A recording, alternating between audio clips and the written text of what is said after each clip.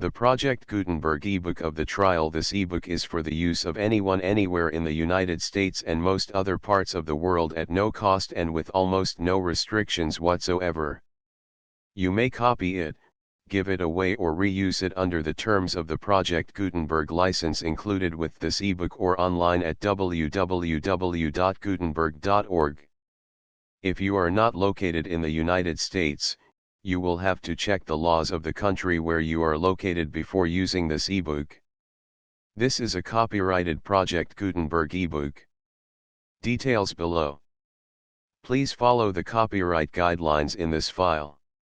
Title: The Trial. Author: Franz Kafka. Translator: David Wiley. Release date: April 1, 2005. Ebook number 7849. Most recently updated January 8, 2023. Language: English. Start of the Project Gutenberg ebook. The Trial. The Trial. Chapter 1, Chapter 2, Chapter 3, Chapter 4, Chapter 5, Chapter 6, Chapter 7, Chapter 8, Chapter 9, Chapter 10. The Trial. Franz Kafka. Translation. Copyright by David Wiley. Translator. Contact email, dandelion@post.cz. Chapter 1. Arrest. Conversation with Mrs. Grubeck. Then Miss Burstner. Someone must have been telling lies about Joseph K. He knew he had done nothing wrong, but, one morning, he was arrested. Every day at 8 in the morning he was brought his breakfast by Mrs. Grubeck as cook. Mrs. Grubeck was his landlady, but today she didn't come. That had never happened before. Kay waited a little while, looked from his pillow at the old woman who lived opposite and who was watching him with an inquisitiveness quite unusual for her, and finally, both hungry and disconcerted, rang the bell. There was immediately a knock at the door and a man entered. He had never seen the man in this house before. He was slim but firmly built, his clothes were black and close-fitting, with many folds and pockets, buckles and buttons and a belt, all of which gave the impression of being very practical but without making it very clear what they were actually for. "Who are you?" asked Kay, sitting half upright in his bed.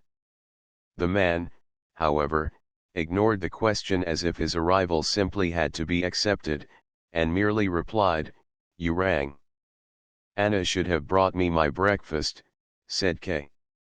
He tried to work out who the man actually was, first in silence, just through observation and by thinking about it, but the man didn't stay still to be looked at for very long.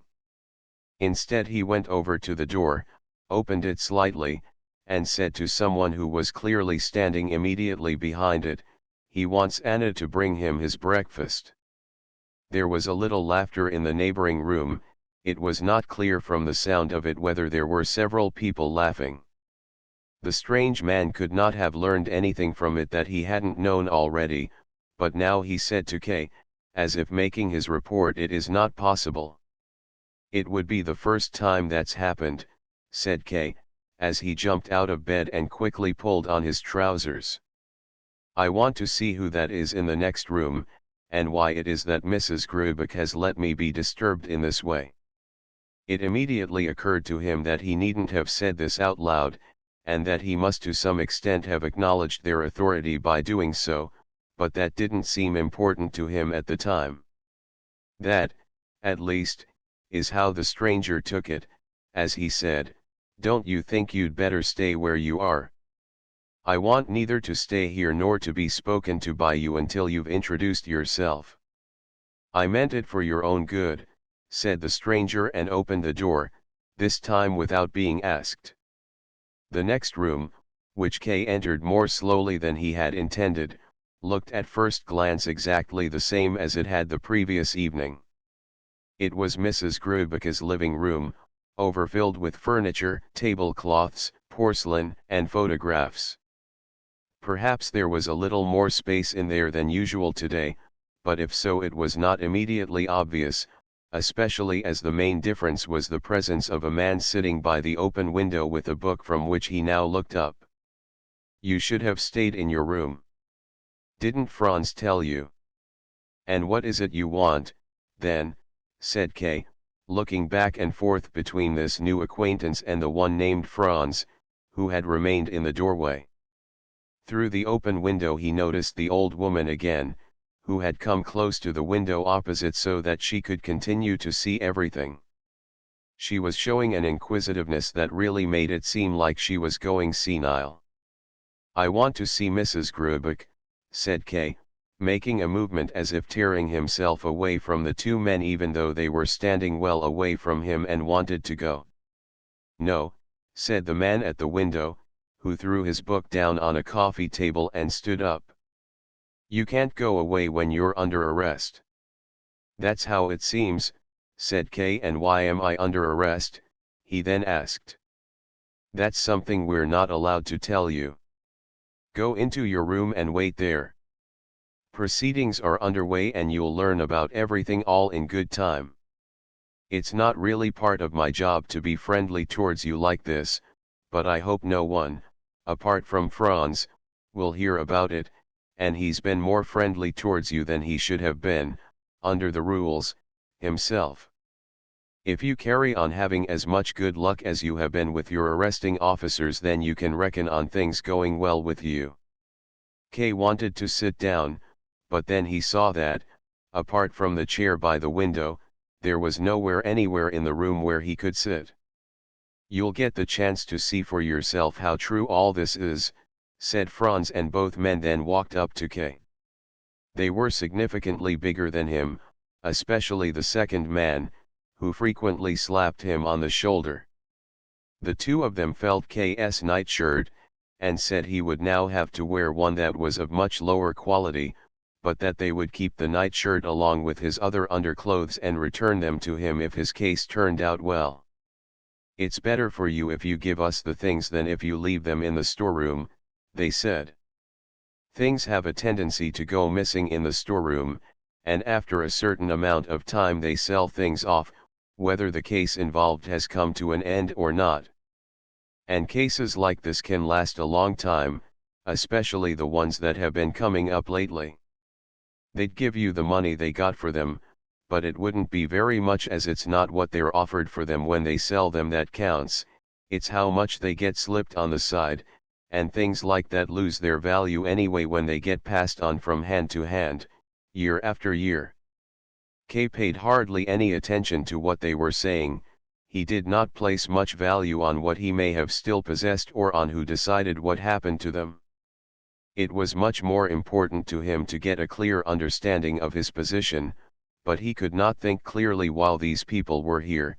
The second policeman's belly, and they could only be policemen, looked friendly enough, sticking out towards him, but when Kay looked up and saw his dry, bony face, it did not seem to fit with the body. His strong nose twisted to one side as if ignoring Kay and sharing an understanding with the other policeman. What sort of people were these? What were they talking about? What office did they belong to? Kay was living in a free country, after all, everywhere was at peace, all laws were decent and were upheld. Who was it who dared accost him in his own home? He was always inclined to take life as lightly as he could, to cross bridges when he came to them, pay no heed for the future, even when everything seemed under threat. But here that did not seem the right thing to do. He could have taken it all as a joke, a big joke set up by his colleagues at the bank for some unknown reason, or also perhaps because today was his 30th birthday. It was all possible, of course. Maybe all he had to do was laugh in the policeman's face in some way and they would laugh with him. Maybe they were tradesmen from the corner of the street, they looked like they might be, but he was nonetheless determined, ever since he first caught sight of the one called Franz, not to lose any slight advantage he might have had over these people. There was a very slight risk that people would later say he couldn't understand a joke, but although he wasn't normally in the habit of learning from experience, he might also have had a few unimportant occasions in mind when, unlike his more cautious friends, he had acted with no thought at all for what might follow and had been made to suffer for it. He didn't want that to happen again, not this time at least. If they were play acting, he would act along with them. He still had time. "Allow me," he said, and hurried between the two policemen through into his room. He seems sensible enough, he heard them say behind him. Once in his room, he quickly pulled open the drawer of his writing desk. Everything in it was very tidy, but in his agitation he was unable to find the identification documents he was looking for straight away. He finally found his bicycle permit and was about to go back to the policeman with it when it seemed to him too petty, so he carried on searching until he found his birth certificate. Just as he got back in the adjoining room, the door on the other side opened and Mrs. Grubeck was about to enter. He only saw her for an instant, for as soon as she recognized Kay she was clearly embarrassed, asked for forgiveness and disappeared, closing the door behind her very carefully. "Do come in," Kay could have said just then. But now he stood in the middle of the room with his papers in his hand and still looking at the door, which did not open again. He stayed like that until he was startled out of it by the shout of the policeman who sat at the little table at the open window and, as Kay now saw, was eating his breakfast. "Why didn't she come in?" he asked. "She's not allowed to," said the big policeman. "You're under arrest, aren't you?"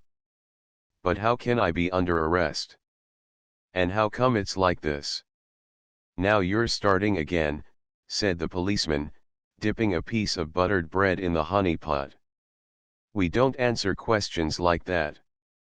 "You will have to answer them," said Kay. "Here are my identification papers, now show me yours, and I certainly want to see the arrest warrant." "Oh, my God," said the policeman. "In a position like yours, and you think you can start giving orders, do you? It won't do you any good to get us on the wrong side, even if you think it will. We're probably more on your side than anyone else you know." "That's true, you know, you'd better believe it," said Franz, holding a cup of coffee in his hand which he did not lift to his mouth but looked at Kay in a way that was probably meant to be full of meaning but could not actually be understood. Kay found himself, without intending it, in a mute dialogue with Franz, but then slapped his hand down on his papers and said, "Here are my identity documents." "And what do you want us to do about it?" replied the big policeman, loudly. "The way you're carrying on, it's worse than a child. What is it you want? Do you want to get this great, bloody trial of yours over with quickly by talking about ID and arrest warrants with us? We're just coppers, that's all we are. Junior officers like us hardly know one end of an ID card from another. All we've got to do with you is keep an eye on you for 10 hours a day and get paid for it. That's all we are. Mind you, what we can do is make sure that the high officials we work for find out just what sort of person it is they're going to arrest, and why he should be arrested, before they issue the warrant. There's no mistake there. Our authorities, as far as I know, and I only know the lowest grades, don't go out looking for guilt among the public. It's the guilt that draws them out, like it says in the law, and they have to send us police officers out. That's the law. Where do you think there'd be any mistake there?" "I don't know this law," said Kay. "So much the worse for you, then," said the policeman. "It's probably exists only in your heads," said Kay. He wanted, in some way, to insinuate his way into the thoughts of the policeman, to reshape those thoughts to his benefit or to make himself at home there. But the policeman just said dismissively, "You'll find out when it affects you." Franz joined in, and said, "Look at this, Willem, he admits he doesn't know the law and at the same time insists he's innocent." "You're quite right, but we can't get him to understand a thing," said the other. Kay stopped talking with them. "Do I," he thought to himself, "do I really have to carry on getting tangled up with the chattering of base functionaries like this, and they admit themselves that they are of the lowest position? They're talking about things of which they don't have the slightest understanding, anyway. It's only because of their stupidity that they're able to be so sure of themselves. I just need few words with someone of the same social standing as myself and everything will be incomparably clearer, much clearer than a long conversation with these two can make it. He walked up and down the free space in the room a couple of times. Across the street he could see the old woman who, now, had pulled an old man, much older than herself, up to the window and had her arms around him. Kay had to put an end to this display. Take me to your superior, he said. As soon as he wants to see you. Not before, said the policeman, the one called Willem. And now my advice to you, he added, is to go into your room, stay calm, and wait and see what's to be done with you. If you take our advice, you won't tire yourself out thinking about things to no purpose. You need to pull yourself together as there's a lot that's going to required of you. You've not behaved towards us the way we deserve after being so good to you. You forget that we, whatever we are, we're still free men and you're not, and that's quite an advantage. But in spite of all that we're still willing, if you've got the money, to go and get you some breakfast from the cafe over the road. Without giving any answer to this offer, Kay stood still for some time. Perhaps, if he opened the door of the next room or even the front door, the two of them would not dare to stand in his way. Perhaps that would be the simplest way to settle the whole thing, by bringing it to a head. But maybe they would grab him, and if he were thrown down on the ground he would lose all the advantage he, in a certain respect, had over them. So he decided on the more certain solution, the way things would go in the natural course of events, and went back in his room without another word either from him or from the policeman. He threw himself down on his bed, and from the dressing table he took the nice apple that he had put there the previous evening for his breakfast. Now it was all the breakfast he had, and anyway, as he confirmed as soon as he took his first, big bite of it, it was far better than a breakfast he could have had through the goodwill of the policeman from the dirty cafe. He felt well and confident. He had failed to go into work at the bank this morning, but that could easily be excused because of the relatively high position he held there. Should he really send in his explanation? He wondered about it.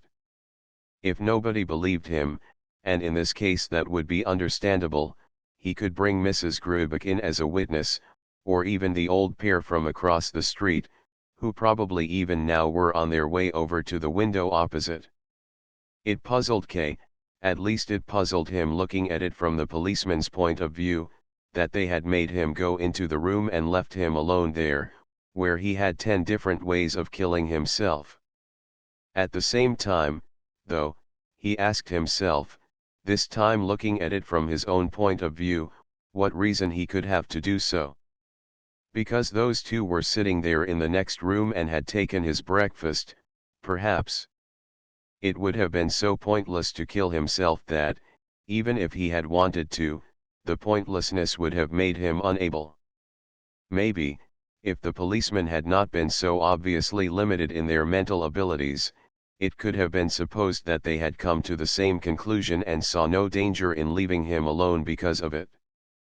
They could watch now, if they wanted, and see how he went over to the cupboard in the wall where he kept a bottle of good schnapps, how he first emptied a glass of it in place of his breakfast and how he then took a second glassful in order to give himself courage, the last one just as a precaution for the unlikely chance it would be needed. Then he was so startled by a shout to him from the other room that he struck his teeth against the glass. "The supervisor wants to see you," a voice said. It was only the shout that startled him, this curt, abrupt, military shout, that he would not have expected from the policeman called Franz. In itself, he found the order very welcome. At last, he called back, locked the cupboard and, without delay, hurried into the next room. The two policemen were standing there and chased him back into his bedroom as if that were a matter of course. "What do you think you're doing?" they cried. "Think you're going to see the supervisor dressed in just your shirt, do you?" He'd see to it you got a right thumping, and us and all. Let go of me for God's sake, called K, who had already been pushed back as far as his wardrobe. If you accost me when I'm still in bed you can't expect to find me in my evening dress. That won't help you, said the policeman, who always became very quiet, almost sad, when K began to shout, and in that way confused him or, to some extent, brought him to his senses. Ridiculous formalities, he grumbled, as he lifted his coat from the chair and kept it in both his hands for a little while, as if holding it out for the policeman's inspection. They shook their heads. It's got to be a black coat, they said. At that, Kay threw the coat to the floor and said without knowing even himself what he meant by it, well, it's not going to be the main trial, after all. The policeman laughed, but continued to insist, it's got to be a black coat. Well, that's all right by me if it makes things go any faster, said Kay. He opened the wardrobe himself, spent a long time searching through all the clothes, and chose his best black suit, which had a short jacket that had greatly surprised those who knew him. Then he also pulled out a fresh shirt and began, carefully, to get dressed. He secretly told himself that he had succeeded in speeding things up by letting the policeman forget to make him have a bath. He watched them to see if they might remember after all, but of course it never occurred to them, although Willem did not forget to send Franz up to the supervisor with the message saying that Kay was getting dressed. Once he was properly dressed, Kay had to pass by Willem as he went through the next room into the one beyond, the door of which was already wide open. Kay knew very well that this room had recently been let to a typist called Miss Burstner. She was in the habit of going out to work very early and coming back home very late, and Kay had never exchanged more than a few words of greeting with her. Now, her bedside table had been pulled into the middle of the room to be used as a desk for these proceedings, and the supervisor sat behind it. He had his legs crossed, and had thrown one arm over the backrest of the chair. In one corner of the room there were three young people looking at the photographs belonging to Miss Burstner that had been put into a piece of fabric on the wall. Hung up on the handle of the open window was a white blouse. At the window across the street, there was the old pair again, although now their number had increased, as behind them, and far taller than they were, stood a man with an open shirt that showed his chest and a reddish goatee beard which he squeezed and twisted with his fingers. Joseph K., asked the supervisor, perhaps merely to attract K.'s attention as he looked round the room. K nodded. I dare say you were quite surprised by all that's been taking place this morning, said the supervisor as, with both hands, he pushed away the few items on the bedside table, the candle and box of matches, a book, and a pincushion which lay there as if they were things he would need for his own business. Certainly, said K., and he began to feel relaxed now that, at last, he stood in front of someone with some sense, someone with whom he would be able to talk about his situation.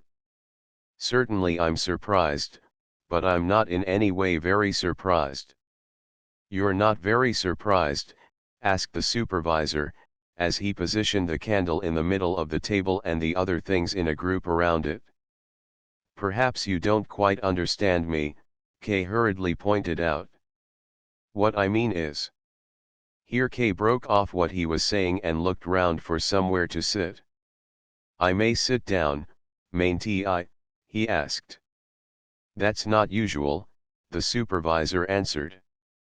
What I mean is, said Kay without delaying a second time, that, yes, I am very surprised, but when you've been in the world for 30 years already and had to make your own way through everything yourself, which has been my lot, then you become hardened to surprises and don't take them too hard.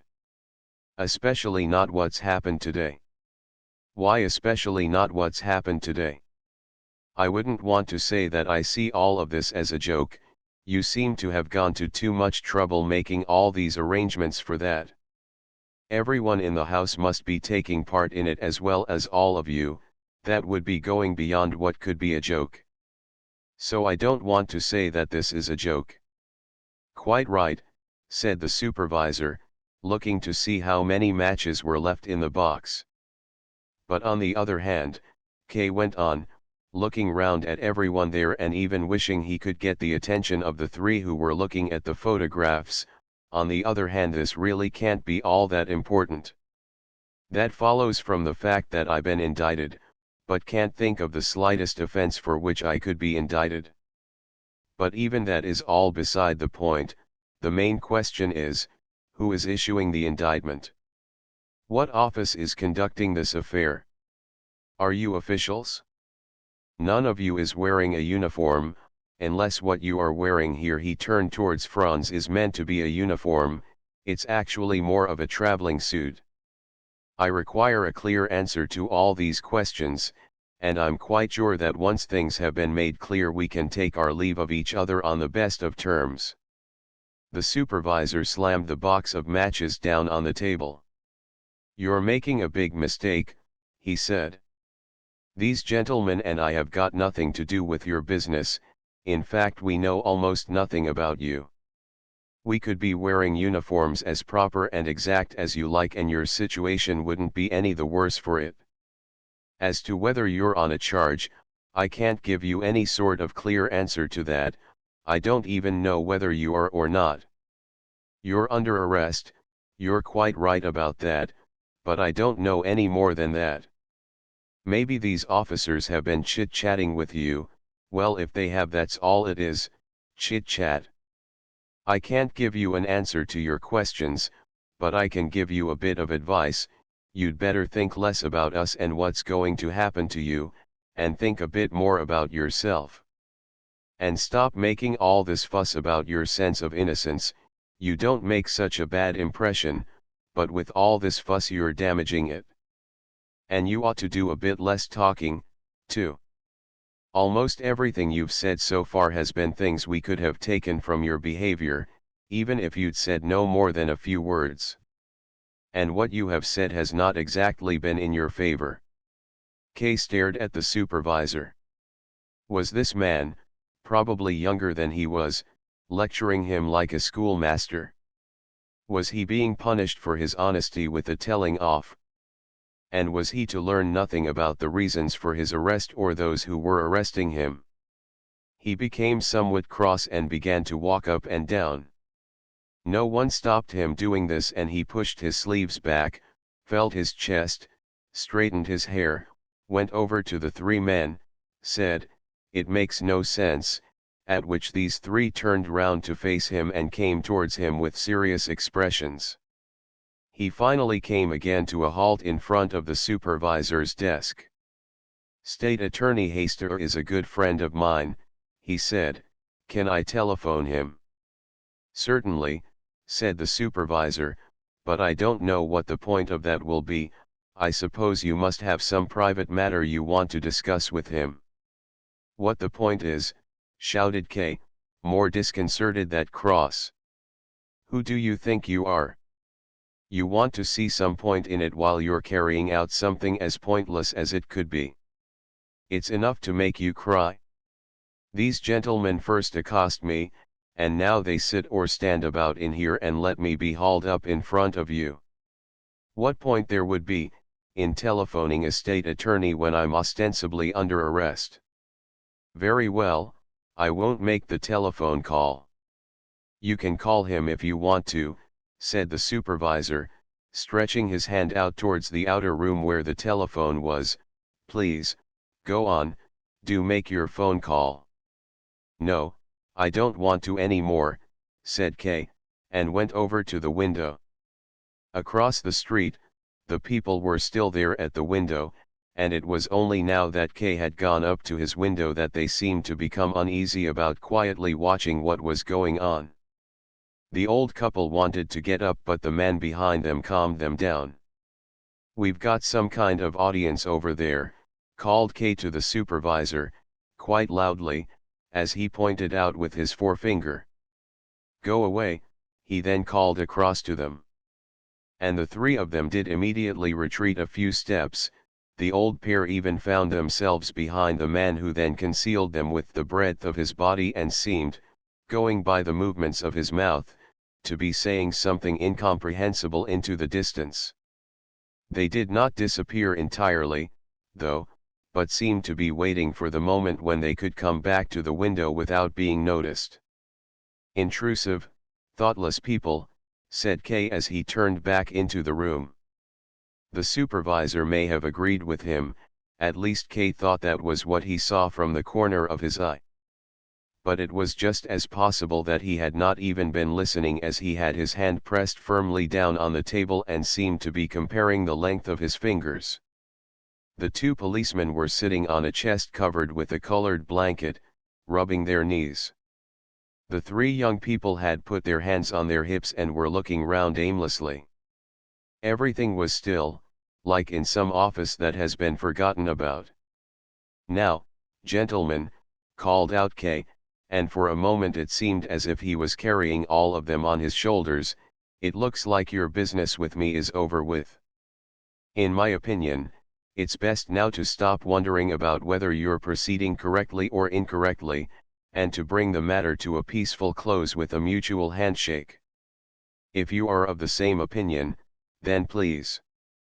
And he walked up to the supervisor's desk and held out his hand to him. The supervisor raised his eyes, bit his lip and looked at K's outstretched hand. K still believed the supervisor would do as he suggested. But instead, he stood up, picked up a hard round hat that was laying on Miss Burstner's bed and put it carefully onto his head, using both hands as if trying on a new hat.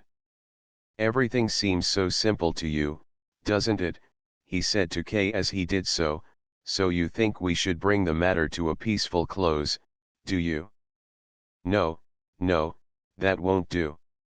Mind you, on the other hand, I certainly wouldn't want you to think there's no hope for you."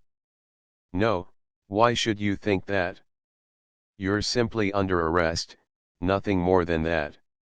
That's what I had to tell you, that's what I've done, and now I've seen how you've taken it. That's enough for one day, and we can take our leave of each other, for the time being at least. I expect you'll want to go into the bank now, won't you?" "Into the bank?" asked Kay. "I thought I was under arrest." Kay said this with a certain amount of defiance as, although his handshake had not been accepted, he was feeling more independent of all these people, especially since the supervisor had stood up. He was playing with them. If they left, he had decided he would run after them and offer to let them arrest him. That's why he even repeated, "How can I go into the bank when I'm under arrest?" "I see you've misunderstood me," said the supervisor, who was already at the door. "It's true that you're under arrest, but that shouldn't stop you from carrying out your job. And there shouldn't be anything to stop you carrying on with your usual life.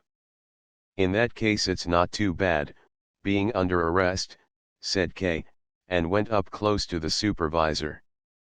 "I never meant it should be anything else," he replied. "It hardly seems to have been necessary to notify me of the arrest in that case," said Kay, and went even closer. The others had also come closer. All of them had gathered together into a narrow space by the door. "That was my duty," said the supervisor. "A silly duty," said Kay, unyielding. "Maybe so," replied the supervisor, "only don't let's waste our time talking on like this. I had assumed you'd be wanting to go to the bank. As you're paying close attention to every word I'll add this, I'm not forcing you to go to the bank, I just assumed you wanted to. And to make things easier for you, and to let you get to the bank with as little fuss as possible, I've put these three gentlemen, colleagues of yours, at your disposal." "What's that?" exclaimed Kay, and looked at the three in astonishment. He could only remember seeing them in their group by the photographs, but these characterless, anemic young people were indeed officials from his bank, not colleagues of his, that was putting it too high, and it showed a gap in the omniscience of the supervisor, but they were nonetheless junior members of staff at the bank. How could Kay have failed to see that? How occupied he must have been with the supervisor and the policeman not to have recognized these three.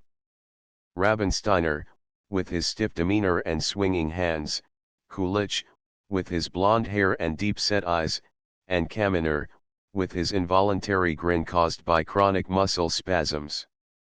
"Good morning," said Kay after a while, extending his hand to the gentlemen as they bowed correctly to him. "I didn't recognize you at all. So, we'll go into work now, shall we?" The gentlemen laughed and nodded enthusiastically, as if that was what they had been waiting for all the time, except that Kay had left his hat in his room, so they all dashed, one after another, into the room to fetch it, which caused a certain amount of embarrassment. Kay stood where he was and watched them through the open double doorway.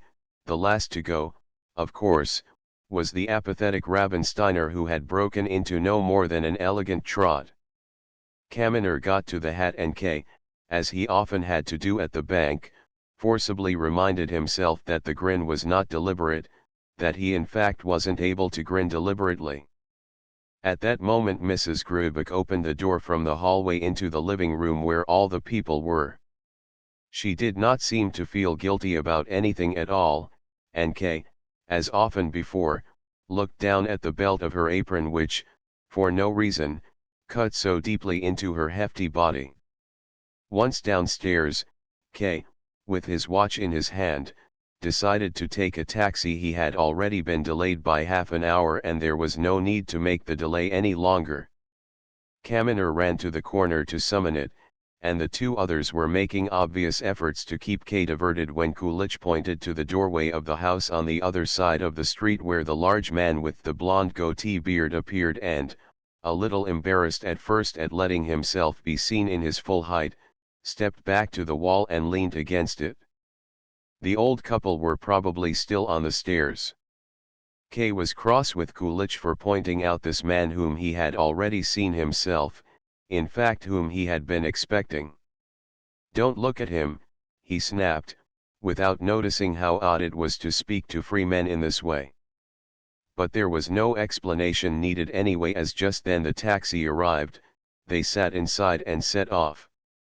Inside the taxi, Kay remembered that he had not noticed the supervisor, and the policeman leaving the supervisor had stopped him noticing the three bank staff, and now the three bank staff had stopped him noticing the supervisor.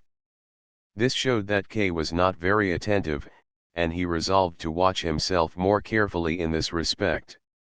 Nonetheless, he gave it no thought as he twisted himself round and leaned over onto the rear shelf of the car to catch sight of the supervisor and the policeman if he could.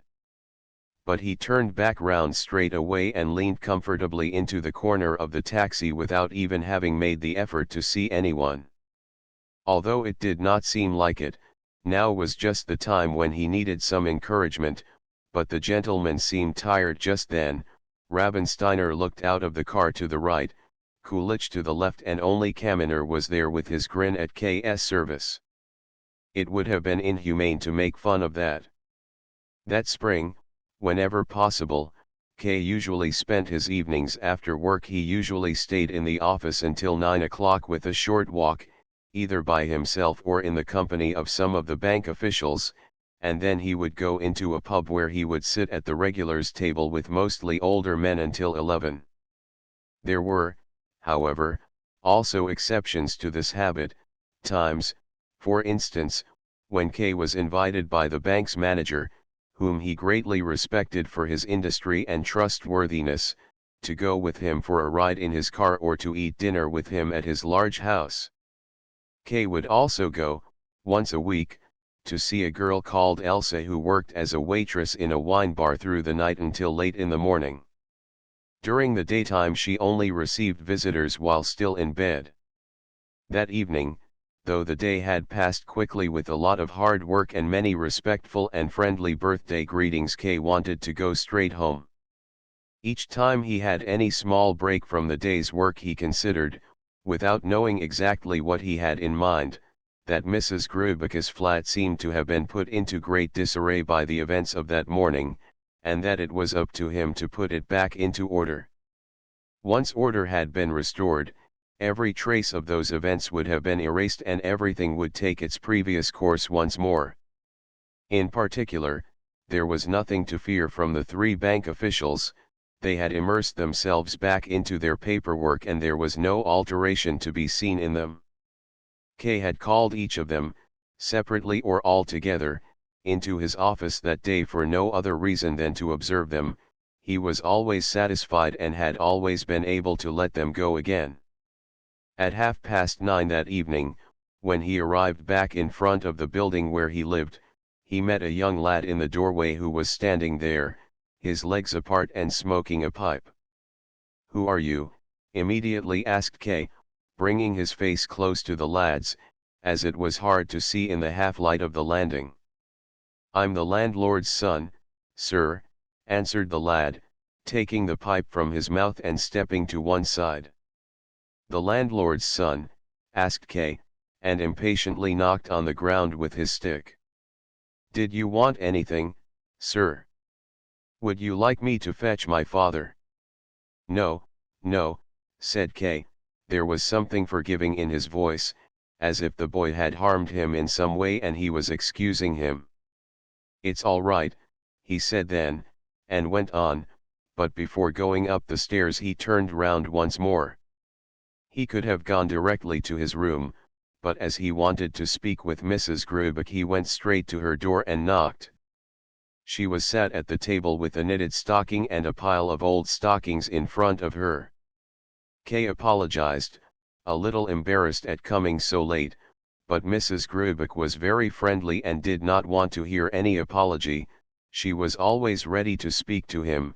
He knew very well that he was her best and her favorite tenant. Kay looked round the room. It looked exactly as it usually did. The breakfast dishes, which had been on the table by the window that morning, had already been cleared away. A woman's hands will do many things when no one's looking, he thought. He might himself have smashed all the dishes on the spot but certainly would not have been able to carry it all out. He looked at Mrs. Grubecke with some gratitude. "Why are you working so late?" he asked. They were now both sitting at the table, and Kay now and then sank his hands into the pile of stockings. "There's a lot of work to do," she said. "During the day I belong to the tenants. If I'm to sort out my own things there are only the evenings left to me. I fear I may have caused you some exceptional work today." "How do you mean, Mr. Kay?" she asked, becoming more interested and leaving her work in her lap. "I mean the men who were here this morning." "Oh, I see," she said, and went peacefully back to what she was doing. "That was no trouble, not especially." Kay looked on in silence as she took up the knitted stocking once more.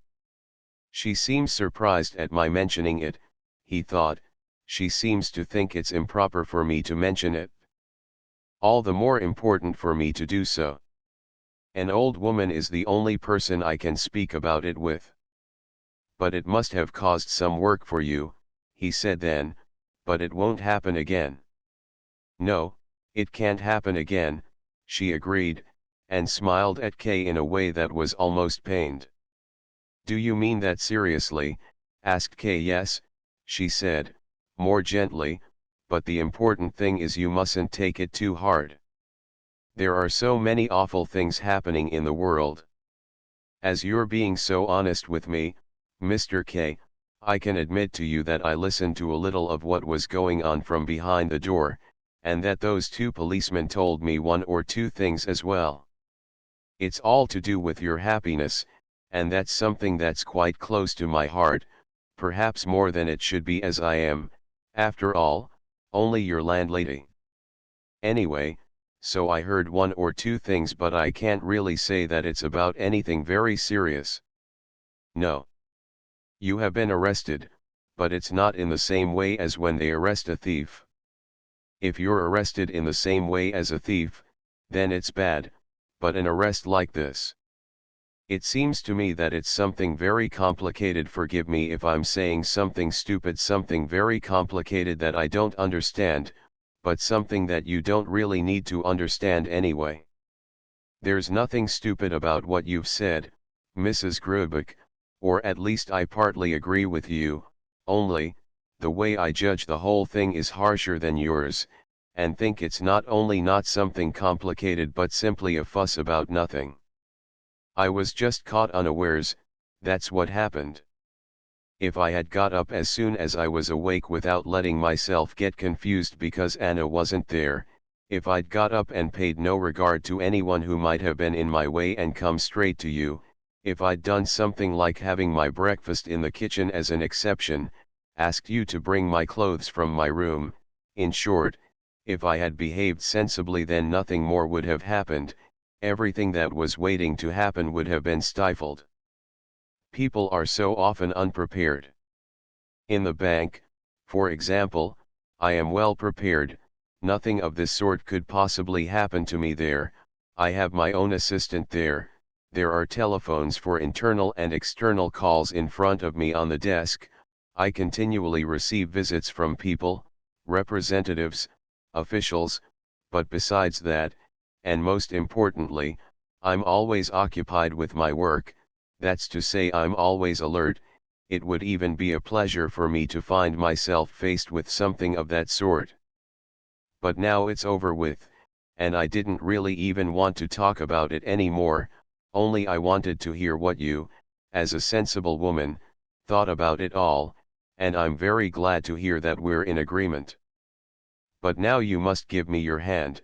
An agreement of this sort needs to be confirmed with a handshake. Will she shake hands with me? The supervisor didn't shake hands, he thought, and looked at the woman differently from before, examining her. She stood up, as he had also stood up, and was a little self-conscious. She hadn't been able to understand everything that Kay said. As a result of this self-consciousness, she said something that she certainly did not intend and certainly was not appropriate. "Don't take it so hard, Mr. K," she said, with tears in her voice and also, of course, forgetting the handshake. "I didn't know I was taking it hard," said Kay, feeling suddenly tired and seeing that if this woman did agree with him it was of very little value. Before going out the door he asked, "Is Miss Burstner home?" "No," said Mrs. Grubeck, smiling as she gave this simple piece of information, saying something sensible at last. "She's at the theater. Did you want to see her? Should I give her a message?" I just wanted to have a few words with her.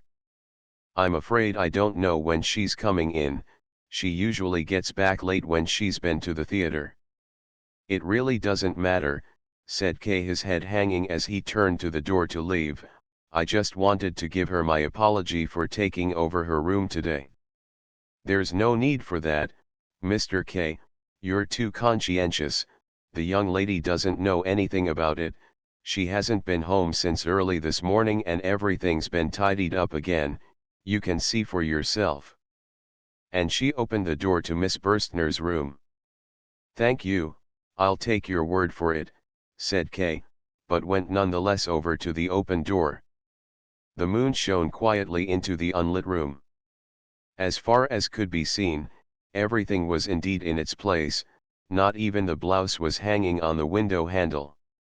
The pillows on the bed looked remarkably plump as they lay half in the moonlight. "Miss Burstner often comes home late," said Kay, looking at Mrs. Grubeck as if that were her responsibility. "That's how young people are," said Mrs. Grubeck to excuse herself. Of course," said Kay, "but it can be taken too far." "Yes, it can be," said Mrs. Grubeck, "you're so right, Mr. K. Perhaps it is in this case.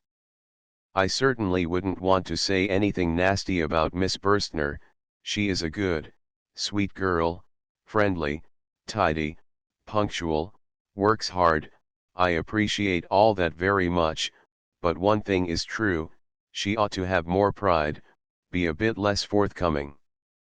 Twice this month already, in the street over the way, I've seen her with a different gentleman. I really don't like saying this, you're the only one I've said this to, Mr. K, I swear to God, but I'm going to have no choice but to have a few words with Miss Burstner about it myself. And it's not the only thing about her that I'm worried about. Mrs. Grubeck, you are on quite the wrong track, said K, so angry that he was hardly able to hide it, and you have moreover misunderstood what I was saying about Miss Burstner. That is not what I meant. In fact, I warn you quite directly not to say anything to her. You are quite mistaken. I know Miss Burstner very well and there is no truth at all in what you say. And what's more, perhaps I'm going too far, I don't want to get in your way, say to her whatever you see fit. Good night.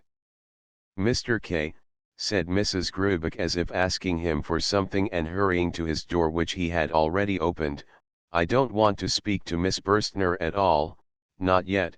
Of course I'll continue to keep an eye on her, but you're the only one I've told what I know.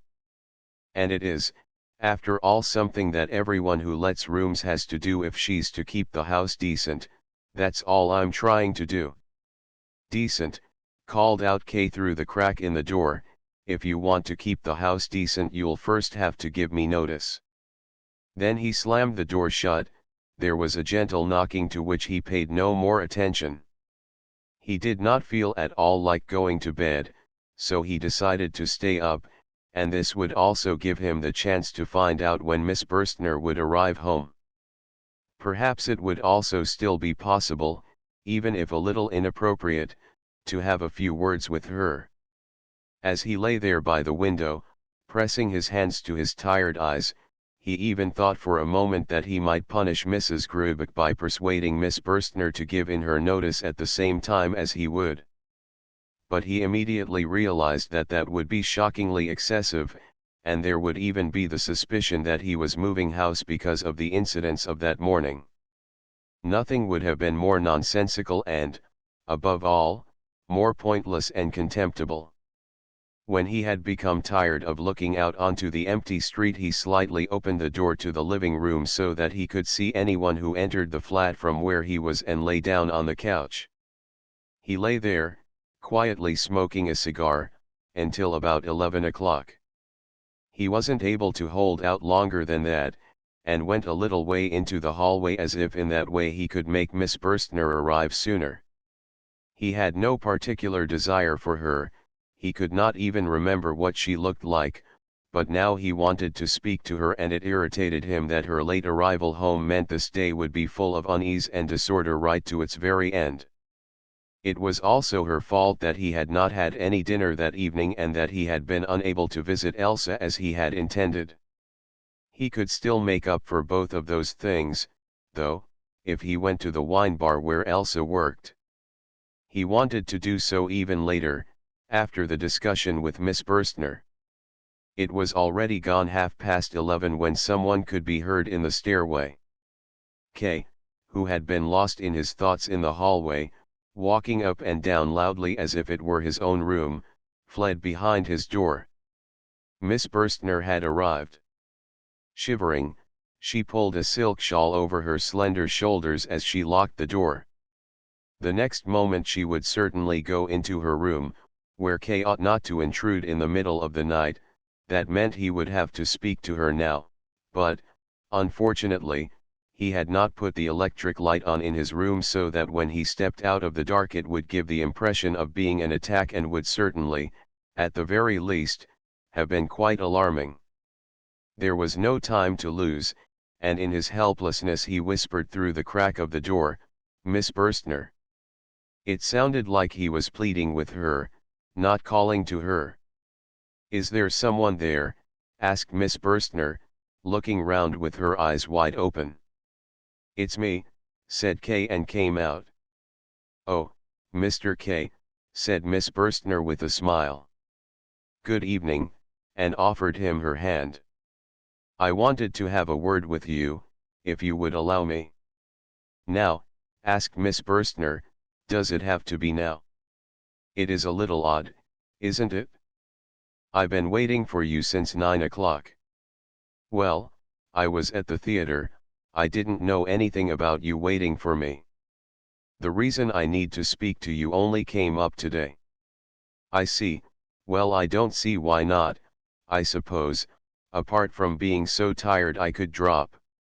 Come into my room for a few minutes then. We certainly can't talk out here, we'd wake everyone up and I think that would be more unpleasant for us than for them. Wait here till I've put the light on in my room, and then turn the light down out here. Kay did as he was told, and then even waited until Miss Burstner came out of her room and quietly invited him, once more, to come in. Sit down, she said, indicating the ottoman, while she herself remained standing by the bedpost despite the tiredness she had spoken of. She did not even take off her hat, which was small but decorated with an abundance of flowers. What is it you wanted, then? I'm really quite curious. She gently crossed her legs. I expect you'll say, Kay began, that the matter really isn't all that urgent and we don't need to talk about it right now, but... I never listen to introductions, said Miss Burstner. That makes my job so much easier, said Kay this morning, to some extent through my fault. Your room was made a little untidy. This happened because of people I did not know and against my will, but, as I said, because of my fault, I wanted to apologize for it. My room? Asked Miss Burstner, and instead of looking round the room scrutinized Kay. It is true, said Kay, and now, for the first time, they looked each other in the eyes. There's no point in saying exactly how this came about. But that's the interesting thing about it, said Miss Burstner. No, said Kay. Well then, said Miss Burstner, I don't want to force my way into any secrets. If you insist that it's of no interest, I won't insist. I'm quite happy to forgive you for it, as you ask, especially as I can't see anything at all that's been left untidy. With her hand laid flat on her lower hip, she made a tour around the room. At the mat where the photographs were she stopped. Look at this, she cried. My photographs really have been put in the wrong places. Oh, that's horrible. Someone really has been in my room without permission. Kay nodded, and quietly cursed Kaminer, who worked at his bank and who was always active doing things that had neither use nor purpose. It is odd, said Miss Burstner, that I'm forced to forbid you to do something that you ought to have forbidden yourself to do, namely to come into my room when I'm not here.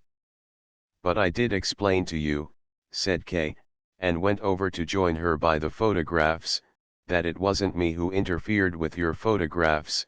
But as you don't believe me, I'll have to admit that the investigating committee brought along 3 bank employees with them. One of them must have touched your photographs, and as soon as I get the chance I'll ask to have him dismissed from the bank. Yes, there was an investigating committee here, added Kay, as the young lady was looking at him inquiringly. Because of you? She asked. Yes, answered Kay. No, the lady cried with a laugh. Yes, they were, said Kay. You believe that I'm innocent then, do you? Well now, innocent, said the lady. I don't want to start making any pronouncements that might have serious consequences. I don't really know you after all. It means they're dealing with a serious criminal if they send an investigating committee straight out to get him. But you're not in custody now. At least I take it you've not escaped from prison, considering that you seem quite calm, so you can't have committed any crime of that sort. Yes, said Kay, but it might be that the investigating committee could see that I'm innocent, or not so guilty as had been supposed. Yes, that's certainly a possibility, said Miss Burstner, who seemed very interested. Listen, said Kay, you don't have much experience in legal matters. No, that's true, I don't, said Miss Burstner, and I've often regretted it, as I'd like to know everything and I'm very interested in legal matters. There's something peculiarly attractive about the law, isn't there? But I'll certainly be perfecting my knowledge in this area, as next month I start work in a legal office. That's very good, said Kay, that means you'll be able to give me some help with my trial. That could well be, said Miss Burstner, why not? I like to make use of what I know. I mean it quite seriously, said Kay, or at least, half seriously, as you do. This affair is too petty to call in a lawyer, but I could make good use of someone who could give me advice. Yes, but if I'm to give you advice I'll have to know what it's all about, said Miss Burstner. That's exactly the problem, said Kay, I don't know that myself. So you have been making fun of me, then, said Miss Burstner exceedingly disappointed, you really ought not to try something like that on at this time of night. And she stepped away from the photographs where they had stood so long together. Miss Burstner, no, said Kay, I'm not making fun of you. Please believe me. I've already told you everything I know. More than I know, in fact, as it actually wasn't even an investigating committee, that's just what I called them because I don't know what else to call them. There was no cross-questioning at all, I was merely arrested, but by a committee. Miss Burstner sat on the ottoman and laughed again. What was it like then? She asked. It was terrible, said Kay, although his mind was no longer on the subject. He had become totally absorbed by Miss Burstner's gaze, who was supporting her chin on one hand, the elbow rested on the cushion of the ottoman, and slowly stroking her hip with the other. That's too vague, said Miss Burstner. What's too vague? Asked Kay. Then he remembered himself and asked, would you like me to show you what it was like? He wanted to move in some way but did not want to leave. I'm already tired, said Miss Burstner. You arrived back so late, said Kay, now you've started telling me off. Well, I suppose I deserve it, as I shouldn't have let you in here in the first place, and it turns out there wasn't even any point. Oh, there was a point, you'll see now how important a point it was, said Kay. May I move this table away from your bedside and put it here? What do you think you're doing? Said Miss Burstner. Of course you can't. In that case I can't show you, said Kay, quite upset, as if Miss Burstner had committed some incomprehensible offense against him. All right then, if you needed to show what you mean, just take the bedside table then, said Miss Burstner, and after a short pause added in a weak voice, I'm so tired I'm allowing more than I ought to. Kay put the little table in the middle of the room and sat down behind it. You have to get a proper idea of where the people were situated, it is very interesting. I'm the supervisor, sitting over there on the chest are two policemen, standing next to the photographs there are three young people. Hanging on the handle of the window is a white blouse, I just mentioned that by the way. And now it begins. Ah yes, I'm forgetting myself, the most important person of all, so I'm standing here in front of the table.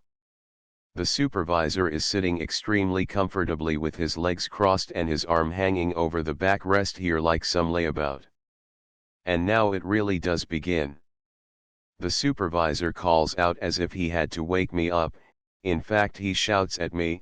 I'm afraid, if I'm to make it clear to you, I'll have to shout as well, and it's nothing more than my name that he shouts out.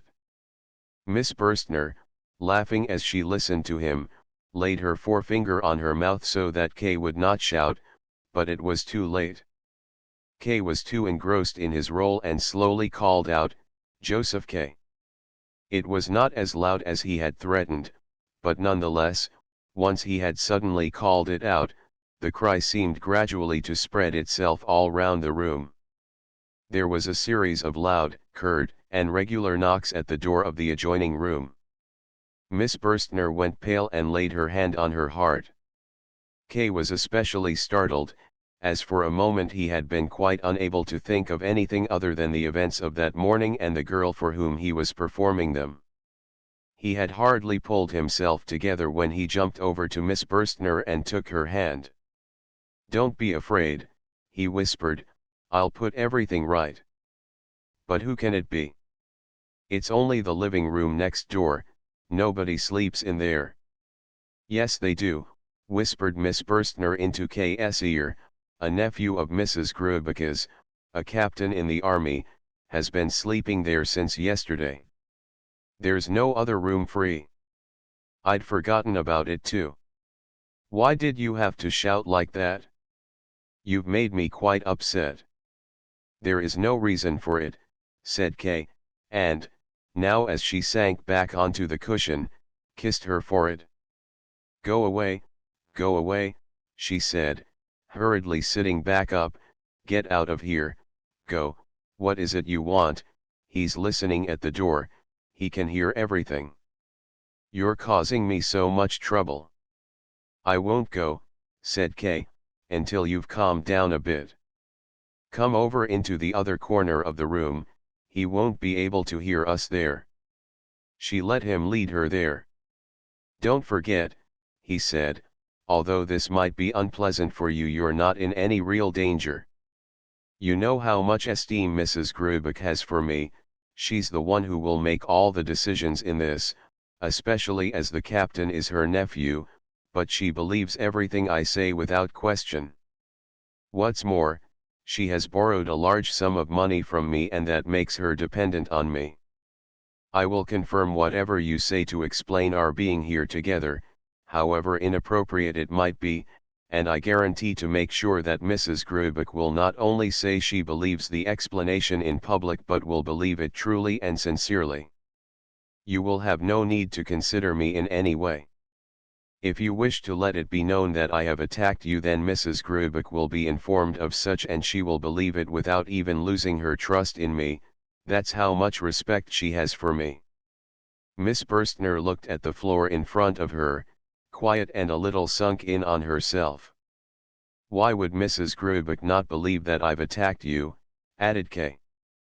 He looked at her hair in front of him, parted, bunched down, reddish and firmly held in place. He thought she would look up at him, but without changing her manner she said, "Forgive me, but it was the suddenness of the knocking that startled me so much, not so much what the consequences of the captain being here might be.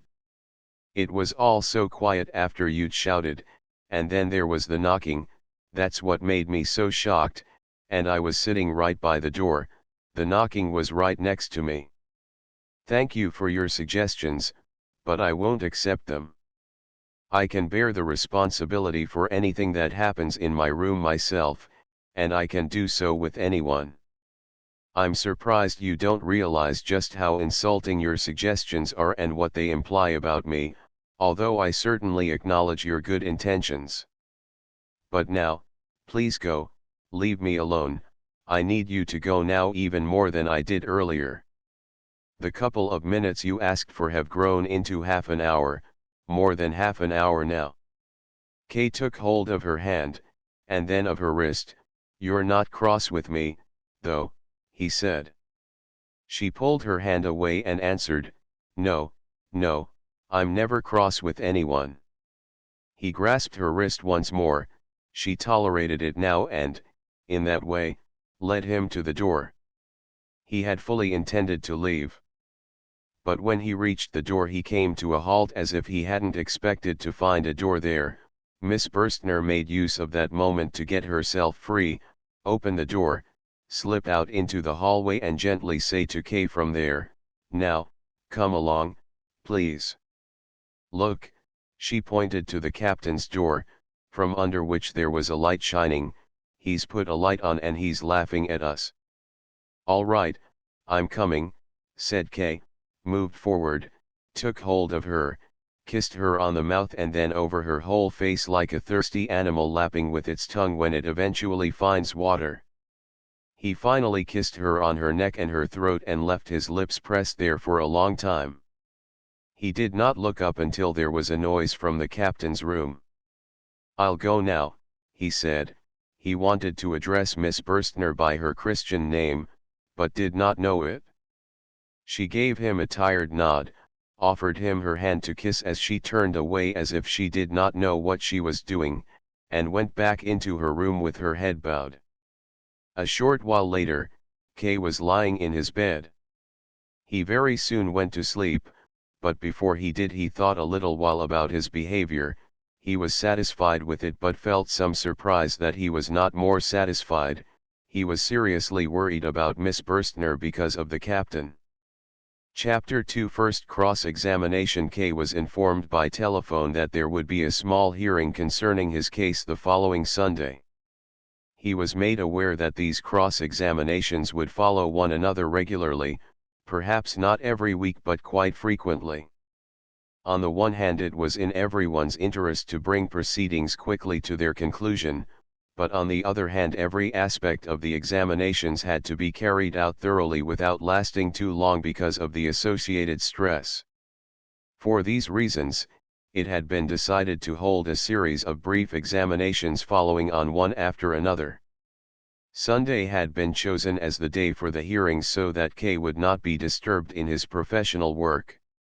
It was assumed that he would be in agreement with this, but if he wished for another date then, as far as possible, he would be accommodated.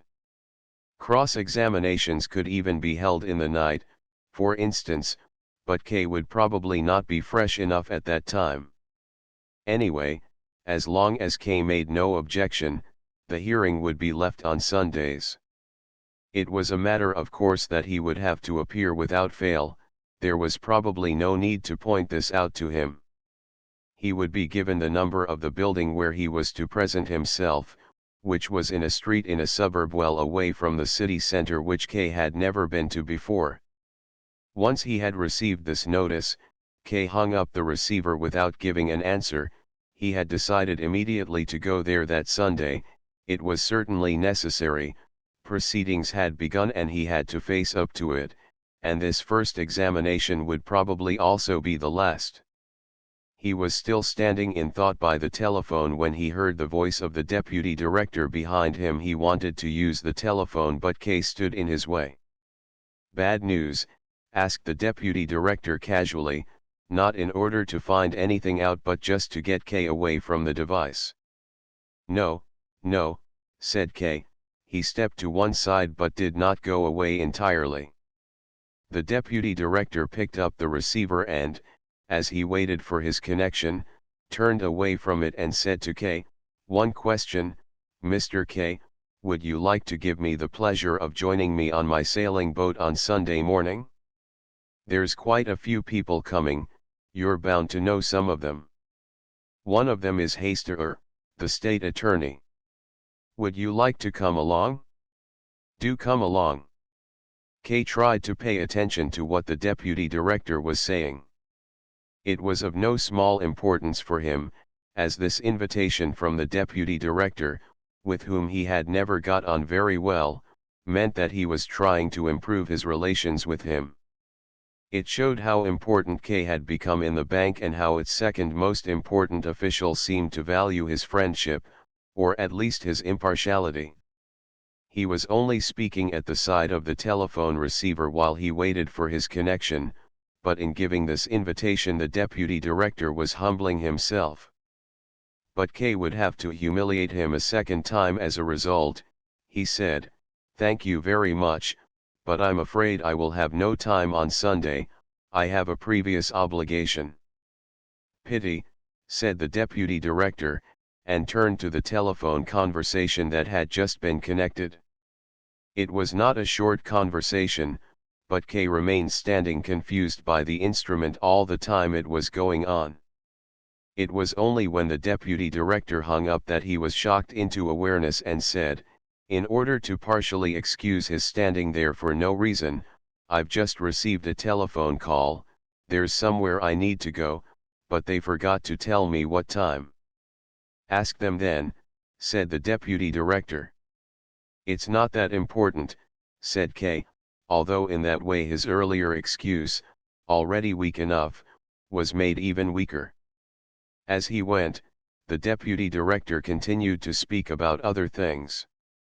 K forced himself to answer, but his thoughts were mainly about that Sunday, how it would be best to get there for 9 o'clock in the morning, as that was the time that courts always start work on weekdays. The weather was dull on Sunday. K was very tired, as he had stayed out drinking until late in the night celebrating with some of the regulars, and he had almost overslept. He dressed hurriedly, without the time to think and assemble the various plans he had worked out during the week. With no breakfast, he rushed to the suburb he had been told about. Oddly enough, although he had little time to look around him, he came across the 3 bank officials involved in his case, Rabensteiner, Kulich, and Kaminer. The first 2 were traveling in a tram that went across K's route, but Kaminer sat on the terrace of a cafe and leaned curiously over the wall as K came over. All of them seemed to be looking at him, surprised at seeing their superior running. It was a kind of pride that made K want to go on foot. This was his affair, and the idea of any help from strangers, however slight, was repulsive to him. He also wanted to avoid asking for anyone's help because that would initiate them into the affair, even if only slightly. And after all, he had no wish at all to humiliate himself before the committee by being too punctual. Anyway, now he was running so that he would get there by 9 o'clock if at all possible, even though he had no appointment for this time. He had thought that he would recognize the building from a distance by some kind of sign, without knowing exactly what the sign would look like, or from some particular kind of activity outside the entrance. K had been told that the building was in Juliusstrasse, but when he stood at the street's entrance it consisted on each side of almost nothing but monotonous, grey constructions, tall blocks of flats occupied by poor people. Now, on a Sunday morning, most of the windows were occupied. Men in their shirt sleeves leaned out smoking, or carefully and gently held small children on the sills. Other windows were piled up with bedding, above which the disheveled head of a woman would briefly appear.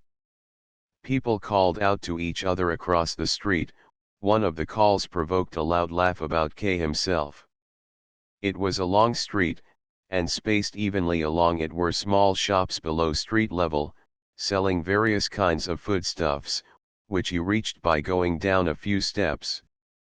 Women went in and out of them or stood chatting on the steps. A fruitmonger, taking his goods up to the windows, was just as inattentive as K and nearly knocked him down with his cart. Just then, a gramophone, which in better parts of town would have been seen as worn out, began to play some murderous tune. K went further into the street, slowly, as if he had plenty of time now, or as if the examining magistrate were looking at him from one of the windows and therefore knew that K had found his way there. It was shortly after 9. The building was quite far down the street. It covered so much area it was almost extraordinary, and the gateway in particular was tall and long. It was clearly intended for delivery wagons belonging to the various warehouses all round the yard, which were now locked up and carried the names of companies, some of which K knew from his work at the bank. In contrast with his usual habits, he remained standing a while at the entrance to the yard, taking in all these external details. Near him, there was a barefooted man sitting on a crate and reading a newspaper. There were 2 lads swinging on a handcart. In front of a pump stood a weak, young girl in a bed jacket who, as the water flowed into her can, looked at K. There was a piece of rope stretched between 2 windows in a corner of the yard, with some washing hanging on it to dry.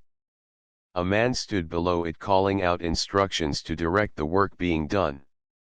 K went over to the stairway to get to the room where the hearing was to take place, but then stood still again, as besides these steps he could see 3 other stairway entrances, and there also seemed to be a small passageway at the end of the yard leading into a second yard. It irritated him that he had not been given more precise directions to the room. It meant they were either being especially neglectful with him or especially indifferent, and he decided to make that clear to them very loudly and very unambiguously.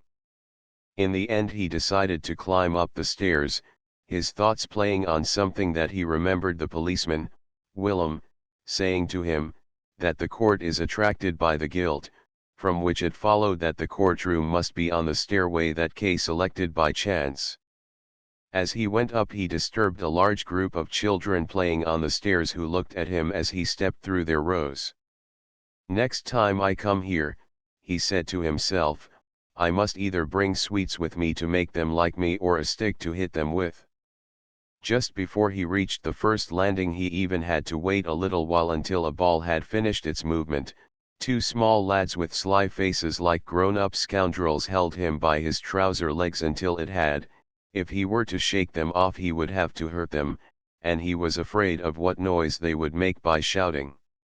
On the first floor, his search began for real. He still felt unable to ask for the investigating committee, and so he invented a joiner called Lanz. That name occurred to him because the captain, Mrs. Grubecke's nephew, was called Lanz so that he could ask at every flat whether Lanz the joiner lived there and thus obtain a chance to look into the rooms.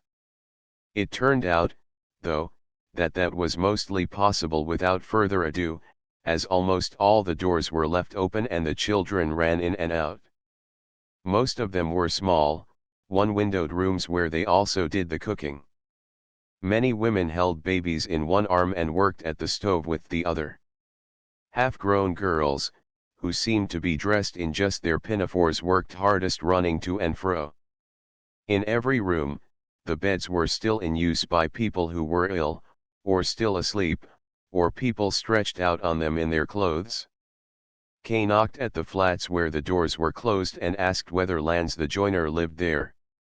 It was usually a woman who opened the door, heard the inquiry and turned to somebody in the room who would raise himself from the bed. The gentleman's asking if a joiner called Lanz lives here. A joiner, called Lanz, he would ask from the bed.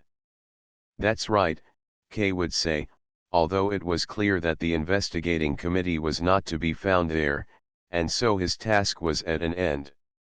There were many who thought it must be very important for Kay to find Lanz the joiner and thought long about it, naming a joiner who was not called Lanz or giving a name that had some vague similarity with Lanz, or they asked neighbors or accompanied Kay to a door a long way away where they thought someone of that sort might live in the back part of the building or where someone would be who could advise Kay better than they could themselves. Kay eventually had to give up asking if he did not want to be led all round from floor to floor in this way. He regretted his initial plan, which had at first seemed so practical to him.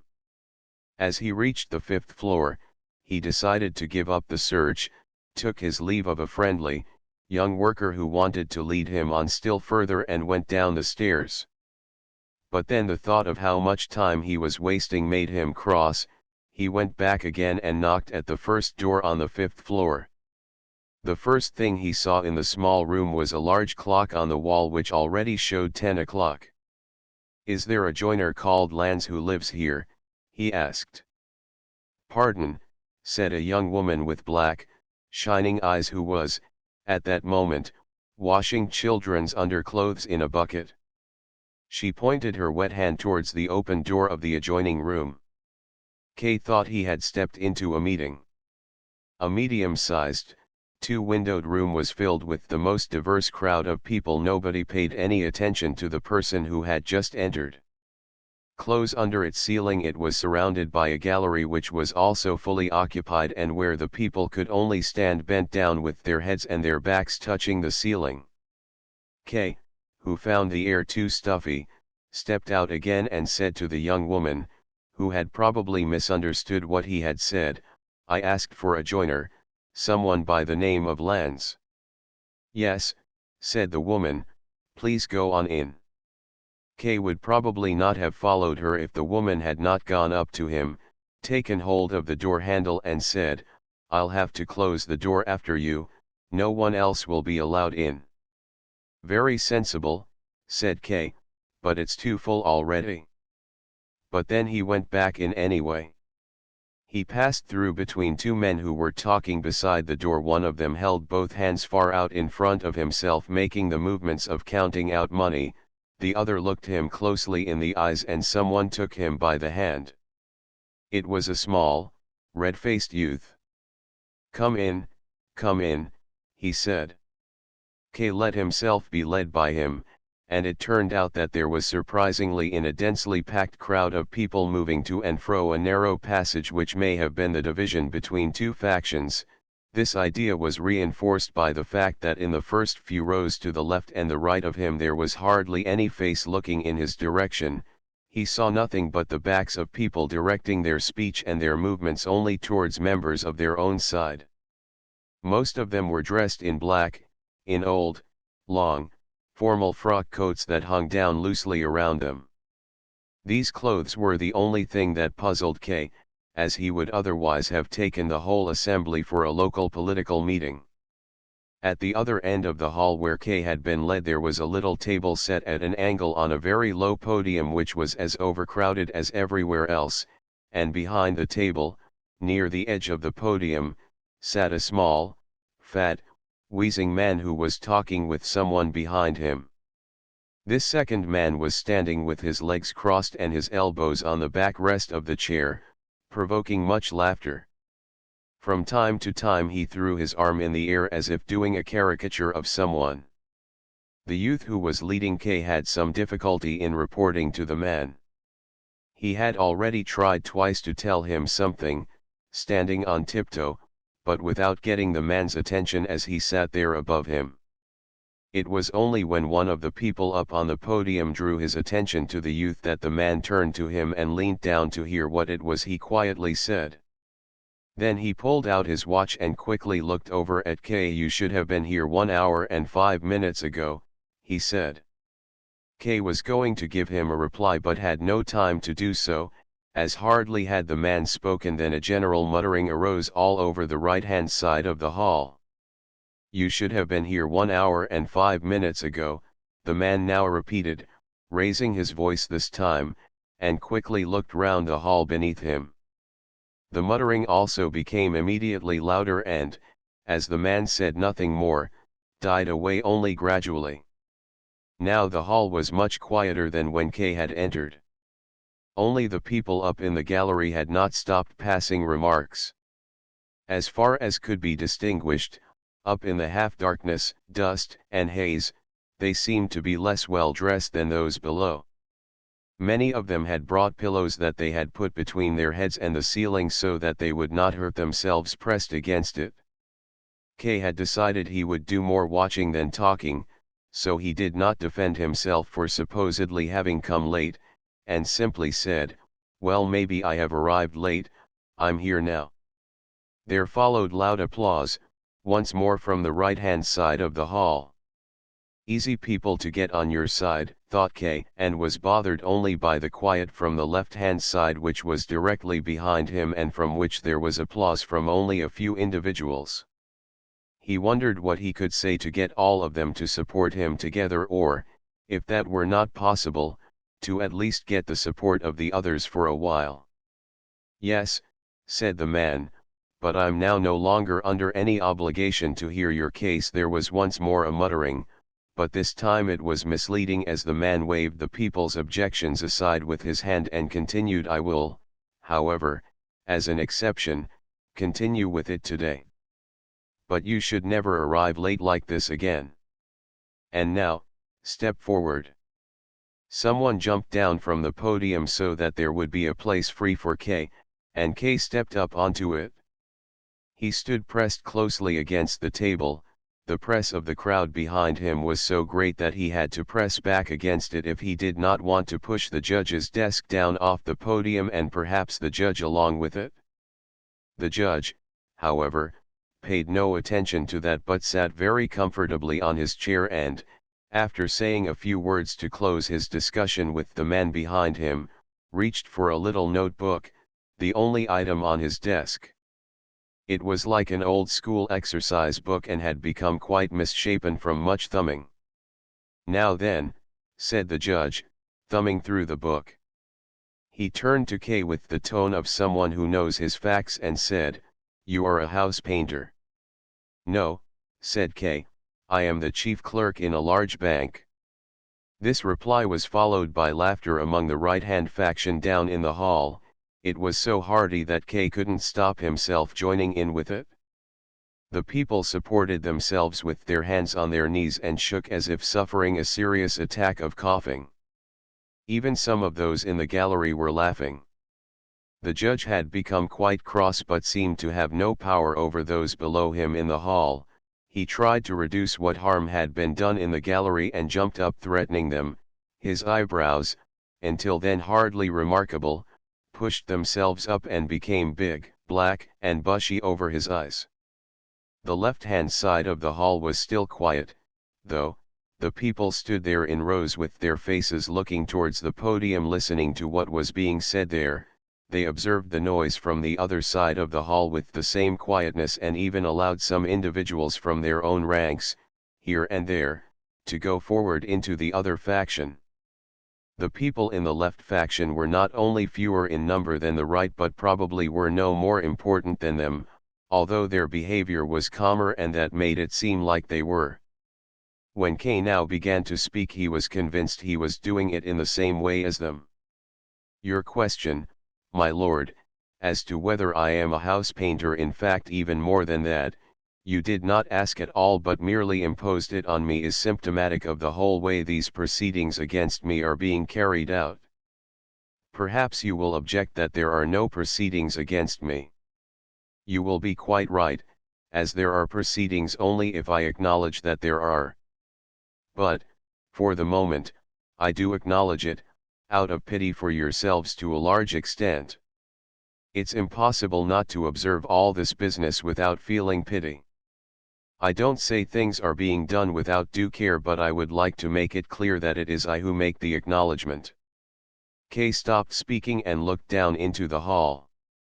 He had spoken sharply, more sharply than he had intended, but he had been quite right.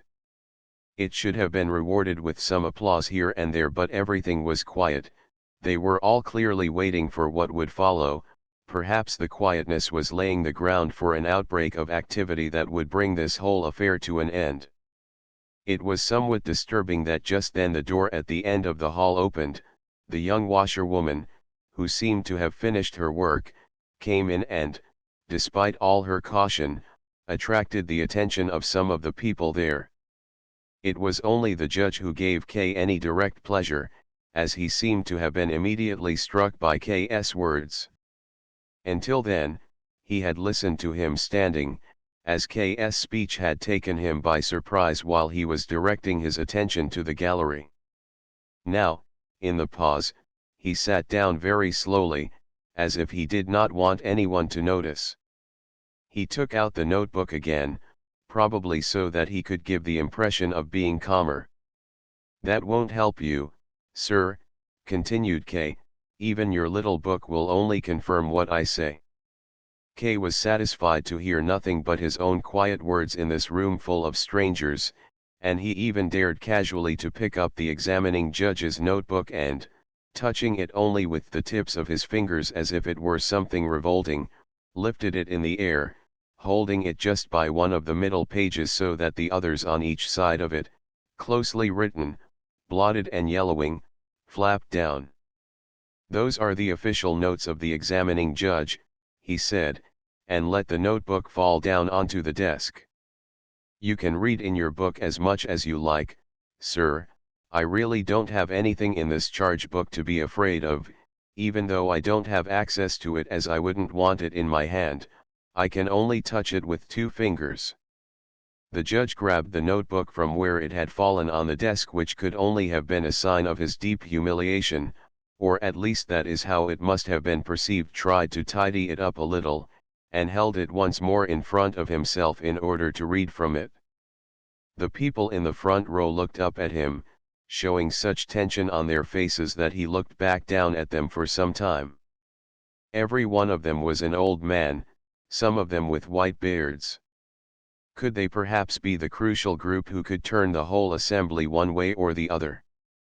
They had sunk into a state of motionlessness while K gave his oration, and it had not been possible to raise them from this passivity even when the judge was being humiliated. "What has happened to me," continued K, with less of the vigor he had had earlier. He continually scanned the faces in the first row, and this gave his address a somewhat nervous and distracted character. "What has happened to me is not just an isolated case.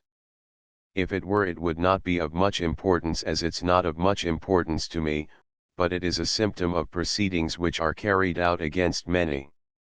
It's on behalf of them that I stand here now, not for myself alone." Without having intended it, he had raised his voice. Somewhere in the hall, someone raised his hands and applauded him, shouting, "Bravo! Why not then? Bravo! Again I say, bravo!" Some of the men in the first row groped around in their beards. None of them looked round to see who was shouting. Not even K thought him of any importance, but it did raise his spirits. He no longer thought it at all necessary that all of those in the hall should applaud him. It was enough if the majority of them began to think about the matter, and if only one of them, now and then, was persuaded. "I'm not trying to be a successful orator," said K after this thought. "That's probably more than I'm capable of anyway. I'm sure the examining judge can speak far better than I can. It is part of his job after all. All that I want is a public discussion of a public wrong. Listen, 10 days ago I was placed under arrest. The arrest itself is something I laugh about, but that's beside the point. They came for me in the morning when I was still in bed. Maybe the order had been given to arrest some house painter. That seems possible after what the judge has said, someone who is as innocent as I am, but it was me they chose. There were 2 police thugs occupying the next room. They could not have taken better precautions if I had been a dangerous robber. And these policemen were unprincipled riffraff. They talked at me till I was sick of it. They wanted bribes, they wanted to trick me into giving them my clothes, they wanted money, supposedly so that they could bring me my breakfast after they had blatantly eaten my own breakfast in front of my eyes. And even that was not enough. I was led in front of the supervisor in another room.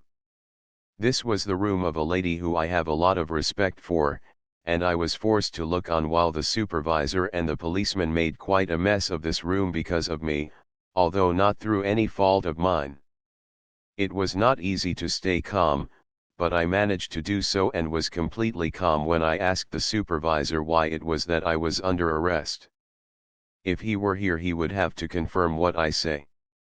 I can see him now, sitting on the chair belonging to that lady I mentioned, a picture of dull-wit arrogance. What do you think he answered? What he told me, gentlemen, was basically nothing at all. Perhaps he really did know nothing. He had placed me under arrest and was satisfied. In fact, he had done more than that and brought 3 junior employees from the bank where I work into the ladies' room.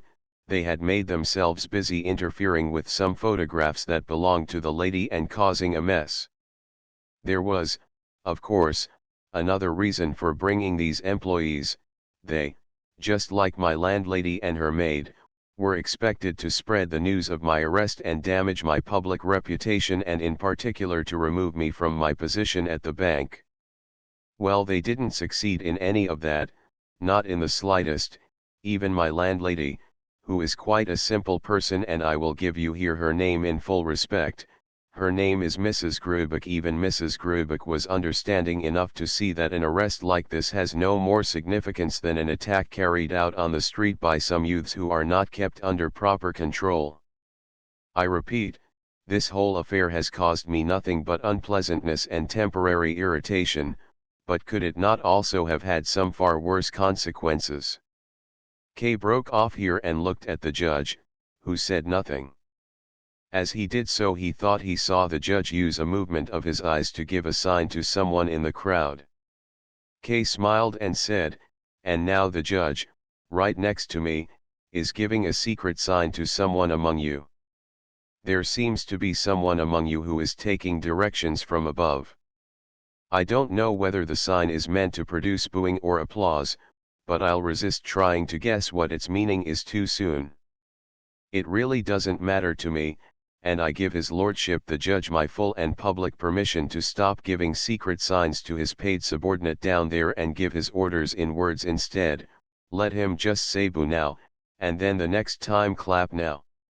Whether it was embarrassment or impatience, the judge rocked backwards and forwards on his seat. The man behind him, whom he had been talking with earlier, leaned forward again, either to give him a few general words of encouragement or some specific piece of advice. Below them in the hall the people talked to each other quietly but animatedly. The two factions had earlier seemed to hold views strongly opposed to each other, but now they began to intermingle. A few individuals pointed up at K, others pointed at the judge. The air in the room was foggy and extremely oppressive. Those who were standing furthest away could hardly even be seen through it. It must have been especially troublesome for those visitors who were in the gallery, as they were forced to quietly ask the participants in the assembly what exactly was happening, albeit with timid glances at the judge. The replies they received were just as quiet, and given behind the protection of a raised hand.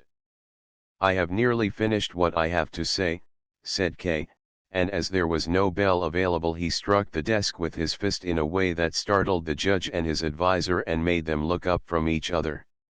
"None of this concerns me, and I am therefore able to make a calm assessment of it, and, assuming that this so-called court is of any real importance, it will be very much to your advantage to listen to what I have to say. If you want to discuss what I say, please don't bother to write it down until later on. I don't have any time to waste and I'll soon be leaving." There was immediate silence, which showed how well K was in control of the crowd. There were no shouts among them as there had been at the start, no one even applauded, but if they weren't already persuaded they seemed very close to it. K was pleased at the tension among all the people there as they listened to him. A rustling rose from the silence which was more invigorating than the most ecstatic applause could have been. "There is no doubt," he said quietly, "that there is some enormous organization determining what is said by this court. In my case this includes my arrest and the examination taking place here today, an organization that employs policemen who can be bribed, oafish supervisors and judges of whom nothing better can be said than that they are not as arrogant as some others. This organization even maintains a high-level judiciary along with its train of countless servants, scribes, policemen, and all the other assistants that it needs, perhaps even executioners and torturers. I'm not afraid of using those words. And what, gentlemen, is the purpose of this enormous organization?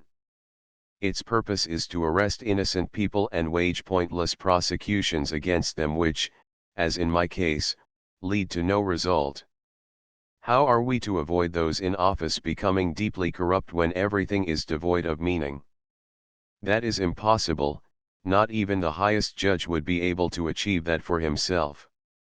That is why policemen try to steal the clothes off the back of those they arrest. That is why supervisors break into the homes of people they do not know. That is why innocent people are humiliated in front of crowds rather than being given a proper trial. The policemen only talked about the warehouses where they put the property of those they arrest. I would like to see these warehouses where the hard-won possessions of people under arrest is left to decay, if, that is, it's not stolen by the thieving hands of the warehouse workers. K was interrupted by a screeching from the far end of the hall. He shaded his eyes to see that far, as the dull light of day made the smoke whitish and hard to see through. It was the washerwoman whom K had recognized as a likely source of disturbance as soon as she had entered. It was hard to see now whether it was her fault or not. K could only see that a man had pulled her into a corner by the door and was pressing himself against her. But it was not her who was screaming, but the man. He had opened his mouth wide and looked up at the ceiling. A small circle had formed around the two of them, The visitors near him in the gallery seemed delighted that the serious tone K had introduced into the gathering had been disturbed in this way. K's first thought was to run over there, and he also thought that everyone would want to bring things back into order there, or at least to make the pair leave the room, but the first row of people in front of him stayed where they were, no one moved, and no one let K through. On the contrary, they stood in his way. Old men held out their arms in front of him, and a hand from somewhere he did not have the time to turn round took hold of his collar. K, by this time, had forgotten about the pair. It seemed to him that his freedom was being limited, as if his arrest was being taken seriously, and, without any thought for what he was doing, he jumped down from the podium. Now he stood face to face with the crowd. Had he judged the people properly? Had he put too much faith in the effect of his speech? Had they been putting up a pretense all the time he had been speaking, and now that he came to the end and to what must follow, were they tired of pretending? What faces they were, all around him! Dark, little eyes flickered here and there, cheeks drooped down like on drunken men, their long beards were thin and stiff. If they took hold of them, it was more like they were making their hands into claws, not as if they were taking hold of their own beards. But underneath those beards, and this was the real discovery made by K, there were badges of various sizes and colors shining on the collars of their coats. As far as he could see, every one of them was wearing one of these badges. All of them belonged to the same group, even though they seemed to be divided to the right and the left of him, and when he suddenly turned round he saw the same badge on the collar of the examining judge, who calmly looked down at him with his hands in his lap. "So," called out K, throwing his arms in the air as if this sudden realization needed more room, "all of you are working for this organization. I see now that you are all the very bunch of cheats and liars I've just been speaking about. You've all pressed yourselves in here in order to listen in and snoop on me. You gave the impression of having formed into factions, one of you even applauded me to test me out, and you wanted to learn how to trap an innocent man. Well, I hope you haven't come here for nothing. I hope you've either had some fun from someone who expected you to defend his innocence, or else let go of me or I'll hit you," shouted K to a quivery old man who had pressed himself especially close to him, "or else that you've actually learned something. And so I wish you good luck in your trade." He briskly took his hat from where it lay on the edge of the table and, surrounded by a silence caused perhaps by the completeness of their surprise, pushed his way to the exit. However, the examining judge seems to have moved even more quickly than K, as he was waiting for him at the doorway. "One moment," he said. K stood where he was, but looked at the door with his hand already on its handle rather than at the judge. "I merely wanted to draw your attention," said the judge, "to something you seem not yet to be aware of. Today, you have robbed yourself of the advantages that a hearing of this sort always gives to someone who is under arrest." K laughed towards the door. "You bunch of louts," he called, "you can keep all your hearings as a present from me," then opened the door and hurried down the steps. Behind him, the noise of the assembly rose as it became lively once more, and probably began to discuss these events as if making a scientific study of them. Chapter 3. In the empty courtroom, the student, the offices every day over the following week, K expected another summons to arrive.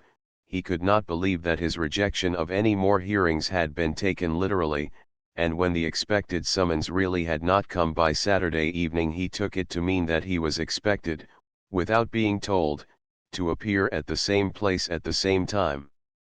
So on Sunday, he set out once more in the same direction, going without hesitation up the steps and through the corridors.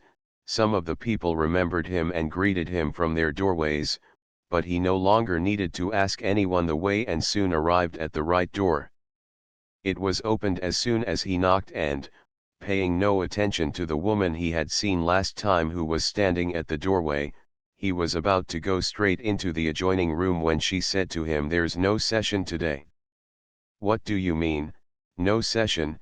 he asked, unable to believe it.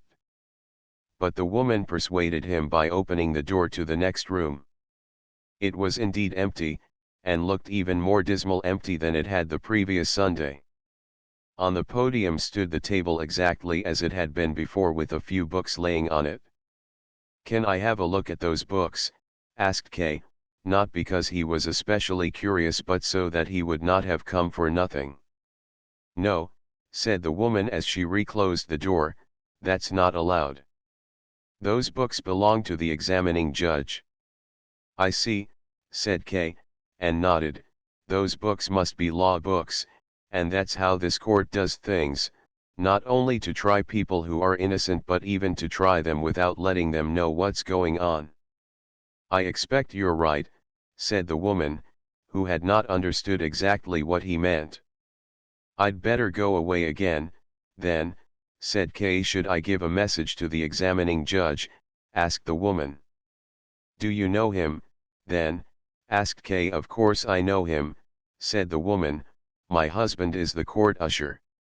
It was only now that Kay noticed that the room, which before had held nothing but a wash tub, had been fitted out as a living room. The woman saw how surprised he was and said, "Yes, we're allowed to live here as we like, only we have to clear the room out when the court's in session. There's lots of disadvantages to my husband's job." "It's not so much the room that surprises me," said Kay, looking at her crossly, "it's your being married that shocks me." "Are you thinking about what happened last time the court was in session, when I disturbed what you were saying?" asked the woman. "Of course," said Kay, "it's in the past now and I've nearly forgotten about it, but at the time it made me furious. And now you tell me yourself that you are a married woman. It wasn't any disadvantage for you to have your speech interrupted? The way they talked about you after you'd gone was really bad." "That could well be," said Kay, turning away, "but it does not excuse you." "There's no one I know who'd hold it against me," said the woman. "Him, who put his arms around me, he's been chasing after me for a long time. I might not be very attractive for most people, but I am for him. I've got no protection from him, even my husband has had to get used to it. If he wants to keep his job he's got to put up with it, as that man's a student and he'll almost certainly be very powerful later on. He's always after me, he'd only just left when you arrived." "That fits in with everything else," said Kay, "I'm not surprised." "Do you want to make things a bit better here?" the woman asked slowly, watching him as if she were saying something that could be as dangerous for Kay as for herself. "That's what I thought when I heard you speak. I really liked what you said. Mind you, I only heard part of it. I missed the beginning of it, and at the end I was lying on the floor with the student. It's so horrible here," she said after a pause, and took hold of K's hand. "Do you believe you really will be able to make things better?" Kay smiled and twisted his hand round a little in her soft hands. "It's really not my job to make things better here, as you put it," he said, "and if you said that to the examining judge he would laugh at you or punish you for it. I really would not have become involved in this matter if I could have helped it, and I would have lost no sleep worrying about how this court needs to be made better. But because I'm told that I have been arrested and I am under arrest, it forces me to take some action, and to do so for my own sake. However, if I can be of some service to you in the process I will, of course, be glad to do so. And I will be glad to do so not only for the sake of charity but also because you can be of some help to me." "How could I help you, then?" said the woman. "You could, for example, show me the books on the table there." "Yes, certainly," the woman cried, and pulled Kay along behind her as she rushed to them. The books were old and well worn. The cover of one of them had nearly broken through in its middle, and it was held together with a few threads. "Everything is so dirty here," said Kay, shaking his head, and before he could pick the books up the woman wiped some of the dust off with her apron. Kay took hold of the book that lay on top and threw it open. An indecent picture appeared. A man and a woman sat naked on a sofa. The base intent of whoever drew it was easy to see, but he had been so grossly lacking in skill that all that anyone could really make out were the man and the woman who dominated the picture with their bodies, sitting in overly upright postures that created a false perspective and made it difficult for them to approach each other. Kay didn't thumb through that book anymore, but just threw open the next one at its title page. It was a novel with the title, What Greet Suffered from Her Husband, Hans. "So this is the sort of law book they study here," said Kay. "This is the sort of person sitting in judgment over me." "I can help you," said the woman. "Would you like me to?" "Could you really do that without placing yourself in danger? You did say earlier on that your husband is wholly dependent on his superiors."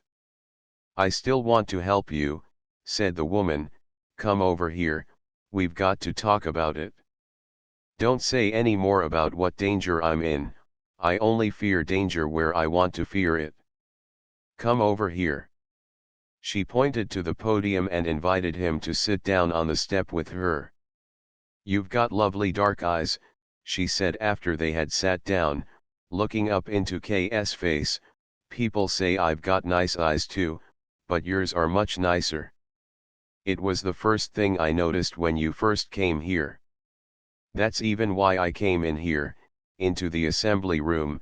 Afterwards, I'd never normally do that. I'm not really even allowed to." "So that's what all this is about," thought Kay. "She's offering herself to me. She's as degenerate as everything else around here. She's had enough of the court officials, which is understandable, I suppose, and so she approaches any stranger and makes compliments about his eyes." With that, Kay stood up in silence as if he had spoken his thoughts out loud and thus explained his action to the woman. "I don't think you can be of any assistance to me," he said. "To be of any real assistance you would need to be in contact with high officials. But I'm sure you only know the lower employees, and there are crowds of them milling about here. I'm sure you're very familiar with them and could achieve a great deal through them, I've no doubt of that, but the most that could be done through them would have no bearing at all on the final outcome of the trial. You, on the other hand, would lose some of your friends as a result, and I have no wish of that. Carry on with these people in the same way as you have been, as it does seem to me to be something you cannot do without. I have no regrets in saying this as, in return for your compliment to me, I also find you rather attractive, especially when you look at me as sadly as you are now, although you really have no reason to do so. You belong to the people I have to combat, and you're very comfortable among them. You're even in love with the student, or if you don't love him you do at least prefer him to your husband. It's easy to see that from what you've been saying." "No," she shouted, remained sitting where she was and grasped K's hand, which he failed to pull away fast enough. "You can't go away now, you can't go away when you've misjudged me like that. Are you really capable of going away now? Am I really so worthless that you won't even do me the favor of staying a little bit longer?"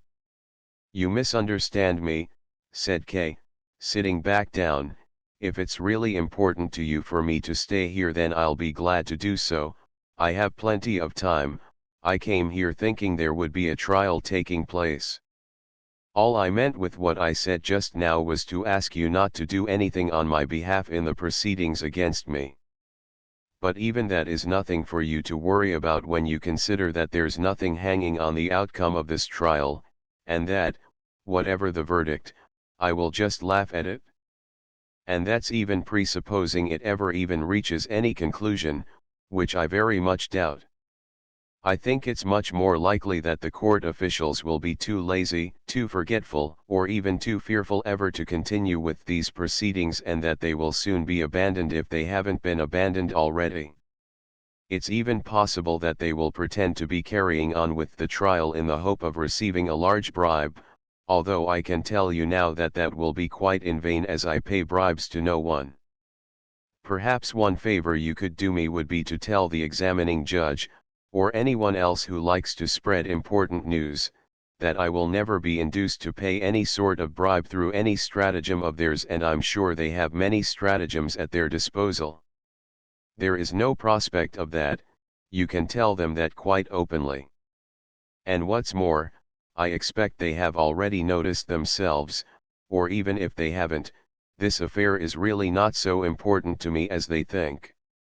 Those gentlemen would only save some work for themselves, or at least some unpleasantness for me, which, however, I am glad to endure if I know that each piece of unpleasantness for me is a blow against them.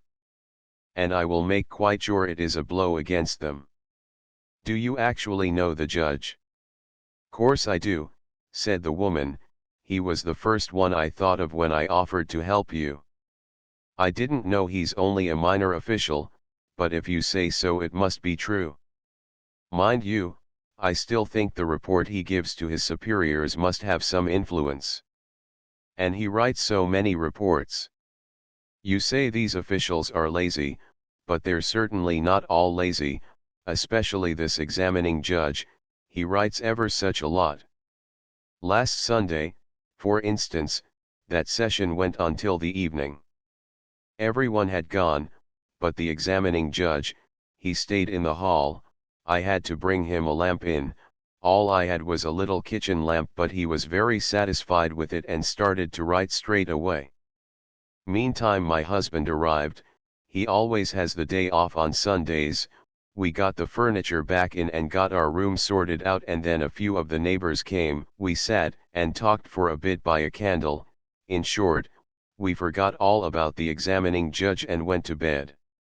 All of a sudden in the night, it must have been quite late in the night, I wakes up, next to the bed, there's the examining judge shading the lamp with his hand so that there's no light from it falls on my husband.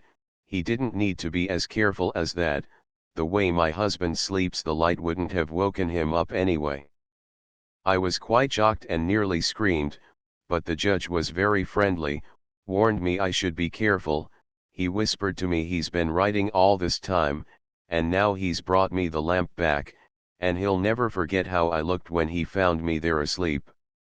What I mean, with all this, I just wanted to tell you how the examining judge really does write lots of reports, especially about you, as questioning you was definitely one of the main things on the agenda that Sunday. If he writes reports as long as that, they must be of some importance. And besides all that, you can see from what happened that the examining judge is after me, and it's right now, when he's first begun to notice me, that I can have a lot of influence on him. And I've got other proof I mean a lot to him, too. Yesterday, he sent that student to me, the one he really trusts and who he works with. He sent him with a present for me, silk stockings. He said it was because I clear up in the courtroom, but that's only a pretense, that job's no more than what I'm supposed to do, it's what my husband gets paid for. Nice stockings, they are. Look. She stretched out her leg, drew her skirt up to her knee and looked, herself, at the stocking. They are nice stockings, but they're too good for me, really. She suddenly interrupted herself and lay her hand on K's as if she wanted to calm him down, and whispered, "Be quiet, Bertold is watching us." K slowly looked up. In the doorway to the courtroom stood a young man. He was short, his legs were not quite straight, and he continually moved his finger round in a short, thin, red beard with which he hoped to make himself look dignified. K looked at him with some curiosity. He was the first student he had ever met of the unfamiliar discipline of jurisprudence, face to face at least, a man who would even most likely attain high office one day. The student, in contrast, seemed to take no notice of K at all. He merely withdrew his finger from his beard long enough to beckon to the woman and went over to the window. The woman leaned over to K and whispered, "Don't be cross with me, please don't, and please don't think ill of me either. I've got to go to him now, to this horrible man, just look at his bent legs. But I'll come straight back and then I'll go with you if you'll take me. I'll go wherever you want, you can do whatever you like with me. I'll be happy if I can be away from here for as long as possible. It'd be best if I could get away from here for good. She stroked K's hand once more, jumped up and ran over to the window. Before he realized it, K grasped for her hand but failed to catch it. He really was attracted to the woman, and even after thinking hard about it could find no good reason why he should not give in to her allure. It briefly crossed his mind that the woman meant to entrap him on behalf of the court, but that was an objection he had no difficulty in fending off. In what way could she entrap him? Was he not still free, so free that he could crush the entire court whenever he wanted, at least where it concerned him? Could he not have that much confidence in himself? And her offer of help sounded sincere, and maybe it wasn't quite worthless. And maybe there was no better revenge against the examining judge and his cronies than to take this woman from him and have her for himself. Maybe then, after much hard work writing dishonest reports about K, the judge would go to the woman's bed late one night and find it empty. And it would be empty because she belonged to K, because this woman at the window, this lush, supple, warm body in its somber clothes of rough, heavy material belonged to him, totally to him and to him alone. Once he had settled his thoughts towards the woman in this way, he began to find the quiet conversation at the window was taking too long. He rapped on the podium with his knuckles, and then even with his fist. The student briefly looked away from the woman to glance at K over his shoulder but did allow himself to be disturbed. In fact, he even pressed himself close to the woman and put his arms around her. She dropped her head down low as if listening to him carefully. As she did so, he kissed her right on the neck, hardly even interrupting what he was saying. Kay saw this as confirmation of the tyranny the student held over the woman and which she had already complained about. He stood up and walked up and down the room. Glancing sideways at the student, he wondered what would be the quickest possible way to get rid of him, and so it was not unwelcome to him when the student, clearly disturbed by K's toing and froing which K had now developed into a stamping up and down, said to him, "You don't have to stay here, you know, if you're getting impatient. You could have gone earlier, no one would have missed you. In fact, you should have gone, you should have left as quickly as possible as soon as I got here." This comment could have caused all possible rage to break out between them, but Kay also bore in mind that this was a prospective court official speaking to a disfavored defendant, and he might well have been taking pride in speaking in this way.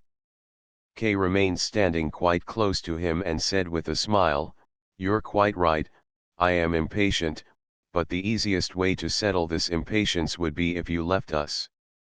On the other hand, if you've come here to study, you are a student, I hear, I'll be quite happy to leave the room to you and go away with the woman. I'm sure you'll still have a lot of study to do before you're made into a judge.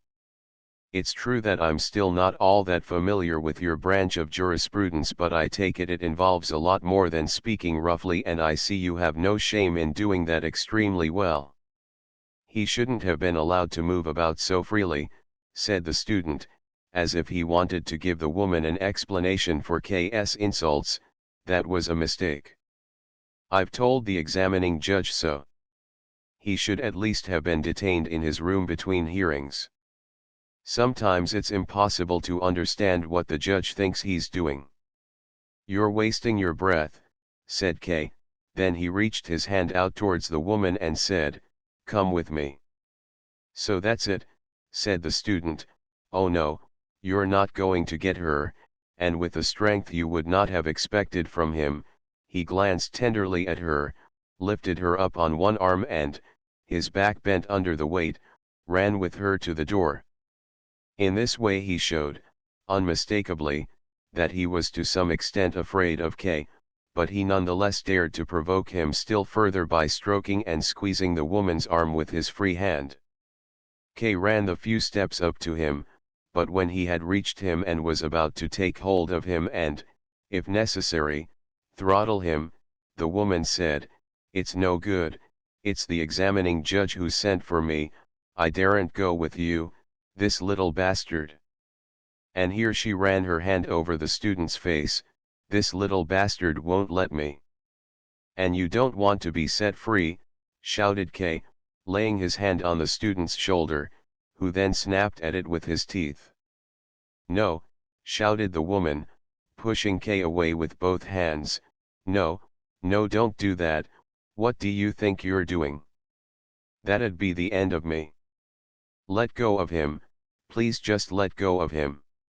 He's only carrying out the judge's orders, he's carrying me to him. Let him take you then, and I want to see nothing more of you," said K, enraged by his disappointment and giving the student a thump in the back so that he briefly stumbled and then, glad that he had not fallen, immediately jumped up all the higher with his burden. K followed them slowly. He realized that this was the first unambiguous setback he had suffered from these people. It was of course nothing to worry about, he accepted the setback only because he was looking for a fight. If he stayed at home and carried on with his normal life he would be 1,000 times superior to these people and could get any of them out of his way just with a kick. And he imagined the most laughable scene possible as an example of this, if this contemptible student, this inflated child, this knock-kneed Redbeard, if he were kneeling at Elsa's bed wringing his hands and begging for forgiveness. K so enjoyed imagining the scene that he decided to take the student along to Elsa with him if ever he should get the opportunity. K was curious to see where the woman would be taken and he hurried over to the door. The student was not likely to carry her through the streets on his arm. It turned out that the journey was far shorter. Directly opposite the flat there was a narrow flight of wooden steps which probably led up to the attic. They turned as they went so that it was not possible to see where they ended. The student carried the woman up these steps, and after the exertions of running with her he was soon groaning and moving very slowly. The woman waved down at K and by raising and lowering her shoulders she tried to show that she was an innocent party in this abduction, although the gesture did not show a lot of regret. K watched her without expression like a stranger. He wanted to show neither that he was disappointed nor that he would easily get over his disappointment. The two of them had disappeared, but K remained standing in the doorway. He had to accept that the woman had not only cheated him but that she had also lied to him when she said she was being taken to the examining judge. The examining judge certainly wouldn't be sitting and waiting in the attic. The wooden stairs would explain nothing to him however long he stared at them. Then K noticed a small piece of paper next to them, went across to it and read, in a childish and unpracticed hand, "Entrance to the court offices." Were the court offices here, in the attic of this tenement, then? If that was how they were accommodated it did not attract much respect, and it was some comfort for the accused to realize how little money this court had at its disposal if it had to locate its offices in a place where the tenants of the building, who were themselves among the poorest of people, would throw their unneeded junk. On the other hand, it was possible that the officials had enough money but that they squandered it on themselves rather than use it for the court's purposes. Going by K's experience of them so far, that even seemed probable, except that if the court were allowed to decay in that way it would not just humiliate the accused but also give him more encouragement than if the court were simply in a state of poverty. K also now understood that the court was ashamed to summon those it accused to the attic of this building for the initial hearing, and why it preferred to impose upon them in their own homes. What a position it was that K found himself in, compared with the judge sitting up in the attic. K, at the bank, had a big office with an anteroom, and had an enormous window through which he could look down at the activity in the square. It was true, though, that he had no secondary income from bribes and fraud, and he couldn't tell a servant to bring him a woman up to the office on his arm. K, however, was quite willing to do without such things, in this life at least. K was still looking at the notice when a man came up the stairs, looked through the open door into the living room where it was also possible to see the courtroom, and finally asked K whether he had just seen a woman there. "You're the court usher, aren't you?" asked K. "That's right," said the man. "Oh, yes, you're defendant K, I recognize you now as well. Nice to see you here." And he offered K his hand, which was far from what K had expected. And when K said nothing, he added, "There's no court session planned for today, though." "I know that," said K as he looked at the usher's civilian coat which, beside its ordinary buttons, displayed two gilded ones as the only sign of his office and seemed to have been taken from an old army officer's coat. "I was speaking with your wife a little while ago. She is no longer here. The student has carried her off to the examining judge." "Listen to this," said the usher, "they're always carrying her away from me.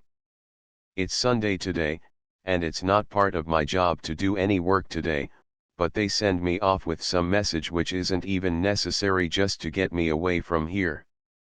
What they do is they send me off not too far away so that I can still hope to get back on time if I really hurry.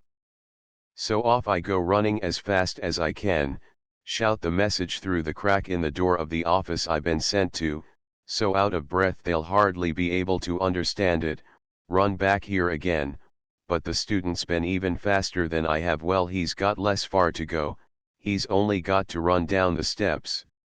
If I wasn't so dependent on them I'd have squashed the student against the wall here a long time ago. Right here, next to the sign.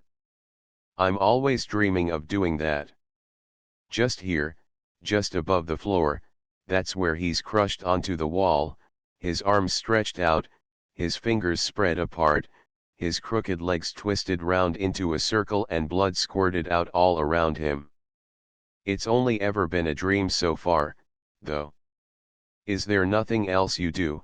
asked K with a smile. "Nothing that I know of," said the usher. "And it's going to get even worse now. Up till now he's only been carrying her off for himself, now he's started carrying her off for the judge and all, just like I'd always said he would." "Does your wife, then, not share some of the responsibility?" asked K. He had to force himself as he asked this question, as he, too, felt so jealous now.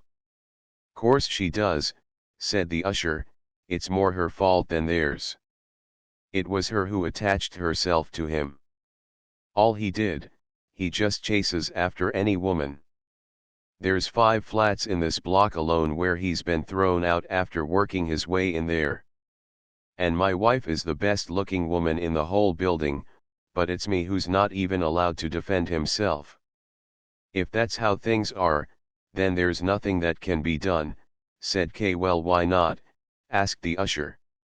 "He's a coward, that student. If he wants to lay a finger on my wife all you'd have to do is give him such a good hiding he'd never dare do it again. But I'm not allowed to do that, and nobody else is going to do me the favor as they're all afraid of his power. The only one who could do it is a man like you."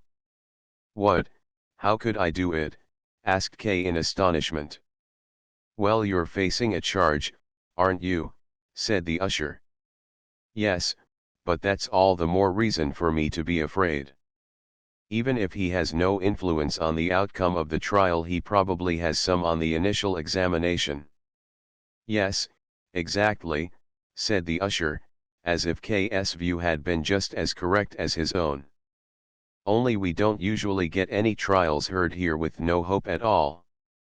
"I am not of the same opinion," said K, "although that ought not to prevent me from dealing with the student if the opportunity arises." "I would be very grateful to you," said the usher of the court, somewhat formally, not really seeming to believe that his highest wish could be fulfilled. "Perhaps," continued K, "perhaps there are some other officials of yours here, perhaps all of them, who would deserve the same." "Oh yes, yes," said the usher, as if this was a matter of course.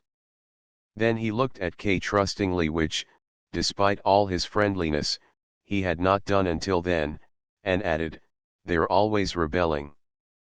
But the conversation seemed to have become a little uncomfortable for him, as he broke it off by saying, "Now I have to report to the office. Would you like to come with me?" "There's nothing for me to do there," said K. "You'd be able to have a look at it. No one will take any notice of you." "Is it worth seeing then?" asked K hesitatingly, although he felt very keen to go with him. "Well," said the usher, "I thought you'd be interested in it." "All right then," said K finally, "I'll come with you." And, quicker than the usher himself, he ran up the steps. At the entrance he nearly fell over, as behind the door there was another step. "They don't show much concern for the public," he said. "They don't show any concern at all," said the usher, "just look at the waiting room here." It consisted of a long corridor from which roughly made doors led out to the separate departments of the attic. There was no direct source of light, but it was not entirely dark, as many of the departments, instead of solid walls, had just wooden bars reaching up to the ceiling to separate them from the corridor.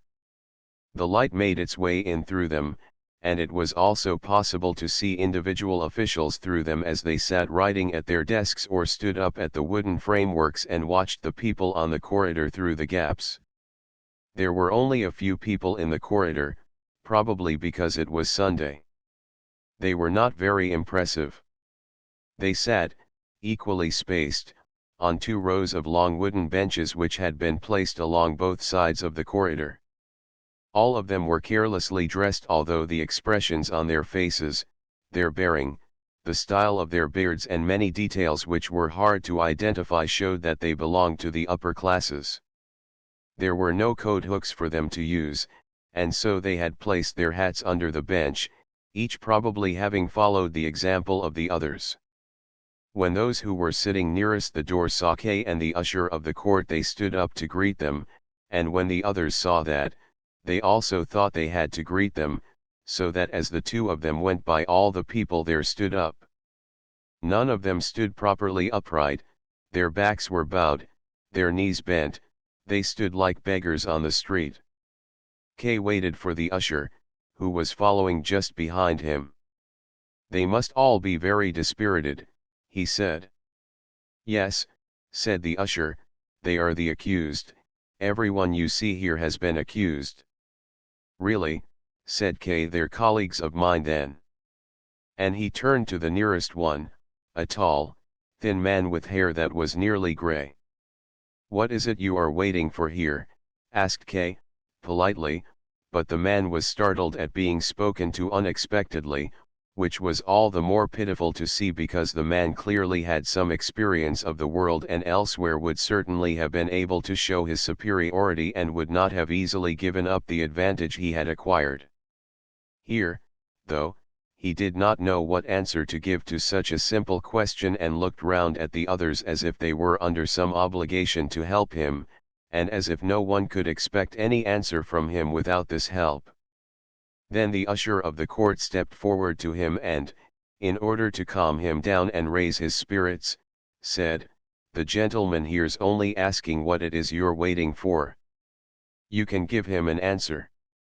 The voice of the usher was probably familiar to him, and had a better effect than K.'s.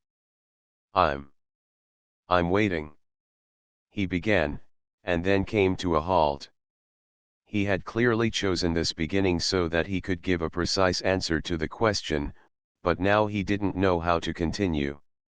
Some of the others waiting had come closer and stood round the group. The usher of the court said to them, "Get out the way, keep the gangway free." They moved back slightly, but not as far as where they had been sitting before. In the meantime, the man whom K had first approached had pulled himself together and even answered him with a smile. "A month ago I made some applications for evidence to be heard in my case, and I'm waiting for it to be settled." "You certainly seem to be going to a lot of effort," said K. "Yes," said the man, "it is my affair after all." "Not everyone thinks the same way as you do," said K. "I've been indicted as well, but I swear on my soul that I've neither submitted evidence nor done anything else of the sort." "Do you really think that's necessary?" "I don't really know, exactly," said the man, once more totally unsure of himself. He clearly thought K was joking with him and therefore probably thought it best to repeat his earlier answer in order to avoid making any new mistakes. With K looking at him impatiently, he just said, "As far as I'm concerned, I've applied to have this evidence heard." "Perhaps you don't believe I've been indicted?" asked K. "Oh, please, I certainly do," said the man, stepping slightly to one side, but there was more anxiety in his answer than belief. "You don't believe me then?" asked K, and took hold of his arm, unconsciously prompted by the man's humble demeanor, and as if he wanted to force him to believe him. But he did not want to hurt the man and had only taken hold of him very lightly. Nonetheless, the man cried out as if K had grasped him not with 2 fingers but with red-hot tongs. Shouting in this ridiculous way finally made K tired of him. If he didn't believe he was indicted, then so much the better, maybe he even thought K was a judge. And before leaving, he held him a lot harder, shoved him back onto the bench and walked on. "These defendants are so sensitive, most of them," said the usher of the court. Almost all of those who had been waiting had now assembled around the man who, by now, had stopped shouting, and they seemed to be asking him lots of precise questions about the incident. K was approached by a security guard, identifiable mainly by his sword, of which the scabbard seemed to be made of aluminium. This greatly surprised K, and he reached out for it with his hand. The guard had come because of the shouting and asked what had been happening. The usher of the court said a few words to try and calm him down, but the guard explained that he had to look into it himself, saluted, and hurried on, walking with very short steps, probably because of gout. K didn't concern himself long with the guard or these people, especially as he saw it turning off the corridor, about halfway along it on the right-hand side, where there was no door to stop him going that way. He asked the usher whether that was the right way to go. The usher nodded, and that is the way that K went. The usher remained always 1 or 2 steps behind K, which he found irritating, as in a place like this it could give the impression that he was being driven along by someone who had arrested him, so he frequently waited for the usher to catch up, but the usher always remained behind him. In order to put an end to his discomfort, K finally said, "Now that I've seen what it looks like here, I'd like to go." "You haven't seen everything yet," said the usher ingenuously. "I don't want to see everything," said K, who was also feeling very tired. "I want to go. What is the way to the exit?" "You haven't got lost, have you?" asked the usher in amazement. "You go down this way to the corner, then right down the corridor straight ahead as far as the door." "Come with me," said K, "show me the way, I'll miss it, there are so many different ways here." "It's the only way there is," said the usher, who had now started to sound quite reproachful. "I can't go back with you again, I've got to hand in my report, and I've already lost a lot of time because of you as it is. Come with me." K repeated, now somewhat sharper, as if he had finally caught the usher out in a lie. "Don't shout like that," whispered the usher, "there's offices all round us here. If you don't want to go back by yourself, come on a bit further with me, or else wait here till I've sorted out my report, then I'll be glad to go back with you again." "No, no," said K, "I will not wait, and you must come with me now." K had still not looked round at anything at all in the room where he found himself, and it was only when one of the many wooden doors all around him opened that he noticed it. A young woman, probably summoned by the loudness of K's voice, entered and asked, "What is it the gentleman wants?" In the darkness behind her there was also a man approaching. Kay looked at the usher. He had, after all, said that no one would take any notice of Kay, and now there were two people coming. It only needed a few and everyone in the office would become aware of him and asking for explanations as to why he was there. The only understandable and acceptable thing to say was that he was accused of something and wanted to know the date of his next hearing, but this was an explanation he did not want to give, especially as it was not true. He had only come out of curiosity. Or else, an explanation even less usable, he could say that he wanted to ascertain that the court was as revolting on the inside as it was on the outside. And it did seem that he had been quite right in this supposition. He had no wish to intrude any deeper, he was disturbed enough by what he had seen already.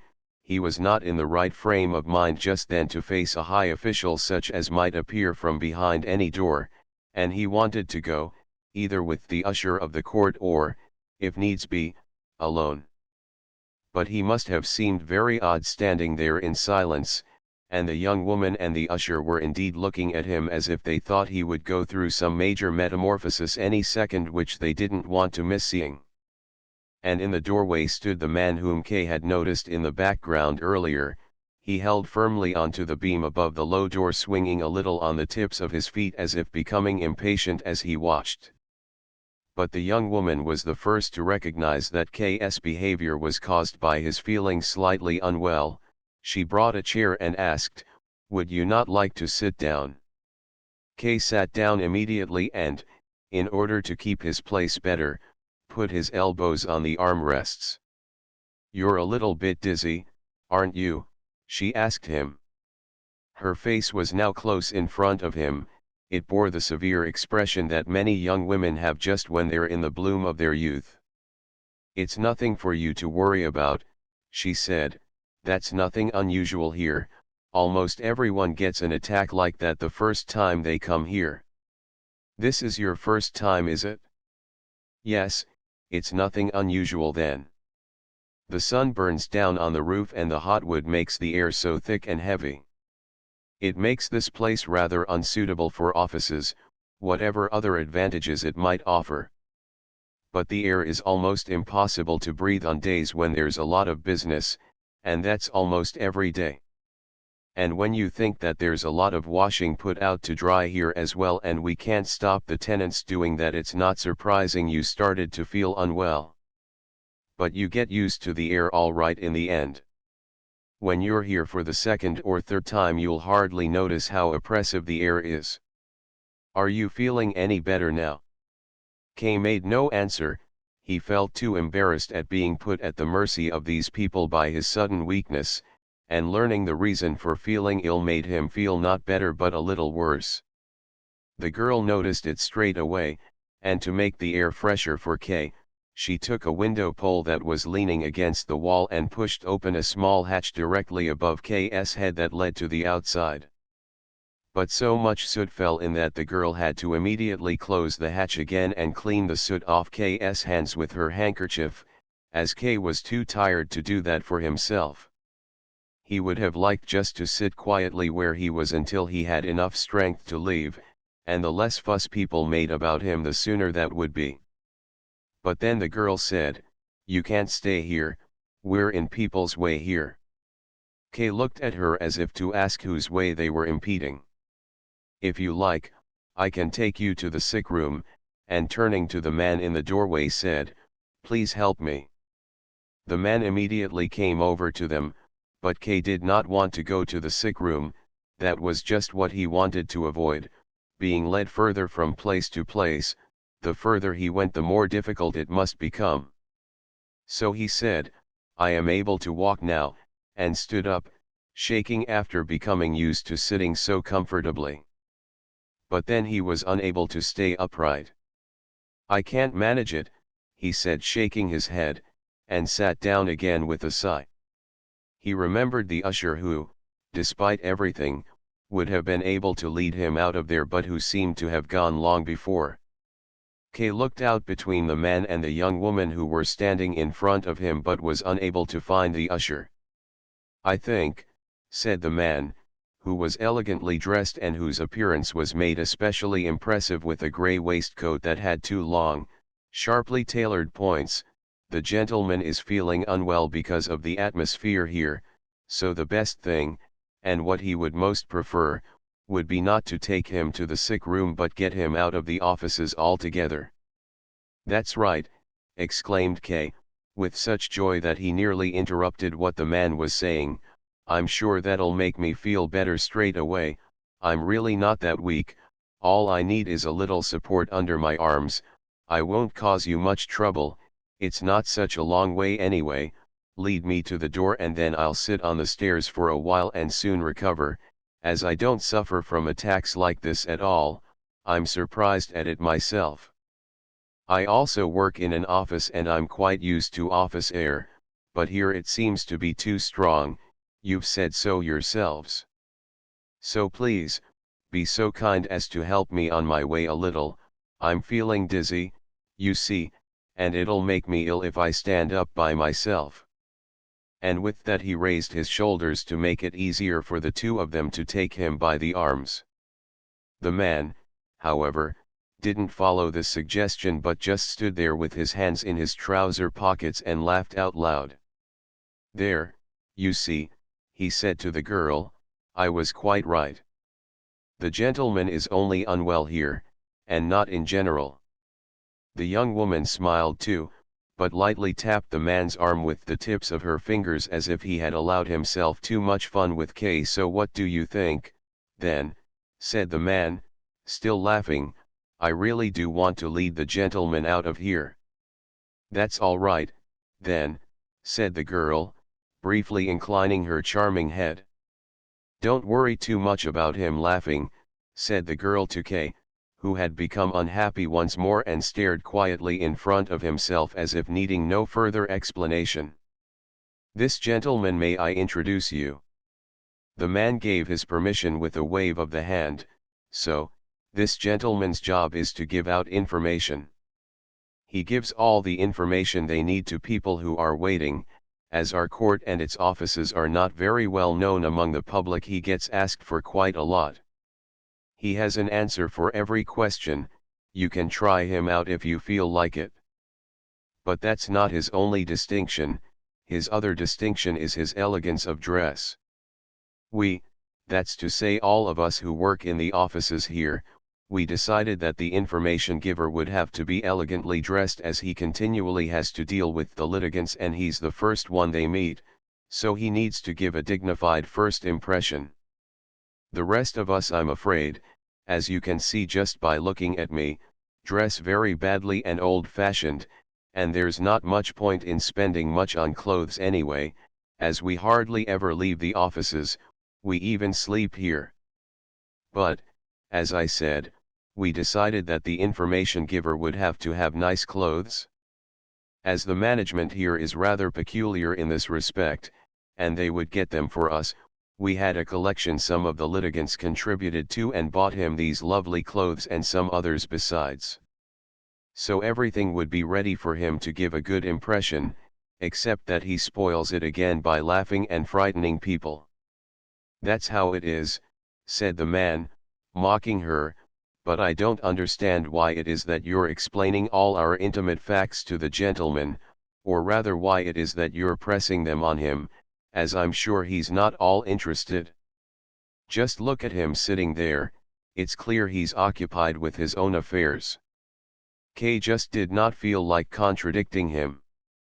The girl's intention may have been good, perhaps she was under instructions to distract him or to give him the chance to collect himself, but the attempt had not worked. I had to explain to him why you were laughing, said the girl. I suppose it was insulting. I think he would forgive even worse insults if I finally took him outside. Kay said nothing, did not even look up. He tolerated the two of them negotiating over him like an object. That was even what suited him best. But suddenly he felt the information giver's hand on one arm and the young woman's hand on the other. Up you get then, weakling, said the information giver. Thank you both very much, said Kay, pleasantly surprised, as he slowly rose and personally guided these unfamiliar hands to the places where he most needed support. As they approached the corridor, the girl said quietly into K's ear, "I must seem to think it's very important to show the information giver in a good light, but you shouldn't doubt what I say, I just want to say the truth. He isn't hard-hearted. It's not really his job to help litigants outside if they're unwell, but he's doing it anyway, as you can see. I don't suppose any of us is hard-hearted, perhaps we'd all like to be helpful, but working for the court offices it's easy for us to give the impression we are hard-hearted and don't want to help anyone. It makes me quite sad. Would you not like to sit down here a while?" asked the information giver. They were already in the corridor and just in front of the defendant whom Kay had spoken to earlier. Kay felt almost ashamed to be seen by him. Earlier he had stood so upright in front of him and now he had to be supported by two others. His hat was held up by the information giver balanced on outstretched fingers, his hair was disheveled and hung down onto the sweat on his forehead. But the defendant seemed to notice nothing of what was going on and just stood there humbly, as if wanting to apologize to the information giver for being there. The information giver looked past him. "I know," he said, "that my case can't be settled today, not yet, but I've come in anyway. I thought I could wait here anyway, it's Sunday today, I've got plenty of time, and I'm not disturbing anyone here." "There's no need to be so apologetic," said the information giver, "it's very commendable for you to be so attentive. You are taking up space here when you don't need to, but as long as you don't get in my way I will do nothing to stop you following the progress of your case as closely as you like. When one has seen so many people who shamefully neglect their cases, one learns to show patience with people like you. Do sit down." "He's very good with the litigants," whispered the girl. Kay nodded, but started to move off again when the information giver repeated, "Would you not like to sit down here a while?" "No," said Kay, "I don't want to rest." He had said that as decisively as he could, but in fact it would have done him a lot of good to sit down. It was as if he were suffering seasickness. He felt as if he were on a ship in a rough sea, as if the water were hitting against the wooden walls, a thundering from the depths of the corridor, as if the torrent were crashing over it, as if the corridor were swaying and the waiting litigants on each side of it rising and sinking. It made the calmness of the girl and the man leading him all the more incomprehensible. He was at their mercy, if they let go of him he would fall like a board. Their little eyes glanced here and there. Kay could feel the evenness of their steps but could not do the same, as from step to step he was virtually being carried. He finally noticed they were speaking to him but he did not understand them. All he heard was a noise that filled all the space and through which there seemed to be an unchanging higher note sounding, like a siren. "Louder," he whispered with his head sunk low, ashamed at having to ask them to speak louder when he knew they had spoken loudly enough, even if it had been, for him, incomprehensible. At last, a draught of cool air blew in his face as if a gap had been torn out in the wall in front of him, and next to him he heard someone say, "First he says he wants to go, and then you can tell him 100 times that this is the way out and he doesn't move." Kay became aware that he was standing in front of the way out, and that the young woman had opened the door. It seemed to him that all his strength returned to him at once, and to get a foretaste of freedom he stepped straight onto one of the stairs and took his leave there of his companions, who bowed to him. "Thank you very much," he repeated, shook their hands once more and did not let go until he thought he saw that they found it hard to bear the comparatively fresh air from the stairway after being so long used to the air in the offices. They were hardly able to reply, and the young woman might even have fallen over if Kay had not shut the door extremely fast. Kay then stood still for a while, combed his hair with the help of a pocket mirror, picked up his hat from the next stair. The information giver must have thrown it down there, and then he ran down the steps so fresh and in such long leaps that the contrast with his previous state nearly frightened him. His normally sturdy state of health had never prepared him for surprises such as this. Did his body want to revolt and cause him a new trial as he was bearing the old one with such little effort? He did not quite reject the idea that he should see a doctor the next time he had the chance, but whatever he did, and this was something on which he could advise himself, he wanted to spend all Sunday mornings in future better than he had spent this one.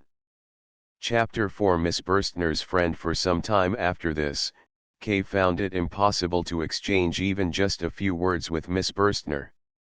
He tried to reach her in many and various ways, but she always found a way to avoid it. He would come straight home from the office, remain in her room without the light on, and sit on the sofa with nothing more to distract him than keeping watch on the empty hallway.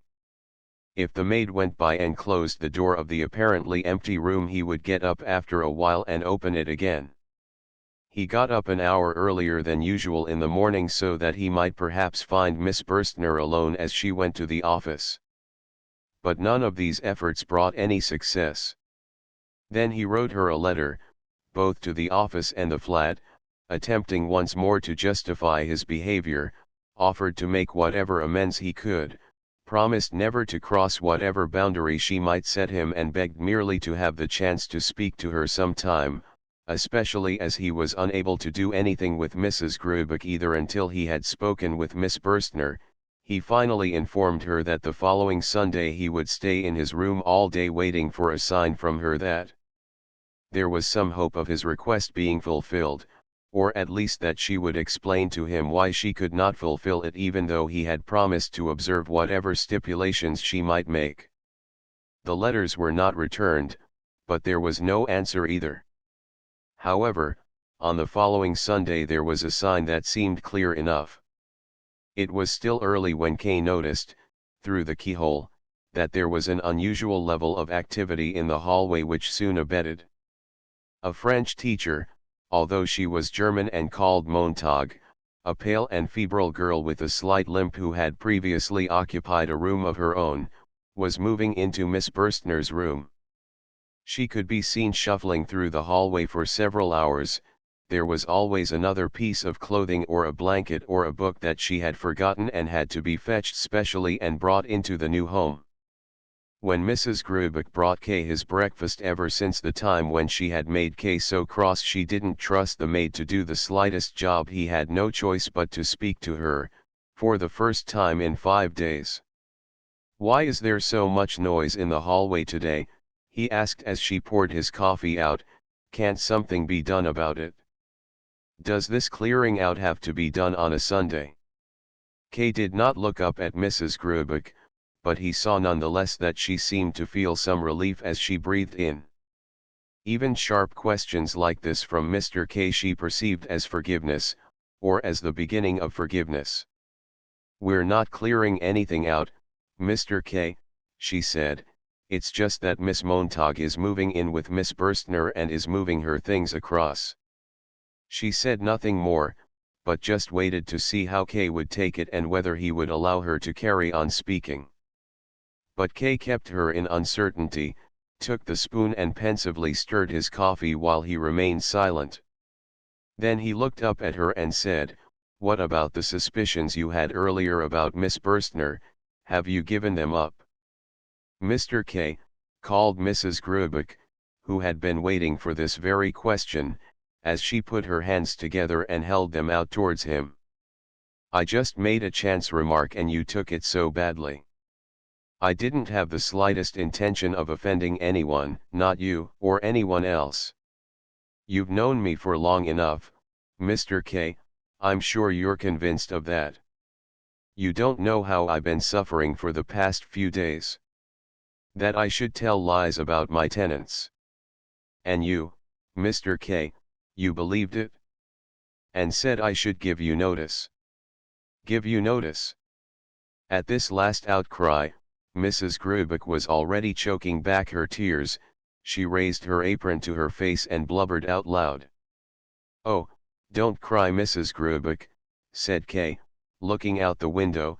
He was thinking only of Miss Burstner and how she was accepting an unknown girl into her room. Now don't cry, he said again as he turned his look back into the room where Mrs. Grubeck was still crying. I meant no harm either when I said that. It was simply a misunderstanding between us. That can happen even between old friends sometimes. Mrs. Grubeck pulled her apron down to below her eyes to see whether Kay really was attempting a reconciliation. Well, yes, that's how it is, said Kay, and as Mrs. Grubeck's behavior indicated that the captain had said nothing, he dared to add, do you really think, then, that I'd want to make an enemy of you for the sake of a girl we hardly know? Yes, you're quite right, Mr. K, said Mrs. Grubeck, and then, to her misfortune, as soon as she felt just a little freer to speak, she added something rather inept. I kept asking myself why it was that Mr. K took such an interest in Miss Burstner. Why does he quarrel with me over her when he knows that any cross word from him and I can't sleep that night? And I didn't say anything about Miss Burstner that I hadn't seen with my own eyes. Kay said nothing in reply. He should have chased her from the room as soon as she had opened her mouth, and he didn't want to do that. He contented himself with merely drinking his coffee and letting Mrs. Grubeck feel that she was superfluous. Outside, the dragging steps of Miss Montag could still be heard as she went from one side of the hallway to the other. Do you hear that? Asked Kay, pointing his hand at the door. Yes, said Mrs. Grubeck with a sigh. I wanted to give her some help and I wanted the maid to help her too, but she's stubborn, she wants to move everything in herself. I wonder at Miss Burstner. I often feel it's a burden for me to have Miss Montag as a tenant, but Miss Burstner accepts her into her room with herself. There's nothing there for you to worry about, said Kay, crushing the remains of a sugar lump in his cup. Does she cause you any trouble? No, said Mrs. Grubeck, in itself it's very good to have her there, it makes another room free for me and I can let my nephew, the captain, occupy it. I began to worry he might be disturbing you when I had to let him live in the living room next to you over the last few days. He's not very considerate. What an idea, said Kay, standing up, there's no question of that. You seem to think that because I can't stand this toing and froing of Miss Montag that I'm oversensitive, and there she goes back again. Mrs. Grubeck appeared quite powerless. Should I tell her to leave moving the rest of her things over till later, then, Mr. K? If that's what you want, I'll do it immediately. But she has to move in with Miss Burstner, said Kay. Yes, said Mrs. Grubeck, without quite understanding what Kay meant. So she has to take her things over there. Mrs. Grubeck just nodded. Kay was irritated all the more by this dumb helplessness which, seen from the outside, could have seemed like a kind of defiance on her part. He began to walk up and down the room between the window and the door, thus depriving Mrs. Grubeck of the chance to leave, which she otherwise probably would have done. Just as Kay once more reached the door, someone knocked at it. It was the maid, to say that Miss Montag would like to have a few words with Mr. K, and therefore requested that he come to the dining room where she was waiting for him. Kay heard the maid out thoughtfully, and then looked back at the shocked Mrs. Grubeck in a way that was almost contemptuous. His look seemed to be saying that Kay had been expecting this invitation for Miss Montag for a long time, and that it was confirmation of the suffering he had been made to endure that Sunday morning from Mrs. Grubeck's tenants. He sent the maid back with the reply that he was on his way, then he went to the wardrobe to change his coat, and in answer to Mrs. Grubeck's gentle whining about the nuisance Miss Montag was causing, merely asked her to clear away the breakfast things. But you've hardly touched it, said Mrs. Grubeck. Oh, just take it away, shouted Kay. It seemed to him that Miss Montag was mixed up in everything and made it repulsive to him. As he went through the hallway he looked at the closed door of Miss Burstner's room. But it wasn't there that he was invited, but the dining room, to which he yanked the door open without knocking. The room was long but narrow with one window. There was only enough space available to put two cupboards at an angle in the corner by the door, and the rest of the room was entirely taken up with the long dining table which started by the door and reached all the way to the great window, which was thus made almost inaccessible. The table was already laid for a large number of people, as on Sundays almost all the tenants ate their dinner here at midday. When Kay entered, Miss Montag came towards him from the window along one side of the table. They greeted each other in silence. Then Miss Montag, her head unusually erect as always, said, "I'm not sure whether you know me." Kay looked at her with a frown. "Of course I do," he said, "you've been living here with Mrs. Grubeck for quite some time now. But I get the impression you don't pay much attention to what's going on in the lodging house," said Miss Montag. "No," said Kay. "Would you not like to sit down?" said Miss Montag. In silence, the two of them drew chairs out from the farthest end of the table and sat down facing each other. But Miss Montag stood straight up again as she had left her handbag on the window sill and went to fetch it. She shuffled down the whole length of the room. When she came back, the handbag lightly swinging, she said, "I'd like just to have a few words with you on behalf of my friend." She would have come herself, but she's feeling a little unwell today. Perhaps you'll be kind enough to forgive her and listen to me instead. There's anyway nothing that she could have said that I won't. On the contrary, in fact, I think I can say even more than her because I'm relatively impartial. Would you not agree? "What is there to say, then?" answered Kay, who was tired of Miss Montag continuously watching his lips. In that way she took control of what he wanted to say before he said it. "Miss Burstner clearly refuses to grant me the personal meeting that I asked her for." "That's how it is," said Miss Montag, "or rather, that's not at all how it is. The way you put it is remarkably severe.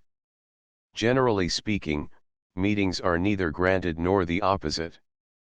But it can be that meetings are considered unnecessary, and that's how it is here. Now, after your comment, I can speak openly. You asked my friend, verbally or in writing, for the chance to speak with her.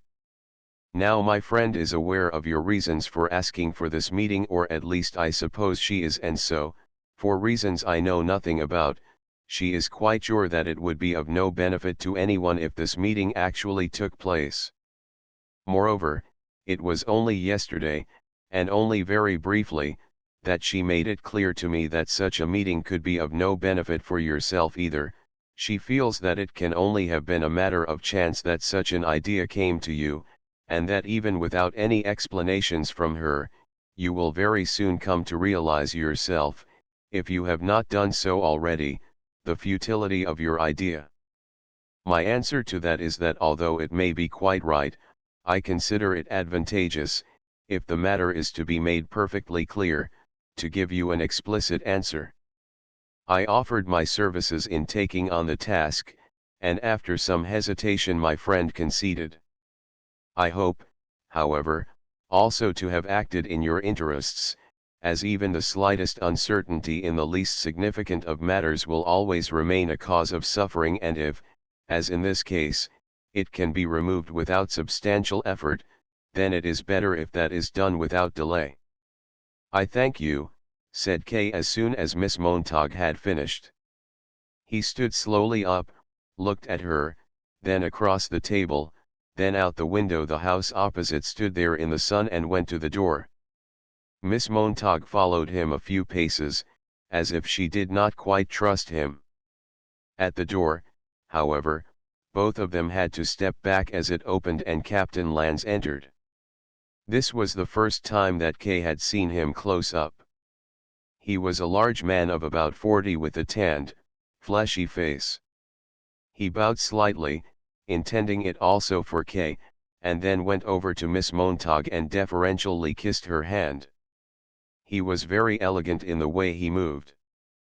The courtesy he showed towards Miss Montag made a striking contrast with the way she had been treated by Kay. Nonetheless, Miss Montag did not seem to be cross with Kay, as it even seemed to him that she wanted to introduce the captain. Kay, however, did not want to be introduced. He would not have been able to show any sort of friendliness either to Miss Montag or to the captain. The kiss on the hand had, for Kay, bound them into a group which would keep him at a distance from Miss Burstner whilst at the same time seeming to be totally harmless and unselfish. Kay thought, however, that he saw more than that. He thought he also saw that Miss Montag had chosen a means of doing it that was good, but two-edged. She exaggerated the importance of the relationship between Kay and Miss Burstner, and above all she exaggerated the importance of asking to speak with her, and she tried at the same time to make out that Kay was exaggerating everything. She would be disappointed. Kay did not want to exaggerate anything. He was aware that Miss Burstner was a little typist who would not offer him much resistance for long. In doing so he deliberately took no account of what Mrs. Grubeck had told him about Miss Burstner. All these things were going through his mind as he left the room with hardly a polite word. He wanted to go straight to his room, but a little laugh from Miss Montag that he heard from the dining room behind him brought him to the idea that he might prepare a surprise for the two of them, the captain and Miss Montag. He looked round and listened to find out if there might be any disturbance from any of the surrounding rooms. Everywhere was quiet. The only thing to be heard was the conversation from the dining room and Mrs. Grubeck's voice from the passage leading to the kitchen. This seemed an opportune time. Kay went to Miss Burstner's room and knocked gently. There was no sound, so he knocked again, but there was still no answer in reply. Was she asleep? Or was she really unwell? Or was she just pretending, as she realized it could only be Kay knocking so gently? Kay assumed she was pretending and knocked harder. Eventually, when the knocking brought no result, he carefully opened the door with the sense of doing something that was not only improper but also pointless. In the room there was no one. What's more, it looked hardly at all like the room Kay had known before. Against the wall there were now two beds behind one another, there were clothes piled up on 3 chairs near the door, a wardrobe stood open. Miss Burstner must have gone out while Miss Montag was speaking to him in the dining room. Kay was not greatly bothered by this. He had hardly expected to be able to find Miss Burstner so easily, and had made this attempt for little more reason than to spite Miss Montag. But that made it all the more embarrassing for him when, as he was closing the door again, he saw Miss Montag and the captain talking in the open doorway of the dining room. They had probably been standing there ever since Kay had opened the door. They avoided seeming to observe Kay but chatted lightly and followed his movements with glances, the absent-minded glances to the side such as you make during a conversation. But these glances were heavy for Kay, and he rushed alongside the wall back into his own room. Chapter 5 The Whip Man. One evening, a few days later, Kay was walking along one of the corridors that separated his office from the main stairway. He was nearly the last one to leave for home that evening. There remained only a couple of workers in the light of a single bulb in the dispatch department when he heard a sigh from behind a door which he had himself never opened but which he had always thought just led into a junk room. He stood in amazement and listened again to establish whether he might not be mistaken. For a while there was silence, but then came some more sighs. His first thought was to fetch one of the servitors. It might well have been worth having a witness present, but then he was taken by an uncontrollable curiosity that made him simply yank the door open. It was, as he had thought, a junk room. Old, unusable forms, empty stone ink bottles lay scattered behind the entrance. But in the cupboard-like room itself stood 3 men, crouching under the low ceiling. A candle fixed on a shelf gave them light. "What are you doing here?" asked Kay quietly, but crossly and without thinking. One of the men was clearly in charge, and attracted attention by being dressed in a kind of dark leather costume which left his neck and chest and his arms exposed. He did not answer. But the other two called out, "Mr. K. We're to be beaten because you made a complaint about us to the examining judge." And now, K finally realized that it was actually the two policemen, Franz and Willem, and that the third man held a cane in his hand with which to beat them. "Well," said K, staring at them, "I didn't make any complaint, I only said what took place in my home. And your behavior was not entirely unobjectionable, after all." "Mr. K," said Willem, while Franz clearly tried to shelter behind him as protection from the third man, "if you knew how badly we get paid you wouldn't think so badly of us. I've got a family to feed, and Franz here wanted to get married. You just have to get more money where you can't do it just by working hard, not however hard you try. I was sorely tempted by your fine clothes. Policemen aren't allowed to do that sort of thing, course they aren't, and it wasn't right of us, but it's tradition that the clothes go to the officers, that's how it's always been, believe me, and it's understandable too, isn't it? What can things like that mean for anyone unlucky enough to be arrested?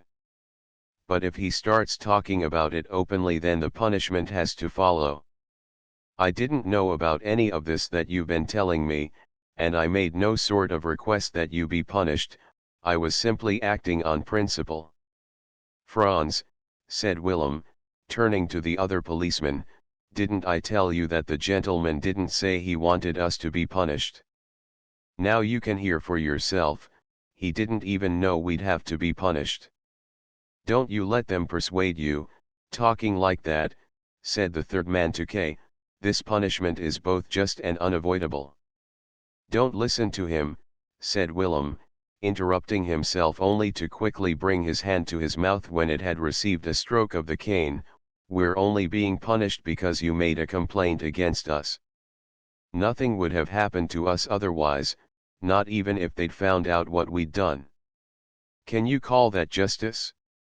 Both of us, me especially, we'd proved our worth as good police officers over a long period. You've got to admit yourself that as far as official work was concerned we did the job well, things looked good for us, we had prospects, it's quite certain that we would have been made whipmen too, like this one, only he had the luck not to have anyone make a complaint about him, as you really don't get many complaints like that. Only that's all finished now, Mr. K, our careers are at an end, we're going to have to do work now that's far inferior to police work, and besides all this we're going to get this terrible, painful beating." "Can the cane really cause so much pain, then?" asked K, testing the cane that the whip man swung in front of him. "We're going to have to strip off totally naked," said Willem. "Oh, I see," said K, looking straight at the whip man. His skin was burned brown like a sailor's, and his face showed health and vigor. "Is there then no possibility of sparing these two their beating?" he asked him. "No," said the whip man, shaking his head with a laugh. "Get undressed," he ordered the policeman. And to K he said, "You shouldn't believe everything they tell you, it's the fear of being beaten, it's already made them a bit weak in the head. This one here, for instance," he pointed at Willem, "all that he told you about his career prospects, it's just ridiculous. Look at him, look how fat he is, the first strokes of the cane will just get lost in all that fat. Do you know what it is that's made him so fat? He's in the habit of, everyone that gets arrested by him, he eats their breakfast. Didn't he eat up your breakfast?" "Yeah, I thought as much. But a man with a belly like that can't be made into a whip man and never will be, that is quite out of the question." "There are whip men like that," Willem insisted, who had just released the belt of his trousers. "No," said the whip man, striking him such a blow with the cane on his neck that it made him wince, you shouldn't be listening to this, just get undressed. I would make it well worth your while if you would let them go, said K, and without looking at the whip man again, as such matters are best carried on with both pairs of eyes turned down, he pulled out his wallet. And then you'd try and put in a complaint against me, too, said the whip man, and get me flogged. No, no. Now, do be reasonable, said K, if I had wanted to get these two punished I would not now be trying to buy their freedom, would I? I could simply close the door here behind me, go home and see or hear nothing more of it. But that's not what I'm doing. It really is of much more importance to me to let them go free. If I had realized they would be punished, or even that they might be punished, I would never have named them in the first place, as they are not the ones I hold responsible. It's the organization that's to blame, the high officials are the ones to blame. That's how it is, shouted the policeman, who then immediately received another blow on their backs, which were by now exposed. If you had a senior judge here beneath your stick, said K, pressing down the cane as he spoke to stop it being raised once more, I really would do nothing to stop you. On the contrary, I would even pay you money to give you all the more strength. Yeah, that's all very plausible, what you're saying there, said the whip man, only I'm not the sort of person you can bribe. It's my job to flog people, so I flog them.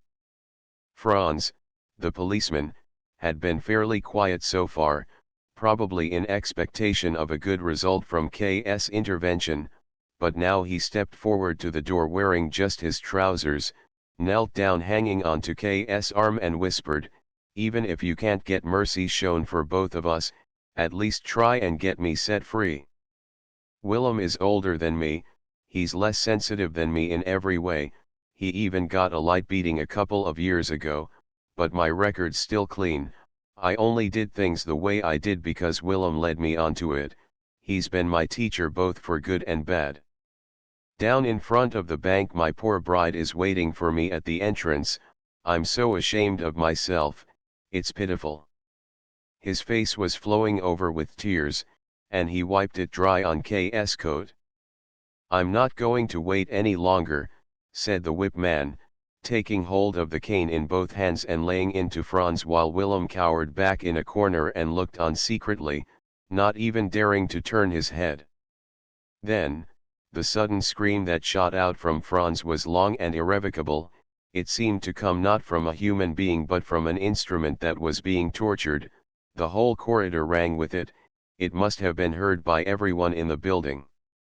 Don't shout like that, called out K, unable to prevent himself, and, as he looked anxiously in the direction from which the servitor would come, he gave Franz a shove, not hard, but hard enough for him to fall down unconscious, clawing at the ground with his hands by reflex.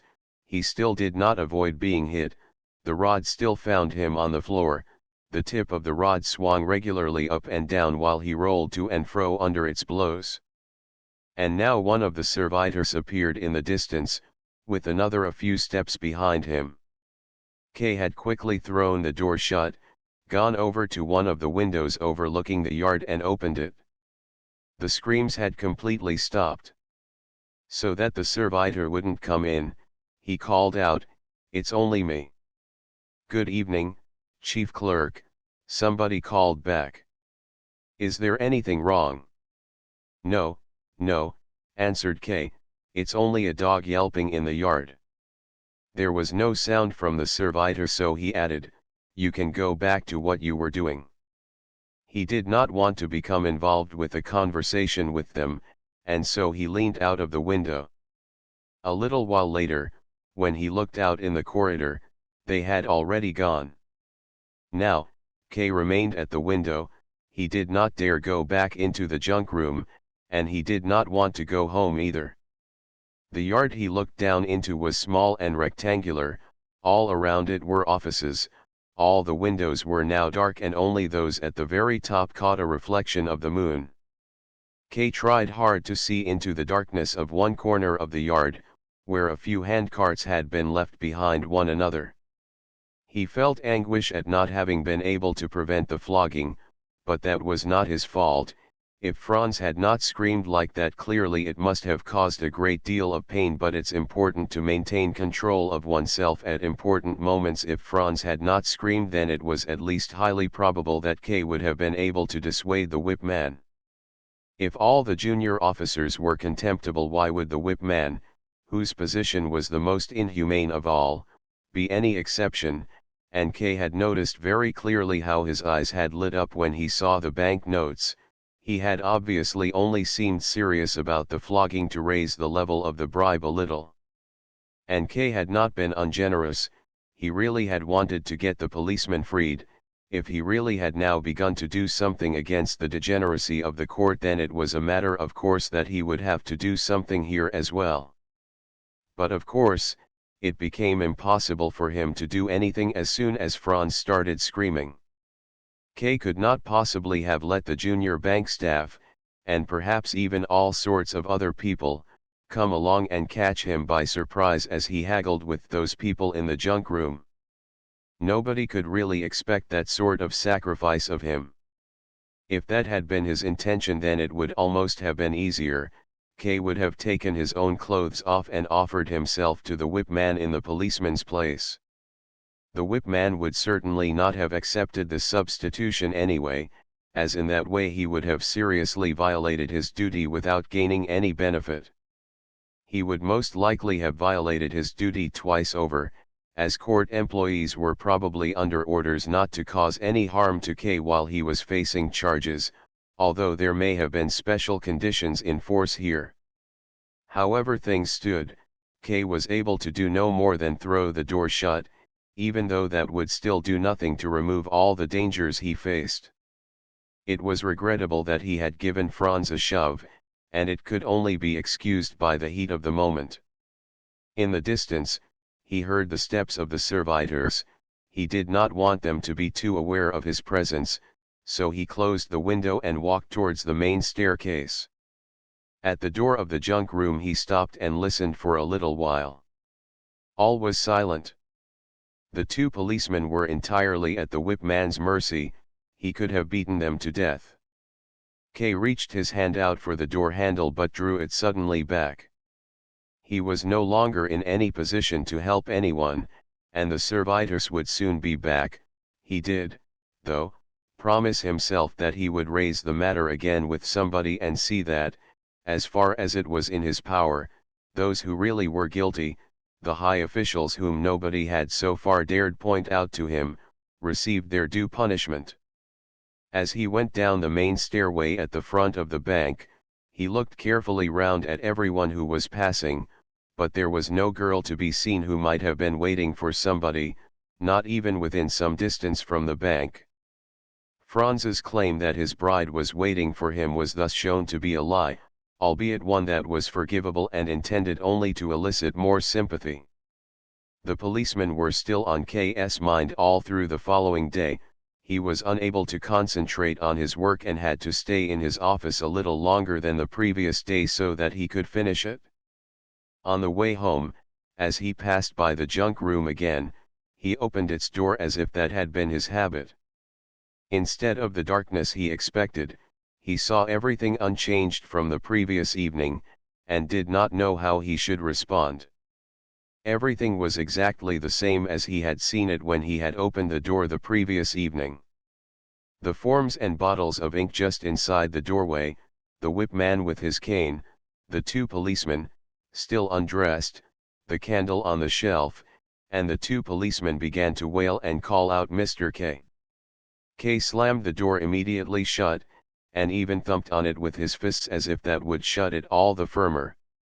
Almost in tears, he ran to the servitors working quietly at the copying machine. "Go and get that junk room cleared out," he shouted, and, in amazement, they stopped what they were doing. "It should have been done long ago, we're sinking in dirt." They would be able to do the job the next day. K nodded. It was too late in the evening to make them do it there and then as he had originally intended. He sat down briefly in order to keep them near him for a little longer, looked through a few of the copies to give the impression that he was checking them, and then, as he saw that they would not dare to leave at the same time as himself, went home tired and with his mind numb. Chapter 6. K's Uncle Lenny. One afternoon K was very busy at the time, getting the post ready. K's Uncle Carl, a small country landowner, came into the room, pushing his way between two of the staff who were bringing in some papers. K had long expected his uncle to appear, but the sight of him now shocked K far less than the prospect of it had done a long time before. His uncle was bound to come, K had been sure of that for about a month. He already thought at the time he could see how his uncle would arrive, slightly bowed, his battered Panama hat in his left hand, his right hand already stretched out over the desk long before he was close enough as he rushed carelessly towards K, knocking over everything that was in his way. K's uncle was always in a hurry, as he suffered from the unfortunate belief that he had a number of things to do while he was in the big city and had to settle all of them in one day. His visits were only ever for one day, and at the same time thought he could not forego any conversation or piece of business or pleasure that might arise by chance. Uncle Carl was K's former guardian, and so K was duty-bound to help him in all of this as well as to offer him a bed for the night. "I'm haunted by a ghost from the country," he would say. As soon as they had greeted each other, K had invited him to sit in the armchair, but Uncle Carl had no time for that. He said he wanted to speak briefly with K in private. "It is necessary," he said with a tired gulp, "it is necessary for my peace of mind." K immediately sent the junior staff from the room and told them to let no one in. "What's this that I've been hearing, Joseph?" cried K's uncle when they were alone, as he sat on the table shoving various papers under himself without looking at them to make himself more comfortable. K said nothing.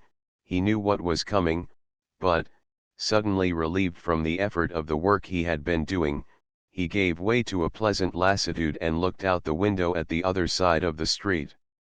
From where he sat, he could see just a small, triangular section of it, part of the empty walls of houses between two shop windows.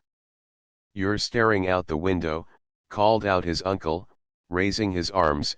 "For God's sake, Joseph, give me an answer. Is it true? Can it really be true?" "Uncle Carl," said K, wrenching himself back from his daydreaming, "I really don't know what it is you want of me."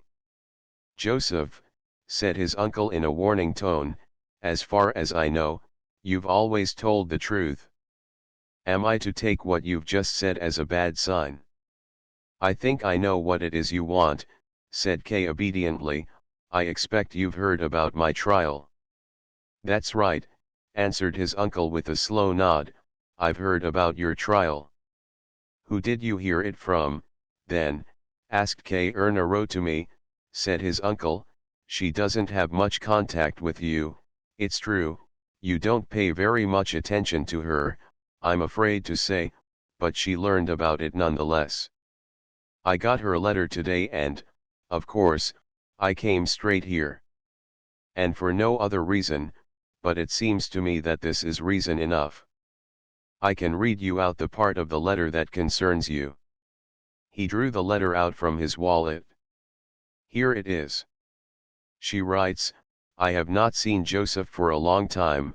I was in the bank last week, but Joseph was so busy that they would not let me through. I waited there for nearly an hour, but then I had to go home as I had my piano lesson.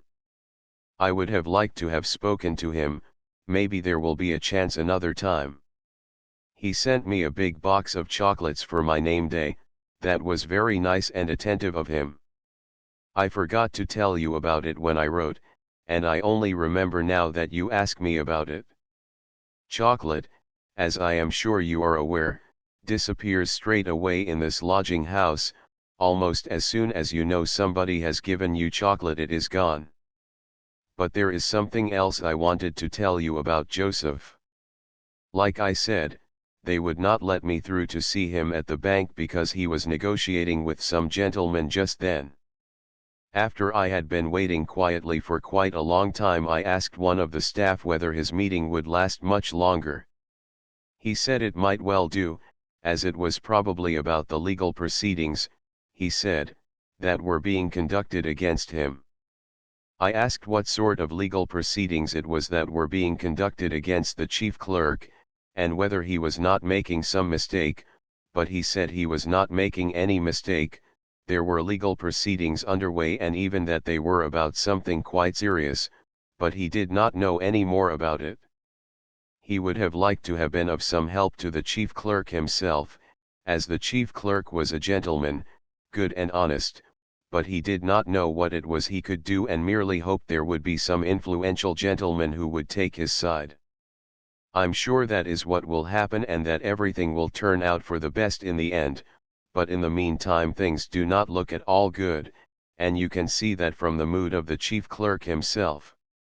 Of course, I did not place too much importance on this conversation, and even did my best to put the bank clerk's mind at rest. He was quite a simple man. I told him he was not to speak to anyone else about this, and I think it is all just a rumor, but I still think it might be good if you, dear father, if you looked into the matter the next time you visit. It will be easy for you to find out more detail and, if it is really necessary, to do something about it through the great and influential people you know. But if it is not necessary, and that is what seems most likely, then at least your daughter will soon have the chance to embrace you, and I look forward to it. She's a good child, said K.'s uncle when he had finished reading, and wiped a few tears from his eyes. K nodded. With all the different disruptions he had had recently, he had completely forgotten about Erna, even her birthday, and the story of the chocolates had clearly just been invented so that he wouldn't get in trouble with his aunt and uncle. It was very touching, and even the theater tickets, which he would regularly send her from then on, would not be enough to repay her, but he really did not feel, now, that it was right for him to visit her in her lodgings and hold conversations with a little, 18-year-old schoolgirl. "And what do you have to say about that?" asked his uncle, who had forgotten all his rush and excitement as he read the letter, and seemed to be about to read it again. "Yes, uncle," said Kay, "it is true." "True," called out his uncle. "What is true? How can this be true? What sort of trial is it? Not a criminal trial, I hope?" "It's a criminal trial," answered Kay, "and you sit quietly here while you've got a criminal trial round your neck," shouted his uncle, getting ever louder. "The more calm I am, the better it will be for the outcome," said Kay in a tired voice. "Don't worry." "How can I help worrying?" shouted his uncle. "Joseph, my dear Joseph, think about yourself, about your family, think about our good name. Up till now, you've always been our pride, don't now become our disgrace." "I don't like the way you're behaving," he said, looking at Kay with his head at an angle. "That's not how an innocent man behaves when he's accused of something, not if he's still got any strength in him. Just tell me what it's all about so that I can help you. It's something to do with the bank, I take it?" "No," said Kay as he stood up, "and you're speaking too loud, uncle. I expect one of the staff is listening at the door, and I find that rather unpleasant. It's best if we go somewhere else, then I can answer all your questions, as far as I can.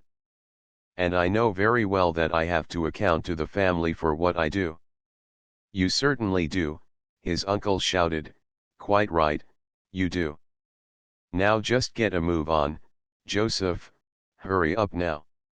"I still have a few documents I need to prepare," said Kay, and, using the intercom, he summoned his deputy, who entered a few moments later. Kay's uncle, still angry and excited, gestured with his hand to show that Kay had summoned him, even though there was no need whatever to do so. Kay stood in front of the desk and explained to the young man, who listened calm and attentive, what would need to be done that day in his absence, speaking in a calm voice and making use of various documents. The presence of K.'s uncle while this was going on was quite disturbing. He did not listen to what was being said, but at first he stood there with eyes wide open and nervously biting his lips. Then he began to walk up and down the room, stopped now and then at the window, or stood in front of a picture always making various exclamations such as, "That is totally incomprehensible to me," or "Now just tell me, what are you supposed to make of that?" The young man pretended to notice nothing of this and listened to K.'s instructions through to the end. He made a few notes, bowed to both K and his uncle and then left the room. K.'s uncle had turned his back to him and was looking out the window, bunching up the curtains with his outstretched hands. The door had hardly closed when he called out, "At last. Now that he's stopped jumping about we can go too." Once they were in the front hall of the bank, where several members of staff were standing about and where, just then, the deputy director was walking across. There was unfortunately no way of stopping K.'s uncle from continually asking questions about the trial.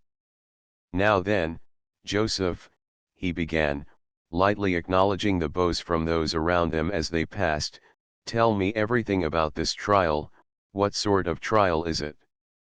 K made a few comments which conveyed little information, even laughed a little, and it was only when they reached the front steps that he explained to his uncle that he had not wanted to talk openly in front of those people.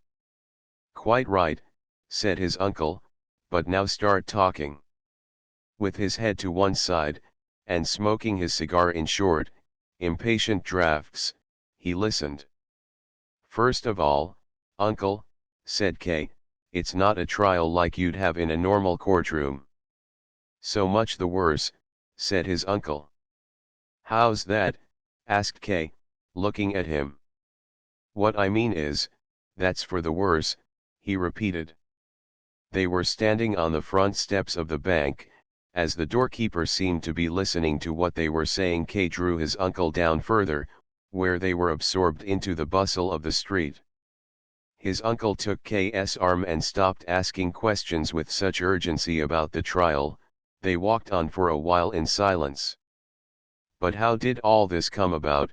he eventually asked, stopping abruptly enough to startle the people walking behind, who had to avoid walking into him. "Things like this don't come all of a sudden, they start developing a long time beforehand. There must have been warning signs of it. Why didn't you write to me? You know I'd do anything for you. To some extent I am still your guardian, and until today that's something I was proud of. I'll still help you, of course I will, only now that the trial is already underway, it makes it very difficult. But whatever, the best thing now is for you to take a short holiday staying with us in the country. You've lost weight, I can see that now. The country life will give you strength, that will be good. There's bound to be a lot of hard work ahead of you. But besides that, it'll be a way of getting you away from the court, to some extent. Here they've got every means of showing the powers at their disposal, and they're automatically bound to use them against you. In the country they'll either have to delegate authority to different bodies or just have to try and bother you by letter, telegram, or telephone. And that's bound to weaken the effect. It won't release you from them, but it'll give you room to breathe. You could forbid me to leave," said K, who had been drawn slightly into his uncle's way of thinking by what he had been saying. "I didn't think you would do it," said his uncle thoughtfully. "You won't suffer too much loss of power by moving away." K grasped his uncle under the arm to prevent him stopping still and said, "I thought you'd think all this is less important than I do, and now you're taking it so hard." "Joseph," called his uncle, trying to disentangle himself from him so that he could stop walking, but K did not let go. "You've completely changed. You used to be so astute. Are you losing it now? Do you want to lose the trial? Do you realize what that would mean? That would mean you would be simply destroyed." and that everyone you know would be pulled down with you, or at the very least humiliated, disgraced right down to the ground. Joseph, pull yourself together. The way you're so indifferent about it, it's driving me mad. Looking at you, I can almost believe that old saying, having a trial like that means losing a trial like that. My dear uncle, said Kay, it won't do any good to get excited. It's no good for you to do it, and it'd be no good for me to do it. The case won't be won by getting excited, and please admit that my practical experience counts for something, just as I have always and still do respect your experience, even when it surprises me. You say that the family will also be affected by this trial. I really can't see how, but that's beside the point, and I'm quite willing to follow your instructions in all of this. Only, I don't see any advantage in staying in the country, not even for you, as that would indicate flight and a sense of guilt. And besides, although I am more subject to persecution if I stay in the city, I can also press the matter forward better here. You're right, said his uncle in a tone that seemed to indicate they were finally coming closer to each other. I just made the suggestion because, as I saw it, if you stay in the city the case will be put in danger by your indifference to it, and I thought it was better if I did the work for you. But will you push things forward yourself with all your strength? If so, that will naturally be far better. We're agreed then, said Kay, and do you have any suggestions for what I should do next? Well, naturally I'll have to think about it, said his uncle. You must bear in mind that I've been living in the country for 20 years now, almost without a break. You lose your ability to deal with matters like this. But I do have some important connections with several people who, I expect, know their way around these things better than I do, and to contact them is a matter of course. Out there in the country I've been getting out of condition, I'm sure you're already aware of that. It's only at times like this that you notice it yourself. And this affair of yours came largely unexpected, although, oddly enough, I had expected something of the sort after I'd read Erna's letter, and today when I saw your face I knew it with almost total certainty. But all that is by the by. The important thing now is, we have no time to lose. Even while he was still speaking, K's uncle had stood on tiptoe to summon a taxi, and now he pulled K into the car behind himself as he called out an address to the driver. We're going now to see Dr. Hould, the lawyer, he said. We were at school together. I'm sure you know the name, don't you? No. Well, that is odd. He's got a very good reputation as a defense barrister and for working with the poor. But I esteem him especially as someone you can trust. It's all right with me, whatever you do, said Kay, although he was made uneasy by the rushed and urgent way his uncle was dealing with the matter. It was not very encouraging, as the accused, to be taken to a lawyer for poor people.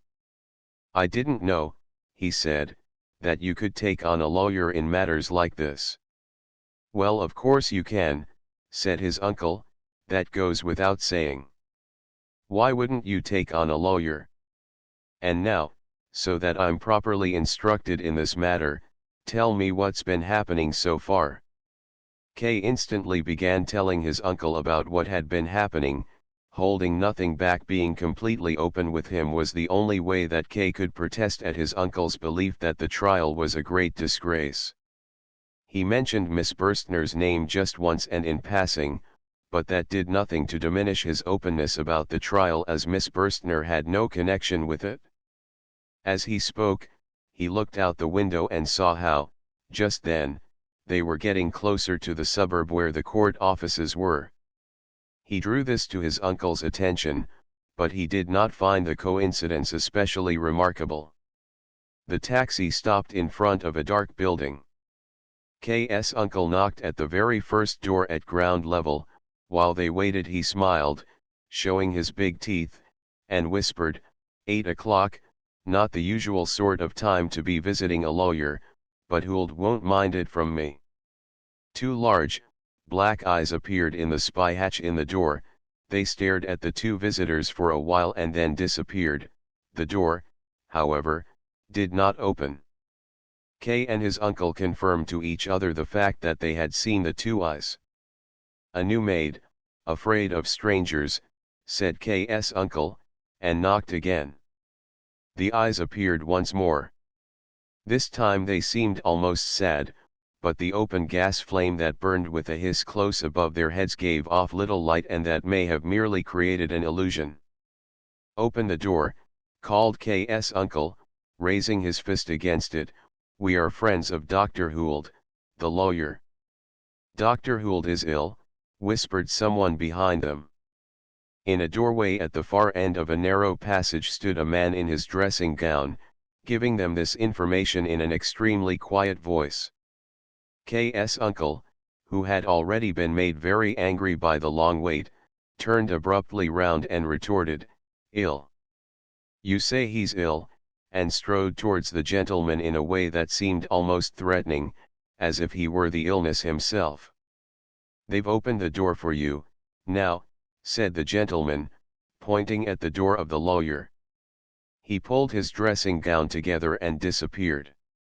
The door had indeed been opened. A young girl K recognized. The dark, slightly bulging eyes stood in the hallway in a long white apron, holding a candle in her hand.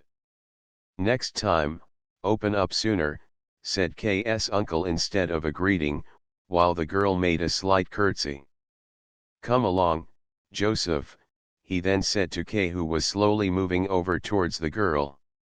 "Dr. Huld is unwell," said the girl as K's uncle, without stopping, rushed towards one of the doors.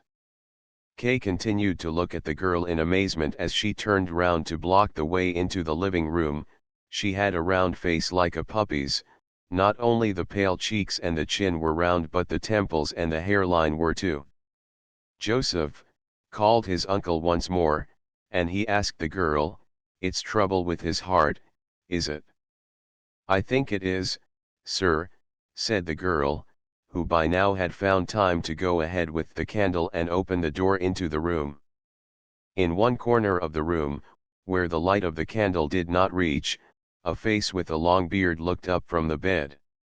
"Lenny, who's this coming in?" asked the lawyer, unable to recognize his guests because he was dazzled by the candle. "It's your old friend, Albert," said K's uncle.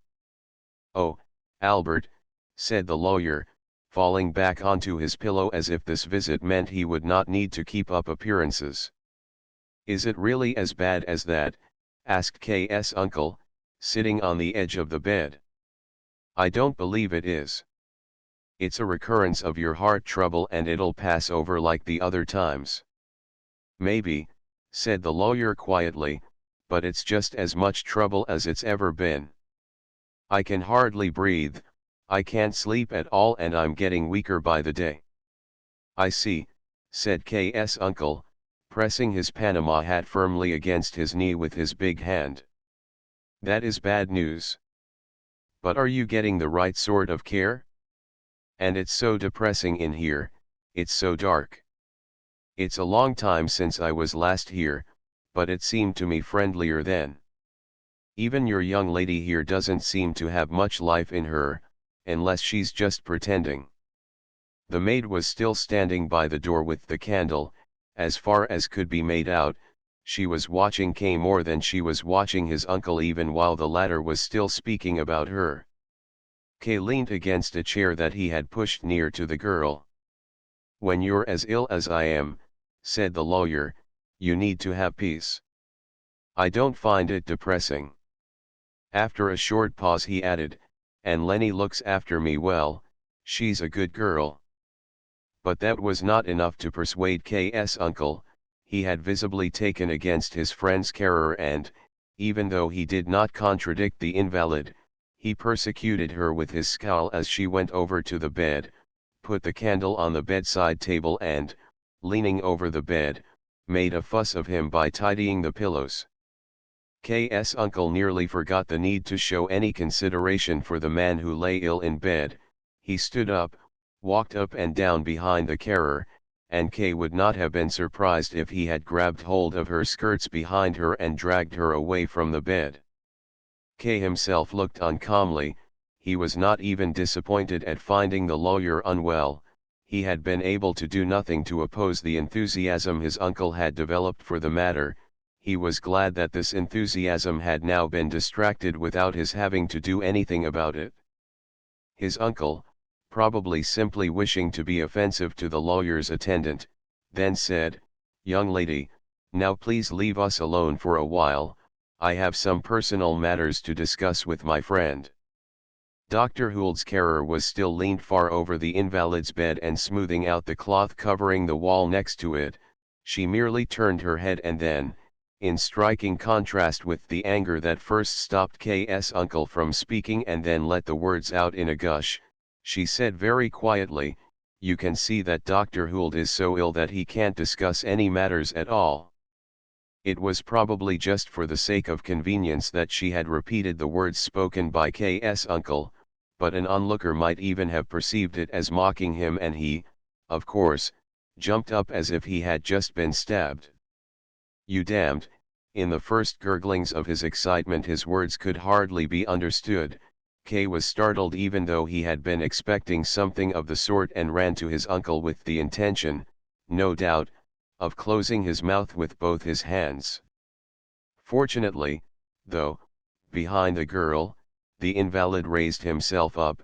K.'s uncle made an ugly face as if swallowing something disgusting and then, somewhat calmer, said, "We have naturally not lost our senses, not yet.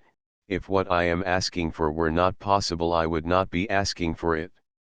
Now please, go." The carer stood up straight by the bed directly facing K.'s uncle.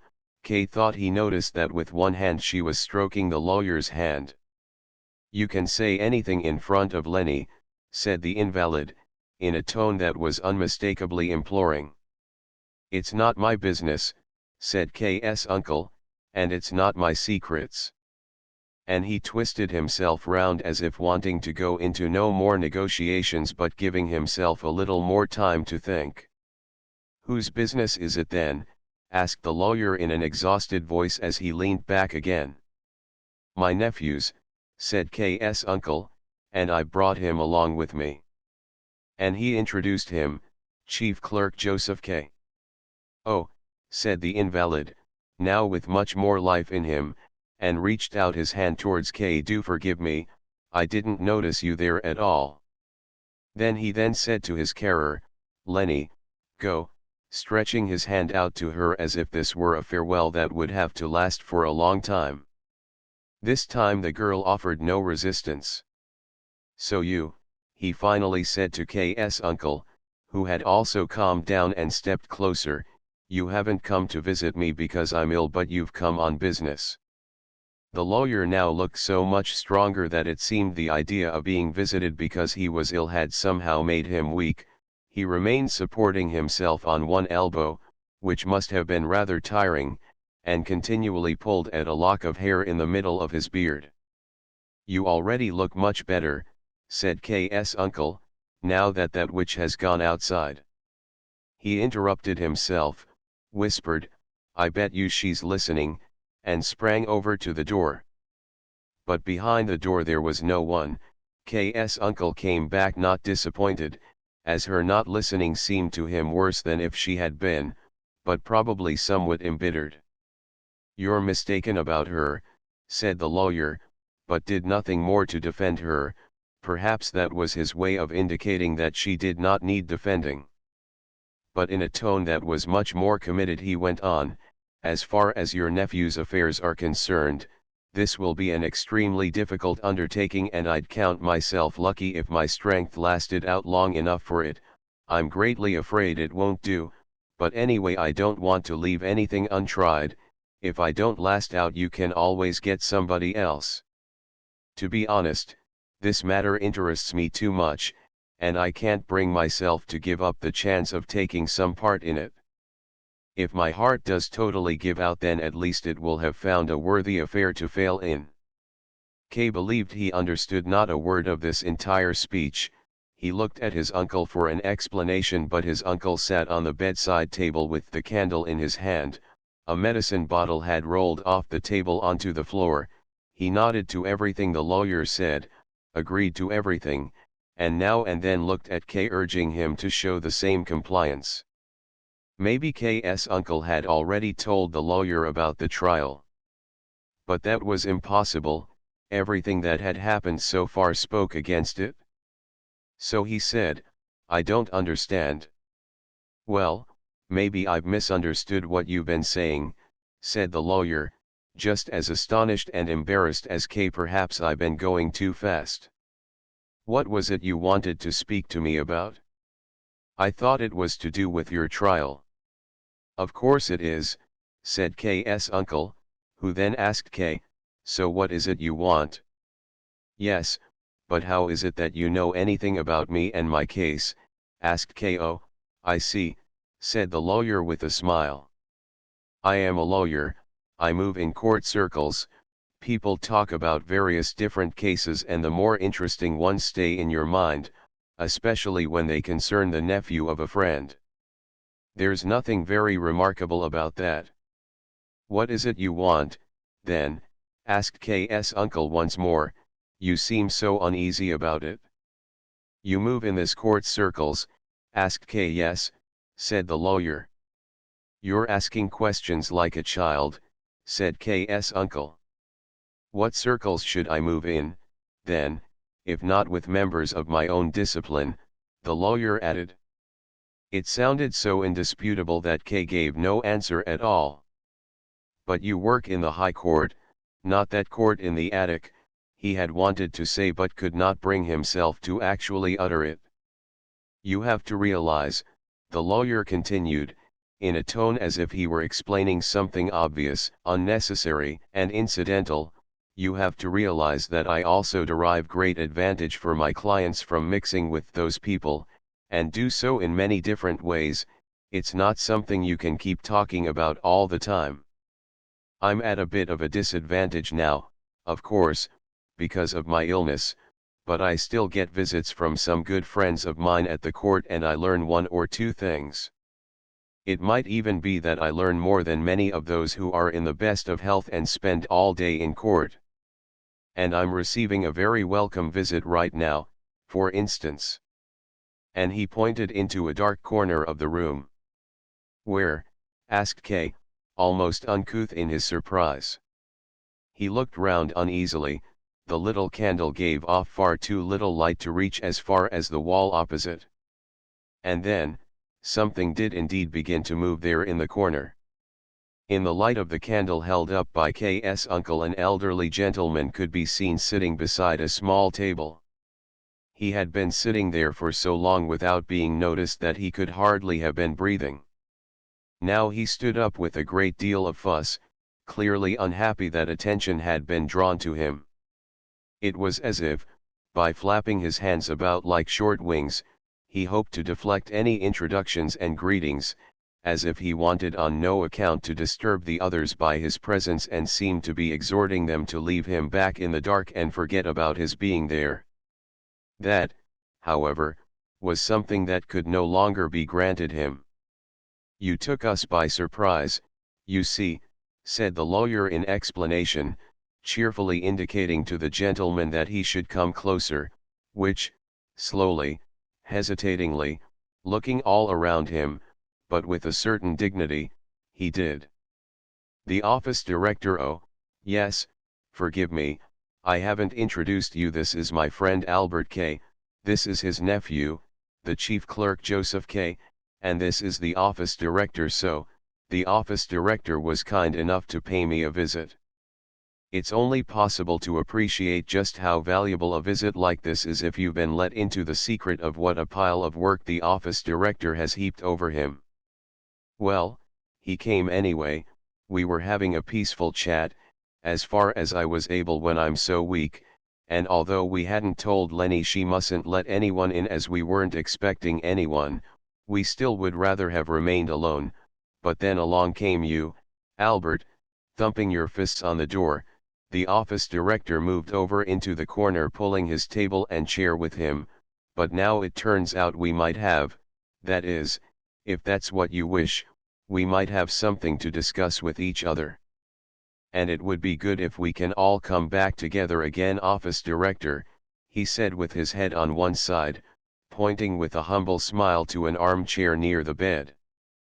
I'm afraid I'll only be able to stay a few minutes more, smiled the office director as he spread himself out in the armchair and looked at the clock. Business calls. But I wouldn't want to miss the chance of meeting a friend of my friend.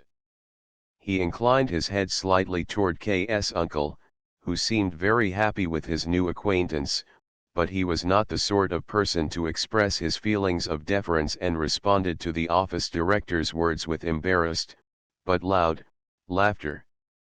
A horrible sight. K was able to quietly watch everything as nobody paid any attention to him. The office director took over as leader of the conversation, as seemed to be his habit once he had been called forward. The lawyer listened attentively with his hand to his ear, his initial weakness having perhaps only had the function of driving away his new visitors. K's uncle served as candle-bearer, balancing the candle on his thigh while the office director frequently glanced nervously at it and was soon free of his embarrassment and was quickly enchanted not only by the office director's speaking manner but also by the gentle, waving hand movements with which he accompanied it. K, leaning against the bedpost, was totally ignored by the office director, perhaps deliberately, and served the old man only as audience. And besides, he had hardly any idea what the conversation was about, and his thoughts soon turned to the care assistant and the ill treatment she had suffered from his uncle. Soon after, he began to wonder whether he had not seen the office director somewhere before, perhaps among the people who were at his first hearing. He may have been mistaken, but thought the office director might well have been among the old gentlemen with the thin beards in the first row. There was then a noise that everyone heard from the hallway, as if something of porcelain were being broken. "I'll go and see what's happened," said K, who slowly left the room as if giving the others the chance to stop him. He had hardly stepped into the hallway, finding his bearings in the darkness with his hand still firmly holding the door, when another small hand, much smaller than K's own, placed itself on his and gently shut the door. It was the carer who had been waiting there. "Nothing has happened," she whispered to him, "I just threw a plate against the wall to get you out of there." "I was thinking about you, as well," replied K uneasily. "So much the better," said the carer. "Come with me." A few steps along, they came to a frosted glass door which the carer opened for him. "Come in here," she said. It was clearly the lawyer's office, fitted out with old, heavy furniture, as far as could be seen in the moonlight which now illuminated just a small, rectangular section of the floor by each of the three big windows. "This way," said the carer, pointing to a dark trunk with a carved, wooden backrest. When he had sat down, K continued to look round the room. It was a large room with a high ceiling. The clients of this lawyer for the poor must have felt quite lost in it. K thought he could see the little steps with which visitors would approach the massive desk. But then he forgot about all of this and had eyes only for the carer, who sat very close beside him, almost pressing him against the armrest. "I did think," she said, "you would come out here to me by yourself without me having to call you first. It was odd. First you stare at me as soon as you come in, and then you keep me waiting. And you ought to call me Lenny, too," she added quickly and suddenly, as if no moment of this conversation should be lost. "Gladly," said Kay, "but as for its being odd, Lenny, that's easy to explain. Firstly, I had to listen to what the old men were saying and couldn't leave without a good reason, but secondly, I'm not a bold person. If anything, I'm quite shy, and you, Lenny, you didn't really look like you could be won over in one stroke, either." "That's not it," said Lenny, laying one arm on the armrest and looking at Kay. "You didn't like me, and I don't suppose you like me now, either." "Liking wouldn't be very much," said Kay, evasively. "Oh," she exclaimed with a smile, thus making use of K's comment to gain an advantage over him. So Kay remained silent for a while. By now, he had become used to the darkness in the room and was able to make out various fixtures and fittings. He was especially impressed by a large picture hanging to the right of the door. He leaned forward in order to see it better. It depicted a man wearing a judge's robes. He was sitting on a lofty throne gilded in a way that shone forth from the picture. The odd thing about the picture was that this judge was not sitting there in dignified calm but had his left arm pressed against the back and armrest. His right arm, however, was completely free and only grasped the armrest with his hand, as if about to jump up any moment in vigorous outrage and make some decisive comment or even to pass sentence. The accused was probably meant to be imagined at the foot of the steps, the top one of which could be seen in the picture, covered with a yellow carpet. "That might be my judge," said Kay, pointing to the picture with one finger. "I know him," said Lenny looking up at the picture. "He comes here quite often." "That picture is from when he was young, but he can never have looked anything like it, as he's tiny, minute almost. But despite that, he had himself made to look bigger in the picture as he's madly vain, just like everyone round here. But even I'm vain and that makes me very unhappy that you don't like me." Kay replied to that last comment merely by embracing Lenny and drawing her towards him. She lay her head quietly on his shoulder. "To the rest of it, though," he said, "what rank is he?" "He's an examining judge," she said, taking hold of the hand with which Kay held her and playing with his fingers. "Just an examining judge once again," said Kay in disappointment. "The senior officials keep themselves hidden. But here he is sitting on a throne." "That's all just made up," said Lenny with her face bent over K's hand. "Really he's sitting on a kitchen chair with an old horse blanket folded over it." "But do you have to be always thinking about your trial?" she added slowly. "No, not at all," said Kay. "I probably even think too little about it." "That's not the mistake you're making," said Lenny. "You're too unyielding, that's what I've heard." "Who said that?" asked Kay. He felt her body against his chest and looked down on her rich, dark, tightly bound hair. "I'd be saying too much if I told you that," answered Lenny. "Please don't ask for names, but do stop making these mistakes of yours. Stop being so unyielding. There's nothing you can do to defend yourself from this court. You have to confess. So confess to them as soon as you get the chance. It's only then that they give you the chance to get away, not till then. Only, without help from outside even that's impossible, but you needn't worry about getting this help as I want to help you myself. You understand a lot about this court and what sort of tricks are needed," said Kay as he lifted her, since she was pressing in much too close to him, onto his lap. "That's all right, then," she said, and made herself comfortable on his lap by smoothing out her skirt and adjusting her blouse. Then she hung both her arms around his neck, leaned back and took a long look at him. "And what if I don't confess? Could you not help me then?" asked Kay to test her out. "I'm accumulating women to help me," he thought to himself almost in amazement. "First Miss Burstner, then the court usher's wife, and now this little care assistant who seems to have some incomprehensible need for me. The way she sits on my lap as if it were her proper place." "No," answered Lenny, slowly shaking her head, "I couldn't help you then." "But you don't want my help anyway, it means nothing to you, you're too stubborn and won't be persuaded." Then, after a while she asked, "Do you have a lover?" "No," said Ko. "You must have," she said. "Well, I have really," said Kay. "Just think, I've even betrayed her while I'm carrying her photograph with me. Lenny insisted he show her a photograph of Elsa, and then, hunched on his lap, studied the picture closely. The photograph was not one that had been taken while Elsa was posing for it. It showed her just after she had been in a wild dance such as she liked to do in wine bars. Her skirt was still flung out as she span round, she had placed her hands on her firm hips and, with her neck held taut, looked to one side with a laugh. You could not see from the picture whom her laugh was intended for. "She's very tightly laced," said Lenny, pointing to the place where she thought this could be seen. "I don't like her, she's clumsy and crude. But maybe she's gentle and friendly towards you, that's the impression you get from the picture.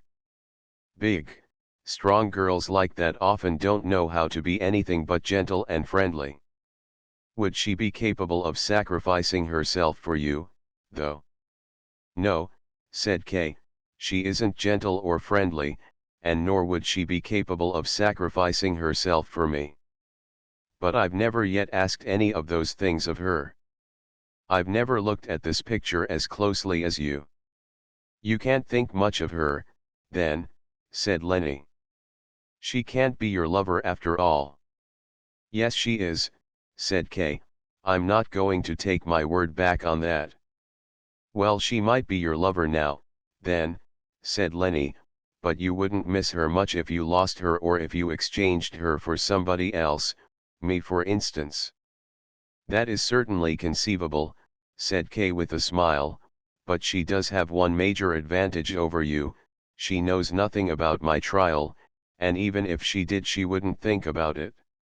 She wouldn't try to persuade me to be less unyielding." "Well, that's no advantage," said Lenny.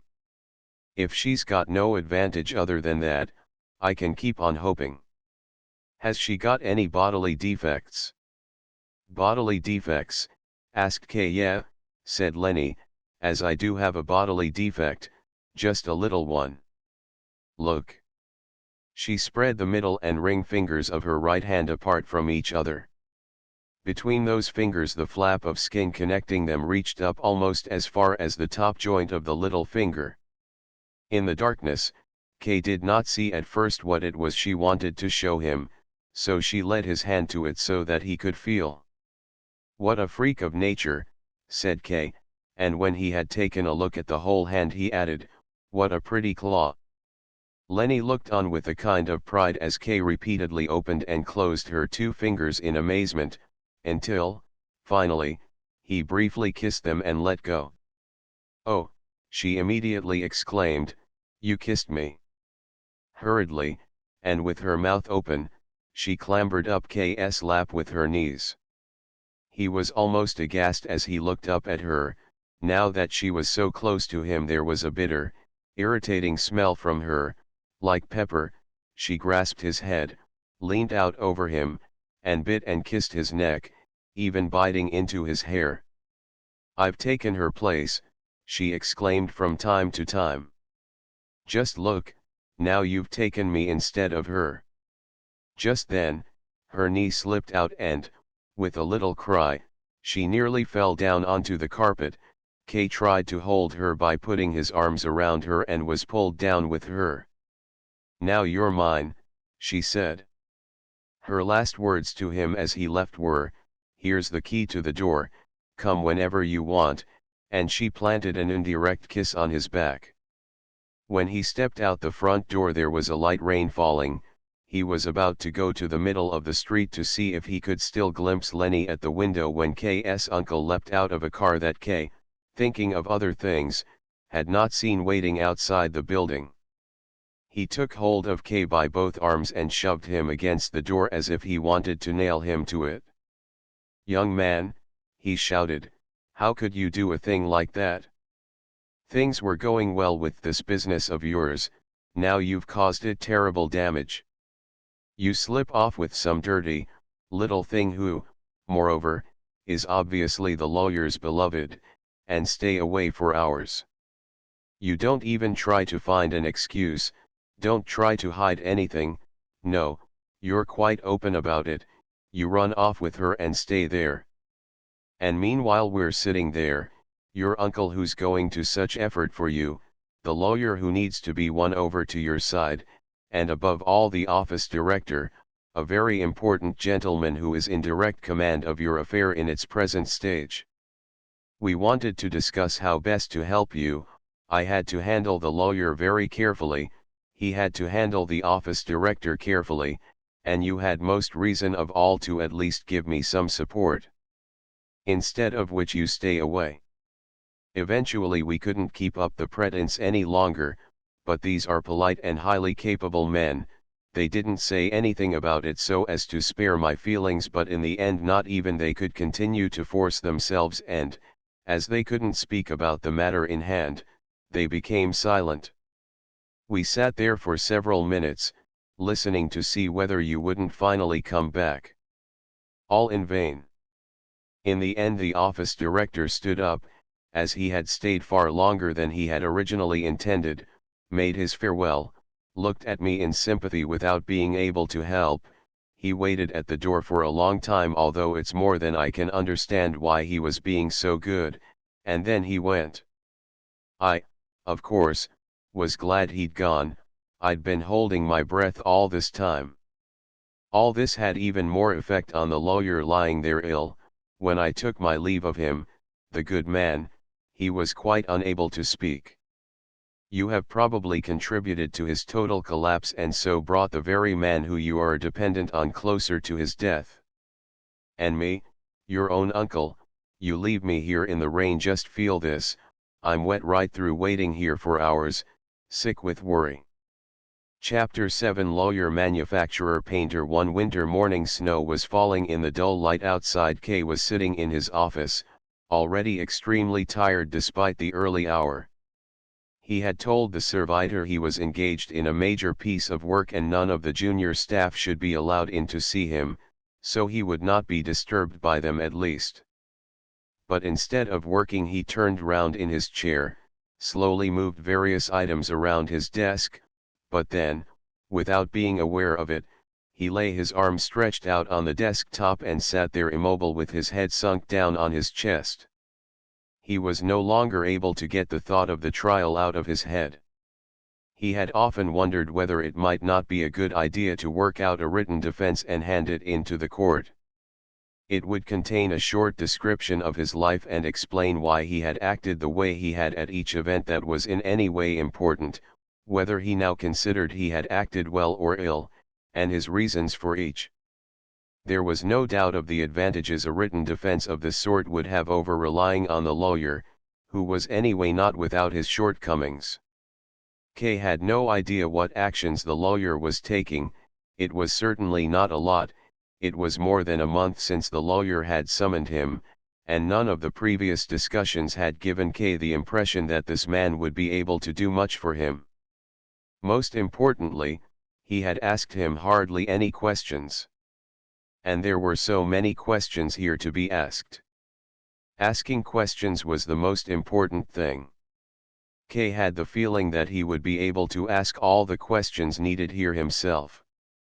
The lawyer, in contrast, did not ask questions but did all the talking himself or sat silently facing him, leaned forward slightly over the desk, probably because he was hard of hearing, pulled on a strand of hair in the middle of his beard and looked down at the carpet, perhaps at the very spot where Kay had lain with Lenny. Now and then he would give Kay some vague warning of the sort you give to children. His speeches were as pointless as they were boring, and Kay decided that when the final bill came he would pay not a penny for them. Once the lawyer thought he had humiliated Kay sufficiently, he usually started something that would raise his spirits again. He had already, he would then say, won many such cases, partly or in whole, cases which may not really have been as difficult as this one but which, on the face of it, had even less hope of success. He had a list of these cases here in the drawer. Here he would tap on one or other of the drawers in his desk but could, unfortunately, not show them to Kay as they dealt with official secrets. Nonetheless, the great experience he had acquired through all these cases would, of course, be of benefit to K. He had, of course, begun work straight away and was nearly ready to submit the first documents. They would be very important because the first impression made by the defense will often determine the whole course of the proceedings. Unfortunately, though, he would still have to make it clear to K that the first documents submitted are sometimes not even read by the court. They simply put them with the other documents and point out that, for the time being, questioning and observing the accused are much more important than anything written. If the applicant becomes insistent, then they add that before they come to any decision, as soon as all the material has been brought together, with due regard, of course, to all the documents, then these first documents to have been submitted will also be checked over. But unfortunately, even this is not usually true. The first documents submitted are usually mislaid or lost completely, and even if they do keep them right to the end they are hardly read, although the lawyer only knew about this from rumor. This is all very regrettable, but not entirely without its justifications. But K should not forget that the trial would not be public. If the court deems it necessary it can be made public, but there is no law that says it has to be. As a result, the accused and his defense don't have access even to the court records, and especially not to the indictment, and that means we generally don't know, or at least not precisely, what the first documents need to be about, which means that if they do contain anything of relevance to the case it's only by a lucky coincidence. If anything about the individual charges and the reasons for them comes out clearly or can be guessed at while the accused is being questioned, then it's possible to work out and submit documents that really direct the issue and present proof, but not before. Conditions like this, of course, place the defense in a very unfavorable and difficult position. But that is what they intend. In fact, defense is not really allowed under the law, it's only tolerated, and there is even some dispute about whether the relevant parts of the law imply even that. So strictly speaking, there is no such thing as a counsel acknowledged by the court, and anyone who comes before this court as counsel is basically no more than a barrack room lawyer. The effect of all this, of course, is to remove the dignity of the whole procedure. The next time K is in the court offices he might like to have a look in at the lawyer's room, just so that he's seen it. He might well be quite shocked by the people he sees assembled there. The room they've been allocated, with its narrow space and low ceiling, will be enough to show what contempt the court has for these people. The only light in the room comes through a little window that is so high up that, if you want to look out of it, you first have to get one of your colleagues to support you on his back, and even then the smoke from the chimney just in front of it will go up your nose and make your face black. In the floor of this room, to give yet another example of the conditions there is a hole that's been there for more than a year. It's not so big that a man could fall through, but it is big enough for your foot to disappear through it. The lawyer's room is on the second floor of the attic. If your foot does go through it will hang down into the first floor of the attic underneath it, and right in the corridor where the litigants are waiting. It's no exaggeration when lawyers say that conditions like that are a disgrace. Complaints to the management don't have the slightest effect, but the lawyers are strictly forbidden to alter anything in the room at their own expense. But even treating the lawyers in this way has its reasons. They want, as far as possible, to prevent any kind of defense. Everything should be made the responsibility of the accused.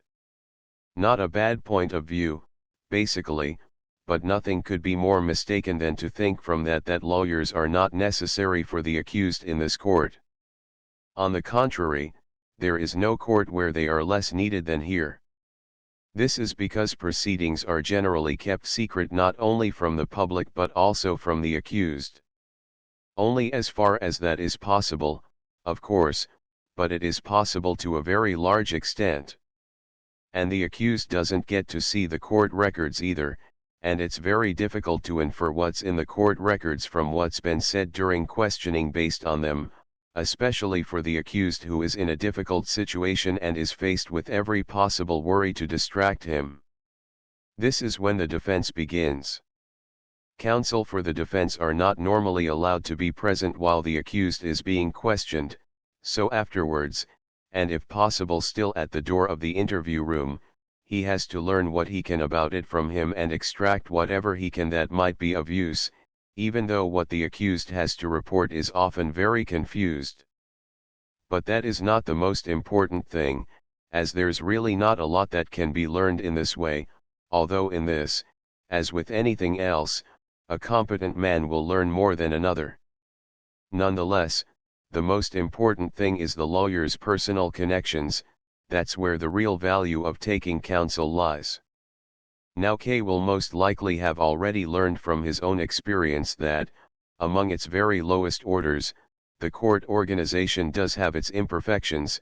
The court is strictly closed to the public, but staff who forget their duty or who take bribes do, to some extent, show where the gaps are. This is where most lawyers will push their way in. This is where bribes are paid and information extracted. There have even, in earlier times at least, been incidents where documents have been stolen. There's no denying that some surprisingly favorable results have been attained for the accused in this way, for a limited time, and these petty advocates then strut to and fro on the basis of them and attract new clients, but for the further course of the proceedings it signifies either nothing or nothing good. The only things of real value are honest personal contacts, contacts with higher officials, albeit higher officials of the lower grades, you understand. That is the only way the progress of the trial can be influenced, hardly noticeable at first, it's true, but from then on it becomes more and more visible. There are, of course, not many lawyers who can do this, and K has made a very good choice in this matter. There were probably no more than one or two who had as many contacts as Dr. Hould, but they don't bother with the company of the lawyer's room and have nothing to do with it. This means they have all the less contact with the court officials.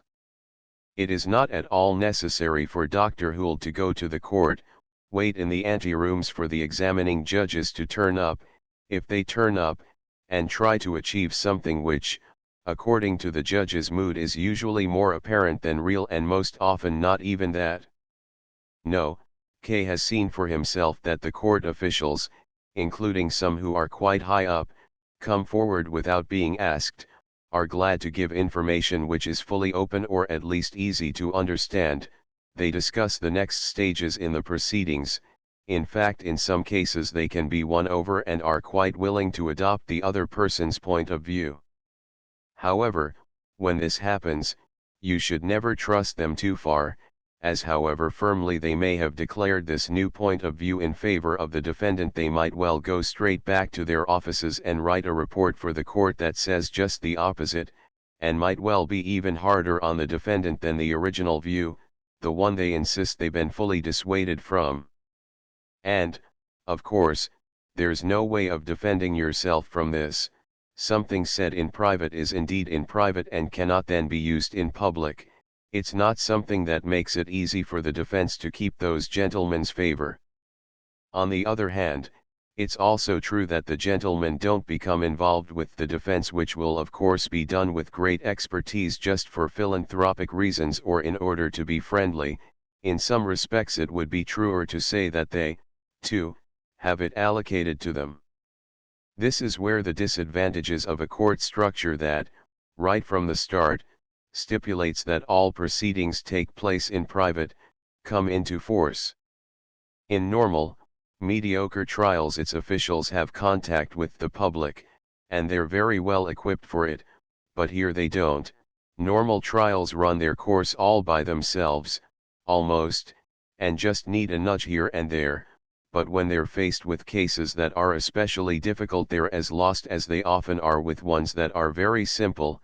They're forced to spend all their time, day and night, with their laws, and so they don't have the right feel for human relationships, and that's a serious shortcoming in cases like this. That's when they come for advice to the lawyer, with a servant behind them carrying the documents which normally are kept so secret. You could have seen many gentlemen at this window, gentlemen of whom you would least expect it, staring out this window in despair on the street below while the lawyer is at his desk studying the documents so that he can give them good advice. And at times like that it's also possible to see how exceptionally seriously these gentlemen take their professions and how they are thrown into great confusion by difficulties which it's just not in their natures to overcome. But they're not in an easy position. To regard their positions as easy would be to do them an injustice. The different ranks and hierarchies of the court are endless, and even someone who knows his way around them cannot always tell what's going to happen. But even for the junior officials, the proceedings in the courtrooms are usually kept secret, so they are hardly able to see how the cases they work with proceed. Court affairs appear in their range of vision often without their knowing where they come from, and they move on further without their learning where they go. So civil servants like this are not able to learn the things you can learn from studying the successive stages that individual trials go through, the final verdict or the reasons for it. They're only allowed to deal with that part of the trial which the law allocates them, and they usually know less about the results of their work after it's left them than the defense does, even though the defense will usually stay in contact with the accused until the trial is nearly at its end, so that the court officials can learn many useful things from the defense. Bearing all this in mind, does it still surprise K that the officials are irritated and often express themselves about the litigants in unflattering ways, which is an experience shared by everyone? All the officials are irritated, even when they appear calm. This causes many difficulties for the junior advocates, of course. There is a story, for instance, that has very much the ring of truth about it. It goes like this: one of the older officials, a good and peaceful man, was dealing with a difficult matter for the court which had become very confused, especially thanks to the contributions from the lawyers. He had been studying it for a day and a night without a break, as these officials are indeed hard working. No one works as hard as they do. When it was nearly morning, and he had been working for 24 hours with probably very little result, he went to the front entrance, waited there in ambush, and every time a lawyer tried to enter the building he would throw him down the steps. The lawyers gathered together down in front of the steps and discussed with each other what they should do. On the one hand, they had actually no right to be allowed into the building, so that there was hardly anything that they could legally do to the official, and, as I've already mentioned, they would have to be careful not to set all the officials against them. On the other hand, any day not spent in court is a day lost for them, and it was a matter of some importance to force their way inside. In the end, they agreed that they would try to tire the old man out. One lawyer after another was sent out to run up the steps and let himself be thrown down again, offering what resistance he could as long as it was passive resistance, and his colleagues would catch him at the bottom of the steps. That went on for about an hour until the old gentleman, who was already exhausted from working all night, was very tired and went back to his office. Those who were at the bottom of the steps could not believe it at first, so they sent somebody out to go and look behind the door to see if there really was no one there, and only then did they all gather together, and probably didn't even dare to complain, as it's far from being the lawyer's job to introduce any improvements in the court system, or even to want to. Even the most junior lawyer can understand the relationship there to some extent, but one significant point is that almost every defendant, even very simple people, begins to think of suggestions for improving the court as soon as his proceedings have begun. Many of them often even spend time and energy on the matter that could be spent far better elsewhere. The only right thing to do is to learn how to deal with the situation as it is. Even if it were possible to improve any detail of it, which is anyway no more than superstitious nonsense, the best that they could achieve, although doing themselves incalculable harm in the process, is that they will have attracted the special attention of the officials for any case that comes up in the future, and the officials are always ready to seek revenge. Never attract attention to yourself. Stay calm, however much it goes against your character. Try to gain some insight into the size of the court organism and how, to some extent, it remains in a state of suspension, and that even if you alter something in one place you'll draw the ground out from under your feet and might fall, whereas if an enormous organism like the court is disrupted in any one place it finds it easy to provide a substitute for itself somewhere else. Everything is connected with everything else and will continue without any change or else, which is quite probable, even more closed, more attentive, more strict, more malevolent. So it's best to leave the work to the lawyers and not to keep disturbing them. It doesn't do much good to make accusations, especially if you can't make it clear what they're based on and their full significance, but it must be said that K caused a great deal of harm to his own case by his behavior towards the office director. He was a very influential man, but now he might as well be struck off the list of those who might do anything for K. If the trial is mentioned, even just in passing, it's quite obvious that he's ignoring it. These officials are in many ways just like children. Often, something quite harmless, although K's behavior could unfortunately not be called harmless, will leave them feeling so offended that they will even stop talking with good friends of theirs. They turn away when they see them and do everything they can to oppose them. But then, with no particular reason, surprisingly enough, some little joke that was only ever attempted because everything seemed so hopeless will make them laugh and they'll be reconciled. It's both difficult and hard at the same time to deal with them, and there's hardly any reason for it. It's sometimes quite astonishing that a single, average life is enough to encompass so much that it's at all possible ever to have any success in one's work here. On the other hand, there are also dark moments, such as everyone has, when you think you've achieved nothing at all, when it seems that the only trials to come to a good end are those that were determined to have a good end from the start and would do so without any help, while all the others are lost despite all the running to and fro, all the effort, all the little, apparent successes that gave such joy. Then you no longer feel very sure of anything, and, if asked about a trial that was doing well by its own nature but which was turned for the worse because you assisted in it, would not even dare deny that. And even that is a kind of self-confidence, but then it's the only one that's left. Lawyers are especially vulnerable to fits of depression of that sort, and they are no more than fits of depression, of course, when a case is suddenly taken out of their hands after they've been conducting it satisfactorily for some time. That's probably the worst that can happen to a lawyer.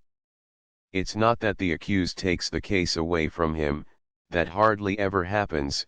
Once a defendant has taken on a certain lawyer, he has to stay with him whatever happens.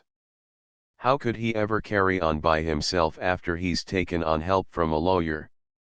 No, that just doesn't happen. But what does sometimes happen is that the trial takes on a course where the lawyer may not go along with it. Client and trial are both simply taken away from the lawyer, and then even contact with the court officials won't help, however good they are, as they don't know anything themselves. The trial will have entered a stage where no more help can be given, where it's being processed in courts to which no one has any access, where the defendant cannot even be contacted by his lawyer. You come home one day and find all the documents you've submitted, which you've worked hard to create and which you had the best hopes for, lying on the desk. They've been sent back as they can't be carried through to the next stage in the trial. They're just worthless scraps of paper. It doesn't mean that the case has been lost, not at all, or at least there is no decisive reason for supposing so. It's just that you don't know anything more about the case and won't be told anything of what's happening. Well, cases like that are the exceptions, I'm glad to say, and even if K's trial is one of them, it's still, for the time being, a long way off. But there was still plenty of opportunity for lawyers to get to work, and K could be sure they would be made use of. As he had said, the time for submitting documents was still in the future and there was no rush to prepare them. It was much more important to start the initial discussions with the appropriate officials, and they had already taken place. With varying degrees of success, it must be said. It was much better not to give away any details before their time, as in that way K could only be influenced unfavorably and his hopes might be raised or he might be made too anxious. Better just to say that some individuals have spoken very favorably and shown themselves very willing to help, although others have spoken less favorably, but even they have not in any way refused to help. So all in all, the results are very encouraging, only you should certainly not draw any particular conclusions as all preliminary proceedings begin in the same way and it was only the way they developed further that would show what the value of these preliminary proceedings has been. Anyway, nothing has been lost yet, and if we can succeed in getting the office director, despite everything, on our side and several actions have been undertaken to this end, then everything is a clean wound, as a surgeon would say, and we can wait for the results with some comfort. When he started talking on in this way the lawyer was quite tireless. He went through it all again every time K went to see him. There was always some progress, but he could never be told what sort of progress it was. The first set of documents to be submitted were being worked on but still not ready, which usually turned out to be a great advantage the next time K went to see him, as the earlier occasion would have been a very bad time to put them in, which they could not then have known. If K, stupefied from all this talking, ever pointed out that even considering all these difficulties progress was very slow, the lawyer would object that progress was not slow at all, but that they might have progressed far further if K had come to him at the right time. But he had come to him late and that lateness would bring still further difficulties, and not only where time was concerned. The only welcome interruption during these visits was always when Lenny contrived to bring the lawyer his tea while K was there. Then she would stand behind K pretending to watch the lawyer as he bent greedily over his cup, poured the tea in and drank and secretly let K hold her hand. There was always complete silence. The lawyer drank. K squeezed Lenny's hand and Lenny would sometimes dare to gently stroke K's hair. "Still here, are you?" the lawyer would ask when he was ready. "I wanted to take the dishes away," said Lenny. They would give each other's hands a final squeeze. The lawyer would wipe his mouth and then start talking at K again with renewed energy. Was the lawyer trying to comfort K or to confuse him? K could not tell, but it seemed clear to him that his defense was not in good hands. Maybe everything the lawyer said was quite right, even though he obviously wanted to make himself as conspicuous as possible and probably had never even taken on a case as important as he said K.'s was. But it was still suspicious how he continually mentioned his personal contacts with the civil servants. Were they to be exploited solely for K.'s benefit? The lawyer never forgot to mention that they were dealing only with junior officials, which meant officials who were dependent on others, and the direction taken in each trial could be important for their own furtherment. Could it be that they were making use of the lawyer to turn trials in a certain direction, which would, of course, always be at the cost of the defendant? It certainly did not mean that they would do that in every trial, that was not likely at all, and there were probably also trials where they gave the lawyer advantages and all the room he needed to turn it in the direction he wanted, as it would also be to their advantage to keep his reputation intact. If that really was their relationship, how would they direct K.'s trial, which, as the lawyer had explained, was especially difficult and therefore important enough to attract great attention from the very first time it came to court? There could not be much doubt about what they would do. The first signs of it could already be seen in the fact that the first documents still had not been submitted even though the trial had already lasted several months, and that, according to the lawyer, everything was still in its initial stages, which was very effective, of course, in making the defendant passive and keeping him helpless. Then he could be suddenly surprised with the verdict, or at least with a notification that the hearing had not decided in his favor and the matter would be passed on to a higher office. It was essential that K take a hand in it himself. On winter's mornings such as this, when he was very tired and everything dragged itself lethargically through his head, this belief of his seemed irrefutable. He no longer felt the contempt for the trial that he had had earlier.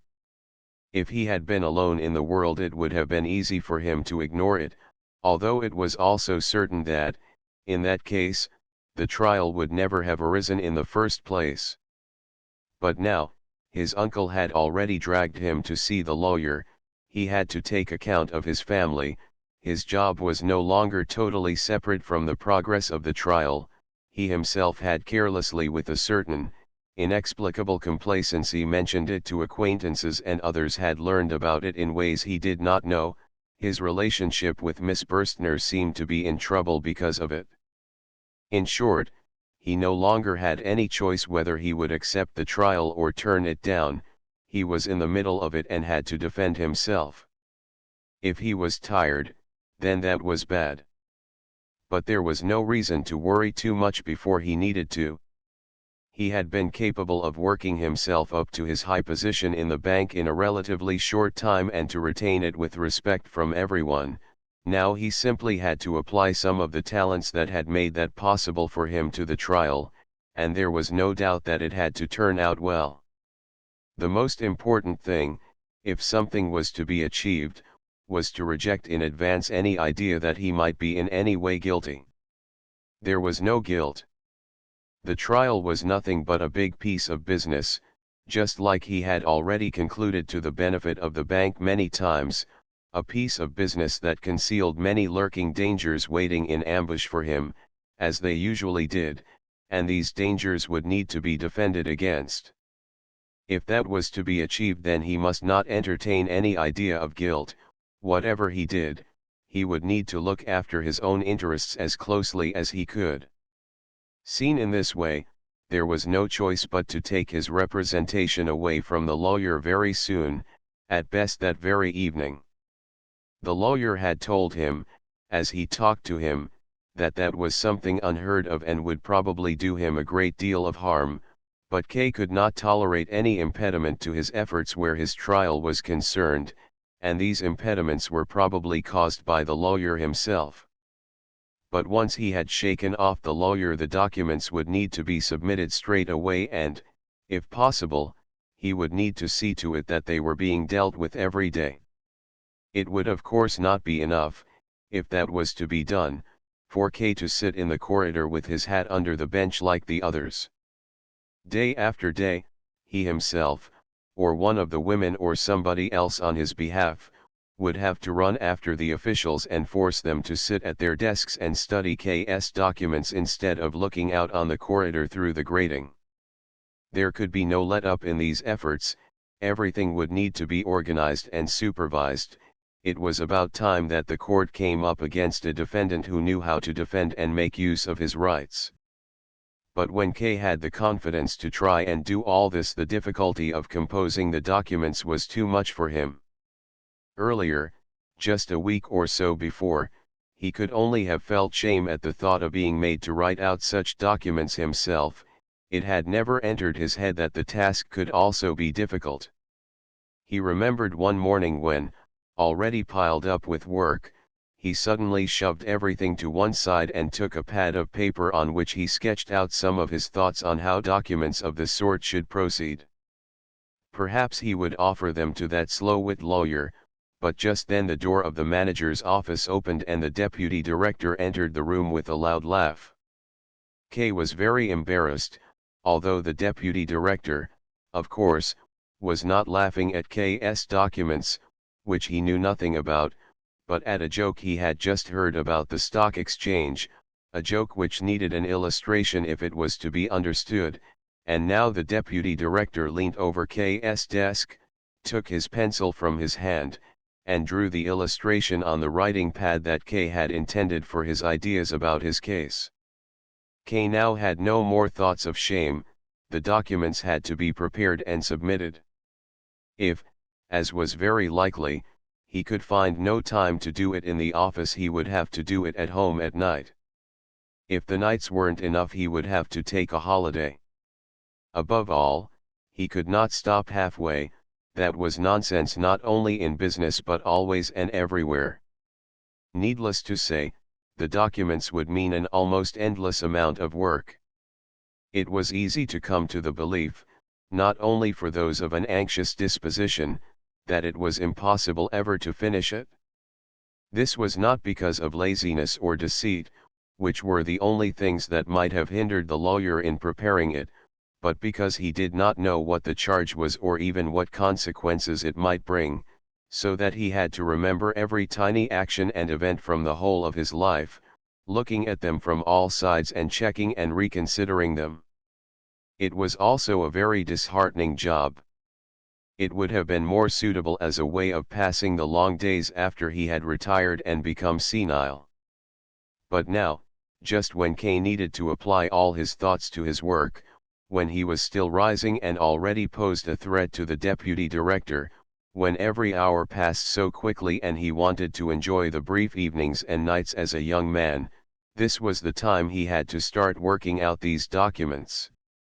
Once more, he began to feel resentment. Almost involuntarily, only to put an end to it, his finger felt for the button of the electric bell in the anteroom. As he pressed it, he glanced up to the clock. It was 11 o'clock, 2 hours. He had spent a great deal of his costly time just dreaming, and his wits were, of course, even more dulled than they had been before.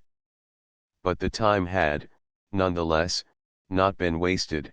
He had come to some decisions that could be of value.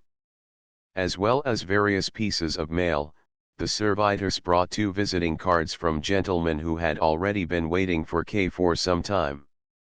They were actually very important clients of the bank who should not really have been kept waiting under any circumstances. Why had they come at such an awkward time, and why, the gentleman on the other side of the closed door seemed to be asking, was the industrious Kay using up the best business time for his private affairs?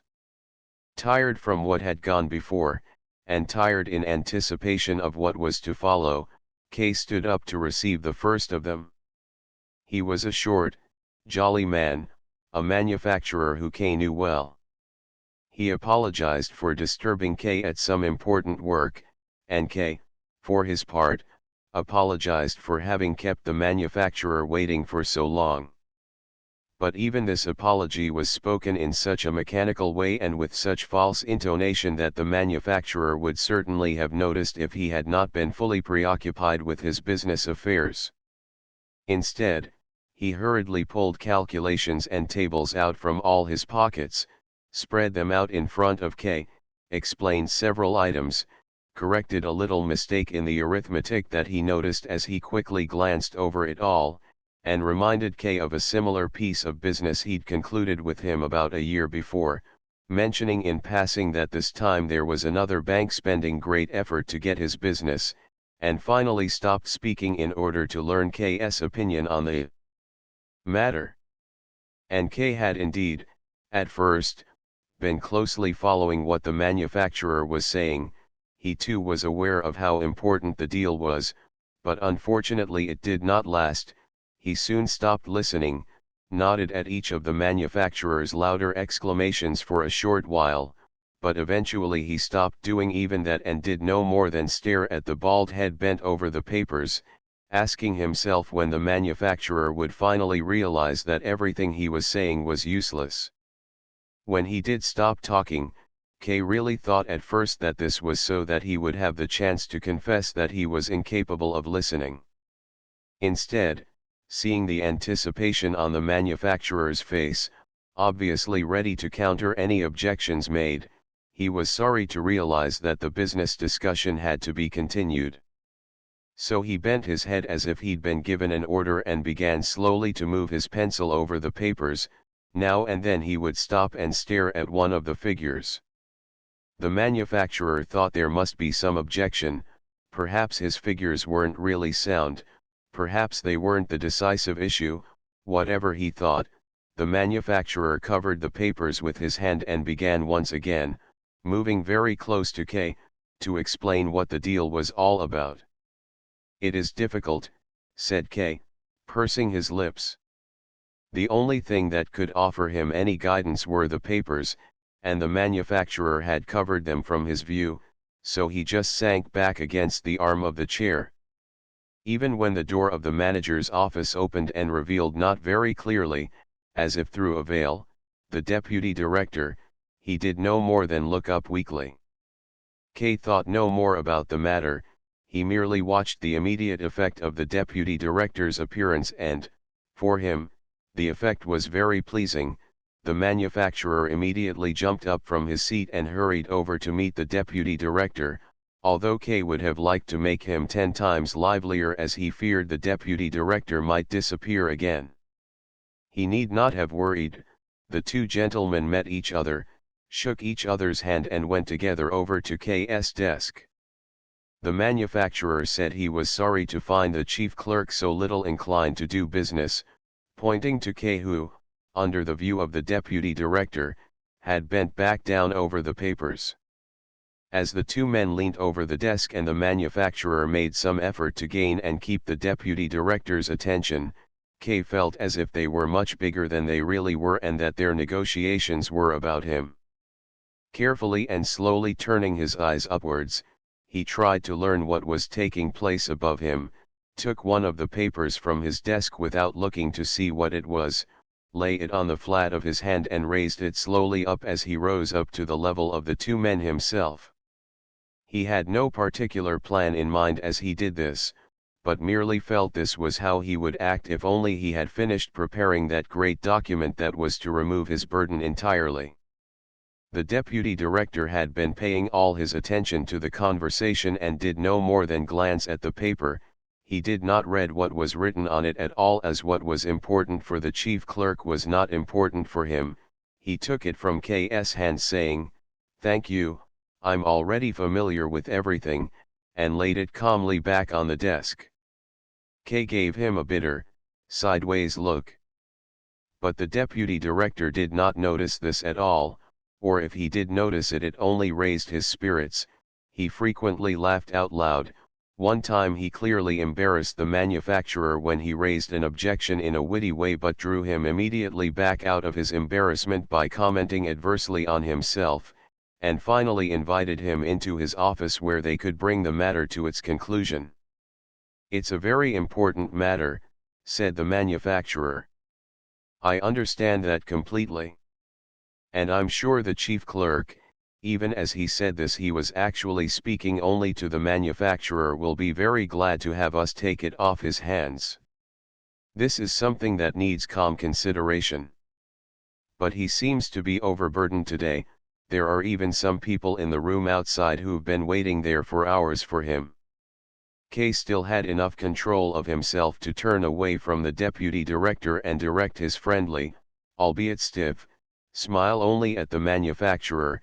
He made no other retaliation, bent down slightly and supported himself with both hands on his desk like a clerk, and watched as the two gentlemen, still talking, took the papers from his desk and disappeared into the manager's office.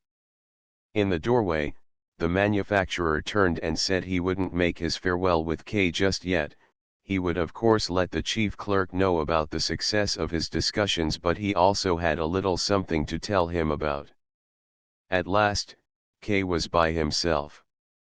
It did not enter his head to show anyone else into his office, and only became vaguely aware of how nice it was that the people outside thought he was still negotiating with the manufacturer, and, for this reason, he could not let anyone in to see him, not even the servitor. He went over to the window, sat down on the ledge beside it, held firmly onto the handle and looked down onto the square outside. The snow was still falling, the weather still had not brightened up at all. He remained a long time sitting in this way, not knowing what it actually was that made him so anxious. Only occasionally did he glance, slightly startled, over his shoulder at the door to the outer room where, mistakenly, he thought he'd heard some noise. No one came, and that made him feel calmer. He went over to the washstand, rinsed his face with cold water and, his head somewhat clearer, went back to his place by the window. The decision to take his defense into his own hands now seemed more of a burden than he had originally assumed. All the while he had left his defense up to the lawyer, his trial had had little basic effect on him. He had observed it from afar as something that was scarcely able to reach him directly.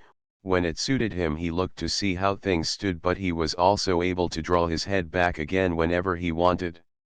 Now, in contrast, if he was to conduct his defense himself, he would have to devote himself entirely to the court for the time being. At least success would mean, later on, his complete and conclusive liberation, but if he was to achieve this he would have to place himself, to start with, in far greater danger than he had been in so far.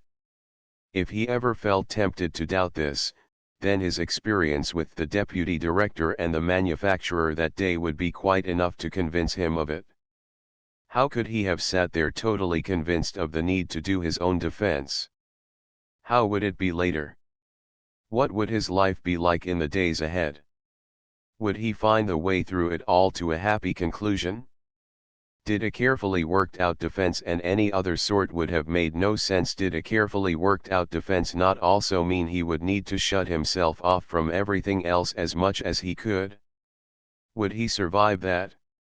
And how was he to succeed in conducting all this at the bank?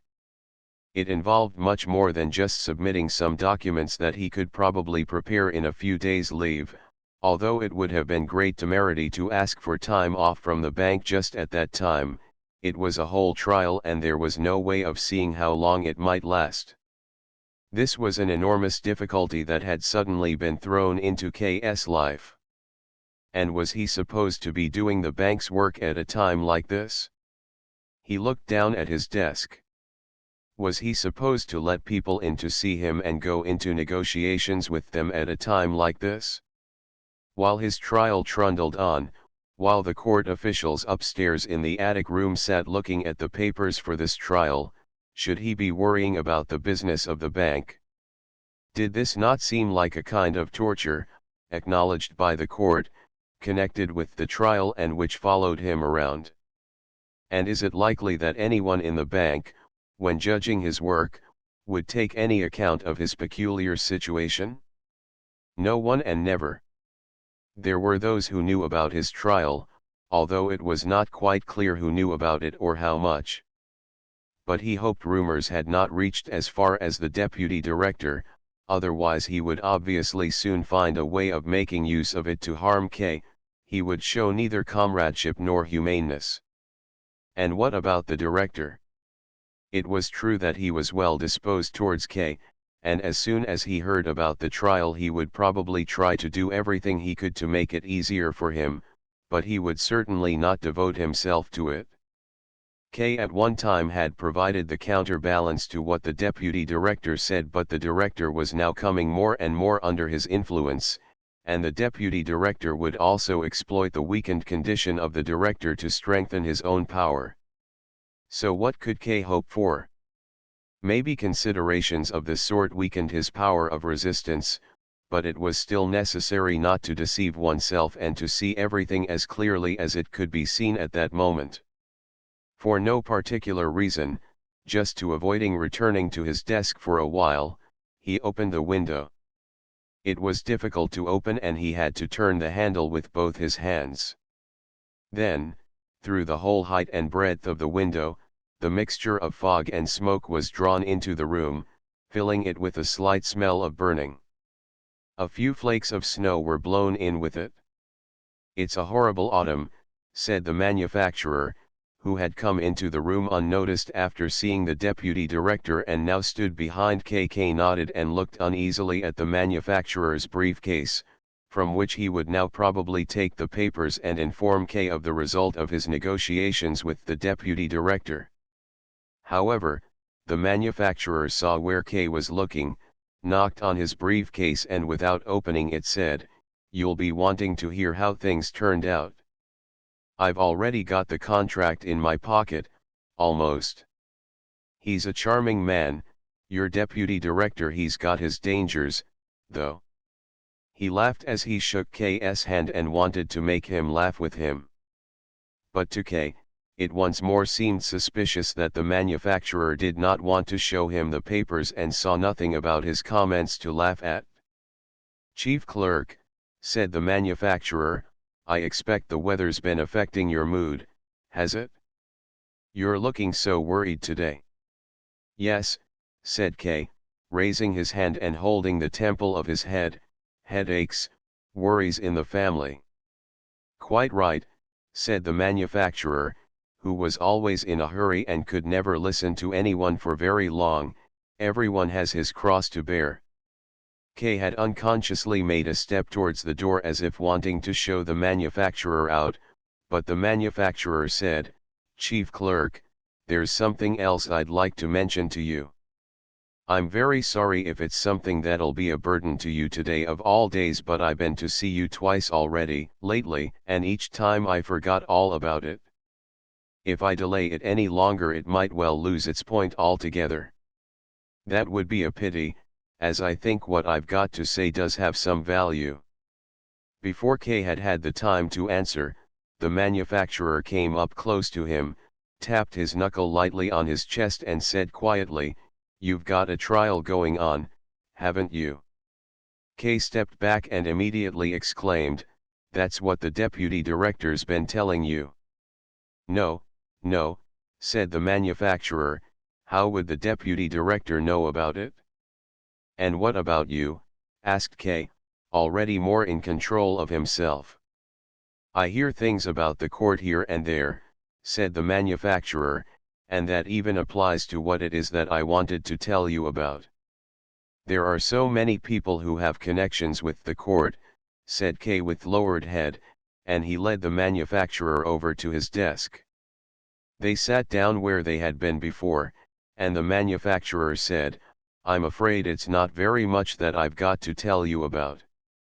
Only, in matters like this, it's best not to overlook the tiniest details. Besides, I really want to help you in some way, however modest my help might be.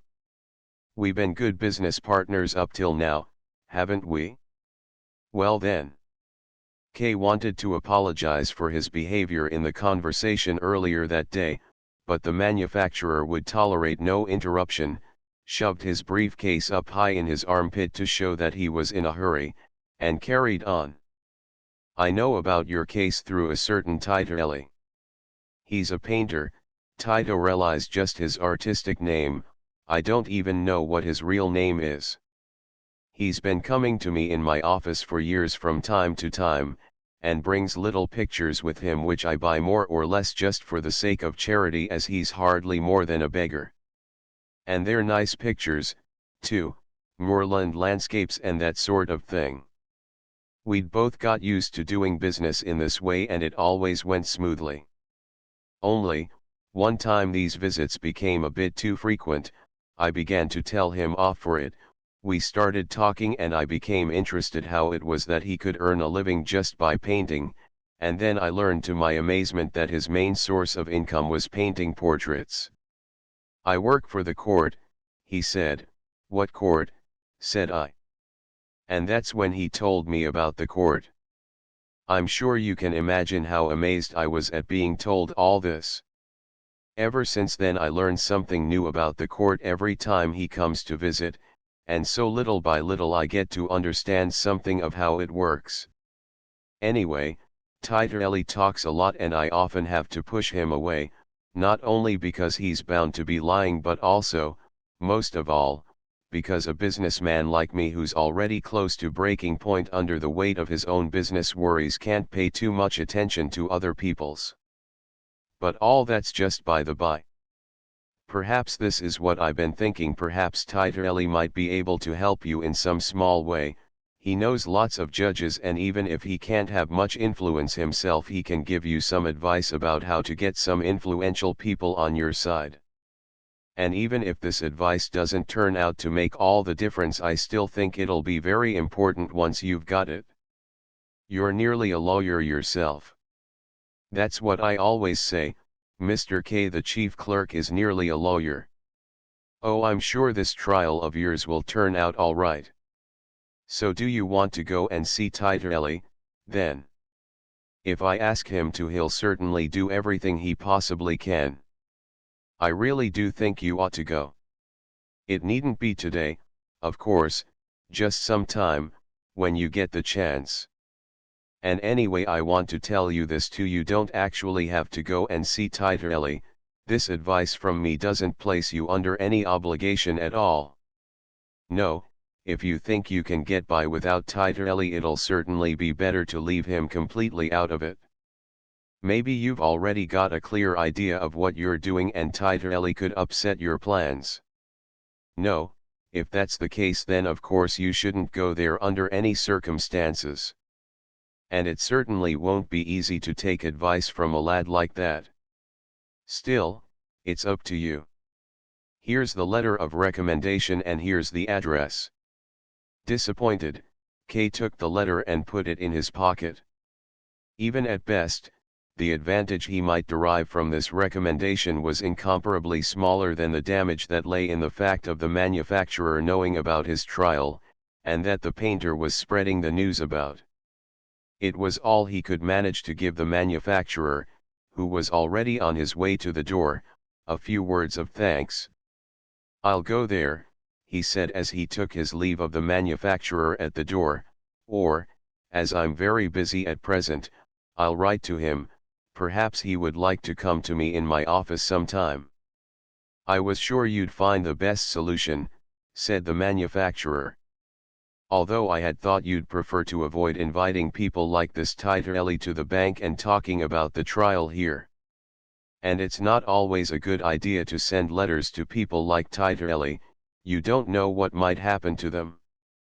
But you're bound to have thought everything through and you know what you can and can't do." Kay nodded and accompanied the manufacturer on through the anteroom. But despite seeming calm on the outside, he was actually very shocked. He had told the manufacturer he would write to Titorelli only to show him in some way that he valued his recommendations and would consider the opportunity to speak with Titorelli without delay, but if he had thought Titorelli could offer any worthwhile assistance he would not have delayed. But it was only the manufacturer's comment that made Kay realize what dangers that could lead to. Was he really able to rely on his own understanding so little? If it was possible that he might invite a questionable character into the bank with a clear letter, and ask advice from him about his trial, separated from the deputy director by no more than a door, was it not possible or even very likely that there were also other dangers he had failed to see or that he was even running towards? There was not always someone beside him to warn him. And just now, just when he would have to act with all the strength he could muster, now a number of doubts of a sort he had never before known had presented themselves and affected his own vigilance. The difficulties he had been feeling in carrying out his office work, were they now going to affect the trial too? Now, at least, he found himself quite unable to understand how he could have intended to write to Titorelli and invite him into the bank. He shook his head at the thought of it once more as the servitor came up beside him and drew his attention to the three gentlemen who were waiting on a bench in the anteroom. They had already been waiting to see Kay for a long time. Now that the servitor was speaking with Kay, they had stood up and each of them wanted to make use of the opportunity to see Kay before the others. It had been negligent of the bank to let them waste their time here in the waiting room, but none of them wanted to draw attention to this. "Mr. K," one of them was saying, but Kay had told the servitor to fetch his winter coat and said to the three of them, as the servitor helped him to put it on, "Please forgive me, gentlemen, I'm afraid I have no time to see you at present. Please do forgive me, but I have some urgent business to settle and have to leave straight away. You've already seen yourselves how long I've been delayed. Would you be so kind as to come back tomorrow or sometime? Or perhaps we could settle your affairs by telephone. Or perhaps you would like to tell me now, briefly, what it's about, and I can then give you a full answer in writing. Whatever, the best thing will be for you to come here again." The gentlemen now saw that their wait had been totally pointless, and these suggestions of K.'s left them so astounded that they looked at each other without a word. "That's agreed then, is it?" asked K., who had turned toward the servitor bringing him his hat. Through the open door of K.'s office they could see that the snowfall outside had become much heavier. So K turned the collar of his coat up and buttoned it up high under his chin. Just then the deputy director came out of the adjoining room, smiled as he saw K negotiating with the gentleman in his winter coat, and asked, "Are you about to go out?" "Yes," said K, standing more upright, "I have to go out on some business." But the deputy director had already turned towards the gentleman. "And what about these gentlemen?" he asked. "I think they've already been waiting quite a long time." "We've already come to an understanding," said K. But now the gentlemen could be held back no longer. They surrounded K and explained that they would not have been waiting for hours if it had not been about something important that had to be discussed now, at length and in private. The deputy director listened to them for a short while. He also looked at K as he held his hat in his hand, cleaning the dust off it here and there, and then he said, "Gentlemen, there is a very simple way to solve this. If you would prefer it, I'll be very glad to take over these negotiations instead of the chief clerk. Your business does, of course, need to be discussed without delay. We are businessmen like yourselves and know the value of a businessman's time. Would you like to come this way?" And he opened the door leading to the anteroom of his own office. The deputy director seemed very good at appropriating everything that K was now forced to give up. But was K not giving up more than he absolutely had to? By running off to some unknown painter, with, as he had to admit, very little hope of any vague benefit, his renown was suffering damage that could not be repaired. It would probably be much better to take off his winter coat again and, at the very least, try to win back the two gentlemen who were certainly still waiting in the next room. If K had not then glimpsed the deputy director in his office, looking for something from his bookshelves as if they were his own, he would probably even have made the attempt. As K, somewhat agitated, approached the door, the deputy director called out, "Oh, you've still not left." He turned his face toward him. Its many deep folds seemed to show strength rather than age, and immediately began once more to search. "I'm looking for a copy of a contract," he said, "which this gentleman insists you must have. Could you help me look for it, do you think?"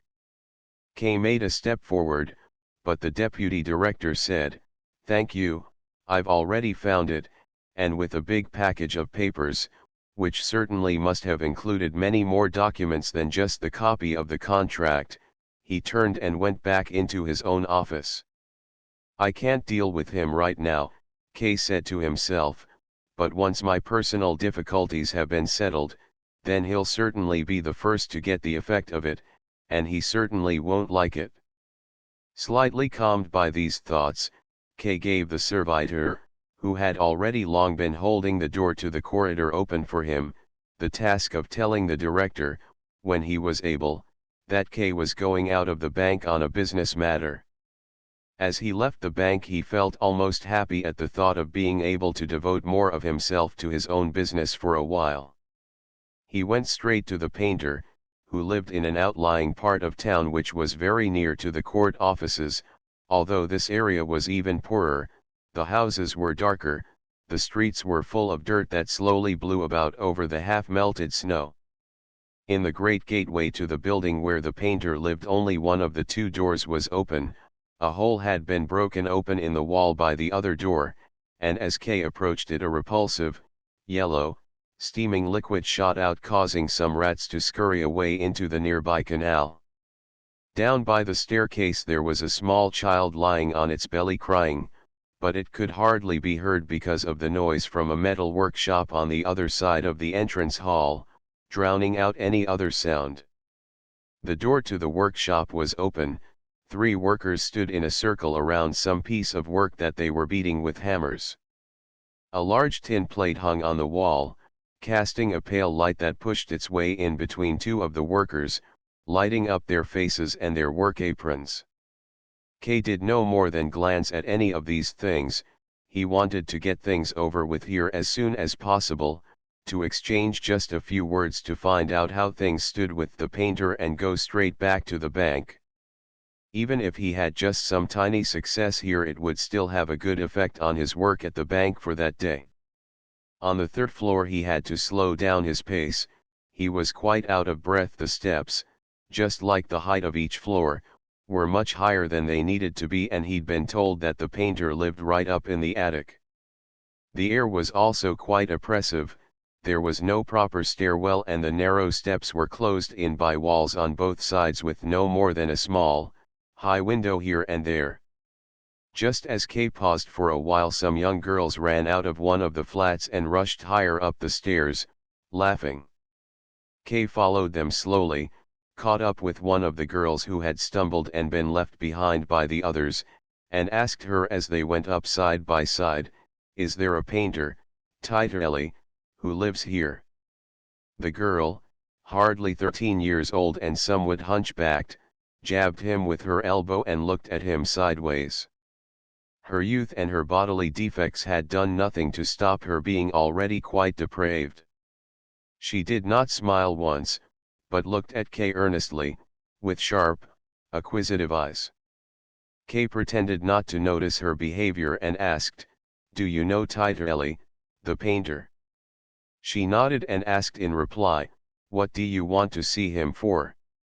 Kay thought it would be to his advantage quickly to find out something more about Ellie. "I want to have him paint my portrait," he said. "Paint your portrait?" she asked, opening her mouth too wide and lightly hitting Kay with her hand as if he had said something extraordinarily surprising or clumsy. With both hands she lifted her skirt, which was already very short, and, as fast as she could, she ran off after the other girls, whose indistinct shouts lost themselves in the heights. At the next turn of the stairs, however, Kay encountered all the girls once more. The hunchbacked girl had clearly told them about K's intentions and they were waiting for him. They stood on both sides of the stairs, pressing themselves against the wall so that Kay could get through between them, and smoothed their aprons down with their hands. All their faces, even in this guard of honor, showed a mixture of childishness and depravity. Up at the head of the line of girls, who now, laughing, began to close in around Kay, was the hunchback who had taken on the role of leader. It was thanks to her that Kay found the right direction without delay. He would have continued up the stairs straight in front of him, but she showed him that to reach Ellie he would need to turn off to one side.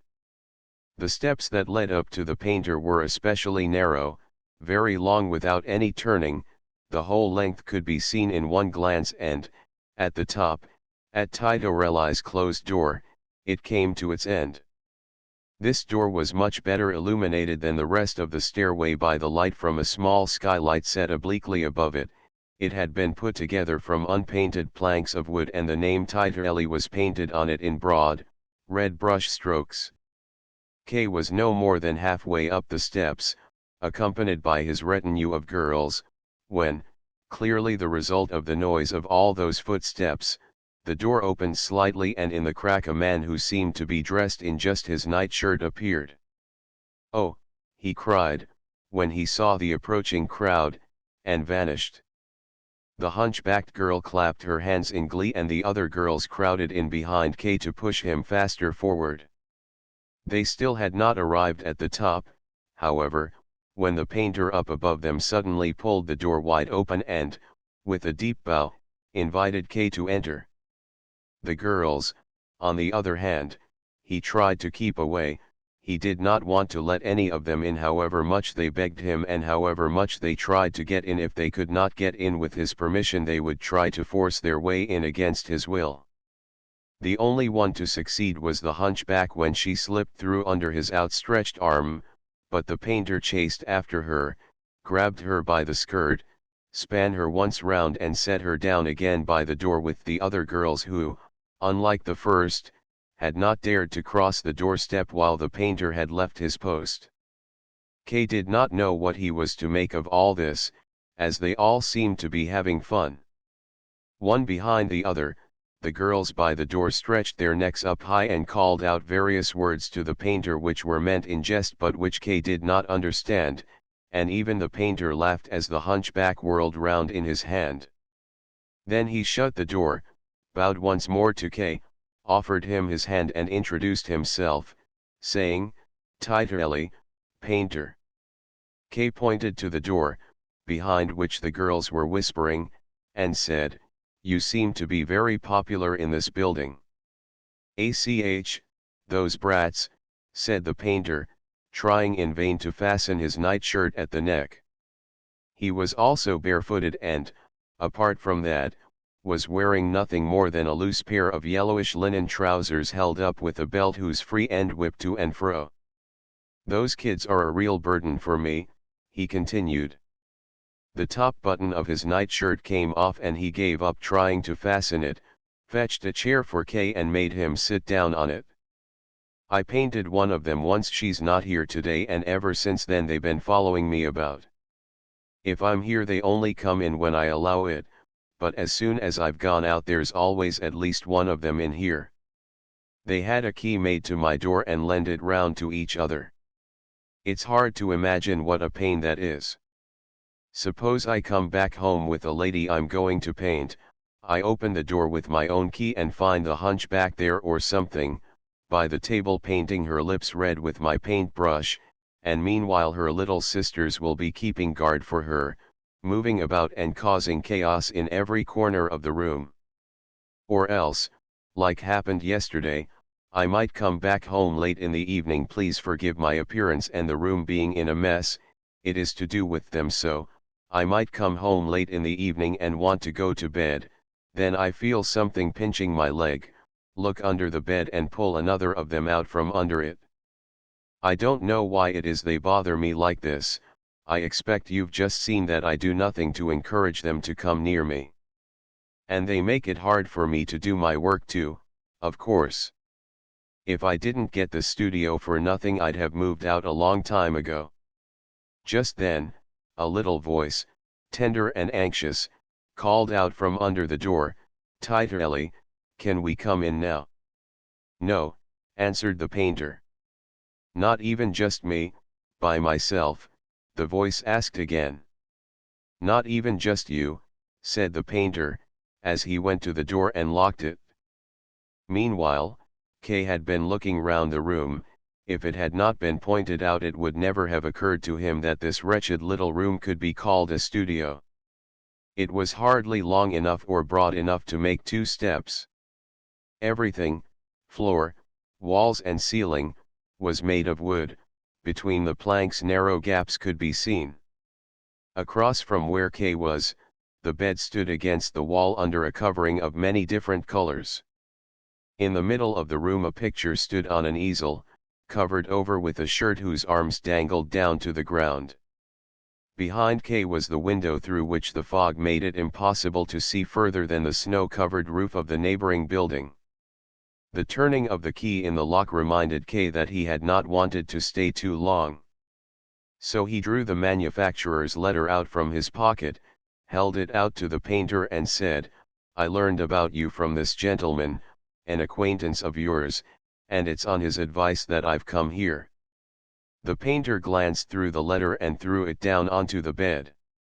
If the manufacturer had not said very clearly that Titerelli was an acquaintance of his, a poor man who was dependent on his charity, then it would really have been quite possible to believe that Titerelli did not know him, or at least that he could not remember him.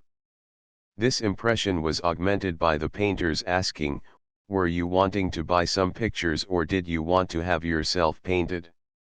Kay looked at the painter in astonishment. What did the letter actually say? K had taken it as a matter of course that the manufacturer had explained to the painter in his letter that K wanted nothing more with him than to find out more about his trial. He had been far too rash in coming here. But now he had to give the painter some sort of answer and, glancing at the easel, said, "Are you working on a picture currently?" "Yes," said the painter, and he took the shirt hanging over the easel and threw it onto the bed after the letter. "It's a portrait. Quite a good piece of work, although it's not quite finished yet." This was a convenient coincidence for K. It gave him a good opportunity to talk about the court as the picture showed, very clearly, a judge. What's more, it was remarkably similar to the picture in the lawyer's office, although this one showed a quite different judge, a heavy man with a full beard which was black and bushy and extended to the sides far up the man's cheeks.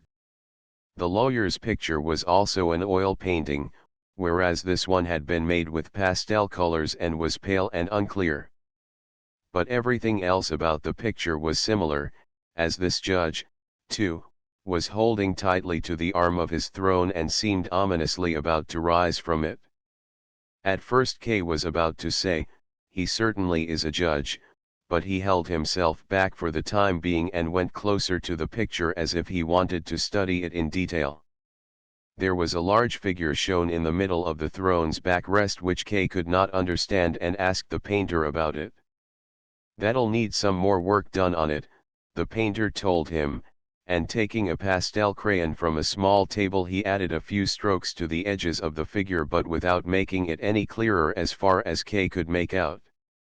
"That's the figure of justice," said the painter, finally. "Now I see," said K, "here's the blindfold and here are the scales. But aren't those wings on her heels, and isn't she moving?" "Yes," said the painter, "I had to paint it like that according to the contract. It's actually the figure of justice and the goddess of victory all in one."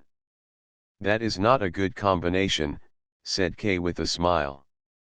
"Justice needs to remain still, otherwise the scales will move about and it won't be possible to make a just verdict." "I'm just doing what the client wanted," said the painter.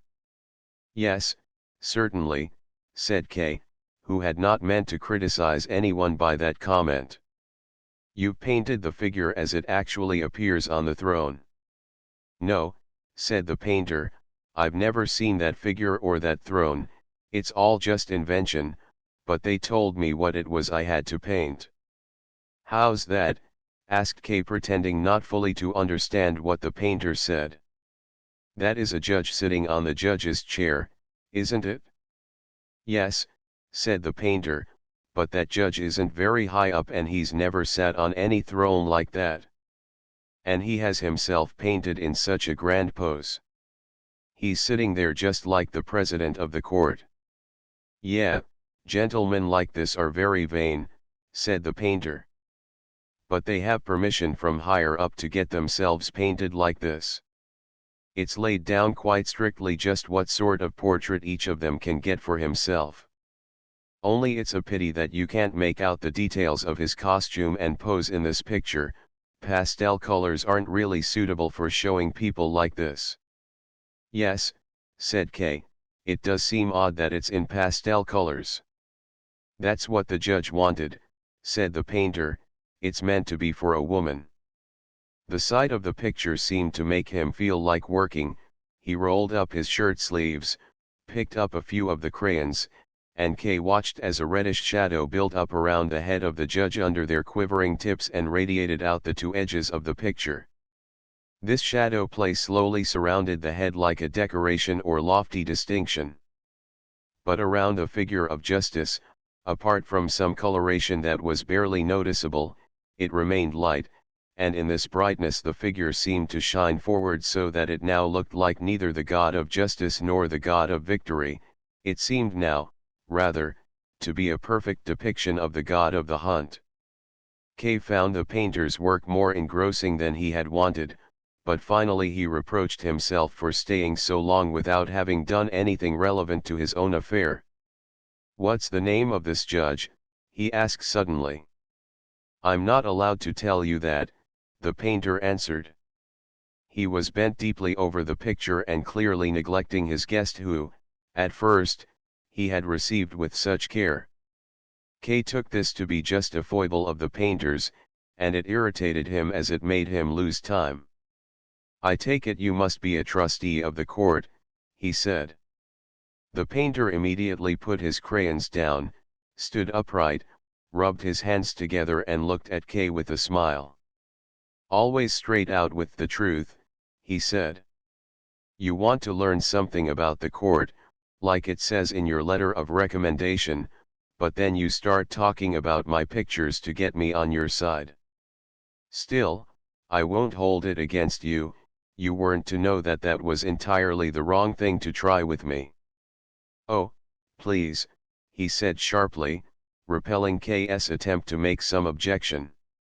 He then continued, and besides, you're quite right in your comment that I'm a trustee of the court. He made a pause, as if wanting to give Kay the time to come to terms with this fact. The girls could once more be heard from behind the door. They were probably pressed around the keyhole, perhaps they could even see into the room through the gaps in the planks. Kay forewent the opportunity to excuse himself in some way as he did not wish to distract the painter from what he was saying, or else perhaps he didn't want him to get too far above himself and in this way make himself to some extent unattainable, so he asked, "Is that a publicly acknowledged position?" "No," was the painter's curt reply, as if the question prevented him saying any more. But Kay wanted him to continue speaking and said, "Well, positions like that aren't officially acknowledged, can often have more influence than those that are. And that's how it is with me," said the painter, and nodded with a frown.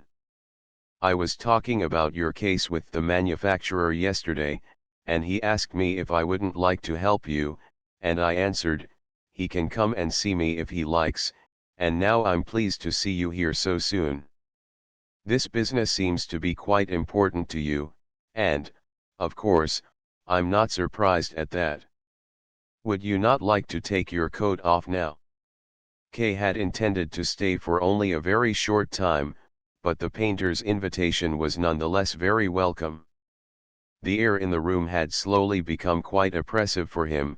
He had several times looked in amazement at a small, iron stove in the corner that certainly could not have been lit. The heat of the room was inexplicable. As he took off his winter overcoat and also unbuttoned his frock coat, the painter said to him in apology, "I must have warmth.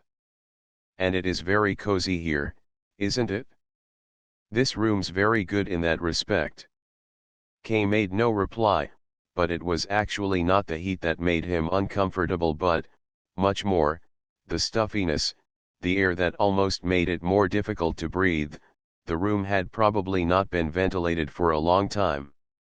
The unpleasantness of this was made all the stronger for Kay when the painter invited him to sit on the bed while he himself sat down on the only chair in the room in front of the easel. The painter even seemed to misunderstand why Kay remained at the edge of the bed and urged Kay to make himself comfortable, and as he hesitated he went over to the bed himself and pressed Kay deep down into the bedclothes and pillows. Then he went back to his seat and at last he asked his first objective question, which made Kay forget everything else. "You're innocent, are you?" he asked. "Yes," said Kay. He felt a simple joy at answering this question, especially as the answer was given to a private individual and therefore would have no consequences. Up till then no one had asked him this question so openly. To make the most of his pleasure he added, "I am totally innocent." "So," said the painter, and he lowered his head and seemed to be thinking. Suddenly he raised his head again and said, "Well, if you're innocent it's all very simple." Kay began to scowl. This supposed trustee of the court was talking like an ignorant child. "My being innocent does not make things simple," said Kay. Despite everything, he couldn't help smiling and slowly shook his head. "There are many fine details in which the court gets lost, but in the end it reaches into some place where originally there was nothing and pulls enormous guilt out of it. Yeah, sure, said the painter, as if Kay had been disturbing his train of thought for no reason. But you are innocent, aren't you? Well, of course I am, said Kay. That's the main thing, said the painter. There was no counter-argument that could influence him, but although he had made up his mind, it was not clear whether he was talking this way because of conviction or indifference. Kay, then, wanted to find out and said, therefore, I'm sure you're more familiar with the court than I am. I know hardly more about it than what I've heard, and that's been from many very different people. But they were all agreed on one thing, and that was that when ill-thought-out accusations are made they are not ignored, and that once the court has made an accusation it is convinced of the guilt of the defendant, and it's very hard to make it think otherwise. Very hard, the painter asked, throwing one hand up in the air. It's impossible to make it think otherwise. If I painted all the judges next to each other here on canvas, and you were trying to defend yourself in front of it, you'd have more success with them than you'd ever have with the real court. Yes, said Kay to himself, forgetting that he had only gone there to investigate the painter. One of the girls behind the door started up again, and asked, Titerelli, is he going to go soon? Quiet, shouted the painter at the door, can't you see I'm talking with the gentleman? But this was not enough to satisfy the girl, and she asked, you going to paint his picture? And when the painter didn't answer she added, please don't paint him, he's an horrible bloke. There followed an incomprehensible, interwoven babble of shouts and replies and calls of agreement. The painter leapt over to the door, opened it very slightly. The girl's clasped hands could be seen stretching through the crack as if they wanted something, and said, if you're not quiet I'll throw you all down the stairs. Sit down here on the steps and be quiet. They probably did not obey him immediately, so that he had to command, down on the steps. Only then it became quiet. I'm sorry about that, said the painter as he returned to KK. Had hardly turned towards the door, he had left it completely up to the painter whether and how he would place him under his protection if he wanted to. Even now, he made hardly any movement as the painter bent over him and, whispering into his ear in order not to be heard outside, said, these girls belong to the court as well. How's that? Asked Kay, as he leaned his head to one side and looked at the painter. But the painter sat back down on his chair and, half in jest, half in explanation, well, everything belongs to the court. That is something I had never noticed until now, said Kay curtly. This general comment of the painter's made his comment about the girls far less disturbing. Nonetheless, Kay looked for a while at the door, behind which the girls were now sitting quietly on the steps. Except that one of them had pushed a drinking straw through a crack between the planks and was moving it slowly up and down. You still don't seem to have much general idea of what the court's about, said the painter, who had stretched his legs wide apart and was tapping loudly on the floor with the tip of his foot. But as you're innocent you won't need it anyway. I'll get you out of this by myself. How do you intend to do that? Asked Kay. You did say yourself not long ago that it's quite impossible to go to the court with reasons and proofs. Only impossible for reasons and proofs you take to the court yourself, said the painter, raising his forefinger as if Kay had failed to notice a fine distinction. It goes differently if you try to do something behind the public court, that's to say in the consultation rooms, in the corridors, or here, for instance, in my studio. Kay now began to find it far easier to believe what the painter was saying, or rather it was largely in agreement with what he had also been told by others. In fact, it was even quite promising. If it really was so easy to influence the judges through personal contacts as the lawyer had said, then the painter's contacts with these vain judges was especially important, and at the very least should not be undervalued. and the painter would fit in very well in the circle of assistants that K was slowly gathering around himself. He had been noted at the bank for his talent in organizing. Here, where he was placed entirely on his own resources, would be a good opportunity to test that talent to its limits. The painter observed the effect his explanation had had on K and then, with a certain unease, said, "Does it not occur to you that the way I'm speaking is almost like a lawyer? It's the incessant contact with the gentlemen of the court has that influence on me. I gain a lot by it, of course, but I lose a lot, artistically speaking." "How did you first come into contact with the judges, then?" asked K. He wanted first to gain the painter's trust before he took him into his service. "That was very easy," said the painter. "I inherited these contacts. My father was court painter before me. It's a position that's always inherited. They can't use new people for it.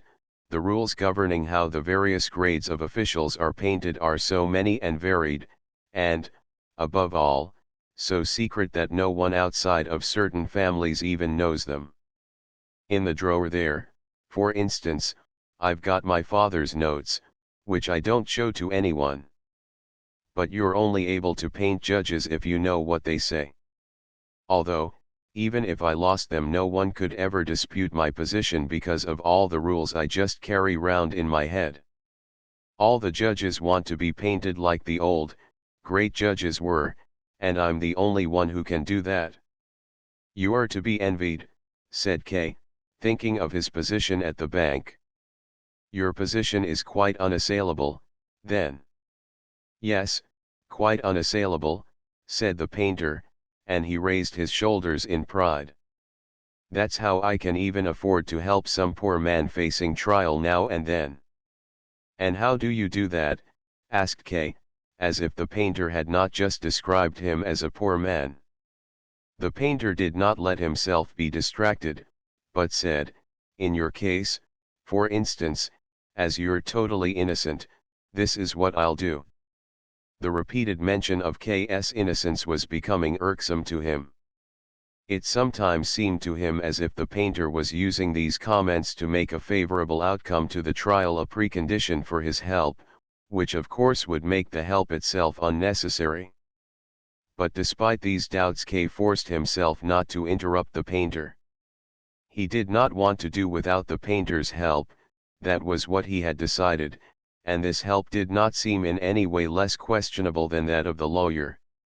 K valued the painter's help far more highly because it was offered in a way that was more harmless and open.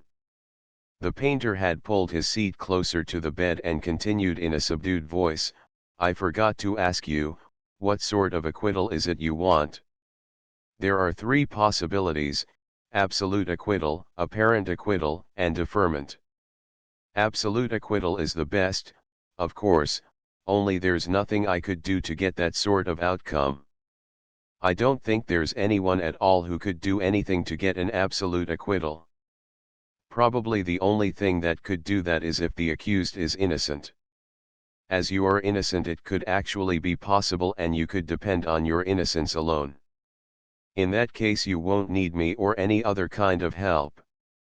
At first, K was astonished at this orderly explanation, but then, just as quietly as the painter, he said, "I think you're contradicting yourself." "How's that?" asked the painter patiently, leaning back with a smile. This smile made K feel as if he were examining not the words of the painter but seeking out inconsistencies in the procedures of the court itself. Nonetheless, he continued unabashed and said, "You remarked earlier that the court cannot be approached with reasoned proofs. You later restricted this to the open court, and now you go so far as to say that an innocent man needs no assistance in court. That entails a contradiction. Moreover, you said earlier that the judges can be influenced personally, but now you insist that an absolute acquittal, as you call it, can never be attained through personal influence. That entails a second contradiction." "It's quite easy to clear up these contradictions," said the painter. We're talking about two different things here. There's what it says in the law and there's what I know from my own experience. You shouldn't get the two confused. I've never seen it in writing, but the law does, of course, say on the one hand that the innocent will be set free, but on the other hand it doesn't say that the judges can be influenced. But in my experience it's the other way round. I don't know of any absolute acquittals, but I do know of many times when a judge has been influenced. It's possible, of course, that there was no innocence in any of the cases I know about. But is that likely? Not a single innocent defendant in so many cases? When I was a boy I used to listen closely to my father when he told us about court cases at home, and the judges that came to his studio talked about the court. In our circles nobody talks about anything else. I hardly ever got the chance to go to court myself, but always made use of it when I could. I've listened to countless trials at important stages in their development. I've followed them closely as far as they could be followed, and I have to say that I've never seen a single acquittal. So, not a single acquittal, said Kay, as if talking to himself and his hopes. That confirms the impression I already have of the court. So there's no point in it from this side either. They could replace the whole court with a single hangman. You shouldn't generalize, said the painter, dissatisfied. I've only been talking about my own experience. Well, that's enough, said Kay, or have you heard of any acquittals that happened earlier? They say there have been some acquittals earlier, the painter answered, but it's very hard to be sure about it. The courts don't make their final conclusions public, not even the judges are allowed to know about them, so that all we know about these earlier cases are just legends. But most of them did involve absolute acquittals, you can believe that, but they can't be proved. On the other hand, you shouldn't forget all about them either. I'm sure there is some truth to them, and they are very beautiful. I've painted a few pictures myself depicting these legends. My assessment will not be altered by mere legends, said Kay. I don't suppose it's possible to cite these legends in court, is it? The painter laughed. No, you can't cite them in court, he said. Then there's no point in talking about them, said Kay. He wanted, for the time being, to accept anything the painter told him, even if he thought it unlikely or contradicted what he had been told by others. He did not now have the time to examine the truth of everything the painter said or even to disprove it. He would have achieved as much as he could if the painter would help him in any way, even if his help would not be decisive. As a result, he said, so let's pay no more attention to absolute acquittal, but you mentioned two other possibilities. Apparent acquittal and deferment. They're the only possibilities, said the painter. But before we talk about them, would you not like to take your coat off? You must be hot. Yes, said Kay, who until then had paid attention to nothing but the painter's explanations, but now that he had had the heat pointed out to him his brow began to sweat heavily. It's almost unbearable. The painter nodded as if he understood Kay's discomfort very well.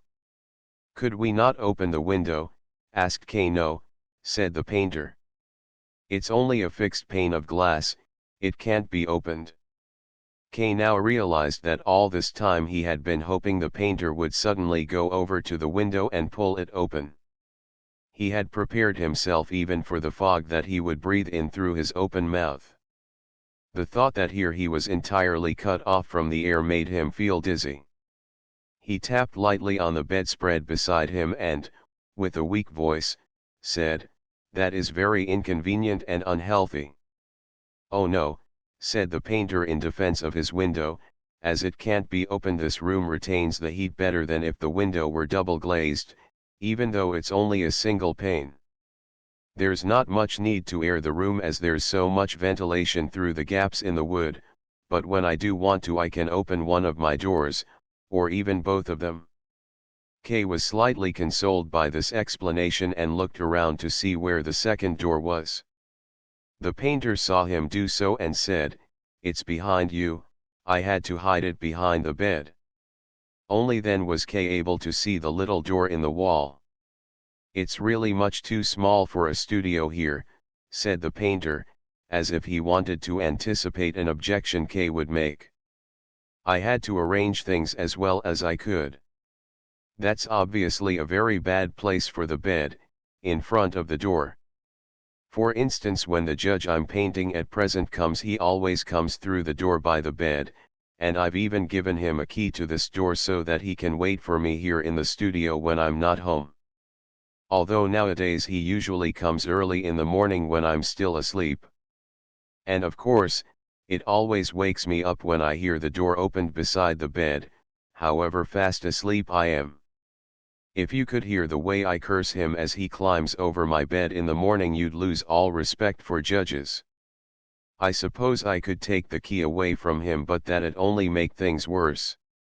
It only takes a tiny effort to break any of the doors here off their hinges."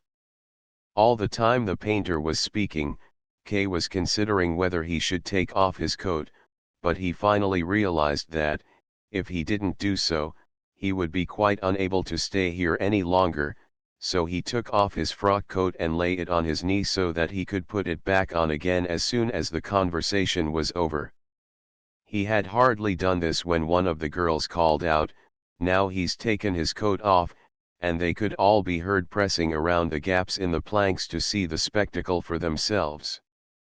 "The girls think I'm going to paint your portrait," said the painter, "and that's why you're taking your coat off." "I see," said Kay, only slightly amused by this, as he felt little better than he had before, even though he now sat in his shirt sleeves. With some irritation he asked, "What did you say the two other possibilities were?" He had already forgotten the terms used.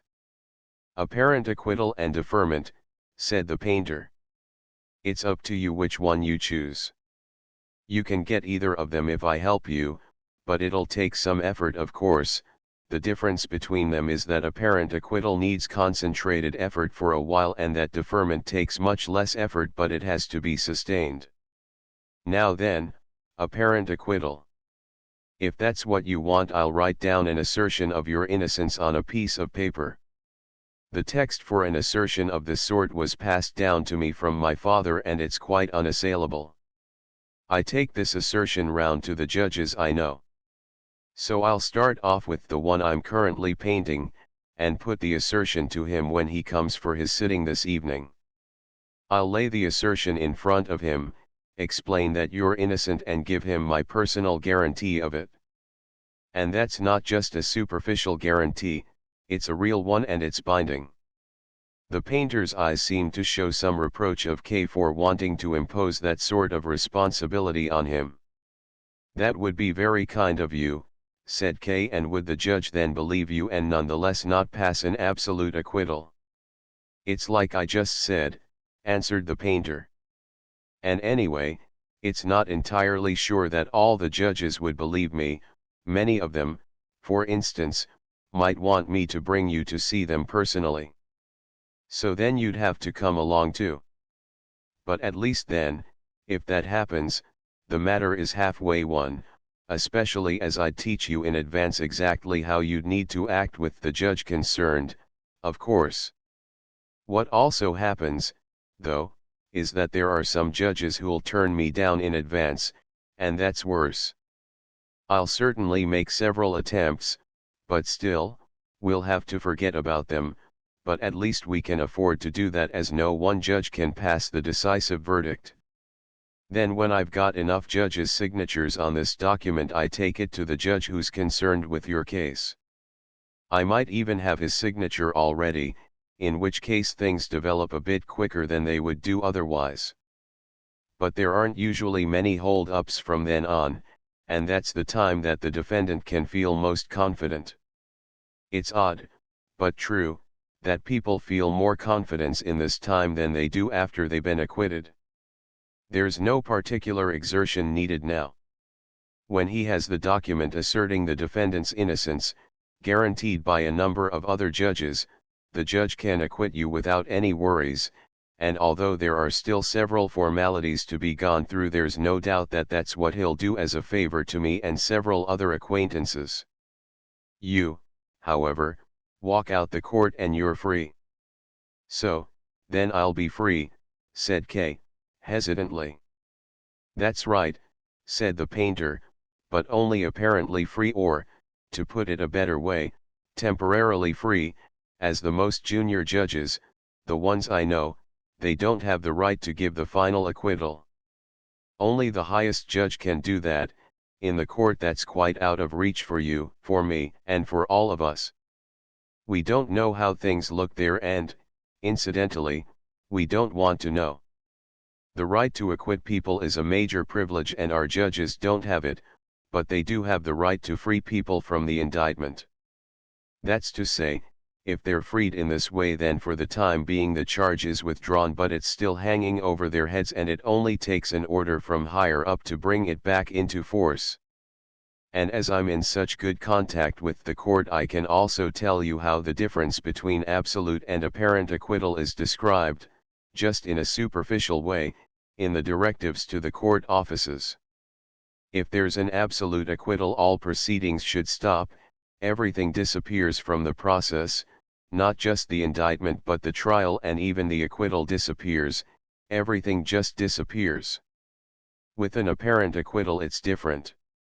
When that happens, nothing has changed except that the case for your innocence, for your acquittal, and the grounds for the acquittal have been made stronger.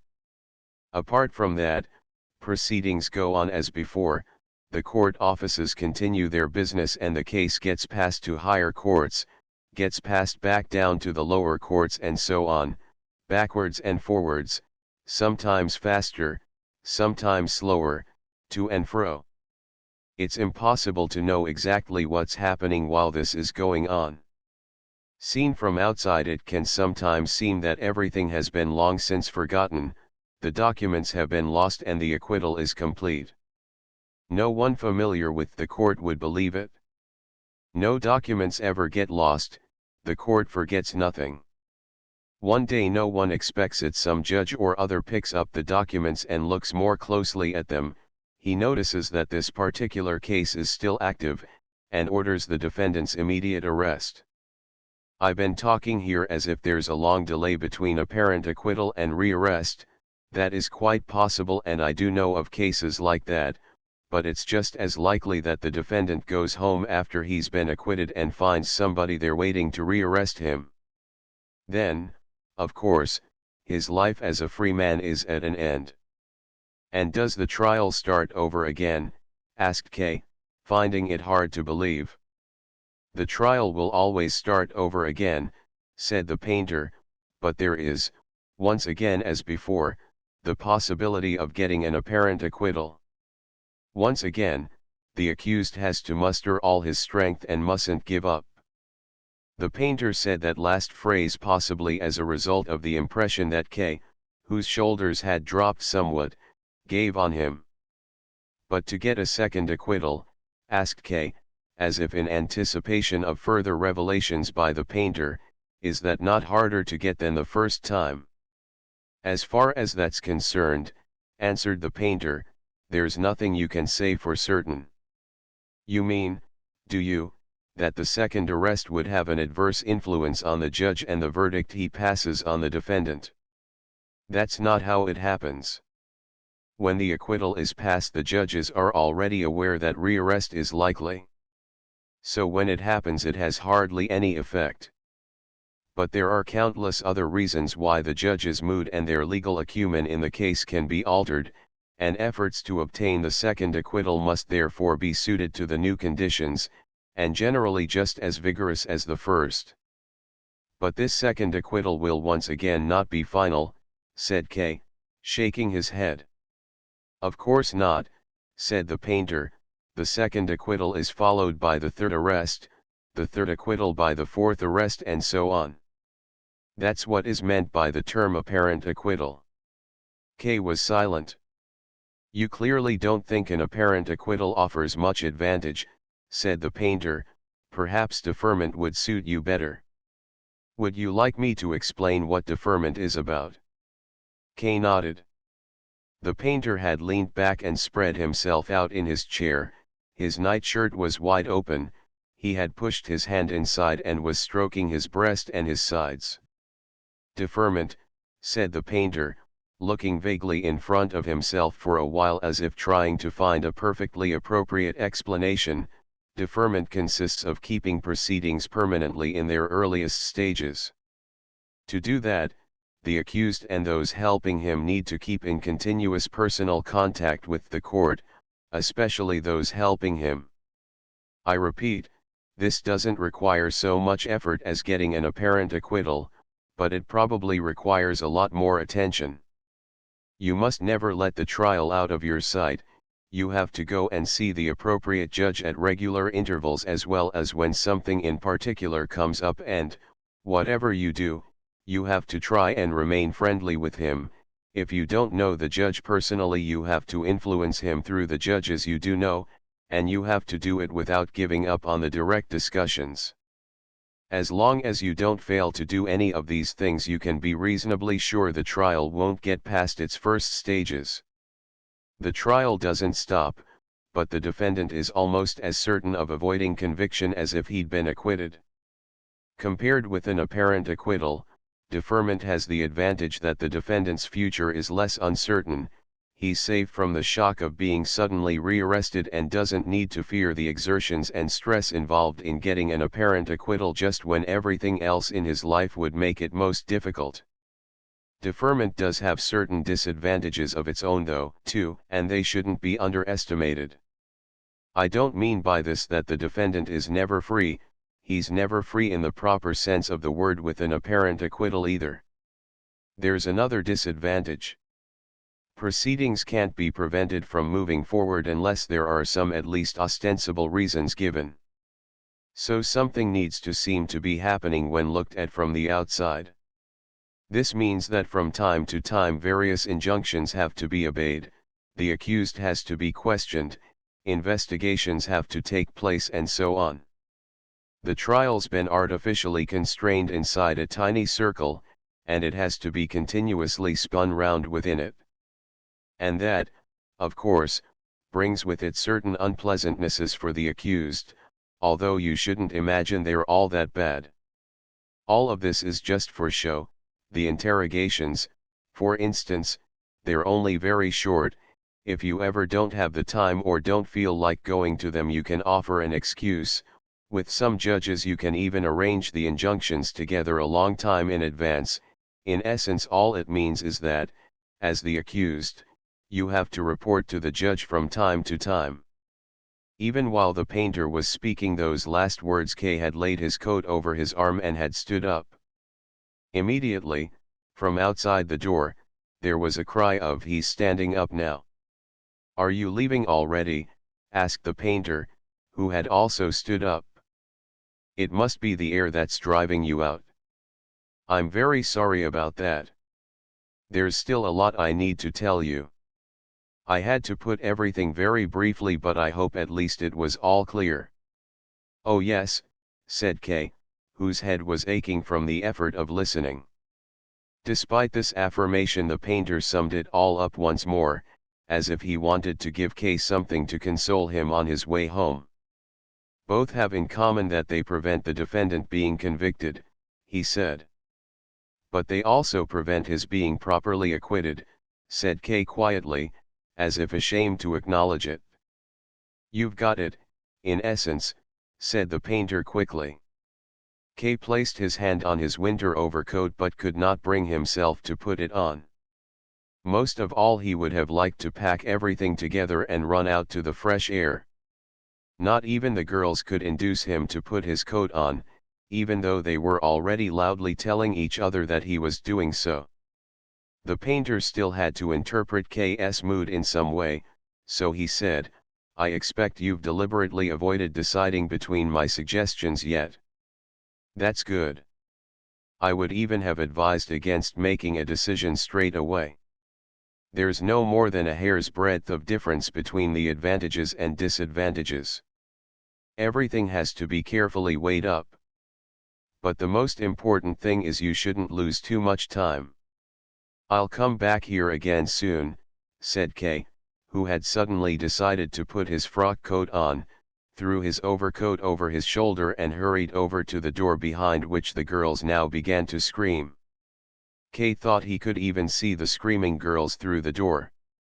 "Well, you'll have to keep your word," said the painter, who had not followed him, "otherwise I'll come to the bank to ask about it myself."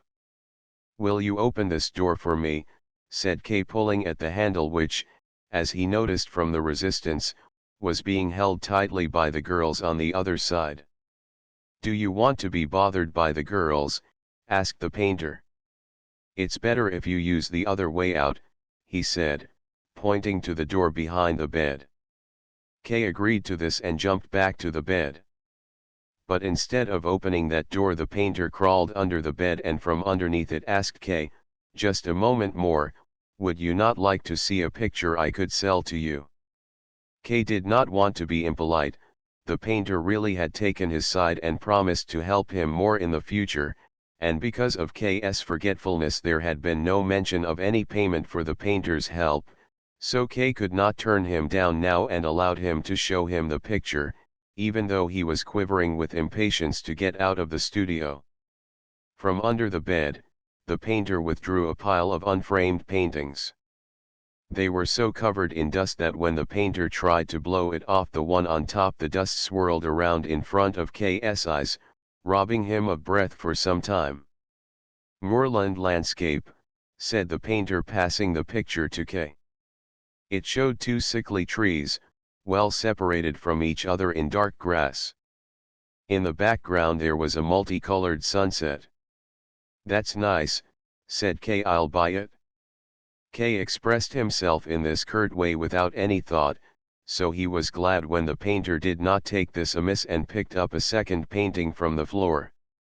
"This is a counterpart to the first picture," said the painter. Perhaps it had been intended as a counterpart, but there was not the slightest difference to be seen between it and the first picture. There were the trees, there the grass, and there the sunset. But this was of little importance to Kay. "They are beautiful landscapes," he said, "I'll buy them both and hang them in my office." "You seem to like this subject," said the painter, picking up a third painting. "Good job, I've still got another, similar picture here." The picture, though, was not similar, rather it was exactly the same moorland landscape. The painter was fully exploiting this opportunity to sell off his old pictures. "I'll take this one too," said Kay. "How much do the 3 paintings cost?" "We can talk about that next time," said the painter. "You're in a hurry now, and we'll still be in contact. And besides, I'm glad you like the paintings. I'll give you all the paintings I've got down here. They're all moorland landscapes. I've painted a lot of moorland landscapes. A lot of people don't like that sort of picture because they're too gloomy, but there are others, and you're one of them, who love gloomy themes." But Kay was not in the mood to hear about the professional experiences of this painter-cum-beggar. "Wrap them all up," he called out, interrupting the painter as he was speaking. "My servant will come to fetch them in the morning." "There's no need for that," said the painter. "I expect I can find a porter for you who can go with you now." And, at last, he leaned over the bed and unlocked the door. "Just step on the bed, don't worry about that," said the painter. "That's what everyone does who comes in here." Even without this invitation, Kay had shown no compunction in already placing his foot in the middle of the bed covers. Then he looked out through the open door and drew his foot back again. "What is that?" he asked the painter. "What are you so surprised at?" he asked, surprised in his turn. "Those are court offices." "Didn't you know there are court offices here?" "There are court offices in almost every attic. Why should this building be any different? Even my studio is actually one of the court offices, but the court put it at my disposal." It was not so much finding court offices even here that shocked Kay. He was mainly shocked at himself, at his own naivete in court matters. It seemed to him that one of the most basic rules governing how a defendant should behave was always to be prepared, never allow surprises, never to look, unsuspecting, to the right when the judge stood beside him to his left, and this was the very basic rule that he was continually violating. A long corridor extended in front of him, air blew in from it which, compared with the air in the studio, was refreshing. There were benches set along each side of the corridor just as in the waiting area for the office he went to himself. There seemed to be precise rules governing how offices should be equipped. There did not seem to be many people visiting the offices that day. There was a man there, half sitting, half laying, his face was buried in his arm on the bench and he seemed to be sleeping. Another man was standing in the half-dark at the end of the corridor. Kay now climbed over the bed, the painter followed him with the pictures. They soon came across a servant of the court. Kay was now able to recognize all the servants of the court from the gold buttons they wore on their civilian clothes below the normal buttons, and the painter instructed him to go with Kay carrying the pictures. Kay staggered more than he walked, his handkerchief pressed over his mouth. They had nearly reached the exit when the girls stormed in on them, so Kay had not been able to avoid them. They had clearly seen that the second door of the studio had been opened and had gone around to impose themselves on him from this side. "I can't come with you any further," called out the painter with a laugh as the girls pressed in. "Goodbye, and don't hesitate too long." Kay did not even look round at him. Once on the street he took the first cab he came across. He now had to get rid of the servant, whose gold button continually caught his eye even if it caught no one else's. As a servant, the servant of the court was going to sit on the coach box. But Kay chased him down from there. It was already well into the afternoon when Kay arrived in front of the bank. He would have liked to leave the pictures in the cab but feared there might be some occasion when he would have to let the painter see he still had them. So he had the pictures taken to his office and locked them in the lowest drawer of his desk so that he could at least keep them safe from the deputy director's view for the next few days. Chapter 8 Block, the businessman dismissing the lawyer. Kay had at last made the decision to withdraw his defense from the lawyer. It was impossible to remove his doubts as to whether this was the right decision, but this was outweighed by his belief in its necessity. This decision, on the day he intended to go to see the lawyer, took a lot of the strength he needed for his work. He worked exceptionally slowly, he had to remain in his office a long time, and it was already past 10 o'clock when he finally stood in front of the lawyer's front door. Even before he rang he considered whether it might not be better to give the lawyer notice by letter or telephone. A personal conversation would certainly be very difficult. Nonetheless, Kay did not actually want to do without it. If he gave notice by any other means it would be received in silence or with a few formulated words, and unless Lenny could discover anything Kay would never learn how the lawyer had taken his dismissal and what its consequences might be, in the lawyer's not unimportant opinion. But sitting in front of him and taken by surprise by his dismissal, Kay would be able easily to infer everything he wanted from the lawyer's face and behavior, even if he could not be induced to say very much. It was not even out of the question that Kay might, after all, be persuaded that it would be best to leave his defense to the lawyer and withdraw his dismissal. As usual, there was at first no response to K's ring at the door. Lenny could be a bit quicker, thought Kay. But he could at least be glad there was nobody else interfering as usually happened, be it the man in his nightshirt or anyone else who might bother him. As Kay pressed on the button for the second time he looked back at the other door, but this time it, too, remained closed. At last, two eyes appeared at the spy hatch in the lawyer's door, although they weren't Lenny's eyes. Someone unlocked the door, but kept himself pressed against it as he called back inside, "It's him," and only then did he open the door properly. Kay pushed against the door, as behind him he could already hear the key being hurriedly turned in the lock of the door to the other flat. When the door in front of him finally opened, he stormed straight into the hallway. Through the corridor which led between the rooms he saw Lenny, to whom the warning cry of the door opener had been directed, still running away in her nightshirt. He looked at her for a moment and then looked round at the person who had opened the door. It was a small, wizened man with a full beard. He held a candle in his hand. "Do you work here?" asked Kay. "No," answered the man, "I don't belong here at all, the lawyer is only representing me, I'm here on legal business." "Without your coat?" asked Kay, indicating the man's deficiency of dress with a gesture of his hand. "Oh, do forgive me," said the man, and he looked at himself in the light of the candle he was holding as if he had not known about his appearance until then. "Is Lenny your lover?" asked Kay curtly. He had set his legs slightly apart, his hands, in which he held his hat, were behind his back.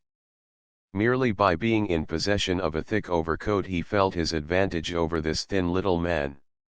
"Oh God," he said and, shocked, raised one hand in front of his face as if in defense.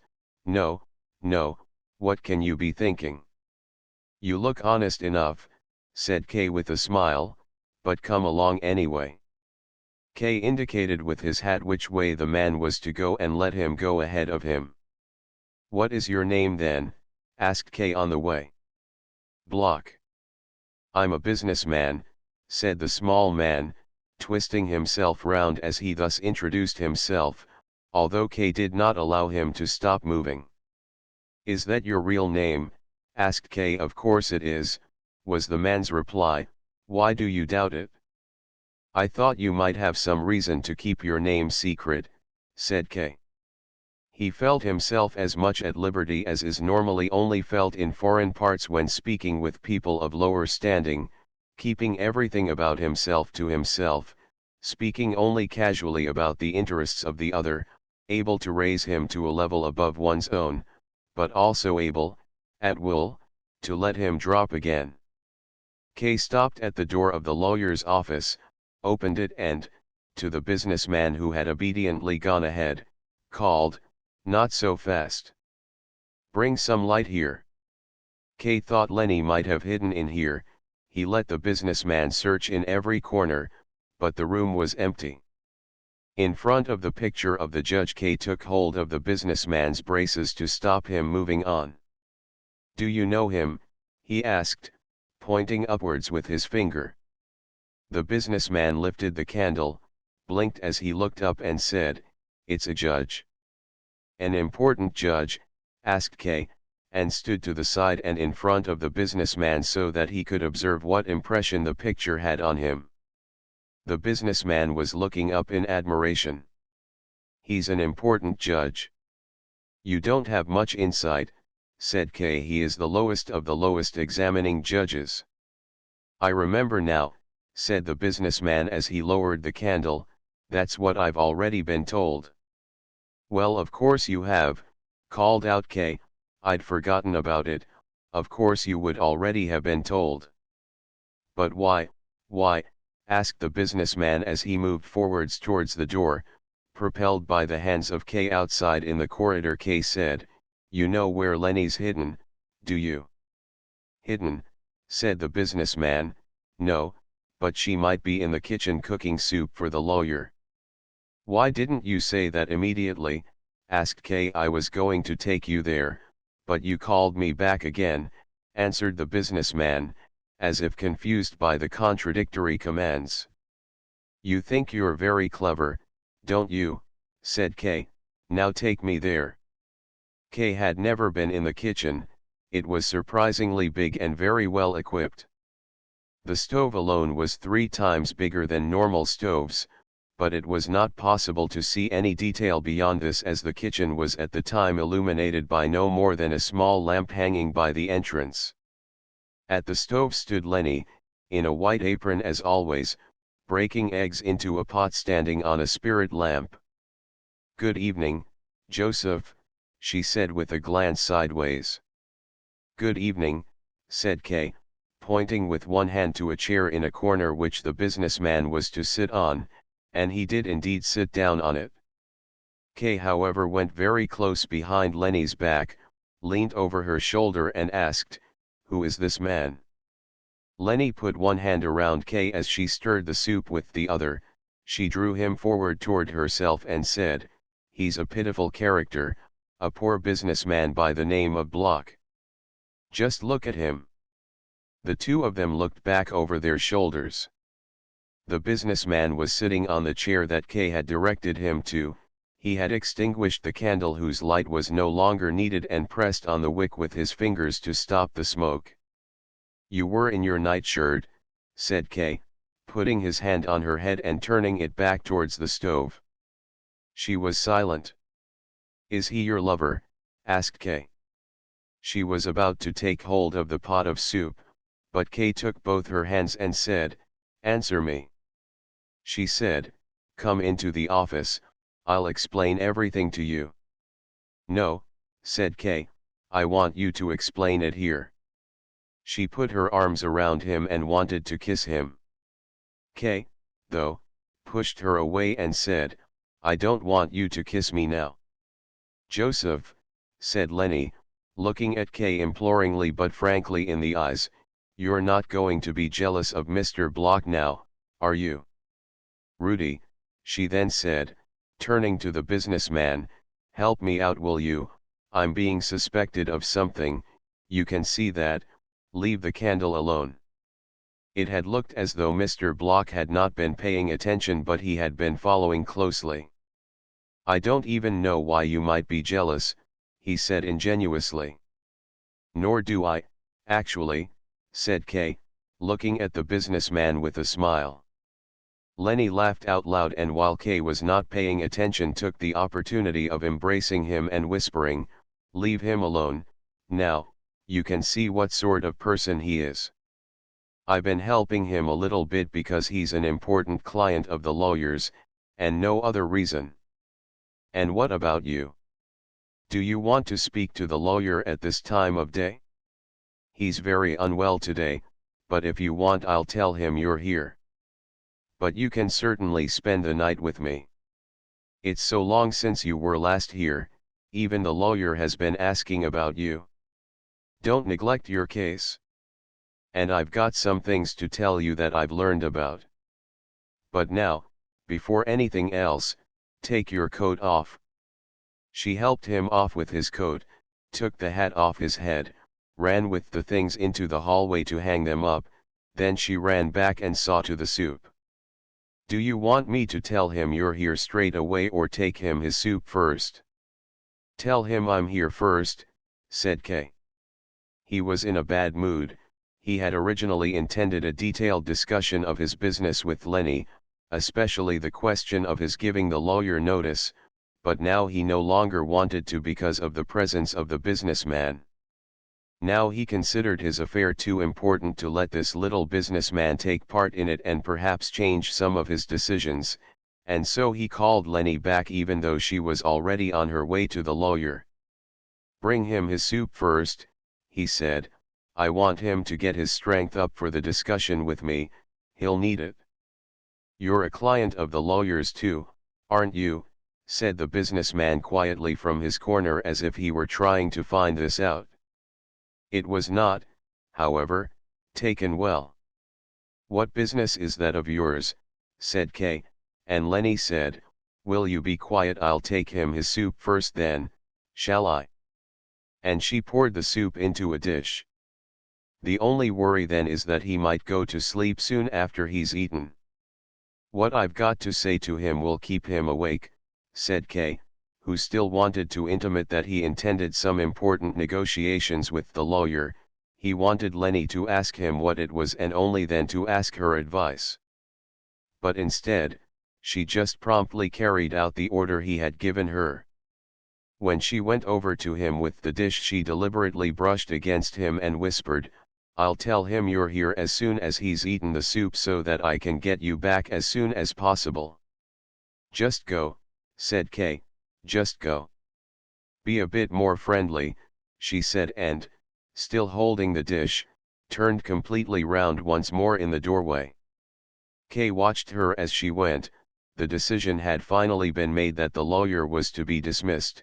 It was probably better that he had not been able to discuss the matter any more with Lenny beforehand. She hardly understood the complexity of the matter. She would certainly have advised him against it and perhaps would even have prevented him from dismissing the lawyer this time. He would have remained in doubt and unease and eventually have carried out his decision after a while anyway, as this decision was something he could not avoid. The sooner it was carried out, the more harm would be avoided. And moreover, perhaps the businessman had something to say on the matter. Kay turned round. The businessman hardly noticed it as he was about to stand up. "Stay where you are," said Kay and pulled up a chair beside him. "Have you been a client of the lawyer's for a long time?" asked Kay. "Yes," said the businessman, "a very long time." "How many years has he been representing you so far, then?"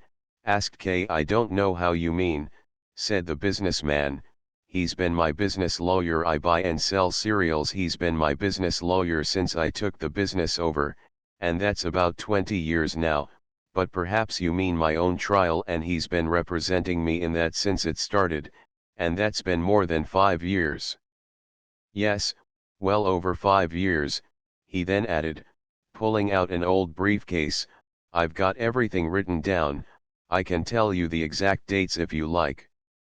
It's so hard to remember everything. Probably, my trial's been going on much longer than that. It started soon after the death of my wife, and that's been more than 5.5 years now." Kay moved in closer to him. "So the lawyer takes on ordinary legal business, does he?" he asked. This combination of criminal and commercial business seemed surprisingly reassuring for Kay. "Oh yes," said the businessman, and then he whispered, "They even say he's more efficient in jurisprudence than he is in other matters." But then he seemed to regret saying this, and he laid a hand on K's shoulder and said, "Please don't betray me to him, will you?" Kay patted his thigh to reassure him and said, "No, I don't betray people. He can be so vindictive, you see," said the businessman. "I'm sure he won't do anything against such a faithful client as you," said Kay. "Oh, he might do," said the businessman. "When he gets cross it doesn't matter who it is, and anyway, I'm not really faithful to him." "How's that then?" asked Kay. "I'm not sure I should tell you about it," said the businessman hesitantly. "I think it'll be all right," said Kay. "Well then," said the businessman, "I'll tell you about some of it, but you'll have to tell me a secret too, then we can support each other with the lawyer." "You are very careful," said Kay, "but I'll tell you a secret that will set your mind completely at ease. Now tell me, in what way have you been unfaithful to the lawyer?" "I've," said the businessman hesitantly, and in a tone as if he were confessing something dishonorable, "I've taken on other lawyers besides him." "That's not so serious," said Kay, a little disappointed. "It is, here," said the businessman, who had had some difficulty breathing since making his confession but who now, after hearing K's comment, began to feel more trust for him. "That's not allowed. And it's allowed least of all to take on petty lawyers when you've already got a proper one. And that's just what I have done. Besides him I've got 5 petty lawyers." "5!" exclaimed Kay, astonished at this number. "5 lawyers besides this one?" The businessman nodded. "I'm even negotiating with a 6th one." "But why do you need so many lawyers?" asked Kay. "I need all of them," said the businessman. "Would you mind explaining that to me?" asked Kay. "I'd be glad to," said the businessman. "Most of all, I don't want to lose my case." "Well, that's obvious. So that means I mustn't neglect anything that might be of use to me, even if there's very little hope of a particular thing being of any use. I can't just throw it away. So everything I have I put to use in my case." I've taken all the money out of my business. For example, the offices for my business used to occupy nearly a whole floor, but now all I need is a little room at the back where I work with one apprentice. It wasn't just using up the money that caused the difficulty, of course, it was much more to do with me not working at the business as much as I used to. If you want to do something about your trial, you don't have much time for anything else. So you're also working at the court yourself? Asked Kay. That's just what I want to learn more about. I can't tell you very much about that, said the businessman. At first I tried to do that too, but I soon had to give it up again. It wears you out too much, and it's really not much use. And it turned out to be quite impossible to work there yourself and to negotiate, at least for me it was. It's a heavy strain there just sitting and waiting. You know yourself what the air is like in those offices. How do you know I've been there, then? Asked Kay. I was in the waiting room myself when you went through. What a coincidence that is, exclaimed Kay, totally engrossed and forgetting how ridiculous the businessman had seemed to him earlier. So you saw me? You were in the waiting room when I went through? Yes, I did go through it one time. It isn't such a big coincidence, said the businessman. I'm there nearly every day. I expect I'll have to go there quite often myself now, said Kay, although I can hardly expect to be shown the same respect as I was then. They all stood up for me. They must have thought I was a judge. No, said the businessman, we were greeting the servant of the court. We knew you were a defendant. That sort of news spreads very quickly. So you already knew about that, said Kay. The way I behaved must have seemed very arrogant to you. Did you criticize me for it afterwards? No, said the businessman, quite the opposite. That was just stupidity. What do you mean, stupidity? Asked Kay. Why are you asking about it? Said the businessman in some irritation. You still don't seem to know the people there, and you might take it wrong. Don't forget, in proceedings like this there are always lots of different things coming up to talk about, things that you just can't understand with reason alone. You just get too tired and distracted for most things, and so, instead, people rely on superstition. I'm talking about the others, but I'm no better myself. One of these superstitions, for example, is that you can learn a lot about the outcome of a defendant's case by looking at his face, especially the shape of his lips. There are lots who believe that, and they said they could see from the shape of your lips that you'd definitely be found guilty very soon. I repeat that all this is just a ridiculous superstition, and in most cases it's completely disproved by the facts, but when you live in that society it's hard to hold yourself back from beliefs like that. Just think how much effect that superstition can have. You spoke to one of them there, didn't you? He was hardly able to give you an answer. There are lots of things there that can make you confused, of course, but one of them, for him, was the appearance of your lips. He told us all later he thought he could see something in your lips that meant he'd be convicted himself. On my lips? Asked Kay, pulling out a pocket mirror and examining himself. I can see nothing special about my lips. Can you? Nor can I, said the businessman, nothing at all. These people are so superstitious, exclaimed Kay. Isn't that what I just told you? Asked the businessman. Do you then have that much contact with each other, exchanging each other's opinions? Said Kay. I've kept myself completely apart so far. They don't normally have much contact with each other, said the businessman. That would be impossible, there are so many of them. And they don't have much in common either. If a group of them ever thinks they have found something in common, it soon turns out they were mistaken. There's nothing you can do as a group where the court's concerned. Each case is examined separately. The court is very painstaking. So there's nothing to be achieved by forming into a group, only sometimes an individual will achieve something in secret, and it's only when that's been done the others learn about it. Nobody knows how it was done. So there's no sense of togetherness. You meet people now and then in the waiting rooms, but we don't talk much there. The superstitious beliefs were established a long time ago and they spread all by themselves. I saw those gentlemen in the waiting room, said Kay. It seemed so pointless for them to be waiting in that way. Waiting is not pointless, said the businessman, it's only pointless if you try and interfere yourself.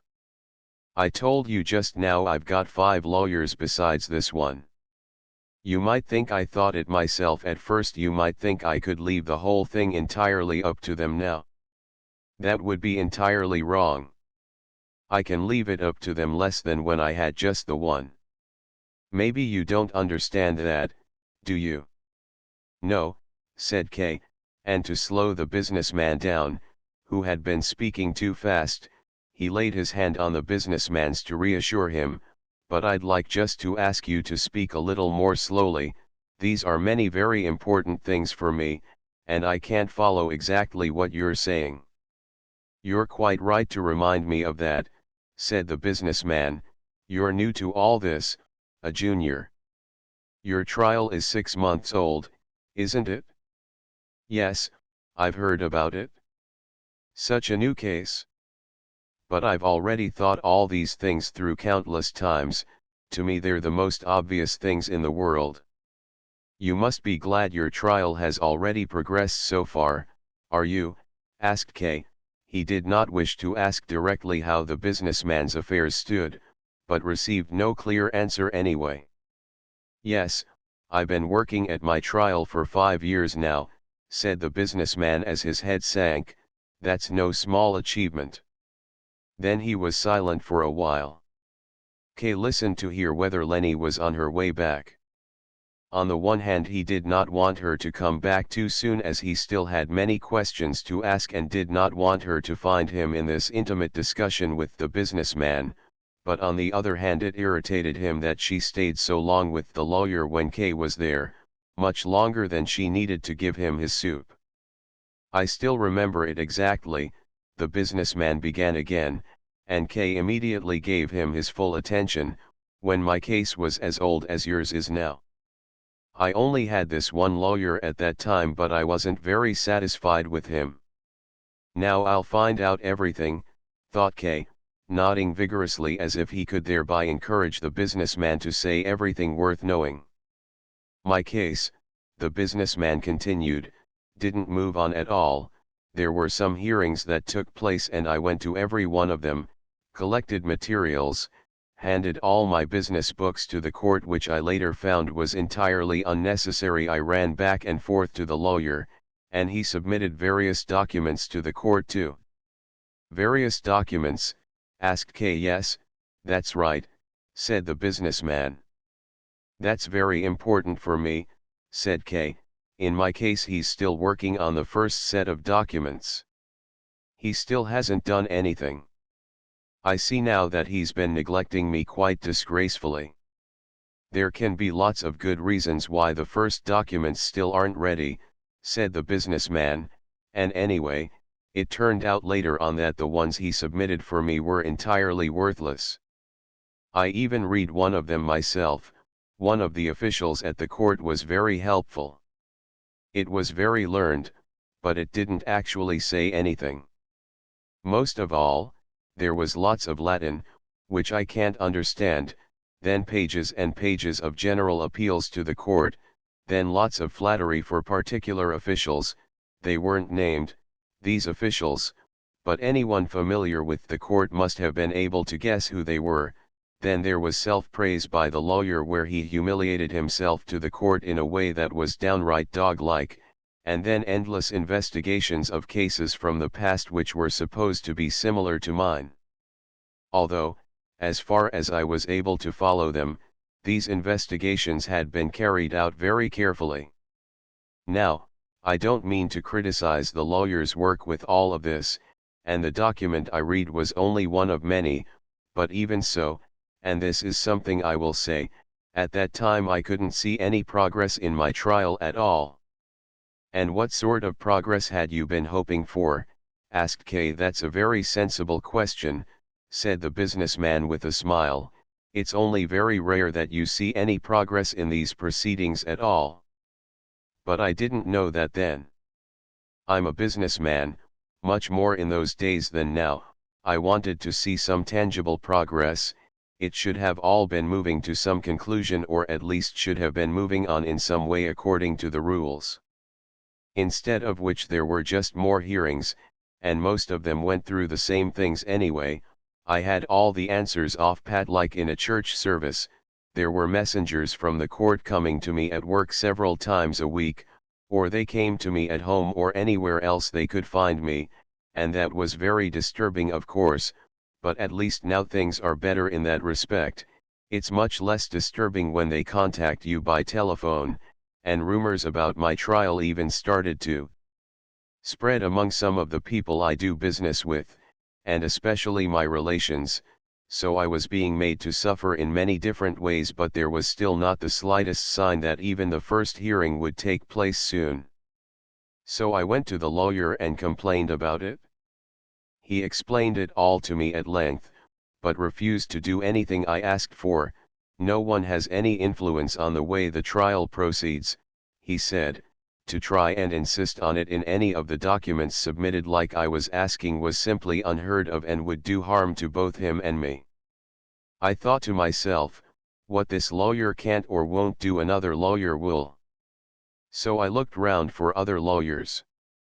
And before you say anything, none of them asked for a definite date for the main trial, and none of them got one, and anyway, apart from one exception which I'll talk about in a minute, it really is impossible. That's one thing this lawyer didn't mislead me about, but besides, I had no reason to regret turning to other lawyers. Perhaps you've already heard how Dr. Hould talks about the petty lawyers. He probably made them sound very contemptible to you, and he's right, they are contemptible. But when he talks about them and compares them with himself and his colleagues, there's a small error running through what he says, and, just for your interest, I'll tell you about it. When he talks about the lawyers he sets them apart by calling them the great lawyers. That's wrong. Anyone can call himself great if he wants to, of course, but in this case only the usage of the court can make that distinction. You see, the court says that besides the petty lawyers there are also minor lawyers and great lawyers.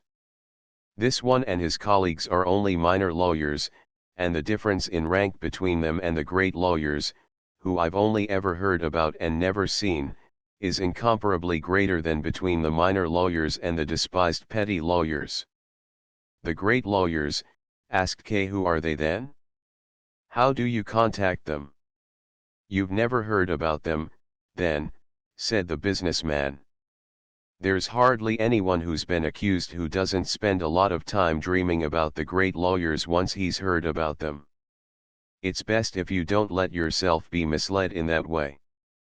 I don't know who the great lawyers are, and there's probably no way of contacting them. I don't know of any case I can talk about with certainty where they've taken any part. They do defend a lot of people, but you can't get hold of them by your own efforts. They only defend those who they want to defend. And I don't suppose they ever take on cases that haven't already got past the lower courts. Anyway, it's best not to think about them, as if you do it makes the discussions with the other lawyers, all their advice and all that they do manage to achieve, seem so unpleasant and useless. I had that experience myself, just wanted to throw everything away and lay at home in bed and hear nothing more about it. But that, of course, would be the stupidest thing you could do, and you wouldn't be left in peace in bed for very long either. So you weren't thinking about the great lawyers at that time, asked Kay. Not for very long, said the businessman, and smiled again. You can't forget about them entirely, I'm afraid, especially in the night when these thoughts come so easily.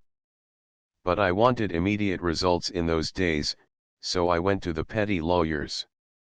Well, look at you two sat huddled together, called Lenny as she came back with the dish and stood in the doorway. They were indeed sat close together. If either of them turned his head even slightly it would have knocked against the others. The businessman was not only very small but also sat hunched down, so that Kay was also forced to bend down low if he wanted to hear everything. Not quite yet, called out Kay, to turn Lenny away, his hand, still resting on the businessman's hand, twitching with impatience. He wanted me to tell him about my trial, said the businessman to Lenny. Carry on, then, carry on, she said. She spoke to the businessman with affection but, at the same time, with condescension. Kay did not like that. He had begun to learn that the man was of some value after all, he had experience at least, and he was willing to share it. Lenny was probably wrong about him. He watched her in irritation as Lenny now took the candle from the businessman's hand which he had been holding onto all this time, wiped his hand with her apron and then knelt beside him to scratch off some wax that had dripped from the candle onto his trousers. You were about to tell me about the petty lawyers, said Kay, shoving Lenny's hand away with no further comment. What's wrong with you today? Asked Lenny, tapped him gently and carried on with what she had been doing. Yes, the petty lawyers, said the businessman, putting his hand to his brow as if thinking hard. Kay wanted to help him and said, you wanted immediate results and so went to the petty lawyers. Yes, that's right, said the businessman, but did not continue with what he'd been saying. Maybe he doesn't want to speak about it in front of Lenny, thought Kay, suppressing his impatience to hear the rest straight away, and stopped trying to press him. Have you told him I'm here? He asked Lenny. Course I have, she said, he's waiting for you. Leave Block alone now, you can talk to Block later, he'll still be here. Kay still hesitated. You'll still be here? He asked the businessman, wanting to hear the answer from him and not wanting Lenny to speak about the businessman as if he weren't there. He was full of secret resentment towards Lenny today. And once more it was only Lenny who answered. He often sleeps here. He sleeps here, exclaimed Kay. He had thought the businessman would just wait there for him while he quickly settled his business with the lawyer, and then they would leave together to discuss everything thoroughly and undisturbed. Yes, said Lenny, not everyone's like you, Joseph, allowed to see the lawyer at any time you like. Don't even seem surprised that the lawyer, despite being ill, still receives you at 11 o'clock at night. You take it far too much for granted, what your friends do for you. Well, your friends, or at least I do, we like to do things for you. I don't want or need any more thanks than that you're fond of me. Fond of you, thought Kay at first, and only then it occurred to him, well, yes, I am fond of her. Nonetheless, what he said, forgetting all the rest, was, he receives me because I am his client. If I needed anyone else's help I'd have to beg and show gratitude whenever I do anything. He's really nasty today, isn't he? Lenny asked the businessman. Now it's me who's not here, thought Kay, and nearly lost his temper with the businessman when, with the same rudeness as Lenny, he said, the lawyer also has other reasons to receive him. His case is much more interesting than mine. And it's only in its early stages too, it probably hasn't progressed very far so the lawyer still likes to deal with him. That'll all change later on. Yeah, said Lenny, looking at the businessman and laughing. He doesn't have talk, she said, turning to face Kay. You can't believe a word he says. He's as talkative as he is sweet. Maybe that's why the lawyer can't stand him. At least, he only sees him when he's in the right mood. I've already tried hard to change that but it's impossible. Just think, There are times when I tell him Block's here and he doesn't receive him until 3 days later. And if Block isn't on the spot when he's called, then everything's lost and it all has to start all over again. That's why I let Block sleep here. It wouldn't be the first time Dr. Hult has wanted to see him in the night. So now Block is ready for that. Sometimes, when he knows Block is still here, he'll even change his mind about letting him in to see him. Kay looked questioningly at the businessman. The latter nodded and, although he had spoken quite openly with Kay earlier, seemed to be confused with shame as he said, "Yes, later on you become very dependent on your lawyer." "He's only pretending to mind," said Lenny. "He likes to sleep here really, he's often said so." She went over to a little door and shoved it open. "Do you want to see his bedroom?" she asked. Kay went over to the low, windowless room and looked in from the doorway. The room contained a narrow bed which filled it completely, so that to get into the bed you would need to climb over the bedpost. At the head of the bed there was a niche in the wall where, fastidiously tidy, stood a candle, a bottle of ink, and a pen with a bundle of papers which were probably to do with the trial. "You sleep in the maid's room?" asked Kay, as he went back to the businessman. "Lenny's let me have it," answered the businessman. "It has many advantages." Kay looked long at him. His first impression of the businessman had perhaps not been right. He had experience as his trial had already lasted a long time, but he had paid a heavy price for this experience. Kay was suddenly unable to bear the sight of the businessman any longer. "Bring him to bed, then," he called out to Lenny, who seemed to understand him. For himself, he wanted to go to the lawyer and, by dismissing him, free himself from not only the lawyer but also from Lenny and the businessman. But before he had reached the door the businessman spoke to him gently. "Excuse me, sir," he said, and Kay looked round crossly. "You've forgotten your promise," said the businessman, stretching his hand out to Kay imploringly from where he Saturday. "You were going to tell me a secret." "That is true," said Kay, as he glanced at Lenny, who was watching him carefully, to check on her. "So listen, it's hardly a secret now anyway. I'm going to see the lawyer now to sack him." "He's sacking him," yelled the businessman, and he jumped up from his chair and ran around the kitchen with his arms in the air.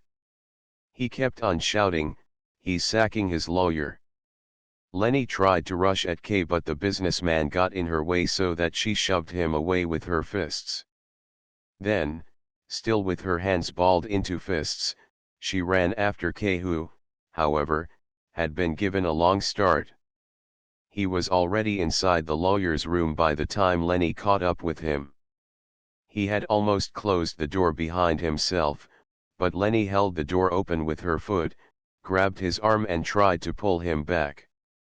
But he put such pressure on her wrist that, with a sigh, she was forced to release him. She did not dare go into the room straight away, and Kay locked the door with the key.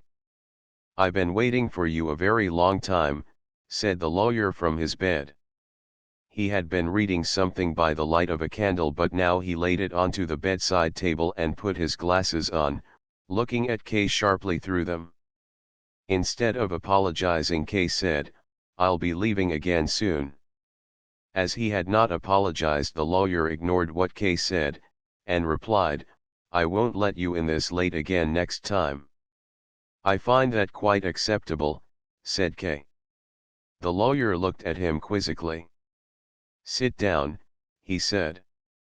"As you wish," said Kay, drawing a chair up to the bedside table and sitting down. "It seemed to me that you locked the door," said the lawyer. "Yes," said Kay, "it was because of Lenny. He had no intention of letting anyone off lightly." But the lawyer asked him, was she being importunate again? "Importunate?" asked Kay. "Yes," said the lawyer, laughing as he did so, had a fit of coughing and then, once it had passed, began to laugh again. "I'm sure you must have noticed how importunate she can be sometimes," he said, and patted K's hand which K had rested on the bedside table and which he now snatched back. "You don't attach much importance to it, then," said the lawyer when K was silent, "so much the better. Otherwise I might have needed to apologize to you. It is a peculiarity of Lenny's. I've long since forgiven her for it, and I wouldn't be talking of it now, if you hadn't locked the door just now. Anyway, perhaps I should at least explain this peculiarity of hers to you, but you seem rather disturbed, the way you're looking at me, and so that's why I'll do it. This peculiarity of hers consists in this: Lenny finds most of the accused attractive. She attaches herself to each of them, loves each of them, even seems to be loved by each of them, then she sometimes entertains me by telling me about them when I allow her to. I am not so astonished by all of this as you seem to be. If you look at them in the right way, the accused really can be attractive, quite often. But that is a remarkable and to some extent scientific phenomenon. Being indicted does not cause any clear, precisely definable change in a person's appearance, of course. But it's not like with other legal matters, most of them remain in their usual way of life, and, if they have a good lawyer looking after them, the trial doesn't get in their way. But there are nonetheless those who have experience in these matters who can look at a crowd, however big, and tell you which among them is facing a charge. How can they do that, you will ask? My answer will not please you. It is simply that those who are facing a charge are the most attractive. It cannot be their guilt that makes them attractive, as not all of them are guilty, at least that's what I, as a lawyer, have to say, and nor can it be the proper punishment that has made them attractive, as not all of them are punished, so it can only be that the proceedings leveled against them take some kind of hold on them. Whatever the reason, some of these attractive people are indeed very attractive. But all of them are attractive, even Block, pitiful worm that he is. As the lawyer finished what he was saying, K was fully in control of himself.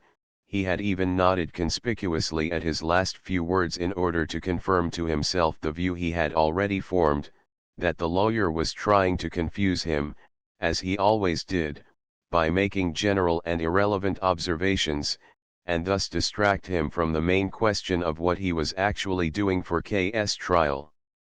The lawyer must have noticed that K was offering him more resistance than before, as he became silent, giving K the chance to speak himself, and then, as K also remained silent, he asked, "Did you have a particular reason for coming to see me today?"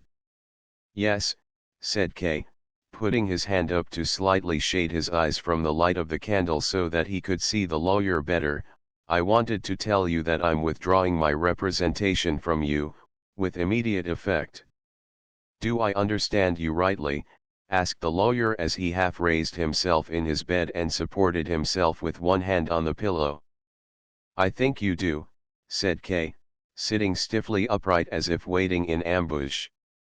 "Well, we can certainly discuss this plan of yours," said the lawyer after a pause. "It's not a plan any more," said K. "That may be," said the lawyer, "but we still mustn't rush anything." He used the word "we," as if he had no intention of letting K go free, and as if, even if he could no longer represent him, he could still at least continue as his advisor. "Nothing is being rushed," said K, standing slowly up and going behind his chair. "Everything has been well thought out, and probably even for too long. The decision is final." "Then allow me to say a few words," said the lawyer, throwing the bed cover to one side and sitting on the edge of the bed. His naked, white-haired legs shivered in the cold. He asked K to pass him a blanket from the couch. K passed him the blanket and said, "You are running the risk of catching cold for no reason.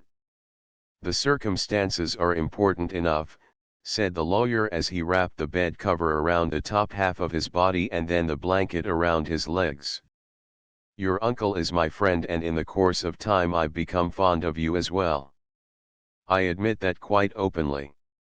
There's nothing in that for me to be ashamed of. It was very unwelcome for Kay to hear the old man speak in this touching way, as it forced him to explain himself more fully, which he would rather have avoided, and he was aware that it also confused him even though it could never make him reverse his decision.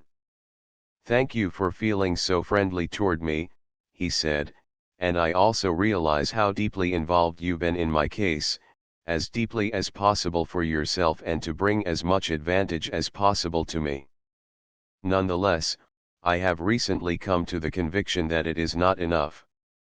I would naturally never attempt, considering that you are so much older and more experienced than I am, to convince you of my opinion. If I have ever unintentionally done so, then I beg your forgiveness, but, as you have just said yourself, the circumstances are important enough, and it is my belief that my trial needs to be approached with much more vigor than has so far been the case. I see, said the lawyer, you've become impatient. I am not impatient, said Kay, with some irritation, and he stopped paying so much attention to his choice of words.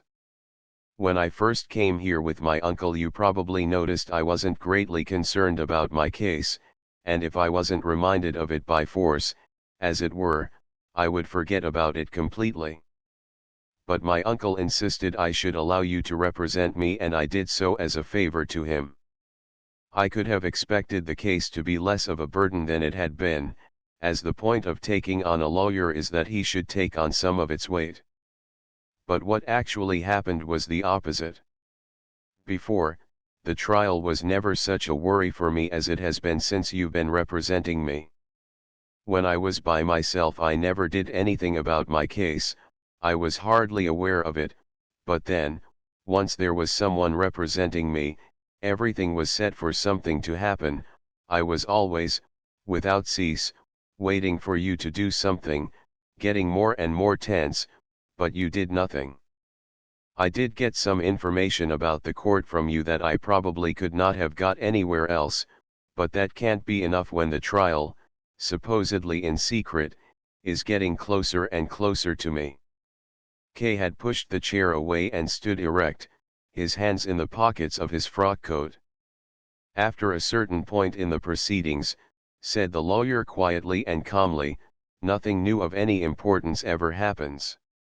So many litigants, at the same stage in their trials, have stood before me just like you are now and spoken in the same way. Then these other litigants, said Kay, have all been right, just as I am. That does not show that I'm not. I wasn't trying to show that you were mistaken, said the lawyer, but I wanted to add that I expected better judgment from you than from the others, especially as I've given you more insight into the workings of the court and my own activities than I normally do. And now I'm forced to accept that, despite everything, you have too little trust in me. You don't make it easy for me. How the lawyer was humiliating himself to Kay. He was showing no regard for the dignity of his position, which on this point, must have been at its most sensitive. And why did he do that? He did seem to be very busy as a lawyer as well, a rich man. Neither the loss of income nor the loss of a client could have been of much importance to him in themselves. He was moreover unwell and should have been thinking of passing work on to others. And despite all that, he held on tightly to Kay. Why? Was it something personal for his uncle's sake, or did he really see K's case as one that was exceptional and hoped to be able to distinguish himself with it, either for K's sake or, and this possibility could never be excluded, for his friends at the court? It was not possible to learn anything by looking at him, even though Kay was scrutinizing him quite brazenly. It could almost be supposed he was deliberately hiding his thoughts as he waited to see what effect his words would have. But he clearly deemed K's silence to be favorable for himself, and he continued, "You will have noticed the size of my office, but that I don't employ any staff to help me. That used to be quite different. There was a time when several young lawyers were working for me, but now I work alone. This is partly to do with changes in the way I do business, in that I concentrate nowadays more and more on matters such as your own case, and partly to do with the ever deeper understanding that I acquire from these legal matters. I found that I could never let anyone else deal with this sort of work unless I wanted to harm both the client and the job I had taken on. But the decision to do all the work myself had its obvious result. I was forced to turn almost everyone away who asked me to represent them, and could only accept those I was especially interested in. Well, there are enough creatures who leap at every crumb I throw down, and they're not so very far away. Most importantly, I became ill from overwork. But despite that, I don't regret my decision. Quite possibly I should have turned more cases away than I did, but it did turn out to be entirely necessary for me to devote myself fully to the cases I did take on, and the successful results showed that it was worth it. I once read a description of the difference between representing someone in ordinary legal matters and in legal matters of this sort, and the writer expressed it very well. This is what he said: some lawyers lead their clients on a thread until judgment is passed, but there are others who immediately lift their clients onto their shoulders and carry them all the way to the judgment and beyond. That's just how it is. But it was quite true when I said I never regret all this work. But if, as in your case, they are so fully misunderstood, well, then I come very close to regretting it. All this talking did more to make Kay impatient than to persuade him. From the way the lawyer was speaking, Kay thought he could hear what he could expect if he gave in. The delays and excuses would begin again, reports of how the documents were progressing, how the mood of the court officials had improved, as well as all the enormous difficulties. In short, all that he had heard so many times before would be brought out again even more fully. He would try to mislead Kay with hopes that were never specified, and to make him suffer with threats that were never clear. He had to put a stop to that, so he said, "What will you undertake on my behalf if you continue to represent me?" The lawyer quietly accepted even this insulting question, and answered, "I should continue with what I've already been doing for you." "That's just what I thought," said Kay, "and now you don't need to say another word." "I will make one more attempt," said the lawyer, as if whatever had been making Kay so annoyed was affecting him too. "You see, I have the impression that you have not only misjudged the legal assistance I have given you, but also that that misjudgment has led you to behave in this way. You seem, although you are the accused, to have been treated too well, or, to put it a better way, handled with neglect, with apparent neglect. Even that has its reason. It is often better to be in chains than to be free. But I would like to show you how other defendants are treated. Perhaps you will succeed in learning something from it. What I will do is I will call Block in, unlock the door, and sit down here beside the bedside table." "Be glad to," said Kay, and did as the lawyer suggested. He was always ready to learn something new.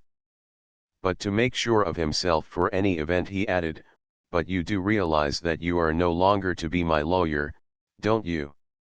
"Yes," said the lawyer. "But you can still change your mind today if you want to." He lay back down in the bed, pulled the quilt up to his chin, and turned to face the wall. Then he rang. Lenny appeared almost the moment he had done so. She looked hurriedly at Kay and the lawyer to try and find out what had happened. She seemed to be reassured by the sight of Kay sitting calmly at the lawyer's bed.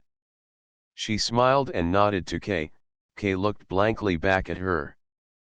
"Fetch Block," said the lawyer. But instead of going to fetch him, Lenny just went to the door and called out, "Block," to the lawyer. Then, probably because the lawyer had turned his face to the wall and was paying no attention, she slipped in behind K's chair. From then on, she bothered him by leaning forward over the back of the chair, or, albeit very tenderly and carefully, she would run her hands through his hair and over his cheeks. Kay eventually tried to stop her by taking hold of one hand, and after some resistance Lenny let him keep hold of it. Block came as soon as he was called, but he remained standing in the doorway and seemed to be wondering whether he should enter or not. He raised his eyebrows and lowered his head as if listening to find out whether the order to attend the lawyer would be repeated. Kay could have encouraged him to enter, but he had decided to make a final break not only with the lawyer but with everything in his home, so he kept himself motionless. Lenny was also silent. Block noticed that at least no one was chasing him away, and, on tiptoe, he entered the room. His face was tense, his hands were clenched behind his back. He left the door open in case he needed to go back again. Kay did not even glance at him, he looked instead only at the thick quilt under which the lawyer could not be seen as he had squeezed up very close to the wall. Then his voice was heard. "Block here?" he asked. Block had already crept some way into the room, but this question seemed to give him first a shove in the breast and then another in the back. He seemed about to fall but remained standing, deeply bowed, and said, "At your service, sir." "What do you want?" asked the lawyer. "You've come at a bad time." "Wasn't I summoned?" asked Block, more to himself than the lawyer. He held his hands in front of himself as protection and would have been ready to run away any moment. "You were summoned," said the lawyer, "but you have still come at a bad time." Then, after a pause he added, "You always come at a bad time." When the lawyer started speaking, Block had stopped looking at the bed but stared rather into one of the corners, just listening, as if the light from the speaker were brighter than Block could bear to look at. But it was also difficult for him to listen, as the lawyer was speaking into the wall and speaking quickly and quietly. "Would you like me to go away again, sir?" asked Block. "Well, you're here now," said the lawyer. "Stay." It was as if the lawyer had not done as Block had wanted but instead threatened him with a stick, as now Block really began to shake. "I went to see," said the lawyer, "the third judge yesterday, a friend of mine, and slowly brought the conversation round to the subject of you. Do you want to know what he said?" "Oh, yes please," said Block. The lawyer did not answer immediately, so Block repeated his request and lowered his head as if about to kneel down. But then Kay spoke to him. "What do you think you're doing?" he shouted. Lenny had wanted to stop him from calling out, and so he took hold of her other hand. It was not love that made him squeeze it and hold onto it so tightly. She sighed frequently and tried to disengage her hands from him. But Block was punished for K's outburst, as the lawyer asked him, "Who is your lawyer?" "You are, sir," said Block. "And who besides me?" the lawyer asked. "No one besides you, sir," said Block. "And let there be no one besides me," said the lawyer. Block fully understood what that meant. He glowered at Kay, shaking his head violently. If these actions had been translated into words they would have been coarse insults. Kay had been friendly and willing to discuss his own case with someone like this. "I won't disturb you any more," said Kay, leaning back in his chair. "You can kneel down or creep on all fours, whatever you like. I won't bother with you any more." But Block still had some sense of pride, at least where Kay was concerned, and he went towards him waving his fists, shouting as loudly as he dared while the lawyer was there. "You shouldn't speak to me like that, that's not allowed. Why are you insulting me? Especially here in front of the lawyer, where both of us, you and me, we're only tolerated because of his charity. You're not a better person than me, you've been accused of something too, you're facing a charge too. If, in spite of that, you're still a gentleman, then I'm just as much a gentleman as you are, if not even more so. and I want to be spoken to as a gentleman, especially by you. If you think being allowed to sit there and quietly listen while I creep on all fours as you put it makes you something better than me, then there's an old legal saying you ought to bear in mind: if you're under suspicion it's better to be moving than still, as if you're still you can be in the pen of the scales without knowing it and be weighed along with your sins. Kay said nothing. He merely looked in amazement at this distracted being, his eyes completely still. He had gone through such changes in just the last few hours. Was it the trial that was throwing him from side to side in this way and stopped him knowing who was friend and who was foe? Could he not see the lawyer was deliberately humiliating him and had no other purpose today than to show off his power to Kay, and perhaps even thereby subjugate Kay? But if Block was incapable of seeing that, or if he so feared the lawyer that no such insight would even be of any use to him, how was it that he was either so sly or so bold as to lie to the lawyer and conceal from him the fact that he had other lawyers working on his behalf? And how did he dare to attack Kay, who could betray his secret any time he liked? But he dared even more than this. He went to the lawyer's bed and began there to make complaints about Kay. "Dr. Hould, sir," he said, "did you hear the way this man spoke to me? You can count the length of his trial in hours, and he wants to tell me what to do when I've been involved in a legal case for 5 years. He even insults me.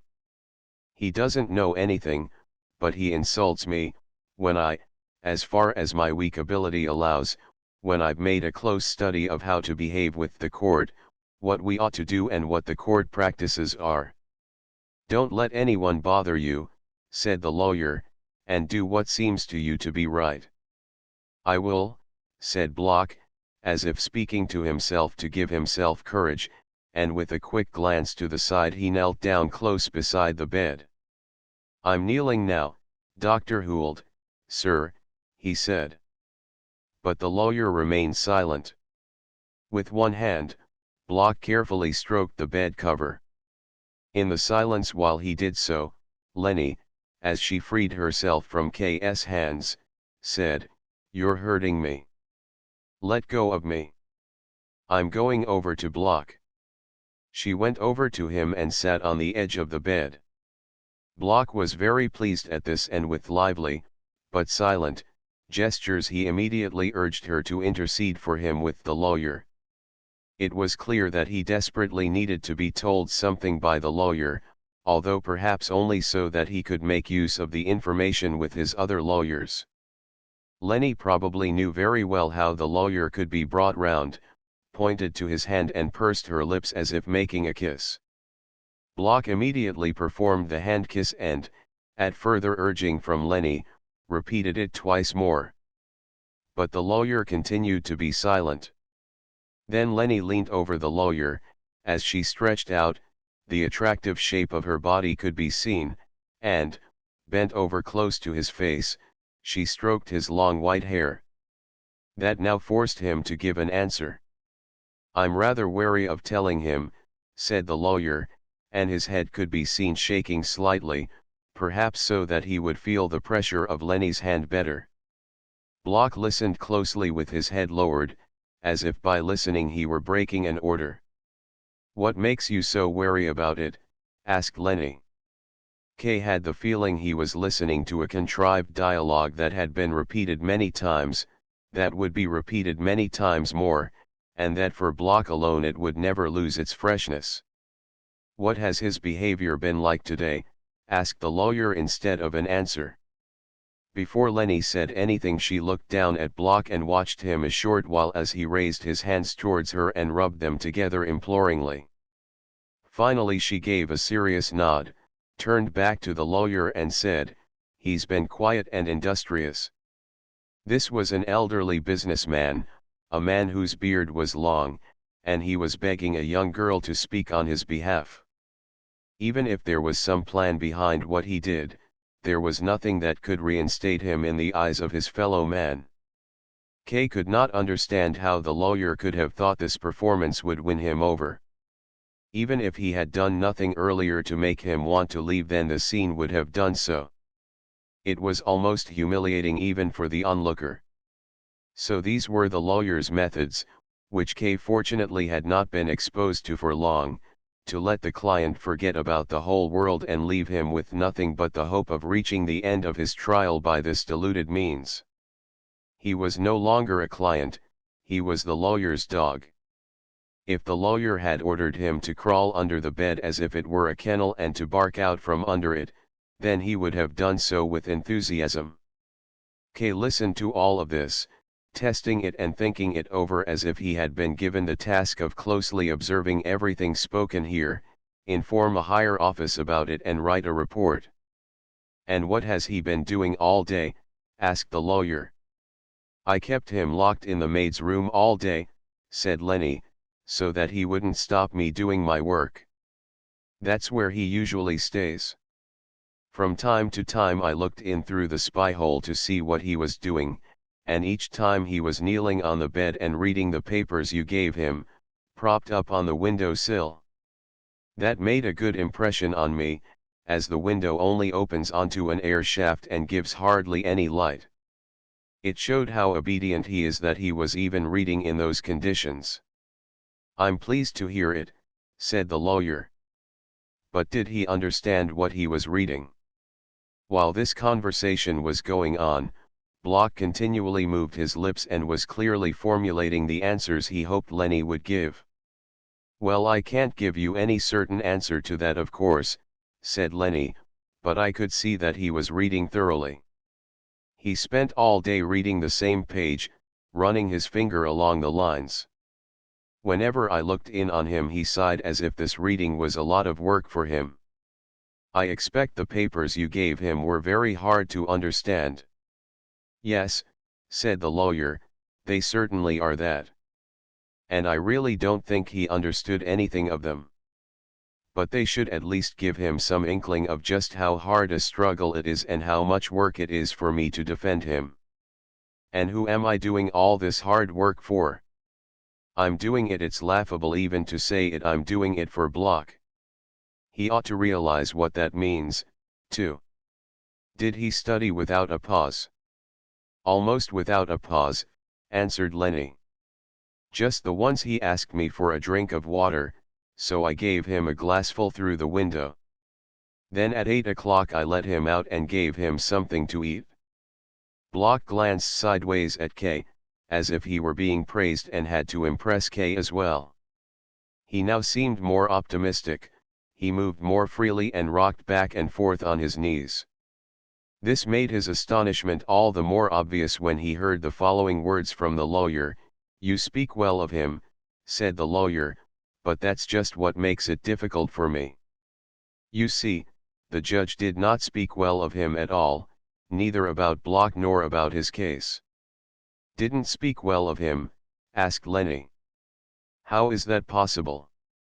Block looked at her with such tension he seemed to think that although the judge's words had been spoken so long before she would be able to change them in his favor.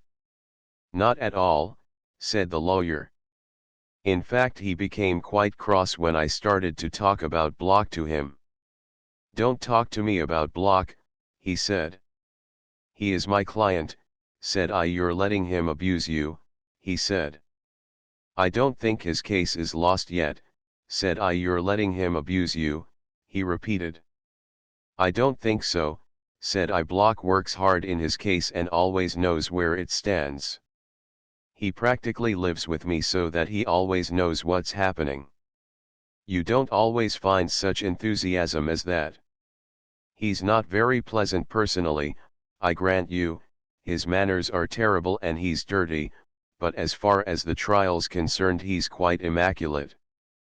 I said immaculate, but I was deliberately exaggerating. Then he said, 'Block is sly, that's all.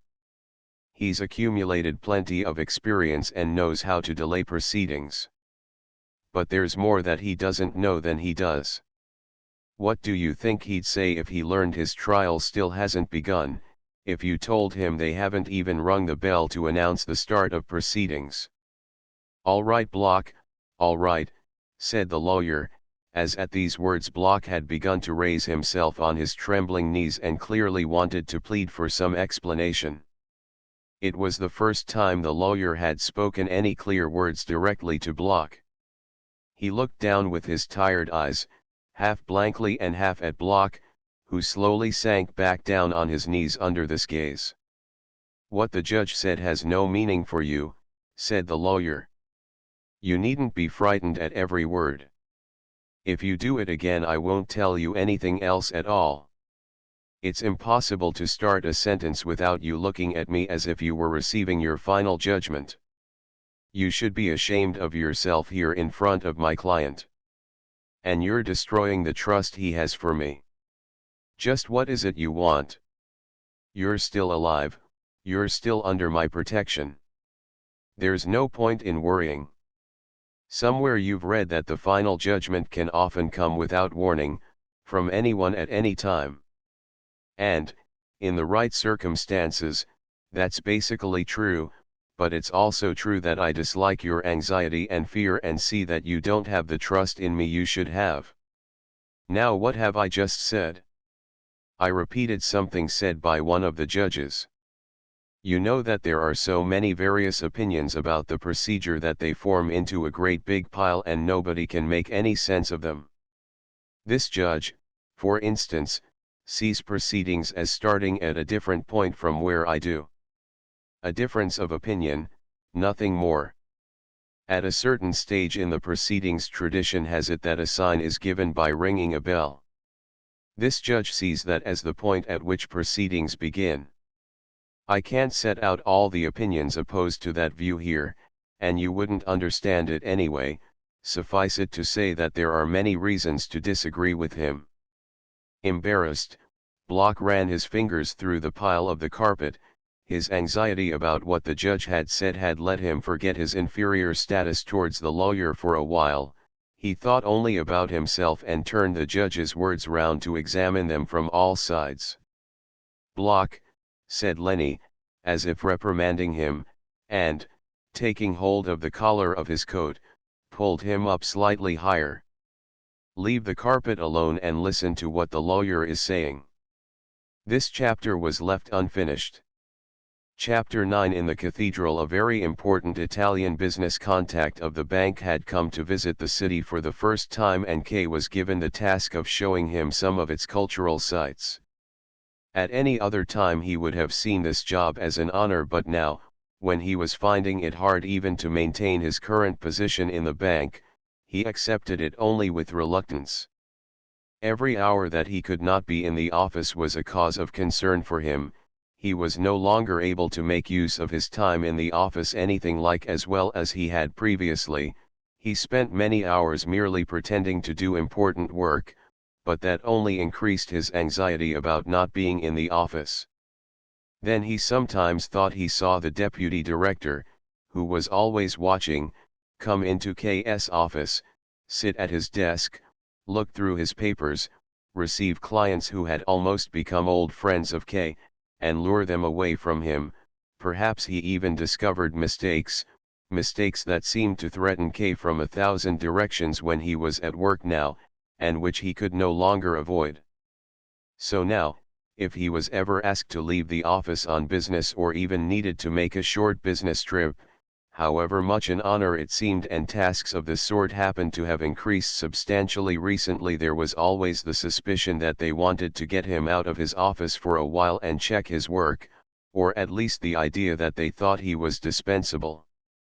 It would not have been difficult for him to turn down most of these jobs, but he did not dare to do so because, if his fears had the slightest foundation, turning the jobs down would have been an acknowledgement of them. For this reason, he never demurred from accepting them, and even when he was asked to go on a tiring business trip lasting 2 days, he said nothing about having to go out in the rainy autumn weather when he had a severe chill, just in order to avoid the risk of not being asked to go. When, with a raging headache, he arrived back from this trip, he learned that he had been chosen to accompany the Italian business contact the following day. The temptation for once to turn the job down was very great, especially as it had no direct connection with business, but there was no denying that social obligations towards this business contact were in themselves important enough, only not for K, who knew quite well that he needed some successes at work if he was to maintain his position there, and that, if he failed in that, it would not help him even if this Italian somehow found him quite charming. He did not want to be removed from his workplace for even one day, as the fear of not being allowed back in was too great. He knew full well that the fear was exaggerated, but it still made him anxious. However, in this case it was almost impossible to think of an acceptable excuse. His knowledge of Italian was not great but still good enough. The deciding factor was that K had earlier known a little about art history, and this had become widely known around the bank in extremely exaggerated form, and that K had been a member of the Society for the Preservation of City Monuments, albeit only for business reasons. It was said that this Italian was an art lover, so the choice of K to accompany him was a matter of course. It was a very rainy and stormy morning when K, in a foul temper at the thought of the day ahead of him, arrived early at 7 o'clock in the office so that he could at least do some work before his visitor would prevent him. He had spent half the night studying a book of Italian grammar so that he would be somewhat prepared, and was very tired. His desk was less attractive to him than the window where he had spent far too much time sitting of late, but he resisted the temptation and sat down to his work. Unfortunately, just then the servitor came in and reported that the director had sent him to see whether the chief clerk was already in his office. If he was, then would he please be so kind as to come to his reception room, as the gentleman from Italy was already there. "I'll come straight away," said K. He put a small dictionary in his pocket, took a guide to the city's tourist sites under his arm that he had compiled for strangers, and went through the deputy director's office into that of the director. He was glad he had come into the office so early and was able to be of service immediately. Nobody could seriously have expected that of him. The deputy director's office was, of course, still as empty as the middle of the night. The servitor had probably been asked to summon him too, but without success. As K entered the reception room, two men stood up from the deep armchairs where they had been sitting.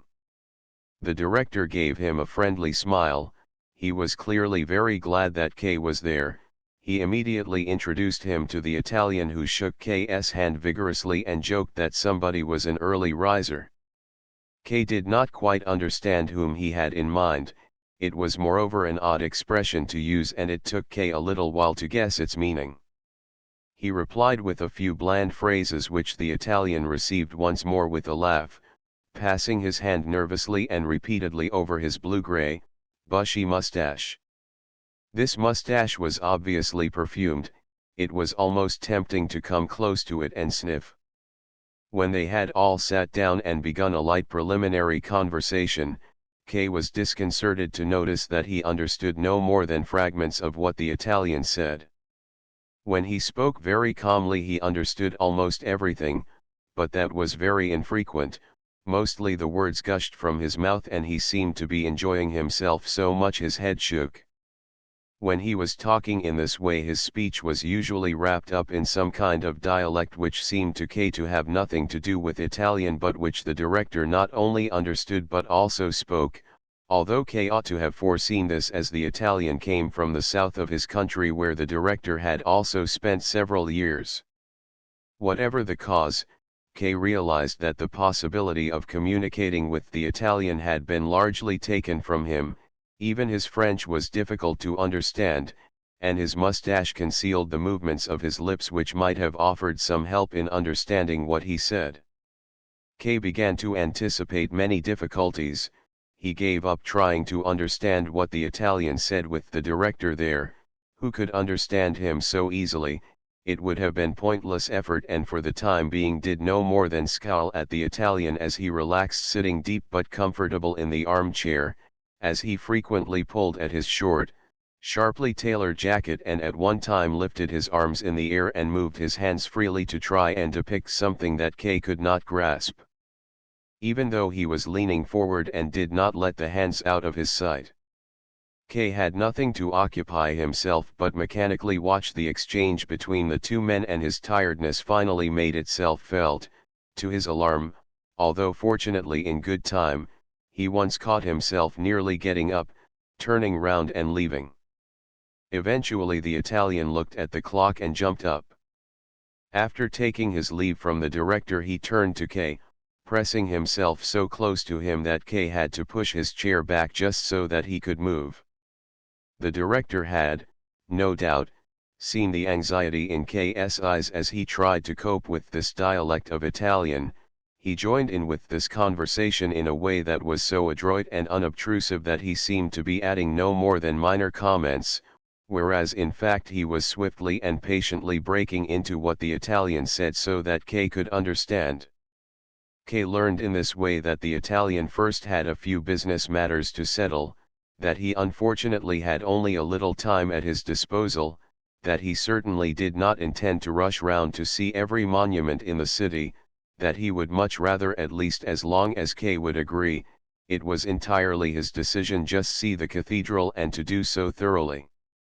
He was extremely pleased to be accompanied by someone who was so learned and so pleasant. By this he meant K, who was occupied not with listening to the Italian but the director, and asked if he would be so kind, if the time was suitable, to meet him in the cathedral in 2 hours' time at about 10 o'clock. He hoped he would certainly be able to be there at that time. K made an appropriate reply. The Italian shook first the director's hand and then K's, then the director's again, and went to the door, half turned to the two men who followed him and continuing to talk without a break. K remained together with the director for a short while, although the director looked especially unhappy today. He thought he needed to apologize to K for something and told him they were standing intimately close together. He had thought at first he would accompany the Italian himself, but then he gave no more precise reason than this. Then he decided it would be better to send K with him. He should not be surprised if he could not understand the Italian at first, he would be able to very soon, and even if he really could not understand very much, he said it was not so bad, as it was really not so important for the Italian to be understood. And anyway, K's knowledge of Italian was surprisingly good, the director was sure he would get by very well. And with that, it was time for K to go. He spent the time still remaining to him with a dictionary, copying out obscure words he would need to guide the Italian round the cathedral. It was an extremely irksome task. Servitors brought him the mail, bank staff came with various queries, and, when they saw that K was busy, stood by the door and did not go away until he had listened to them. The deputy director did not miss the opportunity to disturb K and came in frequently, took the dictionary from his hand and flicked through its pages, clearly for no purpose. When the door to the anteroom opened, even clients would appear from the half-darkness and bow timidly to him. They wanted to attract his attention but were not sure whether he had seen them. All this activity was circling around K with him at its center while he compiled the list of words he would need, then looked them up in the dictionary, then wrote them out, then practiced their pronunciation and finally tried to learn them by heart. The good intentions he had had earlier, though, seemed to have left him completely. It was the Italian who had caused him all this effort, and sometimes he became so angry with him that he buried the dictionary under some papers firmly, intending to do no more preparation, but then he realized he could not walk up and down in the cathedral with the Italian without saying a word, so, in an even greater rage, he pulled the dictionary back out again. At exactly 9:30, just when he was about to leave, there was a telephone call for him. Lenny wished him good morning and asked how he was. K thanked her hurriedly and told her it was impossible for him to talk now as he had to go to the cathedral. To the cathedral? Asked Lenny. Yes, to the cathedral. What do you have to go to the cathedral for? Said Lenny. K tried to explain it to her briefly, but he had hardly begun when Lenny suddenly said, "They're harassing you." One thing that Kay could not bear was pity that he had not wanted or expected. He took his leave of her with 2 words, but as he put the receiver back in its place he said, half to himself and half to the girl on the other end of the line who could no longer hear him, "Yes, they're harassing me." By now the time was late and there was almost a danger he would not be on time. He took a taxi to the cathedral. At the last moment he had remembered the album that he had had no opportunity to give to the Italian earlier and so took it with him now. He held it on his knees and drummed impatiently on it during the whole journey. The rain had eased off slightly but it was still damp, chilly and dark. It would be difficult to see anything in the cathedral but standing about on cold flagstones might well make K's chill much worse. The square in front of the cathedral was quite empty. Kay remembered how even as a small child he had noticed that nearly all the houses in this narrow square had the curtains at their windows closed most of the time, although today, with the weather like this, it was more understandable. The cathedral also seemed quite empty. Of course no one would think of going there on a day like this. Kay hurried along both the side naves but saw no one but an old woman who, wrapped up in a warm shawl, was kneeling at a picture of the Virgin Mary and staring up at it. Then, in the distance, he saw a church official who limped away through a doorway in the wall. Kay had arrived on time. It had struck 10 just as he was entering the building, but the Italian still was not there. Kay went back to the main entrance, stood there indecisively for a while, and then walked round the cathedral in the rain in case the Italian was waiting at another entrance. He was nowhere to be found. Could the director have misunderstood what time they had agreed on? How could anyone understand someone like that properly anyway? Whatever had happened, Kay would have to wait for him for at least half an hour. As he was tired he wanted to sit down. He went back inside the cathedral. He found something like a small carpet on one of the steps. He moved it with his foot to a nearby pew, wrapped himself up tighter in his coat, put the collar up and sat down. To pass the time he opened the album and flicked through the pages a little but soon had to give up as it became so dark that when he looked up he could hardly make out anything in the side nave next to him. In the distance there was a large triangle of candles flickering on the main altar. Kay was not certain whether he had seen them earlier. Perhaps they had only just been lit. Church staff creep silently as part of their job. You don't notice them. When Kay happened to turn round he also saw a tall, stout candle attached to a column not far behind him.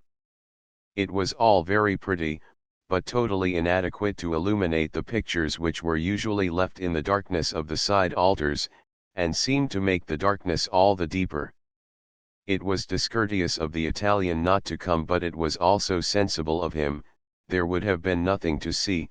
They would have had to content themselves with seeking out a few pictures with K's electric pocket torch and looking at them one small part at a time. Kay went over to a nearby side chapel to see what they could have hoped for. He went up a few steps to a low marble railing and leaned over it to look at the altar picture by the light of his torch.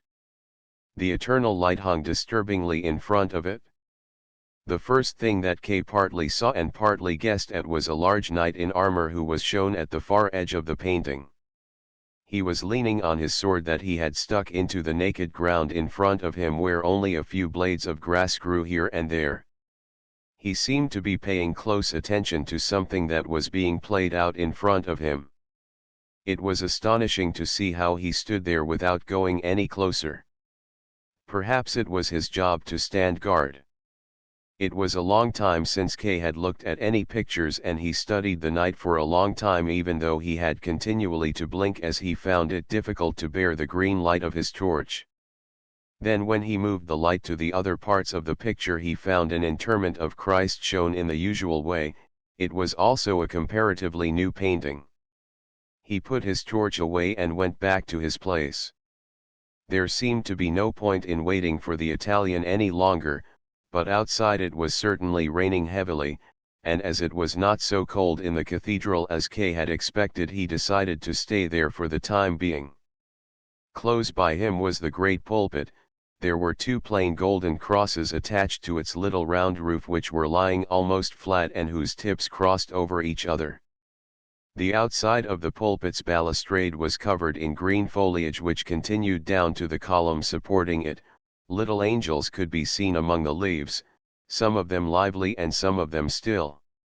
Kay walked up to the pulpit and examined it from all sides. Its stonework had been sculpted with great care. It seemed as if the foliage had trapped a deep darkness between and behind its leaves and held it there prisoner. Kay lay his hand in one of these gaps and cautiously felt the stone. Until then he had been totally unaware of this pulpit's existence. Then Kay happened to notice one of the church staff standing behind the next row of pews. He wore a loose, creased, black cassock. He held a snuff box in his left hand and he was watching Kay. Now what does he want? Thought Kay. Do I seem suspicious to him? Does he want a tip? But when the man in the cassock saw that Kay had noticed him, he raised his right hand, a pinch of snuff still held between two fingers, and pointed in some vague direction. It was almost impossible to understand what this behavior meant. Kay waited a while longer, but the man in the cassock did not stop gesturing with his hand and even augmented it by nodding his head. Now what does he want? Asked Kay quietly. He did not dare call out loud here, but then he drew out his purse and pushed his way through the nearest pews to reach the man. He, however, immediately gestured to turn down this offer, shrugged his shoulders and limped away. As a child Kay had imitated riding on a horse with the same sort of movement as this limp. This old man is like a child, thought Kay. He doesn't have the sense for anything more than serving in a church. Look at the way he stops when I stop, and how he waits to see whether I'll continue. With a smile, Kay followed the old man all the way up the side nave and almost as far as the main altar. All this time the old man continued to point at something, but Kay deliberately avoided looking round. He was only pointing in order to make it harder for Kay to follow him. Eventually, Kay did stop following.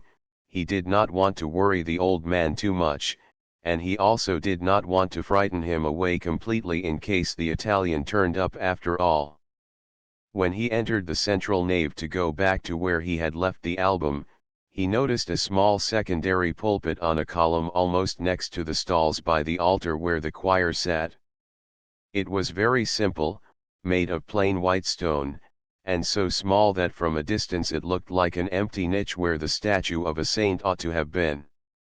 It certainly would have been impossible for the priest to take a full step back from the balustrade, and, although there was no decoration on it, the top of the pulpit curved in exceptionally low so that a man of average height would not be able to stand upright and would have to remain bent forward over the balustrade. In all, it looked as if it had been intended to make the priest suffer. It was impossible to understand why this pulpit would be needed, as there were also the other ones available which were large and so artistically decorated. And Kay would certainly not have noticed this little pulpit if there had not been a lamp fastened above it, which usually meant there was a sermon about to be given. So was a sermon to be given now? In this empty church? Kay looked down at the steps which, pressed close against the column, led up to the pulpit. They were so narrow they seemed to be there as decoration on the column rather than for anyone to use. But under the pulpit, Kay grinned in astonishment. There really was a priest standing with his hand on the handrail ready to climb the steps and looking at Kay. Then he nodded very slightly, so that Kay crossed himself and genuflected as he should have done earlier. With a little swing, the priest went up into the pulpit with short fast steps. Was there really a sermon about to begin? Maybe the man in the cassock had not been really so demented, and had meant to lead K's way to the preacher, which in this empty church would have been very necessary. And there was also, somewhere in front of a picture of the Virgin Mary, an old woman who should have come to hear the sermon. And if there was to be a sermon, why had it not been introduced on the organ? But the organ remained quiet and merely looked out weakly from the darkness of its great height. K now considered whether he should leave as quickly as possible. If he did not do it now there would be no chance of doing so during the sermon and he would have to stay there for as long as it lasted. He had lost so much time when he should have been in his office. There had long been no need for him to wait for the Italian any longer. He looked at his watch, it was 11. But could there really be a sermon given? Could K constitute the entire congregation? How could he when he was just a stranger who wanted to look at the church? That, basically, was all he was. The idea of a sermon, now, at 11 o'clock, on a workday, in hideous weather, was nonsense. The priest, there was no doubt that he was a priest, a young man with a smooth, dark face, was clearly going up there just to put the lamp out after somebody had lit it by mistake. But there had been no mistake. The priest seemed rather to check that the lamp was lit and turned it a little higher. Then he slowly turned to face the front and leaned down on the balustrade, gripping its angular rail with both hands. He stood there like that for a while and, without turning his head, looked around. K had moved back a long way and leaned his elbows on the front pew. Somewhere in the church, he could not have said exactly where, he could make out the man in the cassock hunched under his bent back and at peace, as if his work were completed. In the cathedral it was now very quiet. But K would have to disturb that silence. He had no intention of staying there. If it was the priest's duty to preach at a certain time regardless of the circumstances, then he could, and he could do it without K's taking part, and K's presence would do nothing to augment the effect of it. So K began slowly to move, felt his way on tiptoe along the pew, arrived at the broad aisle and went along it without being disturbed, except for the sound of his steps, however light, which rang out on the stone floor and resounded from the vaulting, quiet but continuous at a repeating, regular pace. K felt slightly abandoned as, probably observed by the priest, he walked by himself between the empty pews, and the size of the cathedral seemed to be just at the limit of what a man could bear. When he arrived back at where he had been sitting, he did not hesitate but simply reached out for the album he had left there and took it with him. He had nearly left the area covered by pews and was close to the empty space between himself and the exit when, for the first time, he heard the voice of the priest. A powerful and experienced voice. It pierced through the reaches of the cathedral, ready waiting for it. But the priest was not calling out to the congregation. His cry was quite unambiguous and there was no escape from it. He called Joseph K. K stood still and looked down at the floor. In theory he was still free. He could have carried on walking, through one of 3 dark little wooden doors not far in front of him and away from there. It would simply mean he had not understood, or that he had understood but chose not to pay attention to it. But if he once turned round he would be trapped. Then he would have acknowledged that he had understood perfectly well, that he really was the Joseph K the priest had called to and that he was willing to follow. If the priest had called out again, K would certainly have carried on out the door, but everything was silent as K also waited. He turned his head slightly as he wanted to see what the priest was doing now. He was merely standing in the pulpit as before, but it was obvious that he had seen K turn his head. If K did not now turn round completely, it would have been like a child playing hide and seek. He did so, and the priest beckoned him with his finger. As everything could now be done openly, he ran because of curiosity and the wish to get it over with long flying leaps towards the pulpit. At the front pews he stopped, but to the priest he still seemed too far away. He reached out his hand and pointed sharply down with his finger to a place immediately in front of the pulpit. And K did as he was told.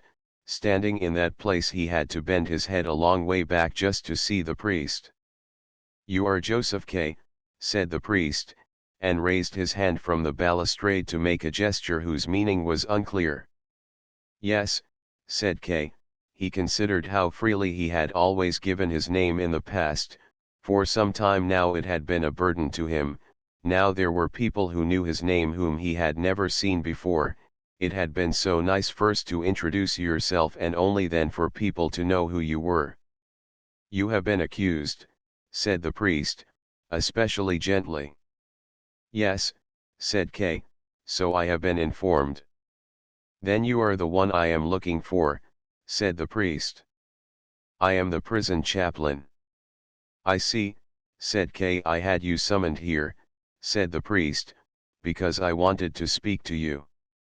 "I knew nothing of that," said Kay. "I came here to show the cathedral to a gentleman from Italy." "That is beside the point," said the priest. "What are you holding in your hand? Is it a prayer book?" "No," answered Kay, "it's an album of the city's tourist sites." "Put it down," said the priest.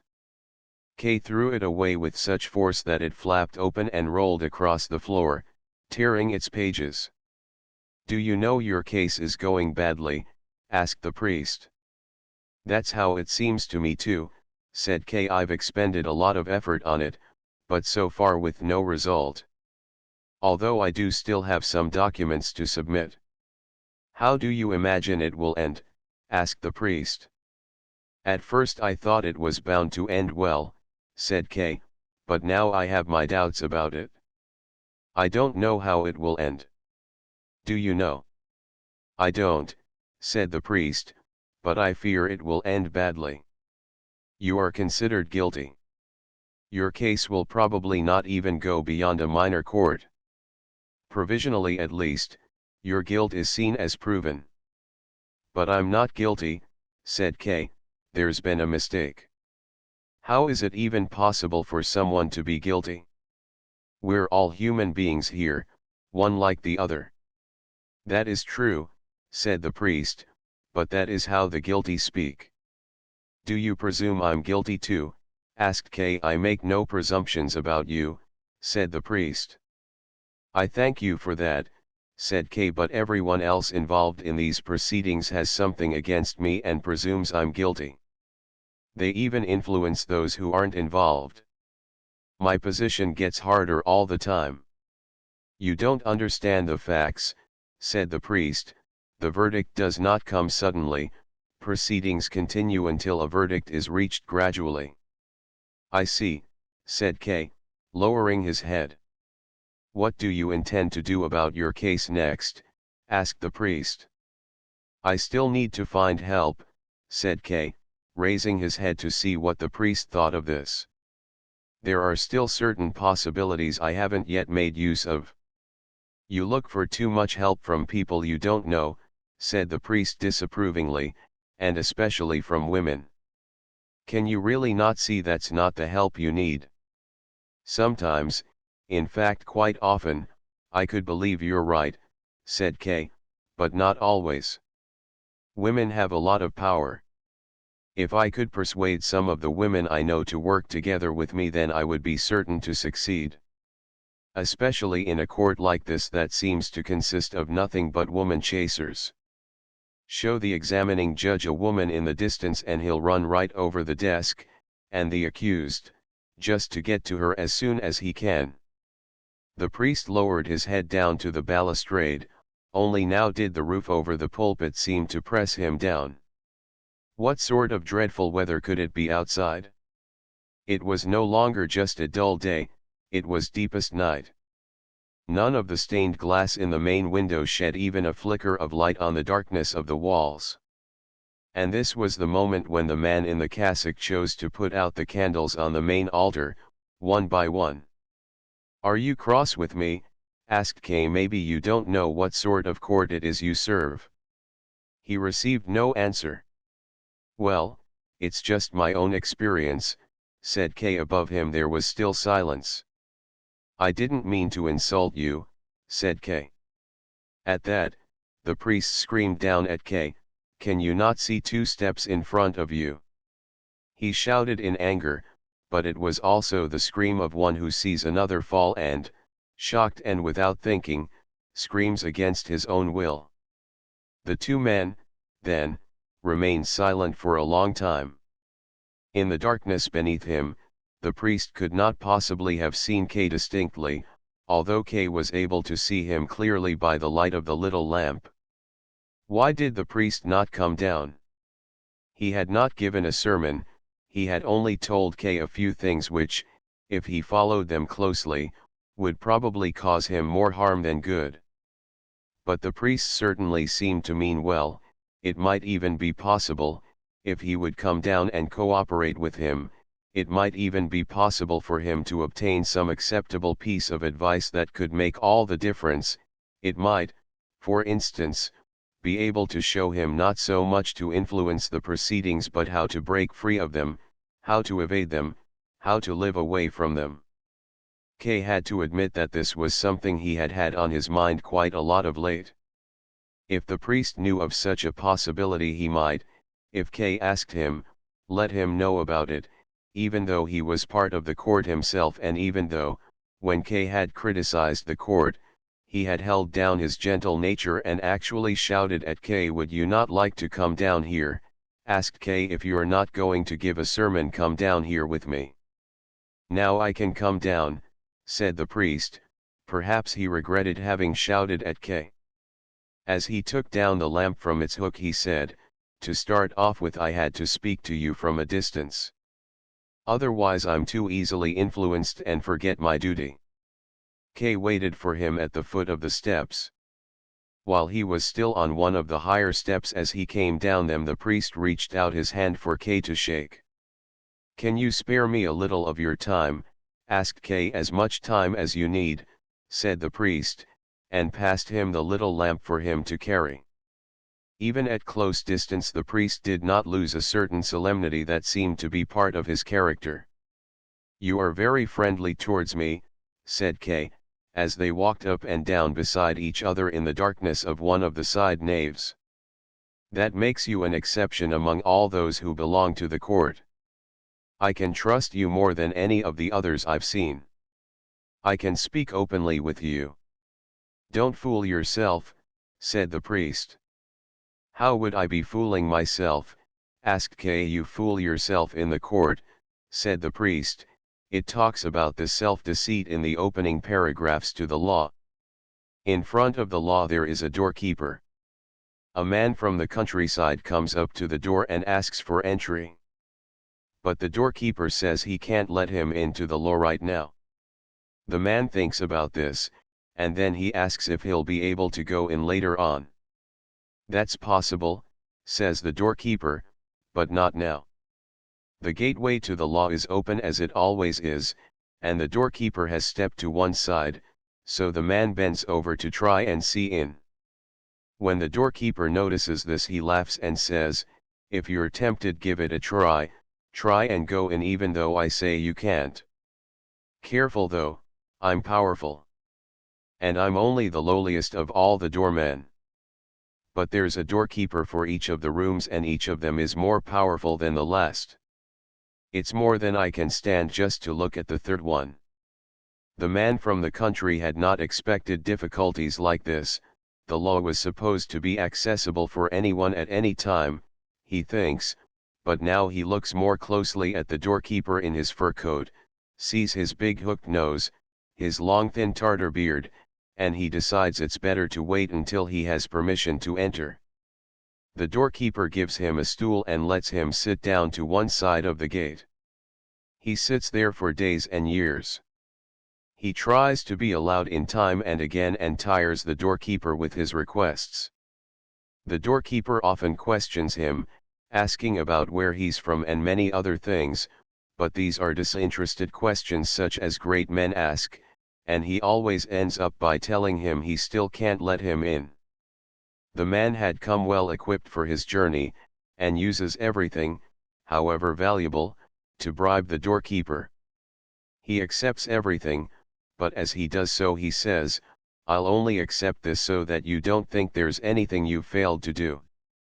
Over many years, the man watches the doorkeeper almost without a break. He forgets about the other doormen, and begins to think this one is the only thing stopping him from gaining access to the law. Over the first few years he curses his unhappy condition out loud, but later, as he becomes old, he just grumbles to himself. He becomes senile, and as he has come to know even the fleas in the doorkeeper's fur collar over the years that he has been studying him, he even asks them to help him and change the doorkeeper's mind. Finally his eyes grow dim, and he no longer knows whether it's really getting darker or just his eyes that are deceiving him. But he seems now to see an inextinguishable light begin to shine from the darkness behind the door. He doesn't have long to live now. Just before he dies, he brings together all his experience from all this time into one question which he has still never put to the doorkeeper. He beckons to him, as he's no longer able to raise his stiff body. The doorkeeper has to bend over deeply as the difference in their sizes has changed very much to the disadvantage of the man. "What is it you want to know now?" asks the doorkeeper. "You're insatiable." "Everyone wants access to the law," says the man. "How come, over all these years, no one but me has asked to be let in?" The doorkeeper can see the man's come to his end, his hearing has faded, and so that he can be heard, he shouts to him, "Nobody else could have got in this way, as this entrance was meant only for you. Now I'll go and close it." "So the doorkeeper cheated the man," said Kay immediately, who had been captivated by the story. "Don't be too quick," said the priest, "don't take somebody else's opinion without checking it. I told you the story exactly as it was written. There's nothing in there about cheating." "But it's quite clear," said Kay, "and your first interpretation of it was quite correct." The doorkeeper gave him the information that would release him only when it could be of no more use. "He didn't ask him before that," said the priest, "and don't forget he was only a doorkeeper, and as doorkeeper he did his duty." "What makes you think he did his duty?" asked Kay. "He didn't. It might have been his duty to keep everyone else away, but this man is who the door was intended for and he ought to have let him in." "You're not paying enough attention to what was written and you're changing the story," said the priest. According to the story, there are two important things that the doorkeeper explains about access to the law, one at the beginning, one at the end. At one place he says he can't allow him in now, and at the other he says this entrance was intended for him alone. If one of the statements contradicted the other, you would be right and the doorkeeper would have cheated the man from the country. But there is no contradiction. On the contrary, the first statement even hints at the second. You could almost say the doorkeeper went beyond his duty in that he offered the man some prospect of being admitted in the future.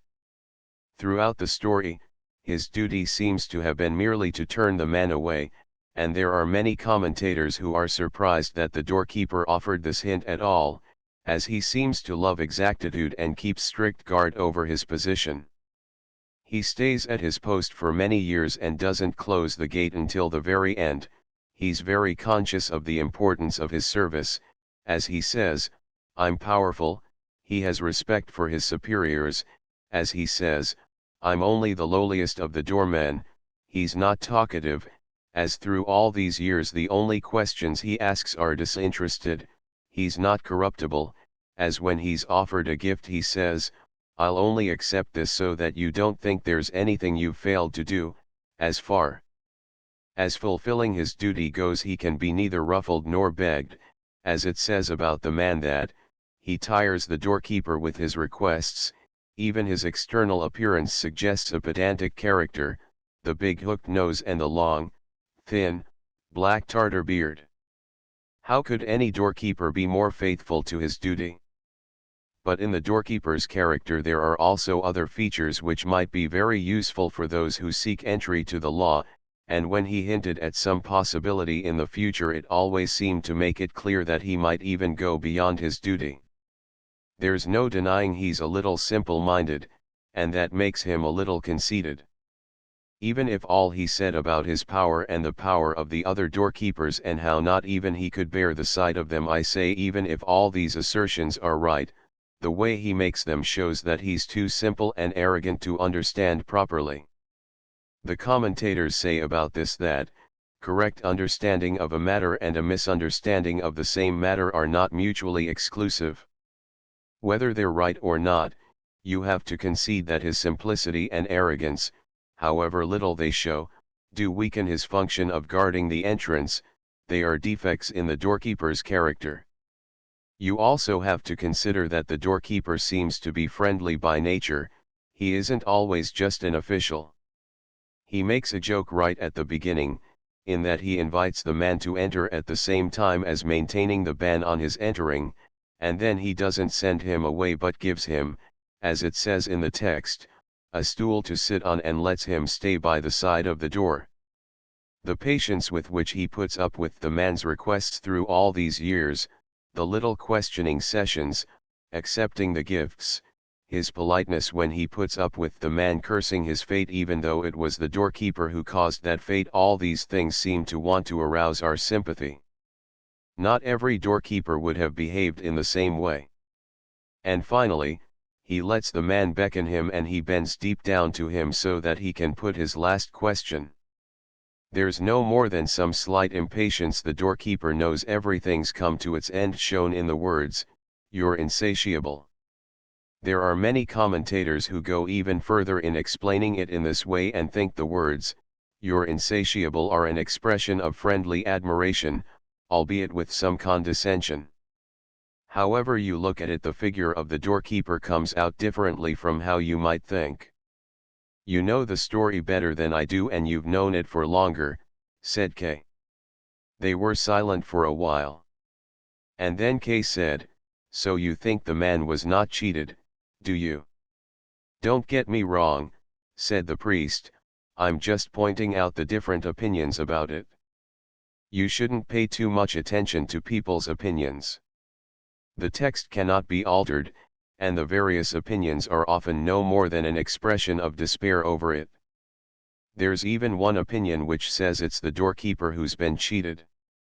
"That does seem to take things too far," said K. "How can they argue the doorkeeper has been cheated?" "Their argument," answered the priest, "is based on the simplicity of the doorkeeper. They say the doorkeeper doesn't know the inside of the law, only the way into it where he just walks up and down. They see his ideas of what's inside the law as rather childish, and suppose he's afraid himself of what he wants to make the man frightened of. Yes, he's more afraid of it than the man, as the man wants nothing but to go inside the law, even after he's heard about the terrible doorman there, in contrast to the doorkeeper who doesn't want to go in, or at least we don't hear anything about it. On the other hand, there are those who say he must have already been inside the law as he has been taken on into its service, and that could only have been done inside. That can be countered by supposing he could have been given the job of doorkeeper by somebody calling out from inside, and that he can't have gone very far inside as he couldn't bear the sight of the third doorkeeper. Nor, through all those years, does the story say the doorkeeper told the man anything about the inside, other than his comment about the other doorkeepers. He could have been forbidden to do so, but he hasn't said anything about that either. All this seems to show he doesn't know anything about what the inside looks like or what it means, and that's why he's being deceived. But he's also being deceived by the man from the country, as he's this man's subordinate and doesn't know it.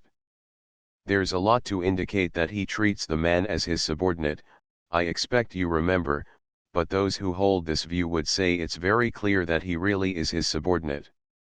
Above all, the free man is superior to the man who has to serve another. Now, the man really is free, he can go wherever he wants, the only thing forbidden to him is entry into the law, and, what's more, there's only one man forbidding him to do so, the doorkeeper. If he takes the stool and sits down beside the door and stays there all his life, he does this of his own free will, there's nothing in the story to say he was forced to do it.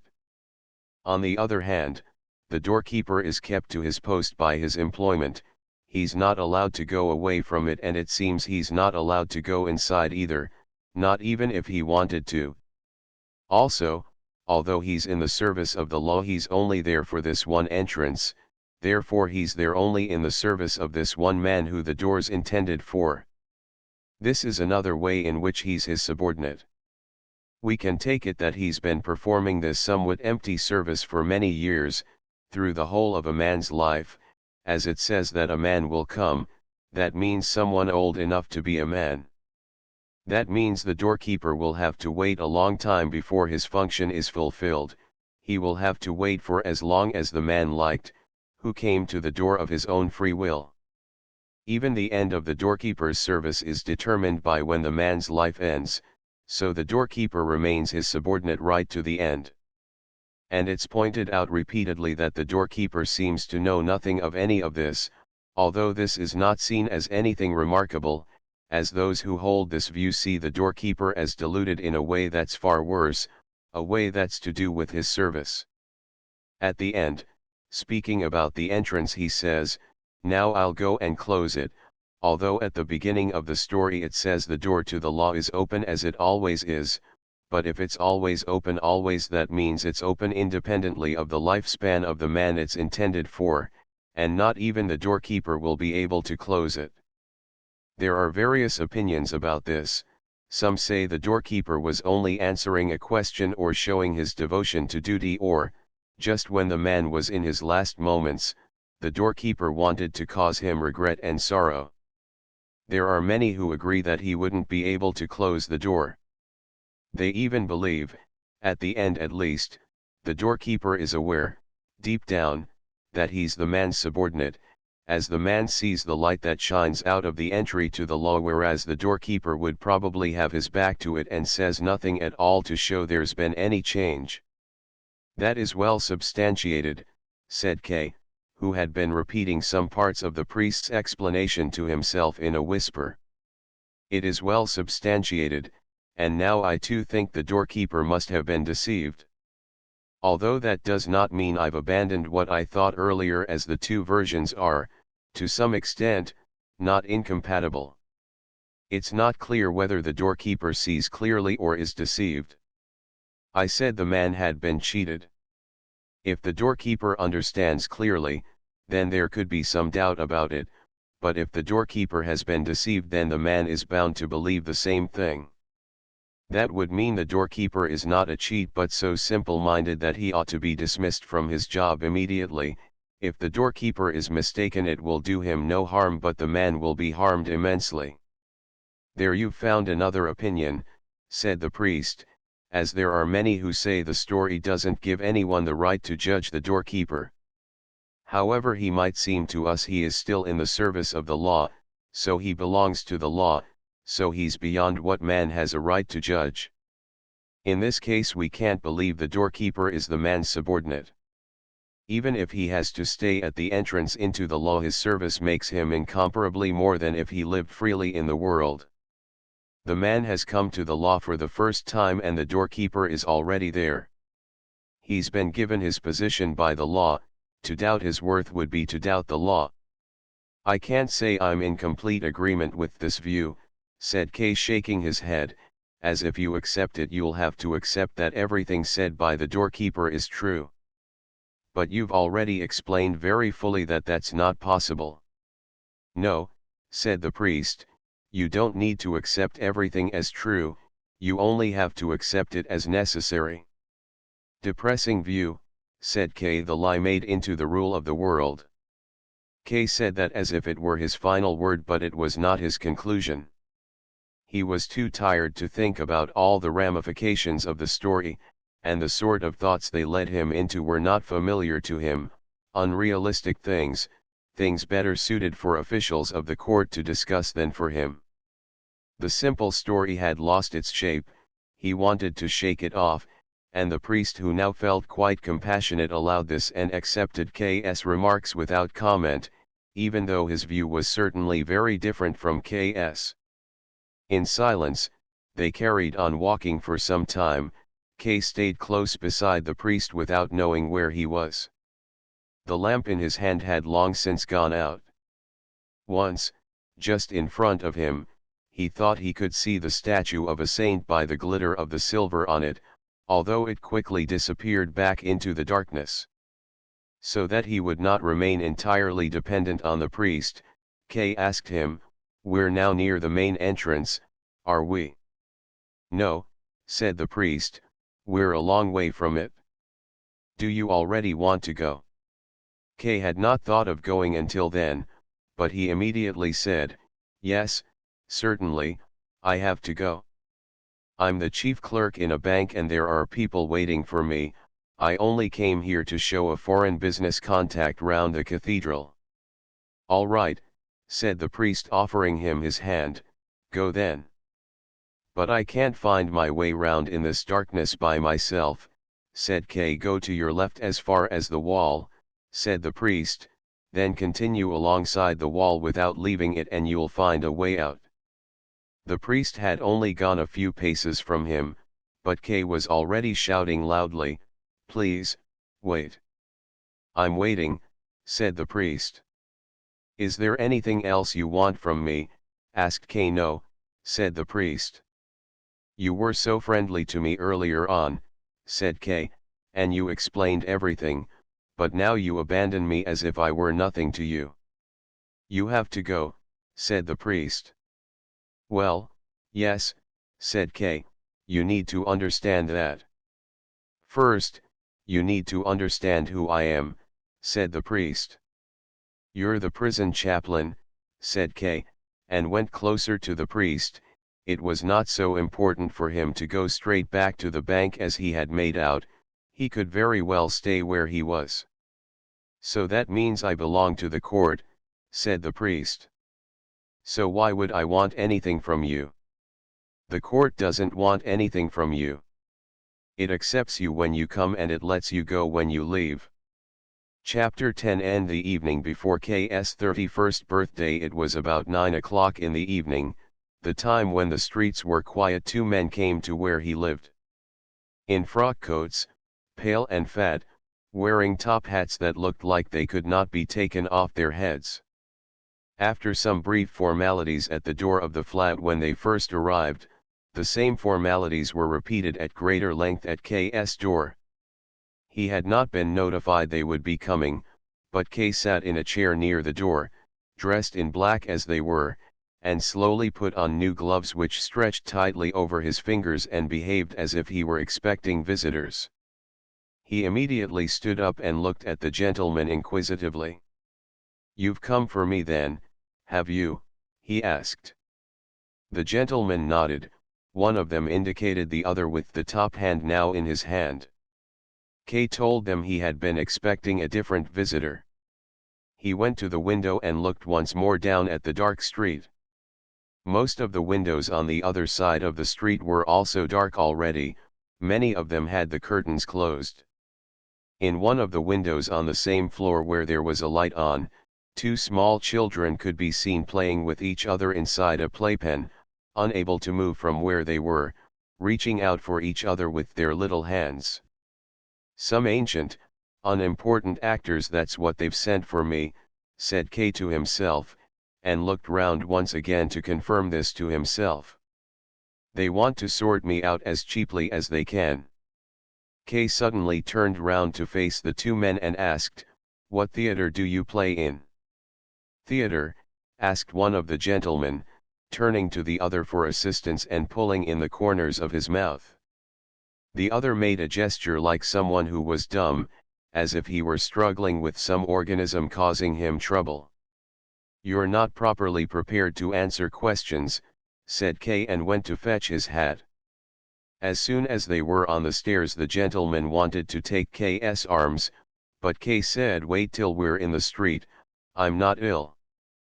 But they waited only until the front door before they took his arms in a way that Kay had never experienced before.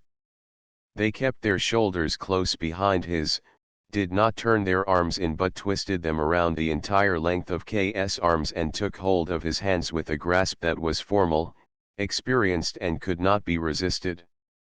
K was held stiff and upright between them. They formed now a single unit so that if any one of them had been knocked down all of them must have fallen. They formed a unit of the sort that normally can be formed only by matter that is lifeless. Whenever they passed under a lamp, K tried to see his companions more clearly, as far as was possible when they were pressed so close together, as in the dim light of his room this had been hardly possible. Maybe they're tenors, he thought as he saw their big double chins. The cleanliness of their faces disgusted him. He could see the hands that cleaned them, passing over the corners of their eyes, rubbing at their upper lips, scratching out the creases on those chins. When Kay noticed that, he stopped, which meant the others had to stop too. They were at the edge of an open square, devoid of people but decorated with flower beds. "Why did they send you, of all people?" he cried out, more a shout than a question. The two gentlemen clearly knew no answer to give. They waited, their free arms hanging down, like nurses when the patient needs to rest. "I will go no further," said Kay as if to see what would happen. The gentlemen did not need to make any answer, it was enough that they did not loosen their grip on Kay and tried to move him on, but Kay resisted them. "I'll soon have no need of much strength, I'll use all of it now," he thought. He thought of the flies that tear their legs off struggling to get free of the flypaper. These gentlemen will have some hard work to do. Just then, Miss Burstner came up into the square in front of them from the steps leading from a small street at a lower level. It was not certain that it was her, although the similarity was, of course, great.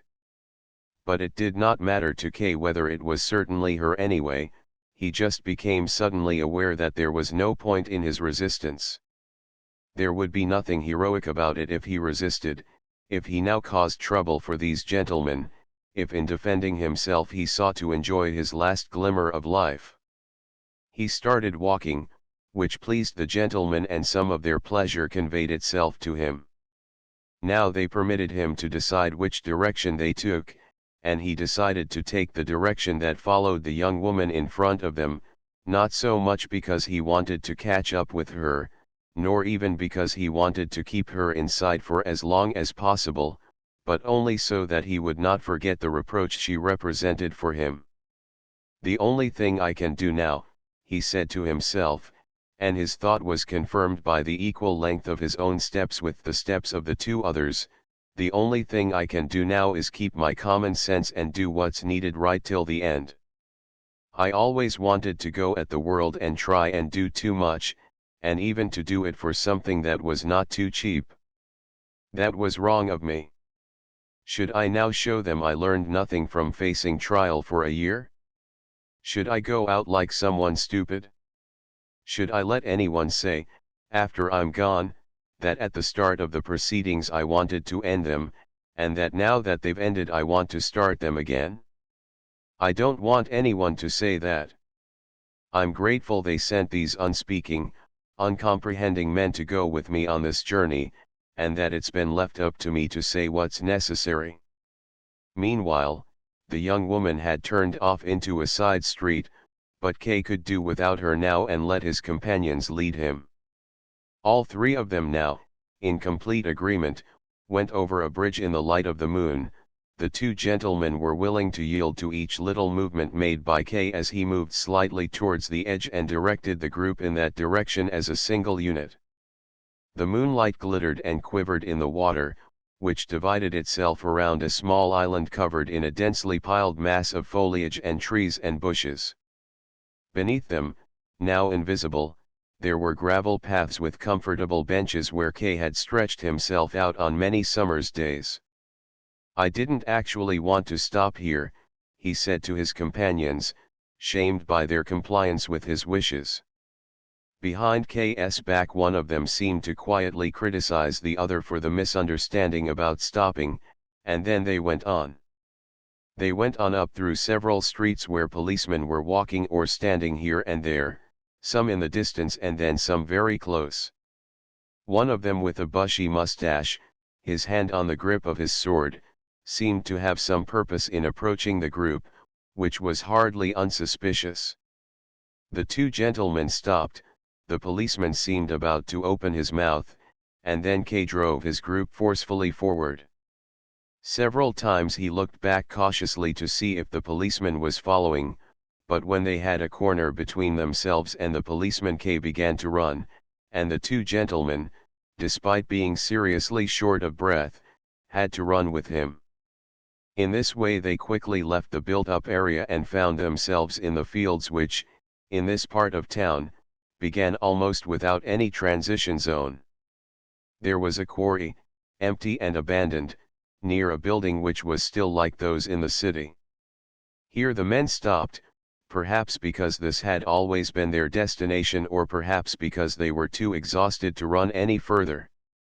Here they released their hold on K, who just waited in silence, and took their top hats off while they looked round the quarry and wiped the sweat off their brows with their handkerchiefs. The moonlight lay everywhere with the natural peace that is granted to no other light. After exchanging a few courtesies about who was to carry out the next tasks, the gentlemen did not seem to have been allocated specific functions. One of them went to K and took his coat, his waistcoat, and finally his shirt off him. K made an involuntary shiver, at which the gentleman gave him a gentle, reassuring tap on the back. Then he carefully folded the things up as if they would still be needed, even if not in the near future. He did not want to expose K to the chilly night air without moving though, so he took him under the arm and walked up and down with him a little way while the other gentleman looked round the quarry for a suitable place. When he had found it, he made a sign and the other gentleman escorted him there. It was near the rock face. There was a stone lying there that had broken loose. The gentleman sat K down on the ground, leaned him against the stone and settled his head down on the top of it. Despite all the effort they went to, and despite all the cooperation shown by K, his demeanor seemed very forced and hard to believe. So one of the gentlemen asked the other to grant him a short time while he put K in position by himself, but even that did nothing to make it better. In the end they left K in a position that was far from the best of the ones they had tried so far. Then one of the gentlemen opened his frock coat and from a sheath hanging on a belt stretched across his waistcoat he withdrew a long, thin, double-edged butcher's knife which he held up in the light to test its sharpness. The repulsive courtesies began once again. One of them passed the knife over K to the other, who then passed it back over K to the first. K now knew it would be his duty to take the knife as it passed from hand to hand above him and thrust it into himself. But he did not do it. Instead he twisted his neck, which was still free, and looked around. He was not able to show his full worth, was not able to take all the work from the official bodies. He lacked the rest of the strength he needed, and this final shortcoming was the fault of whoever had denied it to him. As he looked round, he saw the top floor of the building next to the quarry. He saw how a light flickered on and the two halves of a window opened out. Somebody, made weak and thin by the height and the distance, leaned suddenly far out from it and stretched his arms out even further. Who was that? A friend? A good person? Somebody who was taking part? Somebody who wanted to help? Was he alone? Was it everyone? Would anyone help? Were there objections that had been forgotten? There must have been some. The logic cannot be refuted, but someone who wants to live will not resist it. Where was the judge he'd never seen? Where was the high court he had never reached? He raised both hands and spread out all his fingers. But the hands of one of the gentlemen were laid on K's throat, while the other pushed the knife deep into his heart and twisted it there, twice. As his eyesight failed, K saw the two gentlemen cheek by cheek, close in front of his face, watching the result. Like a dog, he said, it was as if the shame of it should outlive him. End of the Project Gutenberg ebook. The trial updated editions will replace the previous one. The old editions will be renamed. Creating the works from print editions not protected by U.S. copyright law means that no one owns a United States copyright in these works, so the Foundation, and U.K. can copy and distribute it in the United States without permission and without paying copyright royalties. Special rules, set forth in the general terms of use part of this license, apply to copying and distributing Project Gutenberg trademark electronic works to protect the Project Gutenberg trademark concept and trademark. Project Gutenberg is a registered trademark, and may not be used if you charge for an ebook, except by following the terms of the trademark license, including paying royalties for use of the Project Gutenberg trademark. If you do not charge anything for copies of this ebook, complying with the trademark license is very easy. You may use this ebook for nearly any purpose such as creation of derivative works, reports, performances, and research. Project Gutenberg ebooks may be modified and printed and given away. You may do practically anything in the United States with ebooks not protected by U.S. copyright law. Redistribution is subject to the trademark license, especially commercial redistribution. Start, full license. The full Project Gutenberg license. Please read this before you distribute or use this work to protect the Project Gutenberg trademark mission of promoting the free distribution of electronic works, by using or distributing this work, or any other work associated in any way with the phrase Project Gutenberg. You agree to comply with all the terms of the full Project Gutenberg trademark license available with this file or online at www.gutenberg.org/license. Section 1. General Terms of Use and Redistributing Project Gutenberg Trademark Electronic Works 1.a. By reading or using any part of this Project Gutenberg trademark electronic work, you indicate that you have read, understand, agree to and accept all the terms of this license and intellectual property, trademark/copyright, agreement. If you do not agree to abide by all the terms of this agreement, you must cease using and return or destroy all copies of Project Gutenberg trademark electronic works in your possession. If you paid a fee for obtaining a copy of or access to a Project Gutenberg trademark electronic work and you do not agree to be bound by the terms of this agreement, you may obtain a refund from the person or entity to whom you paid the fee as set forth in paragraph 1.e.8. 1.b. Project Gutenberg is a registered trademark. It may only be used on or associated in any way with an electronic work by people who agree to be bound by the terms of this agreement. There are a few things that you can do with most Project Gutenberg trademark electronic works even without complying with the full terms of this agreement. See paragraph 1.c below. There are a lot of things you can do with Project Gutenberg trademark electronic works if you follow the terms of this agreement and help preserve free future access to Project Gutenberg trademark electronic works. See paragraph 1.e below. 1.c.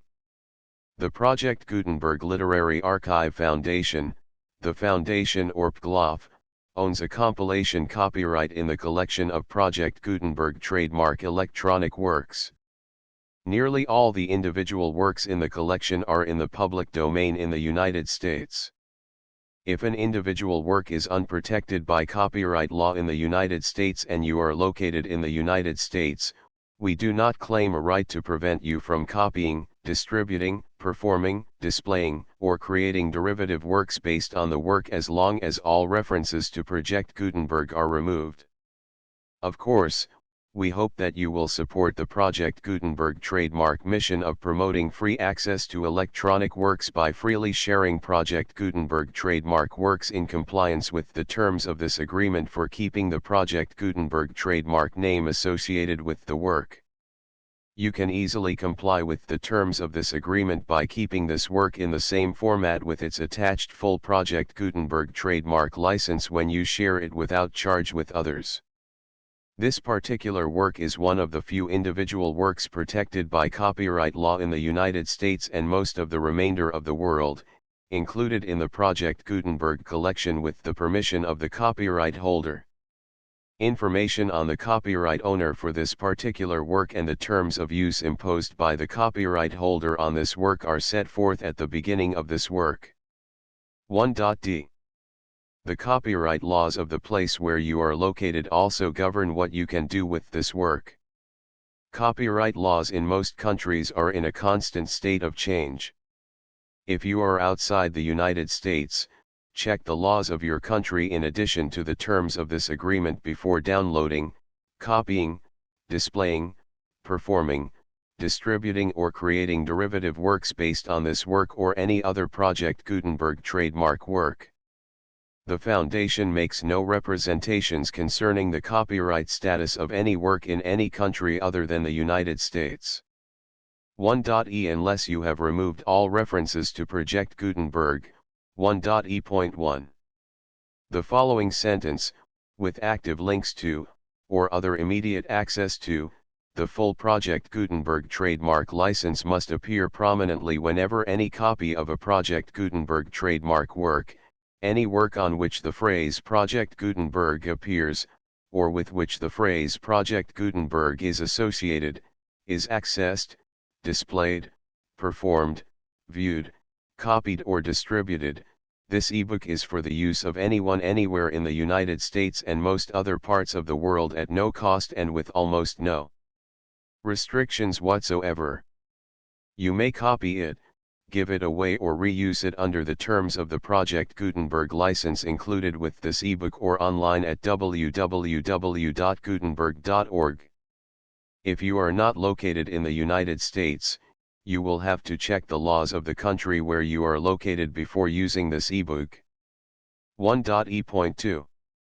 If an individual Project Gutenberg trademark electronic work is derived from texts not protected by U.S. copyright law, does not contain a notice indicating that it is posted with permission of the copyright holder, the work can be copied and distributed to anyone in the United States without paying any fees or charges.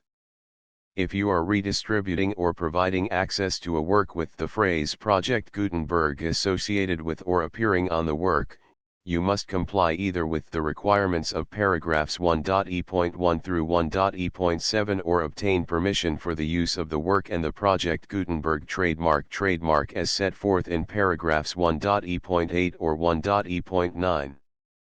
1.e.3. If an individual Project Gutenberg trademark electronic work is posted with the permission of the copyright holder, your use and distribution must comply with both paragraphs 1.e.1 through 1.e.7 and any additional terms imposed by the copyright holder.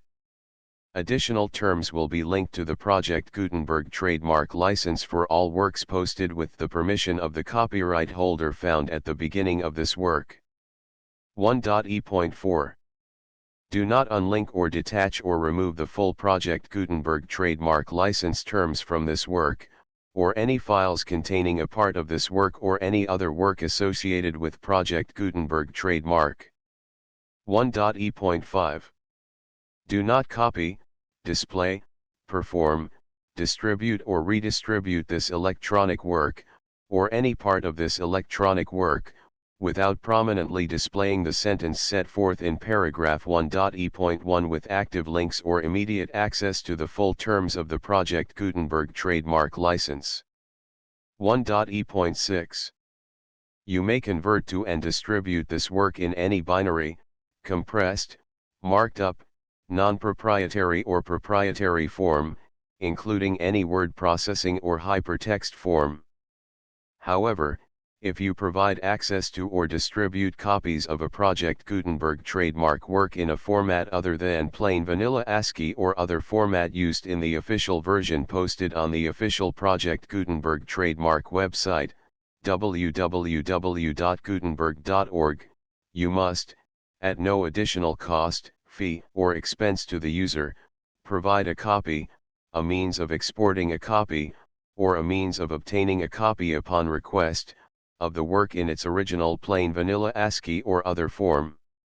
Any alternate format must include the full Project Gutenberg trademark license as specified in paragraph 1.e.1. 1.e.7. Do not charge a fee for access to, viewing, displaying, performing, copying or distributing any Project Gutenberg trademark works unless you comply with paragraph 1.e.8 or 1.e.9. 1.e.8.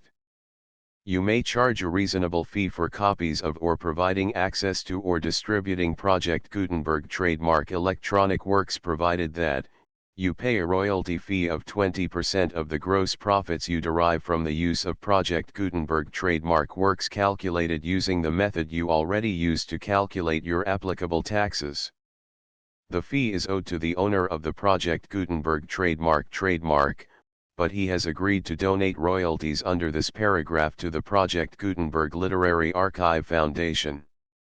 Royalty payments must be paid within 60 days following each date on which you prepare, or are legally required to prepare, your periodic tax returns. Royalty payments should be clearly marked as such and sent to the Project Gutenberg Literary Archive Foundation at the address specified in Section 4. Information about donations to the Project Gutenberg Literary Archive Foundation. You provide a full refund of any money paid by a user who notifies you in writing, or by email, within 30 days of receipt that he does not agree to the terms of the full Project Gutenberg trademark license. You must require such a user to return or destroy all copies of the works possessed in a physical medium and discontinue all use of and all access to other copies of Project Gutenberg trademark works. You provide, in accordance with paragraph 1.f.3, a full refund of any money paid for a work or a replacement copy, if a defect in the electronic work is discovered and reported to you within 90 days of receipt of the work. You comply with all other terms of this agreement for free distribution of Project Gutenberg trademark works. 1.e.9. If you wish to charge a fee or distribute a Project Gutenberg trademark electronic work or group of works on different terms than are set forth in this agreement, you must obtain permission in writing from the Project Gutenberg Literary Archive Foundation, the manager of the Project Gutenberg trademark. Contact the Foundation as set forth in Section 3 below. 1.f.1.f.1. Project Gutenberg volunteers and employees expend considerable effort to identify, do copyright research on, transcribe and proofread works not protected by U.S. copyright law in creating the Project Gutenberg trademark collection. Despite these efforts, Project Gutenberg trademark electronic works, and the medium on which they may be stored, may contain defects, such as, but not limited to, incomplete, inaccurate or corrupt data, transcription errors, a copyright or other intellectual property infringement, a defective or damaged disk or other medium, a computer virus, or computer codes that damage or cannot be read by your equipment. 1.f.2. Limited warranty, disclaimer of damages, except for the right of replacement or refund described in paragraph 1.f.3, the Project Gutenberg Literary Archive Foundation, the owner of the Project Gutenberg trademark, and any other party distributing a Project Gutenberg trademark electronic work under this agreement, disclaim all liability to you for damages, costs, and expenses, including legal fees. You agree that you have no remedies for negligence, strict liability, breach of warranty or breach of contract except those provided in paragraph 1.f.3.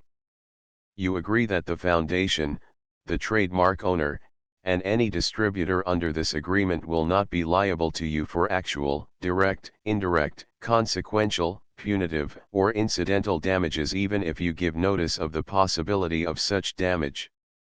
1.f.3. Limited right of replacement or refund. If you discover a defect in this electronic work within 90 days of receiving it, you can receive a refund of the money, if any, you paid for it by sending a written explanation to the person you received the work from. If you received the work on a physical medium, you must return the medium with your written explanation. The person or entity that provided you with the defective work may elect to provide a replacement copy in lieu of a refund. If you received the work electronically, the person or entity providing it to you may choose to give you a second opportunity to receive the work electronically in lieu of a refund. If the second copy is also defective, you may demand a refund in writing without further opportunities to fix the problem. 1.f.4. Except for the limited right of replacement or refund set forth in paragraph 1.f.3, this work is provided to you as is, with no other warranties of any kind, express or implied, including but not limited to warranties of merchantability or fitness for any purpose. 1.f.5. Some states do not allow disclaimers of certain implied warranties or the exclusion or limitation of certain types of damages. If any disclaimer or limitation set forth in this agreement violates the law of the state applicable to this agreement, the agreement shall be interpreted to make the maximum disclaimer or limitation permitted by the applicable state law. The invalidity or unenforceability of any provision of this agreement shall not void the remaining provisions. 1.f.6. Indemnity. You agree to indemnify and hold the foundation, the trademark owner, any agent or employee of the foundation, anyone providing copies of Project Gutenberg trademark electronic works in accordance with this agreement, and any volunteers associated with the production, promotion, and distribution of Project Gutenberg trademark electronic works, harmless from all liability, costs, and expenses, including legal fees, that arise directly or indirectly from any of the following which you do or cause to occur. A. Distribution of this or any Project Gutenberg trademark work. B. Alteration, modification, or additions or deletions to any Project Gutenberg trademark work, and C. Any defect you cause. Section 2. Information about the mission of Project Gutenberg trademark. Project Gutenberg trademark is synonymous with the free distribution of electronic works in formats readable by the widest variety of computers, including obsolete, old, middle-aged, and new computers. It exists because of the efforts of hundreds of volunteers and donations from people in all walks of life. Volunteers and financial support to provide volunteers with the assistance they need are critical to reaching Project Gutenberg trademark's goals and ensuring that the Project Gutenberg trademark collection will remain freely available for generations to come. In 2001, the Project Gutenberg Literary Archive Foundation was created to provide a secure and permanent future for Project Gutenberg trademark and future generations. To learn more about the Project Gutenberg Literary Archive Foundation and how your efforts and donations can help, see sections 3 and 4 and the Foundation information page at www.gutenberg.org. Section 3. Information about the Project Gutenberg Literary Archive Foundation. The Project Gutenberg Literary Archive Foundation is a non-profit 501(c)(3) educational corporation organized under the laws of the state of Mississippi and granted tax-exempt status by the Internal Revenue Service. The Foundation's IN or Federal Tax Identification Number is 64-6221541. Contributions to the Project Gutenberg Literary Archive Foundation are tax-deductible to the full extent permitted by U.S. federal laws and your state's laws. The Foundation's business office is located at 809 North 1500 West, Salt Lake City, Utah 841-16801-596-1887. Email contact links and up-to-date contact information can be found at the Foundation's website and official page at www.gutenberg.org/contact. Section 4. Information about donations to the Project Gutenberg Literary Archive Foundation. Project Gutenberg trademark depends upon and cannot survive without widespread public support and donations to carry out its mission of increasing the number of public domain and licensed works that can be freely distributed in machine-readable form accessible by the widest array of equipment, including outdated equipment. Many small donations, $1 to $5,000, are particularly important to maintaining tax-exempt status with the IRS. The Foundation is committed to complying with the laws regulating charities and charitable donations in all 50 states of the United States. Compliance requirements are not uniform and it takes a considerable effort, much paperwork, and many fees to meet and keep up with these requirements. We do not solicit donations in locations where we have not received written confirmation of compliance. To send donations or determine the status of compliance for any particular state, visit www.gutenberg.org/donate. While we cannot and do not solicit contributions from states where we have not met the solicitation requirements, we know of no prohibition against accepting unsolicited donations from donors in such states who approach us with offers to donate. International donations are gratefully accepted, but we cannot make any statements concerning tax treatment of donations received from outside the United States. U.S. laws alone swamp our small staff. Please check the Project Gutenberg web pages for current donation methods and addresses. Donations are accepted in a number of other ways, including checks, online payments, and credit card donations. To donate, please visit www.gutenberg.org/donate. Section 5. General information about Project Gutenberg Trademark Electronic Works. Professor Michael S. Hart was the originator of the Project Gutenberg trademark concept of a library of electronic works that could be freely shared with anyone. For 40 years, he produced and distributed Project Gutenberg trademark ebooks with only a loose network of volunteer support. Project Gutenberg trademark ebooks are often created from several printed editions, all of which are confirmed as not protected by copyright in the U.S. unless a copyright notice is included. Thus, we do not necessarily keep ebooks in compliance with any particular paper edition. Most people start at our website, which has the main PG search facility, www.gutenberg.org. This website includes information about Project Gutenberg trademark, including how to make donations to the Project Gutenberg Literary Archive Foundation, how to help produce our new ebooks, and how to subscribe to our email newsletter to hear about new ebooks.